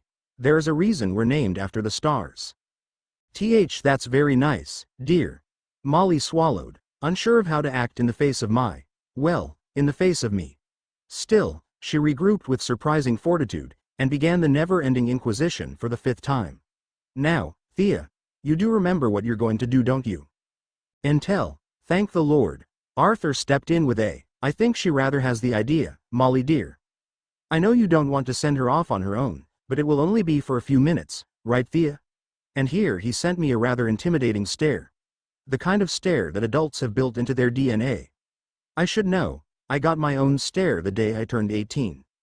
Still, disappointing Bill's dad didn't actually rank all that high on my list of things to fear, so I'd felt little to no trepidation when I pushed my thoughts behind a wall of wind, and smiled up at him without a hint of deception. Of course, Uncle, because why not? I'm going to grab Creature, and come right back. Well, I thought, as I coughed out the soot from my impromptu fireplace excursion, right, is such an ambiguous term. Creature. It's not that I was stupid enough to rush into a battle at the grand age of 5, Creature. Daddy and Mommy need you. Or that I didn't trust the adults to do right by me and my own. I is here, Miss Amalthea, I is here, but rather that I didn't trust them to do it right. To put my family, and Charlie, of course, he was also one of mine, above the lives of anyone else in the party. Because they were more important, no matter what someone else might think, they were. Creature. Listen carefully, Kay. First things first, there was an attack at my birthday. We don't know who caused it, but you can't listen to anyone else, okay? Even if they're blacks. You only take orders from Daddy, Mommy, and me. Creature's eyes zeroed in on my face, and I could feel the seriousness of the situation dawning on him. But if there was one thing my mother had prepared me for, it was ordering around the help. Creature. With my voice pitched at just the right frequency, I sounded just the slightest bit like Mother, which was enough to snap him out of whatever thoughts had been rattling around his brain. Which was good, he could think all he wanted after everyone was safe. Creature understands, Miss. What is Mrs. orders? Okay. There's a little boy there. Even younger than me. His name is Charlie. Okay. Charlie Weasley. Find him. Make sure he's okay. Can you tell if someone has been bitten by a werewolf? Creature didn't really do looks, but even I could read his conceit in the disgruntled turn of his lip. Right, silly question. Well, when you find him I need you to make sure he's not been bitten. If he's okay, bring him, should I? Yes, best to make sure he doesn't have some sort of tracking spell cast on him, in a place with no protection to cancel it out, here. Bring him here. But Miss. Master Black said, I will deal with my father, creature. I snapped back, falling into a more formal tone. Remember, Amalthea. You are in charge, it does not do for the help to question you. That is not their place. If you give them the impression that you are someone to be questioned, you have already lost half the battle. I will deal with my father, I repeated, trying to match my mother's tone of superiority. It is not for you to question my orders. Even though it sort of was, I really didn't have the authority to be doing this, but, you will find this boy, and if he is unmarked he shall be brought here. But I could fake it with the best of them, is that clear? Yes, Miss. Amalthea. Oh God, was that approval I saw in his eyes? Please, no I deal with that later, for now. If he is marked, you are to immediately take him to St. Mungus and have him admitted under the Black family. You are to request a healer by the name of Andromeda Tonks, and you are to impress upon her that this matter, this condition, is not to be spoken of. Do I make myself clear? A squawk of protest, but Miss, that filthy blue. I said, do I make myself clear? Creature, man, 5-year-olds can shriek. Creature understands Mrs. Good, and it really was, that was the hardest thing I'd need him to agree to, the rest would be smooth sailing. Immediately after that you are to appear at my father's side. His orders will come first, of course, but unless it directly contradicts an order he has given you are to protect him. You are to protect him and mother, and you are to make sure they arrive home safely. Do you hear me? I will be right here. I will be waiting right here, all night, creature, so you make sure those 3 get home safely. Because like hell I was going to wait at the burrow with a bunch of well-minding adults. Wait for someone to decide to keep me in the loop. Wait in that place that was warm and inviting, but wasn't home. Like hell. My only regret was that I didn't have Bill here. Creature will follow orders, Miss. No needs to worry. I'm not worried, because worried didn't even begin to cover it, but you can go now, you're dismissed, and creature? I called, as he raised his fingers to snap, all of my inner mother drained, just, thanks. He didn't say anything. There was no approval in his eyes. Still, I'd like to think he was holding back a smile as he snapped those fingers. The grandfather clock struck 10, and I sat down right there in the middle of the foyer. I could really use a hug. Asterisk random fact 1. If you look it up, December 19, 1975 was a full moon. The 3rd day in the cycle, to be precise. As I've written here, and since it's canon the Marauders became animagi in their 5th year, and this full moon, so helpfully, fell during winter break, when the risk was lowest. It was the perfect time to have Sirius stay at school. Asterisk. A.N. Yes, this was such a long wait for such a disappointing chapter. I apologize, sad face, but if I don't get this chapter out as it is, I'll never be able to progress the story. As for reviews, you are all so amazing. But the review count has officially hit the point where it isn't feasible for me to answer them all here. So, I've decided to reply to guest reviews here and PM all my lovely reviewers with accounts. Thanks again to all of you for your patience, and once more, I'm sorry. Marie. Glad you enjoyed it, smiley face. Sorry for the long wait, but it's here now, laughing face. Kyo Takashi. Sorry for making you wait so long, but here's the update. Hopefully you'll continue to enjoy it. Gal. Your wish is my command. Wave's magic wand, I declare this story, continued. Enna. I'm glad you enjoy it. Sorry for the wait. Hope you liked this chapter, but, really, hope you enjoyed it. Momomom. Haha, sorry. Shrugs, I mean, it's kind of hit and miss with my audience, at this point. TBH, a large group likes the interludes, a large group thinks they just prolong the story. So, I really am sorry if you fall in the group that dislikes it, but can't make everyone happy. Still, thank you very much for taking the time to review. Hopefully you'll enjoy future chapters more, smiley face. Teddybeat 98. XD. I feel like my greatest accomplishment in this FIC is getting people to feel for Walburga. And it is a badge I will gladly wear with pride. I'm glad you enjoyed the FIC. Hope you continue to enjoy it. Guest, 0616. Yeah, the cliffhanger is still being resolved. But it'll get there. Reg dies in canon, you'll have to wait and see what happens in this FIC winking face. I don't believe Narcissa ever had a miscarriage in canon, but for the purposes of my FIC, yes, they were going to have a child who wouldn't have been canon Draco, but then she miscarried. Lol. Harry is still a ways off, and I won't tell you how he reacts to her, but the reverse. Well, it's only fair play if she treats Harry like a dog, nay? Gerda Willows. This is nothing even close to soon, but it is an update. Sorry for taking so long. Sweat drops asterisk. Hope you enjoy the chapter. Guest, multiple reviews. Not sure if these were all the same reviewer, checking in periodically from time to time, or multiple reviewers with the same message. Either way, I want to let you know, I read every review, every request for an update, every check-in, if you will. And I am sorry it took so long, bows, but I did get it done. Thank you, singular or plural, for taking the time to leave me a review, and I hope you enjoy this chapter. Smiley face. Orion. If you know the enemy and know yourself, you need not fear the results of 100 battles. Sun Tzu. The Art of War. Ambition. Orion Arcturus Black did not consider himself an ambitious man. In fact, Orion would go so far as to acknowledge that he didn't particularly like ambition all that much. A fact that would come as quite a shock to his colleagues, he was sure. After all, hadn't he been a Slytherin? A prefect? Head boy? Hadn't he joined the ministry despite having no fiscal need, worked his way from the bottom up? Didn't he head his own department? What was this, if not the results of an ambitious man? If not the results of a strong desire to succeed? But if anyone had bothered to ask Orion, he would have, very calmly, explained that this was but the result of his observing a type of noblesse oblige. It was not that Orion had particularly wanted to be prefect, or head boy. It was not an outcome he'd striven for. Rather, it had been the natural consequence of his demeanor towards those around him. It was his duty, he believed, to help those lesser than himself.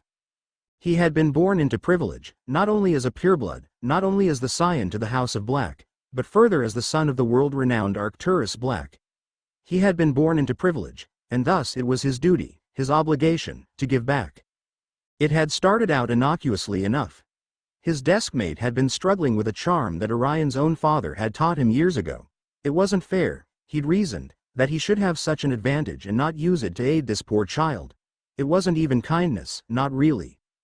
If Orion was being completely honest, he'd been more bored than anything. And helping out the poor soul had seemed to be as easy a way to pass the time as any other. But, apparently, he'd had a knack for explaining things, and thus it all began. From pointers to questions, questions to essays, essays to tutoring, Orion had helped to drag the poor sod through his first 3 years of schooling. And then the idiot had begun dating, and had decided that Orion's patience could surely spread to whichever girl happened to be idiotic enough to tag along with him. He'd been right. It was a way to pass the time, after all. And teaching others was the easiest way to cement your own knowledge base.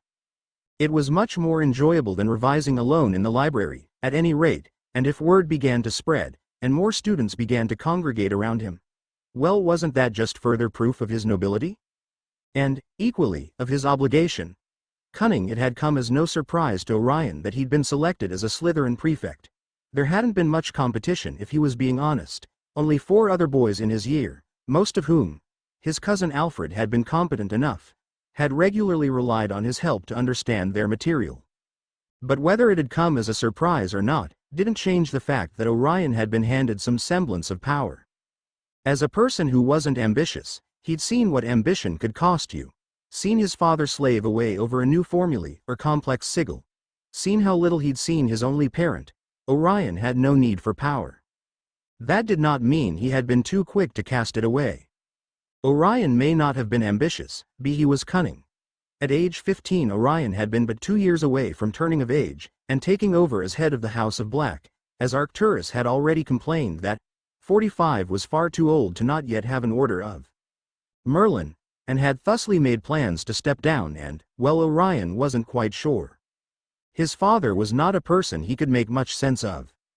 The point being, if it had been Orion's duty to his classmates to lend a hand, it was most certainly his duty to the House of Black to secure its future. And being a prefect gave him ample ability to do so. It is amazing how much one shines, simply by being different. It did not take much effort at all to acquire a few choice allies. Simply a matter of being a rather neutral party, which was a rare sight in a school.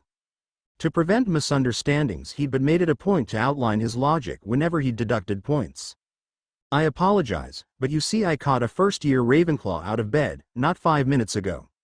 Thus it would hardly be just to turn you free, and I cannot have the masses claiming I'm unjust. Of course, he may have adapted his parlance depending on the situation. I take accusations of favoritism very seriously. If you truly feel wronged, then I will gladly walk with you to your head of house, and have her judge the situation. Seeing as I would trust a Hufflepuff to be just, you are the most noble house, after all. Many would judge it as cunning, but Orion had thought it rather a bit of common sense. After all, was it not but common sense that one should not alienate their future leaders? Should not start a blood feud, as the Malfoys had so foolishly done, that would pass to their poor children? Should not, effectively, paint a target on their back? He wasn't particularly kind, but he was just, and he'd already had an established role as someone the students could bring questions to. So it flowed, naturally, as these things are wont to do, that he should be so named, head boy. That had hardly been his goal, mind you. Orion had simply wanted to graduate with some solid allies, and few to no enemies. Alas, such was the life a noble, duty-bound from birth to death. Resourcefulness, his logic in pursuing a career had been similarly motivated. He'd hardly believed he'd rise through the ranks, hardly believed he'd remain long enough to do so. But it had seemed the most obvious move. After all, Orion was the exception, not the rule. The majority of those whom would one day take a seat next to him in the Wizengamot would begin their careers as ministry officials. It was not commonplace for one to be handed the keys to the kingdom, so to say, right when they were made of age. At least, not for the last 2 centuries. So if he'd wanted to cultivate any meaningful relationships, the ministry would be an advantageous avenue. And if it held the added benefit of allowing him to cross paths with his sister's best friend, Walburga, whom he'd rather had a crush on for a few years, all the better. Nothing was likely to come of it, what with his engagement to Eileen Prince. Still, if there was one good thing that came out of working in the ministry, aside from his eventual marriage to Walburga, it would be the cultivating of his resourcefulness. A skill that Orion had found severely underutilized in Hogwarts. The ministry seemed to face 9 catastrophes before breakfast, and most of them could trace their cause to some sleep-deprived intern or another. It became a game, of sorts, between him and Walburga. Their reasoning had been rather banal, and warped by the lens of love, the most outlandish way of flirting, perhaps. But they had needed to be discreet, innocuous, as it were, and goading each other over who'd come up with the most original solution to that day's catastrophe had fit the bill. I managed to stop the incessant snowing with a well-placed shield charm. By spreading it vertically across the ceiling, the energy difference caused the snow to melt. I simultaneously collected the runoff and sent it to 3rd floor to help them with their ectoplasmic mess. That's rather amusing, Orion. But is there any reason you didn't just cast Meteorologynx Recanto? Aside from the energy I saved in not having to conjure purified water. Well, I rather figured Johnson could use the shield charm practice. He still pronounces it protego, if you can believe it. How that man ever passed defense, I'll never know. When Orion thought back on his youth, it was those early years of ministry work that he'd fondly recalled. It had seemed, at the time, a way to casually enjoy his last few years of freedom. If Walburga had seriously considered some of the offers given to her, if Orion's bosses had been the kind to assign unnecessary work, if any number of things. Well, perhaps Orion would have quit. As things had stood, however, those years were a delight. And, when Eileen had eventually graduated, not long after he had turned 21 and Walburga, 25, Orion had been convinced that the best years of his life were about to end. And then a miracle had occurred: self-preservation. To this day Orion had not been made privy as to what had caused the House of Prince to renege on their engagement. However, Orion knew better than to look too deeply into another's business. It was a lesson best learned early. That knowledge, while power, was also vulnerability. It was a zero-sum game. The power gained was not indiscriminate, rather it was very targeted at those who wished to keep said knowledge from the world. Thus, as you rise, they fall. Which is something the greater populace tends to take offense to, and likewise attempts to prevent. If a person wishes to keep a secret, one should not underestimate the lengths they may go to do so. A fact that Orion has become intimately aware of, with the raising of his third child. It was this reasoning that caused Orion to develop the habit of not asking questions, whether it was his Ravenclaw classmate, whom he'd occasionally sit next to, mysteriously dying in the girls' lavatory, or the famed house of Prince mysteriously dropping off the face of the map. If Orion didn't ask, then he didn't have to deal with it. Heartless? Perhaps. But Orion had rather preferred the term practical. After all, it was not like it was any business of his in the first place. Still, in later years Orion would curse his conscious stifling of his curiosity, questioning whether or not he would have been able to do more, prevent more, if he had opened his eyes, and learned to ask. Something that his children never seemed to have trouble doing. Perhaps, if he had learned to shelf his self-preservation, just for a moment, he would have thought to question Cygnus' eldest, back when she was just a child. The evidence had been there. Since day one. Born not a month after his and Walburga's wedding, Bellatrix Druella Black had always been an anomaly. And not in the same way as his darling little moon, who simply shone too bright for their world. No, Bellatrix had been a downright terror. It would not be an exaggeration to say that meeting the child had rather discouraged Walburga and him from expanding their family for a great many years. Granted, Orion had very little interaction with children prior to their meeting, but he'd rather doubted it was natural for any child to have such control over their facial expressions. And none should have enjoyed inflicting pain on house elves, as she had.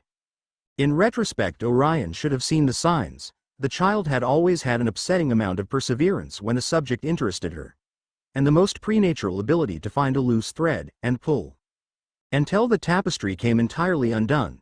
But asking questions lead to answers, and answers demanded action, action that could threaten the very comfortable life he had built for Walburga and himself. So he'd ask nothing. For eternity Orion had never questioned his role as head of House Black. It was a position he had been born and bred for, one he felt uniquely qualified to uphold. Perhaps, on a particularly gloomy day, he may have entertained the thought of reworking the millennia-old system and thrusting the responsibilities onto Lucretia.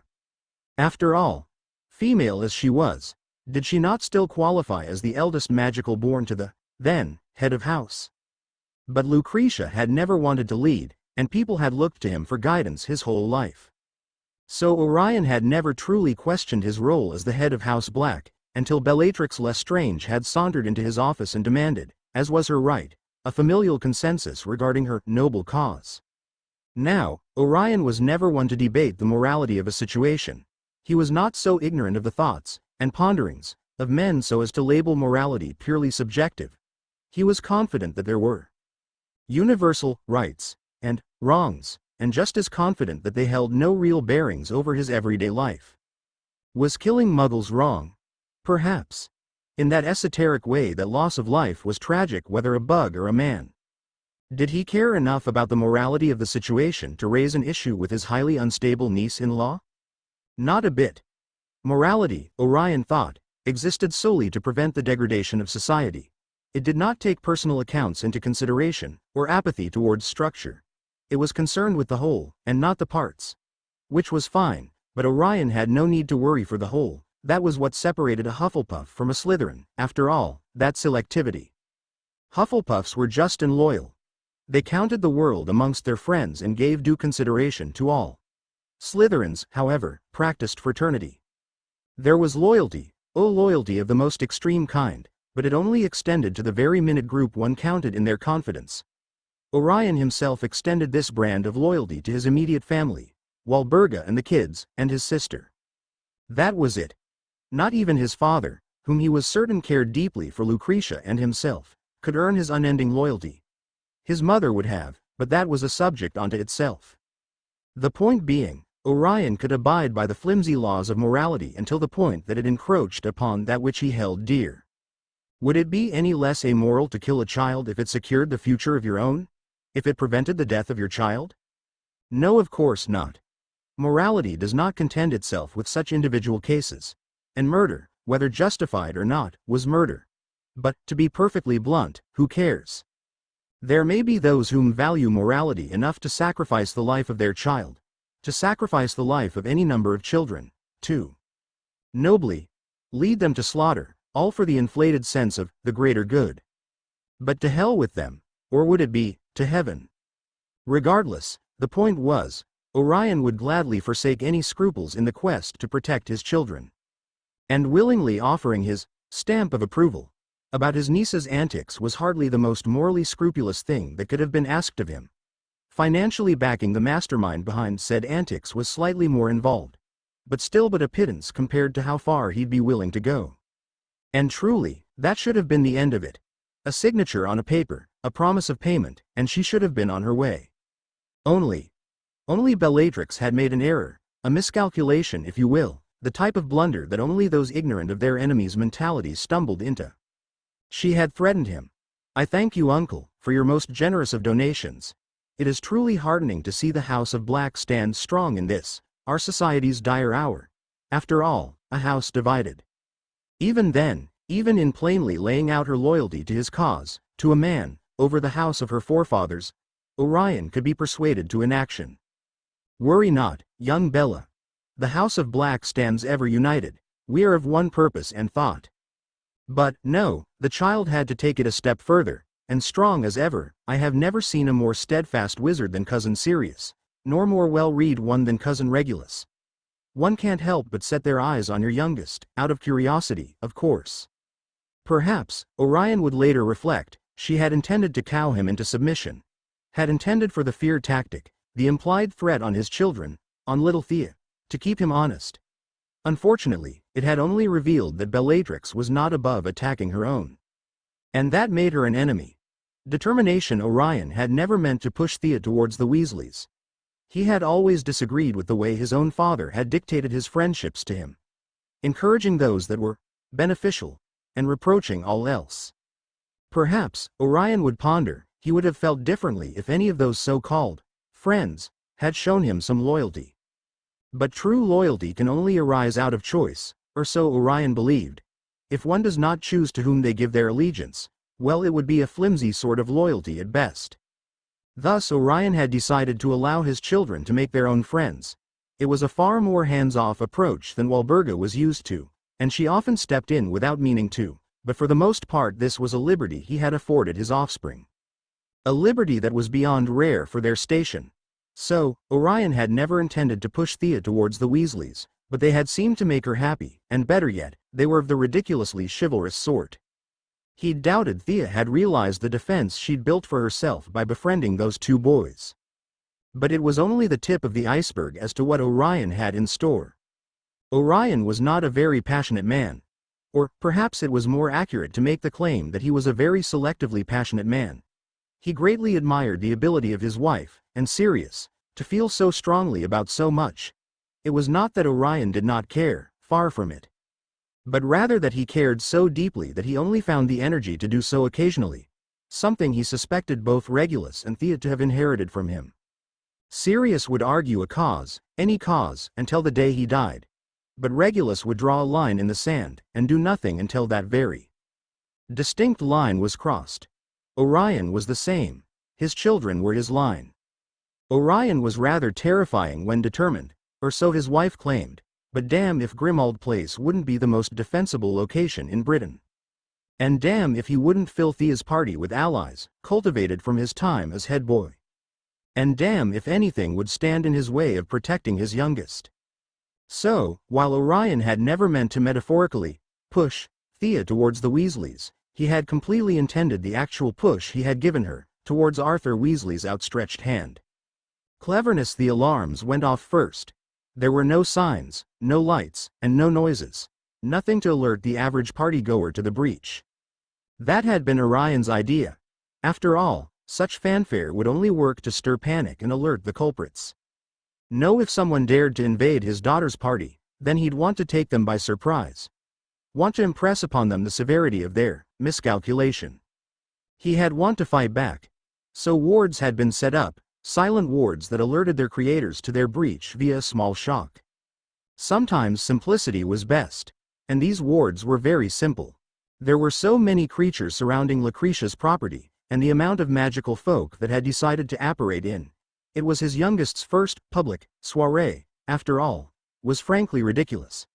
Having such vague triggers as dark creatures, or unknown entities, would have resulted in the wards tripping every other moment. And Orion had enough political enemies that he couldn't even bother with the generic, "those who wish me harm." But that was fine. It was never himself he was concerned for, and, truly, anyone who wished harm on a child needed to be dealt with regardless. Wards also worked better when simultaneously cast. And it was remarkably easy to convince his allies, and Arthur Weasley, although, could the man now be counted amongst his allies, to cast a perimeter ward with the trigger of "those whom wish to harm any child present." So, the alarms went off first. Orion's reaction was immediate. He knew what to expect, what to plan for. After all, when trying to dominate your prey you must first box them in. Luckily anti-apparition wards must be raised in person. Unluckily they took but a minute to cast. The wards had been triggered but no attacks made. This was an infiltration, and somewhere out there were some skilled wizards attempting to cage him in. At least, that was what he'd assumed. But, Orion quickly realized, he'd overestimated them. It was not that they were waiting for the opportune moment to strike. Waiting until their prey could not flee. But rather, that they were waiting for the most dramatic of entrances. And it had been dramatic, he'd give them that. Stupid, but dramatic. Werewolves. Of all the crazy schemes he had expected from Bella, he would never have assumed werewolves. Since when did she align herself with the filthy creatures? Since when did they follow the orders of a witch? But, more importantly, since when had they acquired wands and the ability to apparate? Orion was not ashamed to admit that for a second he froze, but only a second.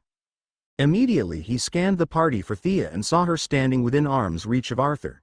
He sprinted, if he could just get to her, if he could just get her out of there, but he could feel the wards rising. Feel the walls closing in. And he wouldn't make it. He wouldn't get to her. It's not enough to touch someone when you side along. You must be holding them in some way or risk being separated by thousands of miles. At best. Orion didn't have time to grab hold of Thea, was too far away. But he could push her. He could shove her. Before making it anywhere near her, he could call on his magic and will it to obey, will it to push her towards safety. He had not intended to strand the little one. Oh, yes, he had intended for Thea to apparate out with Arthur, had intended for his daughter to be grasped by the fleeing wizard. But it wasn't his intention for Thea to replace the man's own child. At least, not consciously. Still, the fact remained. Arthur had taken Thea to safety, intentionally or not, and it was only fair that he extended the same courtesy to the man's own son. The wards were up. There would be no apparating out of the field, not unless one managed to run past their perimeter. There would be no reasoning with their foes. And there would be no way to contact any reinforcements. But that was all right. That was fine. Because the alarms went off first, and that had been Orion's idea. Expulso. I hate the phrase, "you don't get it," truly hate it. To me, that phrase is the ultimate cop-out. What kind of excuse is that? You don't get it. Why? Why don't I? Because I didn't live my life exactly as yours? Because I didn't jump the same hurdles? Your life might be horrible, but why does that exclude me from understanding pain, suffering, sadness? After all, it is the emotions, and not the events, that you need to deal with.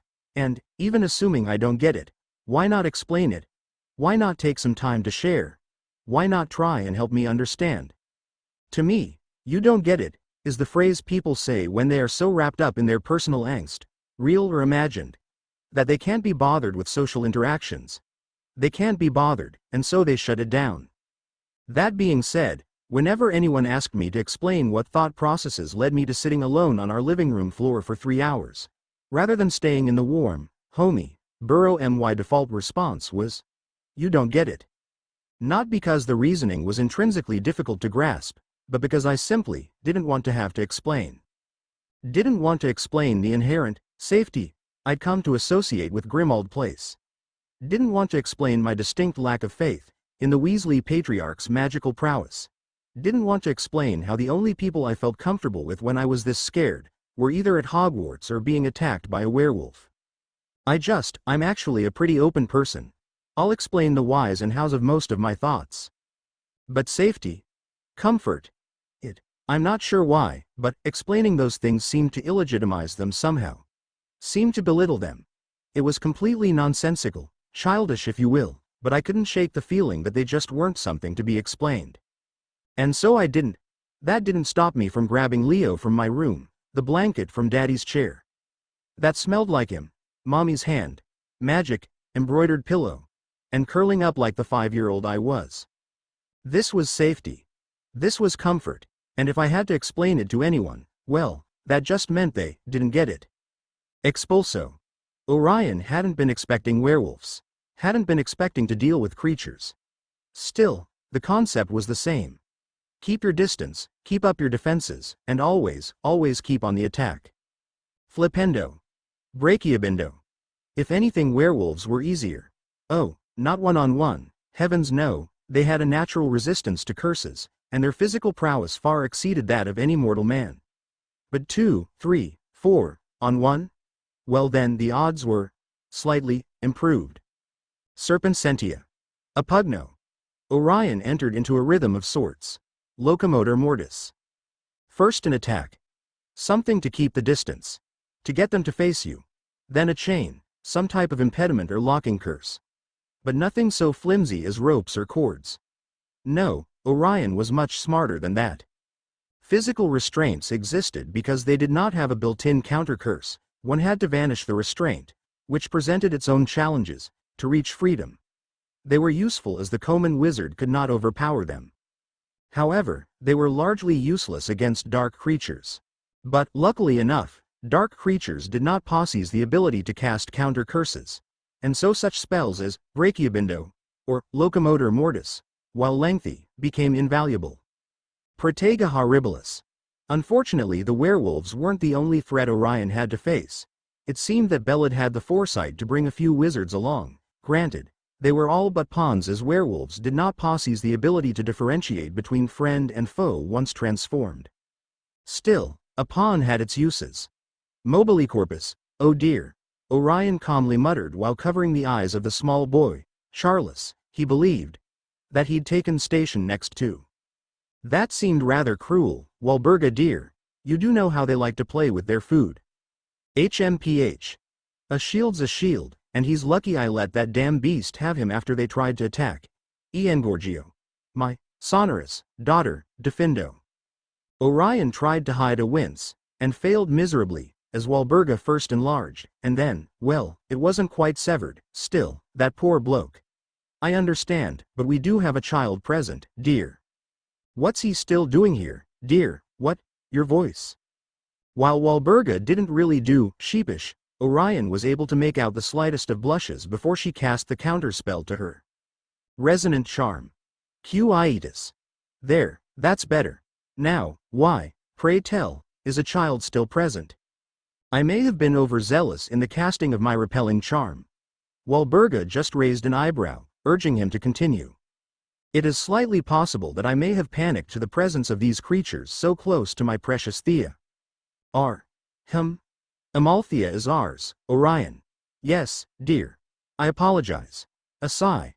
What I meant was, I may have, but slightly, overreacted to these. Well, I may have been too quick to repel our Thea towards Arthur Weasley's outstretched hand, but moments before he apparated.